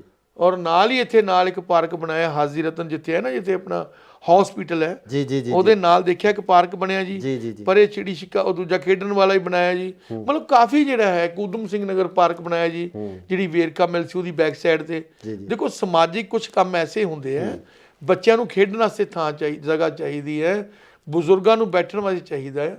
ਔਰ ਜਦੋਂ ਕੋਈ ਵਿਚਾਰਾ ਮੀਆਂ ਬੀਬੀ ਉਹ ਦਿਮਾਗੀ ਤੌਰ ਤੇ ਵਿਚਾਰੇ ਘਰੇ ਬੈਠੇ ਬੈਠੇ ਹੀ ਉਹ ਹੋ ਜਾਂਦੇ ਨੇ ਵਿਚਾਰੇ, ਜੇ ਪਾਰਕ 'ਚ ਜਾ ਕੇ ਬਹਿੰਦੇ ਨੇ ਤੇ ਉਹਨੂੰ ਮਤਲਬ ਖੁਸ਼ੀਆਂ ਮੁੜਦੀਆਂ ਘਰਾਂ ਦੇ ਵਿੱਚ। ਕਾਫੀ ਜਾਣੀ ਕਿ ਇਹਨਾਂ ਲੋਕਾਂ ਦੇ ਵਾਸਤੇ ਜੋ ਕਰਿਆ ਹੈਗਾ ਕੰਮ ਕਾਫੀ ਹੋਏ ਨੇ। ਔਰ ਸਰਕਾਰਾਂ ਦੇ ਕੰਮ ਹੁੰਦੇ, ਕੁਝ ਕੰਮ ਹੋ ਜਾਂਦੇ, ਕੋਈ ਨਾਰਾਜ਼ਗੀਆਂ ਵੀ ਹੋ ਜਾਂਦੀਆਂ। ਔਰ ਉਹ ਜਿਹੜਾ ਕੰਮ ਹੈ ਕੈਂਟੀਨ ਕੋਈ 5-4 ਸਾਲਾਂ ਵਾਲਾ ਕੰਮ ਤਾਂ ਹੁੰਦਾ ਨਹੀਂ ਜੀ, ਕਿਉਂਕਿ ਜੇ ਅਗਰ ਆਪਾਂ ਬਠਿੰਡੇ ਨੂੰ ਬਣਾਉਣਾ ਹੋਵੇ ਤਾਂ 40-50 ਸਾਲ ਤੋਂ ਲਗਾਤਾਰ 20-25 ਸਾਲ ਲੱਗੇ ਰਵਾਂਗੇ ਫਿਰ ਜਾ ਕੇ ਸਿਰੇ ਲੱਗੇ। ਮੇਰੇ ਸਾਹਿਬ ਇੱਕ ਹੋਰ ਸਵਾਲ ਆ, ਲਾਸਟ ਸਵਾਲ ਤੁਹਾਨੂੰ ਕਰਨਾ ਚਾਹੁੰਦਾ ਕਿ ਅਗਰ ਅਕਾਲੀ ਦਲ ਵਾਂਗੂ ਕਾਂਗਰਸ ਵੱਲੋਂ ਵੀ ਇਹ ਸ਼ਬਦੀ ਹਮਲੇ ਹੋਣ ਤੁਹਾਡੇ ਤੇ ਕਿ ਅਕਾਲੀ ਦਲ ਤੋਂ ਆਏ ਹੋਏ ਆ, ਫਿਰ ਕੀ ਹੋਊਗਾ? ਵੀ ਅਕਾਲੀ ਦਲ ਤੋਂ ਉਹ ਤਾਂ ਸਾਰਿਆਂ ਨੂੰ ਪਤਾ ਜੀ ਵੀ ਮੈਂ ਅਕਾਲੀ ਦਲ ਚੋਂ ਆਇਆ ਹੈਗਾ। ਨਹੀਂ, ਅਗਰ ਇਹੀ ਵਰਤਾਰਾ ਤੁਹਾਡੇ ਨਾਲ ਇੱਧਰ ਕਾਂਗਰਸ 'ਚ ਹੁੰਦਾ ਹੈ ਵੀ ਜੇ ਇਹੀ ਵਰਤਾਰਾ ਹੁੰਦਾ ਜੀ ਜੀ ਜੀ, ਇਹਦੇ 'ਚ ਦੇਖੋ ਇਹ ਤਾਂ ਹੁਣ ਗਾਂ ਮੇਰੀ ਕਿਸਮਤ ਹੈ ਵੀ ਇਹਦੇ 'ਚ ਕੀ ਹੋਣਾ। ਲੇਕਿਨ ਇੱਕ ਗੱਲ ਜ਼ਰੂਰ ਹੈ ਵੀ ਜਿਹੜੀ ਸਿਆਸਤ ਹੈ ਇਹ ਪੈਸੇ ਵਾਲੇ ਦੀ ਹੈ ਜੀ। ਜੇ ਹੋ ਸਕਦਾ ਕਿ ਮੈਂ ਵੀ ਕਿਤੇ ਮਾੜਾ ਮੋਟਾ ਕੋਈ 4 ਪੈਸਿਆਂ ਵਾਲਾ ਬੰਦਾ ਹੁੰਦਾ, ਮੈਂ ਵੀ ਖੁੱਲ੍ਹ ਕੇ ਲੋਕਾਂ ਦੀ ਪਬਲਿਕ ਦੀ ਸੇਵਾ ਕਰ ਸਕਦਾ ਸੀ, ਪਰ ਜਿੰਨੀ ਮੇਰੇ ਕੋਲ ਹੋ ਸਕੂਗੀ ਮੈਂ ਉਨੀ ਕਰਾਂਗਾ। ਸੋ ਇਹ ਸਨ ਸਾਬਕਾ ਮੇਅਰ ਬਲਵੰਤ ਰਾਏ ਨਾਥ, ਜਿਨ੍ਹਾਂ ਵੱਲੋਂ ਅਕਾਲੀ ਦਲ ਨੂੰ ਅਲਵਿਦਾ ਕਹਿ ਕੇ ਕਾਂਗਰਸ ਦਾ ਪੱਲਾ ਫੜ ਲਿਆ ਗਿਆ ਤੇ ਇਸ ਨੂੰ ਘਰ ਵਾਪਸੀ ਵੀ ਕਿਹਾ ਜਾ ਸਕਦਾ ਹੈ। ਸੇ ਨਾਲ ਹੀ ਇਹਨਾਂ ਵੱਲੋਂ ਮਨਪ੍ਰੀਤ ਬਾਦਲ ਦੇ ਕੰਮਾਂ ਦੀ ਸ਼ਲਾਘਾ ਕੀਤੀ ਆ, ਉਹਨਾਂ ਵੱਲੋਂ ਕੀਤੇ ਹੋਏ ਕੰਮਾਂ ਦੀ ਉਸਤਤ ਕੀਤੀ ਗਈ ਹੈ। ਪਰ ਆਮ ਲੋਕ ਮਨਪ੍ਰੀਤ ਬਾਦਲ ਦੇ ਕੰਮਾਂ ਨੂੰ ਕਿਸ ਤਰ੍ਹਾਂ ਦੇਖਦੇ ਆ, ਇਸ ਇਲਾਕੇ ਦੇ ਲੋਕ ਮਨਪ੍ਰੀਤ ਬਾਦਲ ਦੇ ਕੰਮਾਂ ਨੂੰ ਕਿਸ ਤਰ੍ਹਾਂ ਦੇਖਦੇ ਆ, ਇਹ ਆਉਣ ਵਾਲੀ 20 ਤਰੀਕ ਨੂੰ ਕਨਫਰਮ ਹੋ ਜਾਵੇਗਾ, ਪਤਾ ਲੱਗ ਜਾਵੇਗਾ। ਪਰ ਹਰ ਇੱਕ ਪਾਰਟੀ ਆਪਣੇ ਕੰਮਾਂ ਨੂੰ ਸੁਣਾਉਂਦੀ ਹੈ, ਹਰ ਇੱਕ ਪਾਰਟੀ ਆਪਣੇ ਕੀਤੇ ਹੋਏ ਕੰਮਾਂ ਦੀ ਉਸਤਤ ਕਰਦੀ ਹੈ। ਸੋ ਜੁੜੇ ਰਹੋ ਇੰਡੋਜ਼ ਟੀਵੀ ਆਸਟ੍ਰੇਲੀਆ ਨਾਲ। ਧੰਨਵਾਦ। ਨਾ ਸਰ, ਪਹਿਲਾ ਸਵਾਲ ਇਹੀ ਆ ਕਿ ਇਹੋ ਜਿਹੀਆਂ ਕਿਹੜੀਆਂ ਪ੍ਰਸਥਿਤੀਆਂ ਬਣੀਆਂ ਜਿਸ ਕਾਰਨ ਤੁਹਾਨੂੰ ਅਕਾਲੀ ਦਲ ਤੋਂ ਕਿਨਾਰਾ ਕਰਕੇ ਕਾਂਗਰਸ ਦਾ ਪੱਲਾ ਫੜਨਾ ਪਿਆ? ਇਹੋ ਜਿਹੇ ਕਿਹੜੇ ਹਾਲਾਤ ਸਨ? ਬਠਿੰਡੇ ਨੂੰ ਜਿਹੜਾ ਹਿੰਦੁਸਤਾਨ ਦੇ ਨਕਸ਼ੇ ਤੇ ਲਿਆਉਣ ਵਾਸਤੇ ਜੀ ਜੀ ਮੈਂ ਦਿਨ ਭਰ ਰਾਤ ਇੱਕ ਕਰਨ ਦੀ ਕੋਸ਼ਿਸ਼ ਕੀਤੀ ਜੀ।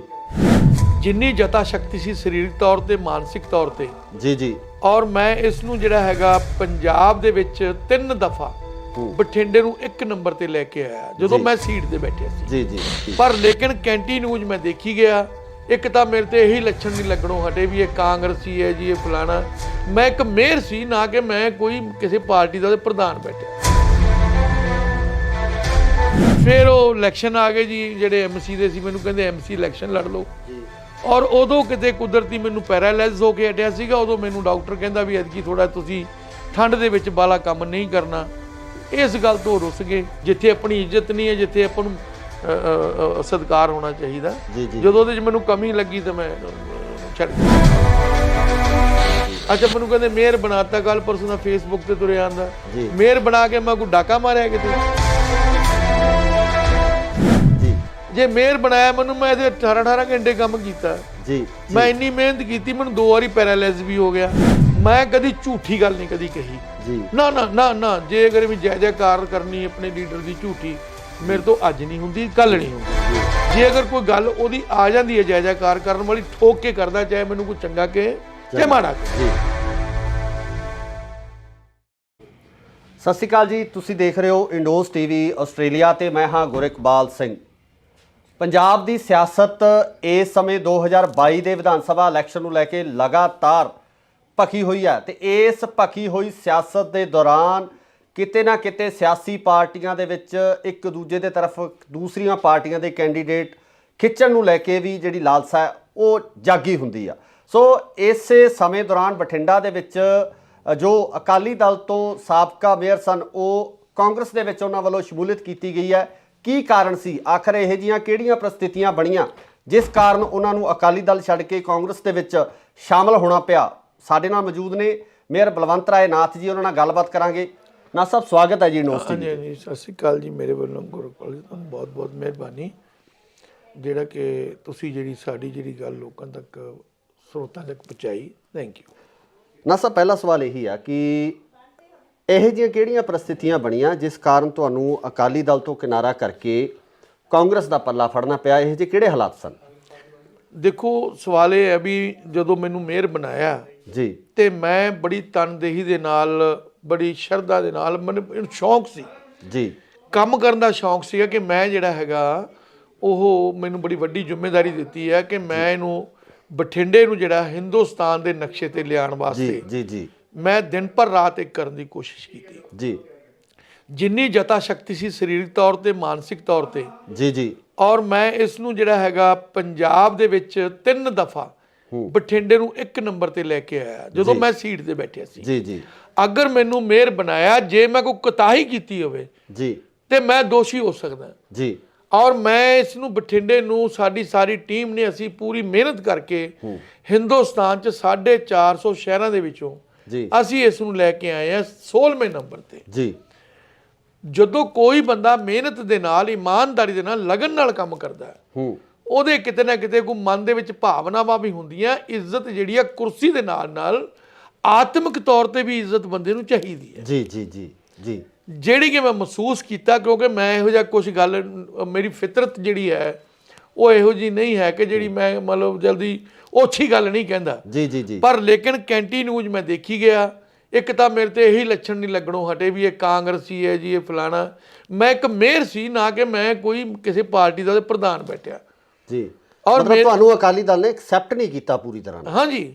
ਔਰ ਜਦੋਂ ਕਦੋਂ ਵੀ ਕਹਿਣ ਜੇ ਉਹ ਕਾਂਗਰਸੀ ਆ ਗਿਆ ਜੀ, ਉੱਥੇ ਫਲਾਣੇ ਆ ਗਿਆ ਜੀ, ਜੇ ਮੇਰੇ ਕੋਲ ਕੋਈ ਵੀ ਆਵੇ ਸ਼ਹਿਰ ਦਾ ਬੰਦਾ, ਮੈਂ ਇੱਕ ਮੇਅਰ ਸੀਗਾ, ਮਤਲਬ ਬਠਿੰਡਾ ਨਗਰ ਨਿਗਮ ਦਾ ਜੀ ਜੀ ਜੀ। ਔਰ ਮੈਂ ਆਪਣੀ ਜ਼ਿੰਮੇਵਾਰੀ ਜਿਹੜੀ ਹੈਗੀ ਆ, ਚਾਹੇ ਮੇਰੇ ਕੋਲ ਕੋਈ ਆ ਗਿਆ, ਮੈਂ ਪੂਰੀ ਕੋਸ਼ਿਸ਼ ਕਰਦਾ ਸੀ ਕਿ ਕੋਈ ਬੰਦਾ ਮੇਰੇ ਕੋਲੋਂ ਨਾਰਾਜ਼ ਨਾ ਜਾਵੇ। ਬਿਲਕੁਲ ਬਿਲਕੁਲ। ਔਰ ਮੈਂ ਆਪਣੀ ਕਾਬਲੀਅਤ ਦੇ ਮੁਤਾਬਕ ਜਿੰਨੀ ਕਿ ਮੇਰੇ ਜਤਾ ਸ਼ਕਤੀ ਸੀ, ਮਾਨਸਿਕ ਸਰੀਰਕ ਤੌਰ ਤੇ, ਮੈਂ ਆਪਣੇ ਲੀਡਰਾਂ ਨੂੰ ਵੀ ਖੁਸ਼ ਕਰਨ ਦੀ ਕੋਸ਼ਿਸ਼ ਕੀਤੀ ਜੀ ਜੀ। ਪਰ ਰੱਬ ਦੀ ਰੱਬ ਜਾਣੇ ਵੀ ਕੀ ਗੱਲ ਸੀ, ਜਿਹੜਾ ਪ੍ਰੋਪਰ ਤੌਰ ਤੇ ਇੱਕੋ ਹੀ ਇਸ਼ੂ ਹੁੰਦਾ ਆ ਵੀ ਇਹ ਕਾਂਗਰਸੀ ਹੈ ਜੀ, ਇਹ ਕਾਂਗਰਸ ਨਾਲ ਆ ਗਿਆ ਜੀ ਜੀ।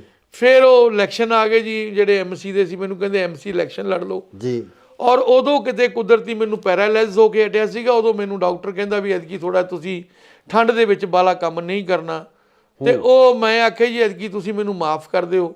ਇਸ ਗੱਲ ਤੋਂ ਰੁੱਸ ਗਏ ਜੀ ਜੀ। ਔਰ ਮੈਂ ਕਿਹਾ ਜੀ ਮੇਰੀ ਗੱਲ ਸੁਣੋ, ਮੈਨੂੰ ਡਾਕਟਰ ਨੇ ਮਨਾ ਕੀਤਾ, ਔਰ ਰੁੱਸ ਗਏ ਜਦੋਂ ਮੈਂ ਕਿਹਾ ਸਿੰਗਲਾ ਸਾਹਿਬ ਤੁਸੀਂ ਐ ਨਾ ਕਰੋ, ਮੈਨੂੰ ਨਾ ਇਲੈਕਸ਼ਨ ਲੜਾਓ, ਮੇਰੀ ਸਿਹਤ ਠੀਕ ਨਹੀਂ ਹੈਗੀ ਜੀ, ਅਗਲੀ ਵਾਰੀ ਲੜਾ ਦਾਂਗੇ ਜੀ। ਤੁਸੀਂ ਮੈਨੂੰ 10 ਇਲੈਕਸ਼ਨ, ਮੈਂ ਕਿਹਾ 10 ਸੀਟਾਂ ਲਾ ਦਿਓ, ਜੀ ਮੈਂ ਜਾ ਕੇ ਉਹਦੇ ਮਦਦ ਕਰਦਾ। ਇੱਕ ਸੀਟ ਮੇਰਾ ਸੁਰੇਸ਼ ਚੌਹਾਨ ਹੈ, ਮੇਰਾ ਭਤੀਜਾ ਹੀ ਹੈ, ਪੁੱਤਰ ਹੀ ਹੈ ਜੀ।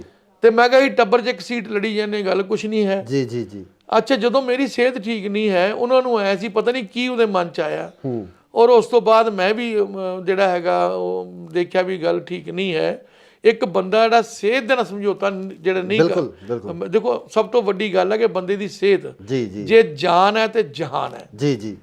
ਔਰ ਜੇ ਅਗਰ ਮੇਰੇ ਕਹਿਣ ਦੇ ਬਾਵਜੂਦ ਵੀ ਨਹੀਂ ਹਟੇ ਤੇ ਫਿਰ ਮੈਂ ਆਖਿਆ ਵੀ ਤੁਹਾਡੇ ਵਾਸਤੇ ਅੱਛੀ ਗੱਲ ਨਹੀਂ ਹੈ।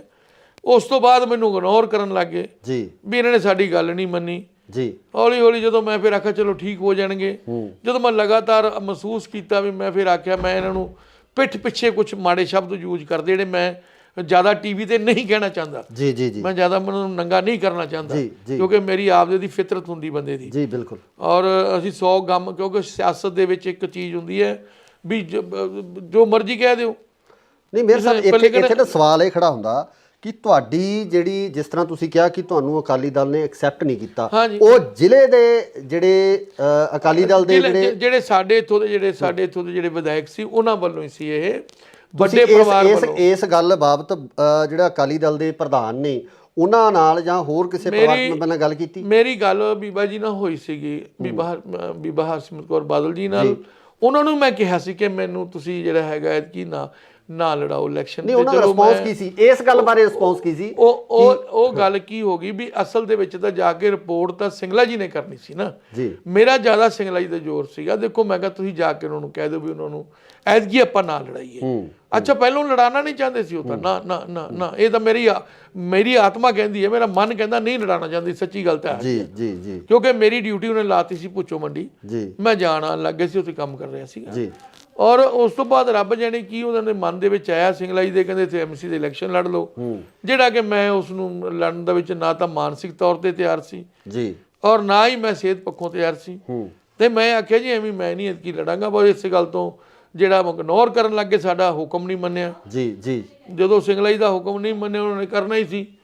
ਜਦੋਂ ਉਹਨਾਂ ਨੇ ਮੈਨੂੰ ਜ਼ਿਆਦਾ, ਮੈਂ ਵੀ ਫਿਰ ਆਪਦਾ ਹੌਲੀ ਹੌਲੀ ਕਿਨਾਰਾ ਕਰ ਗਿਆ। ਮੈਂ ਕਿਹਾ ਵੀ ਜਿੱਥੇ ਆਪਣੀ ਇੱਜ਼ਤ ਨਹੀਂ ਹੈ, ਜਿੱਥੇ ਆਪਾਂ ਨੂੰ ਆਤਮਿਕ ਤੌਰ ਤੇ ਆਪਾਂ ਨੂੰ ਇੱਜ਼ਤ ਨਹੀਂ ਹੈ, ਤੇ ਕੁਰਸੀਆਂ ਦੀ ਇੱਜ਼ਤ ਨਹੀਂ ਹੁੰਦੀ। ਕੁਰਸੀਆਂ ਤਾਂ ਛੋਟੀਆਂ ਵੱਡੀਆਂ ਚੱਲਦੀਆਂ ਰਹਿੰਦੀਆਂ, ਲੇਕਿਨ ਬੰਦੇ ਦੀ ਇੱਕ ਰਿਸਪੈਕਟ ਹੁੰਦੀ, ਆਤਮਿਕ ਤੌਰ ਤੇ ਹੀ ਬੰਦੇ ਦੀ ਇੱਕ ਸਤਿਕਾਰ ਹੋਣਾ ਚਾਹੀਦਾ। ਜਦੋਂ ਉਹਦੇ 'ਚ ਮੈਨੂੰ ਕਮੀ ਲੱਗੀ ਤਾਂ ਮੈਂ ਛੱਡ ਗਿਆ ਜੀ। ਤੁਸੀਂ ਐਮਐਲਏ ਦੀ ਟਿਕਟ ਵਾਸਤੇ ਵਿਲਿੰਗ ਸੀ? ਤੁਹਾਨੂੰ ਸੀ ਵੀ ਮੈਂ ਐਮਐਲਏ ਵਾਸਤੇ ਜਾਂ ਵਿਧਾਨ ਸਭਾ ਇਲੈਕਸ਼ਨ ਲੜਨਾ?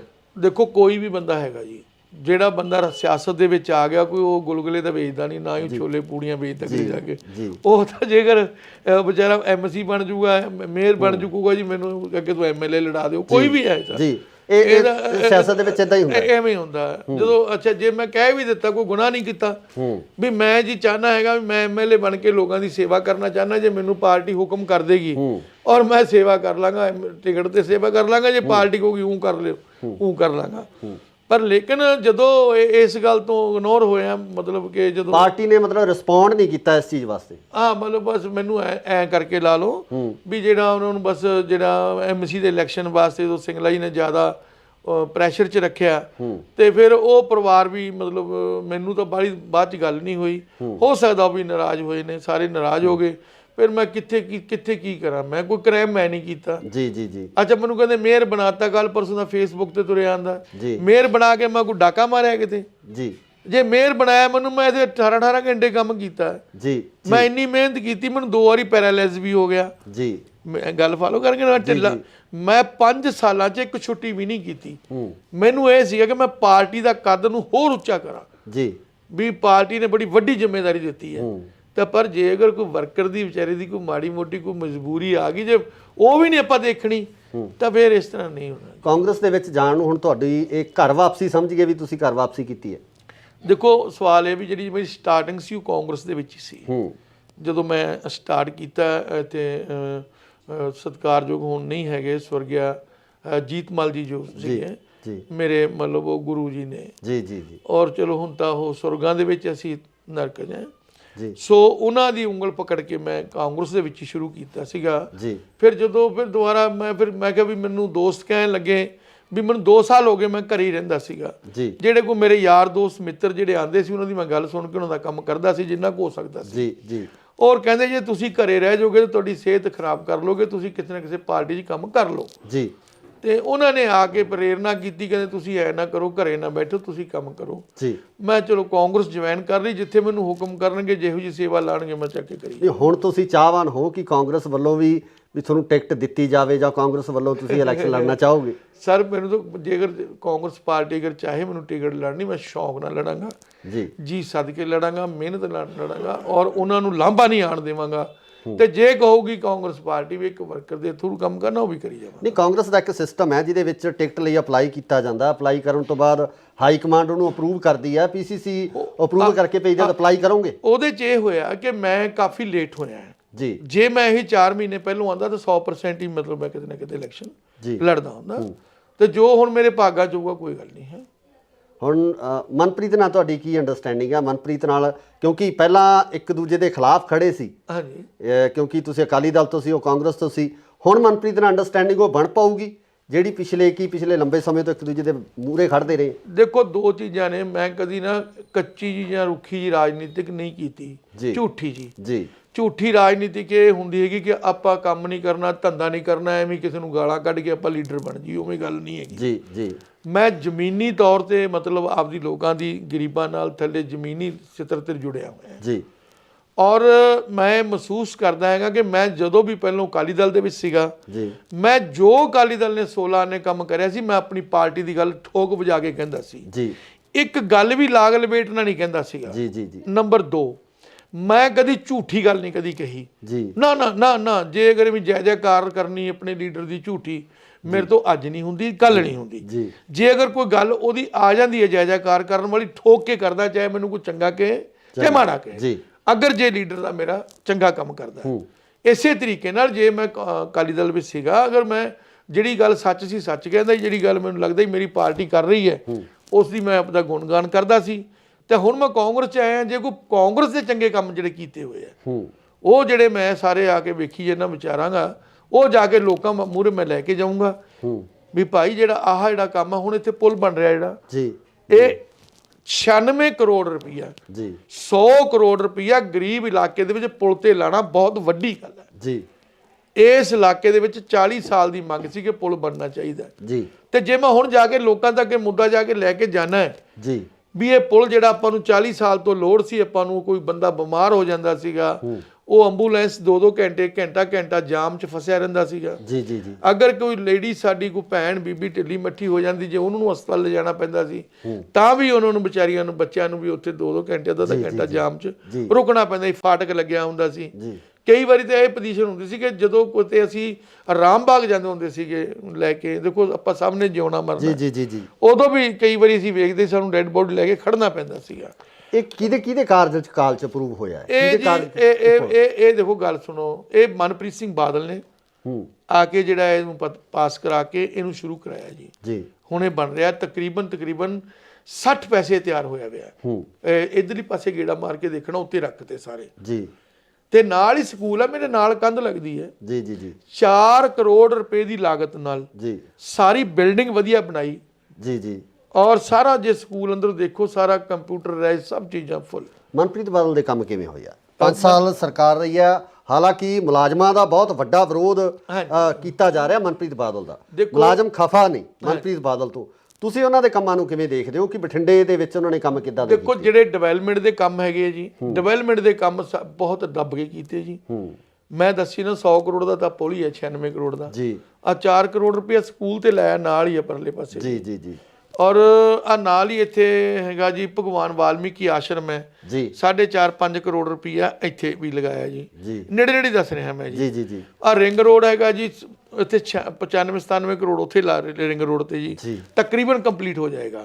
ਔਰ ਮੈਂ ਕਹਾਂਗਾ ਨਹਿਰ ਬਾਰ-ਬਾਰ ਟੁੱਟਦੀ ਸੀਗੀ ਜੀ, ਇਹ ਨਹਿਰ ਜਿਹੜੀ ਆ ਹੁਣ ਫਾਈਨਲ ਹੈ ਜੀ। ਇਹ ਨਹਿਰ ਜਿਹੜੀ ਹੈਗੀ ਆ ਹੁਣ ਇਸ ਨੂੰ ਪੱਕਾ ਕਰਤਾ, ਤੁਸੀਂ ਵੇਖੀ ਹੋਊਗੀ। ਬਿਲਕੁਲ। ਉਹਦੇ ਨਾਲ ਇੱਕ ਸੈਰਗਾ ਬਣਾ ਰਹੇ ਜੀ, ਜਿਹੜੀ 8-9 ਕਿਲੋਮੀਟਰ ਲੰਬੀ ਹੈ ਜੀ। ਔਰ ਉਹ ਸੈਰਗਾ ਜੋ ਤਿਆਰ ਹੋਗੀ, ਲੋਕਾਂ ਨੂੰ ਬੜਾ ਵੱਡਾ ਉਹਦਾ ਅਸੂਲਤ ਮਿਲੇਗੀ ਸਿਹਤ ਪੱਖੋਂ।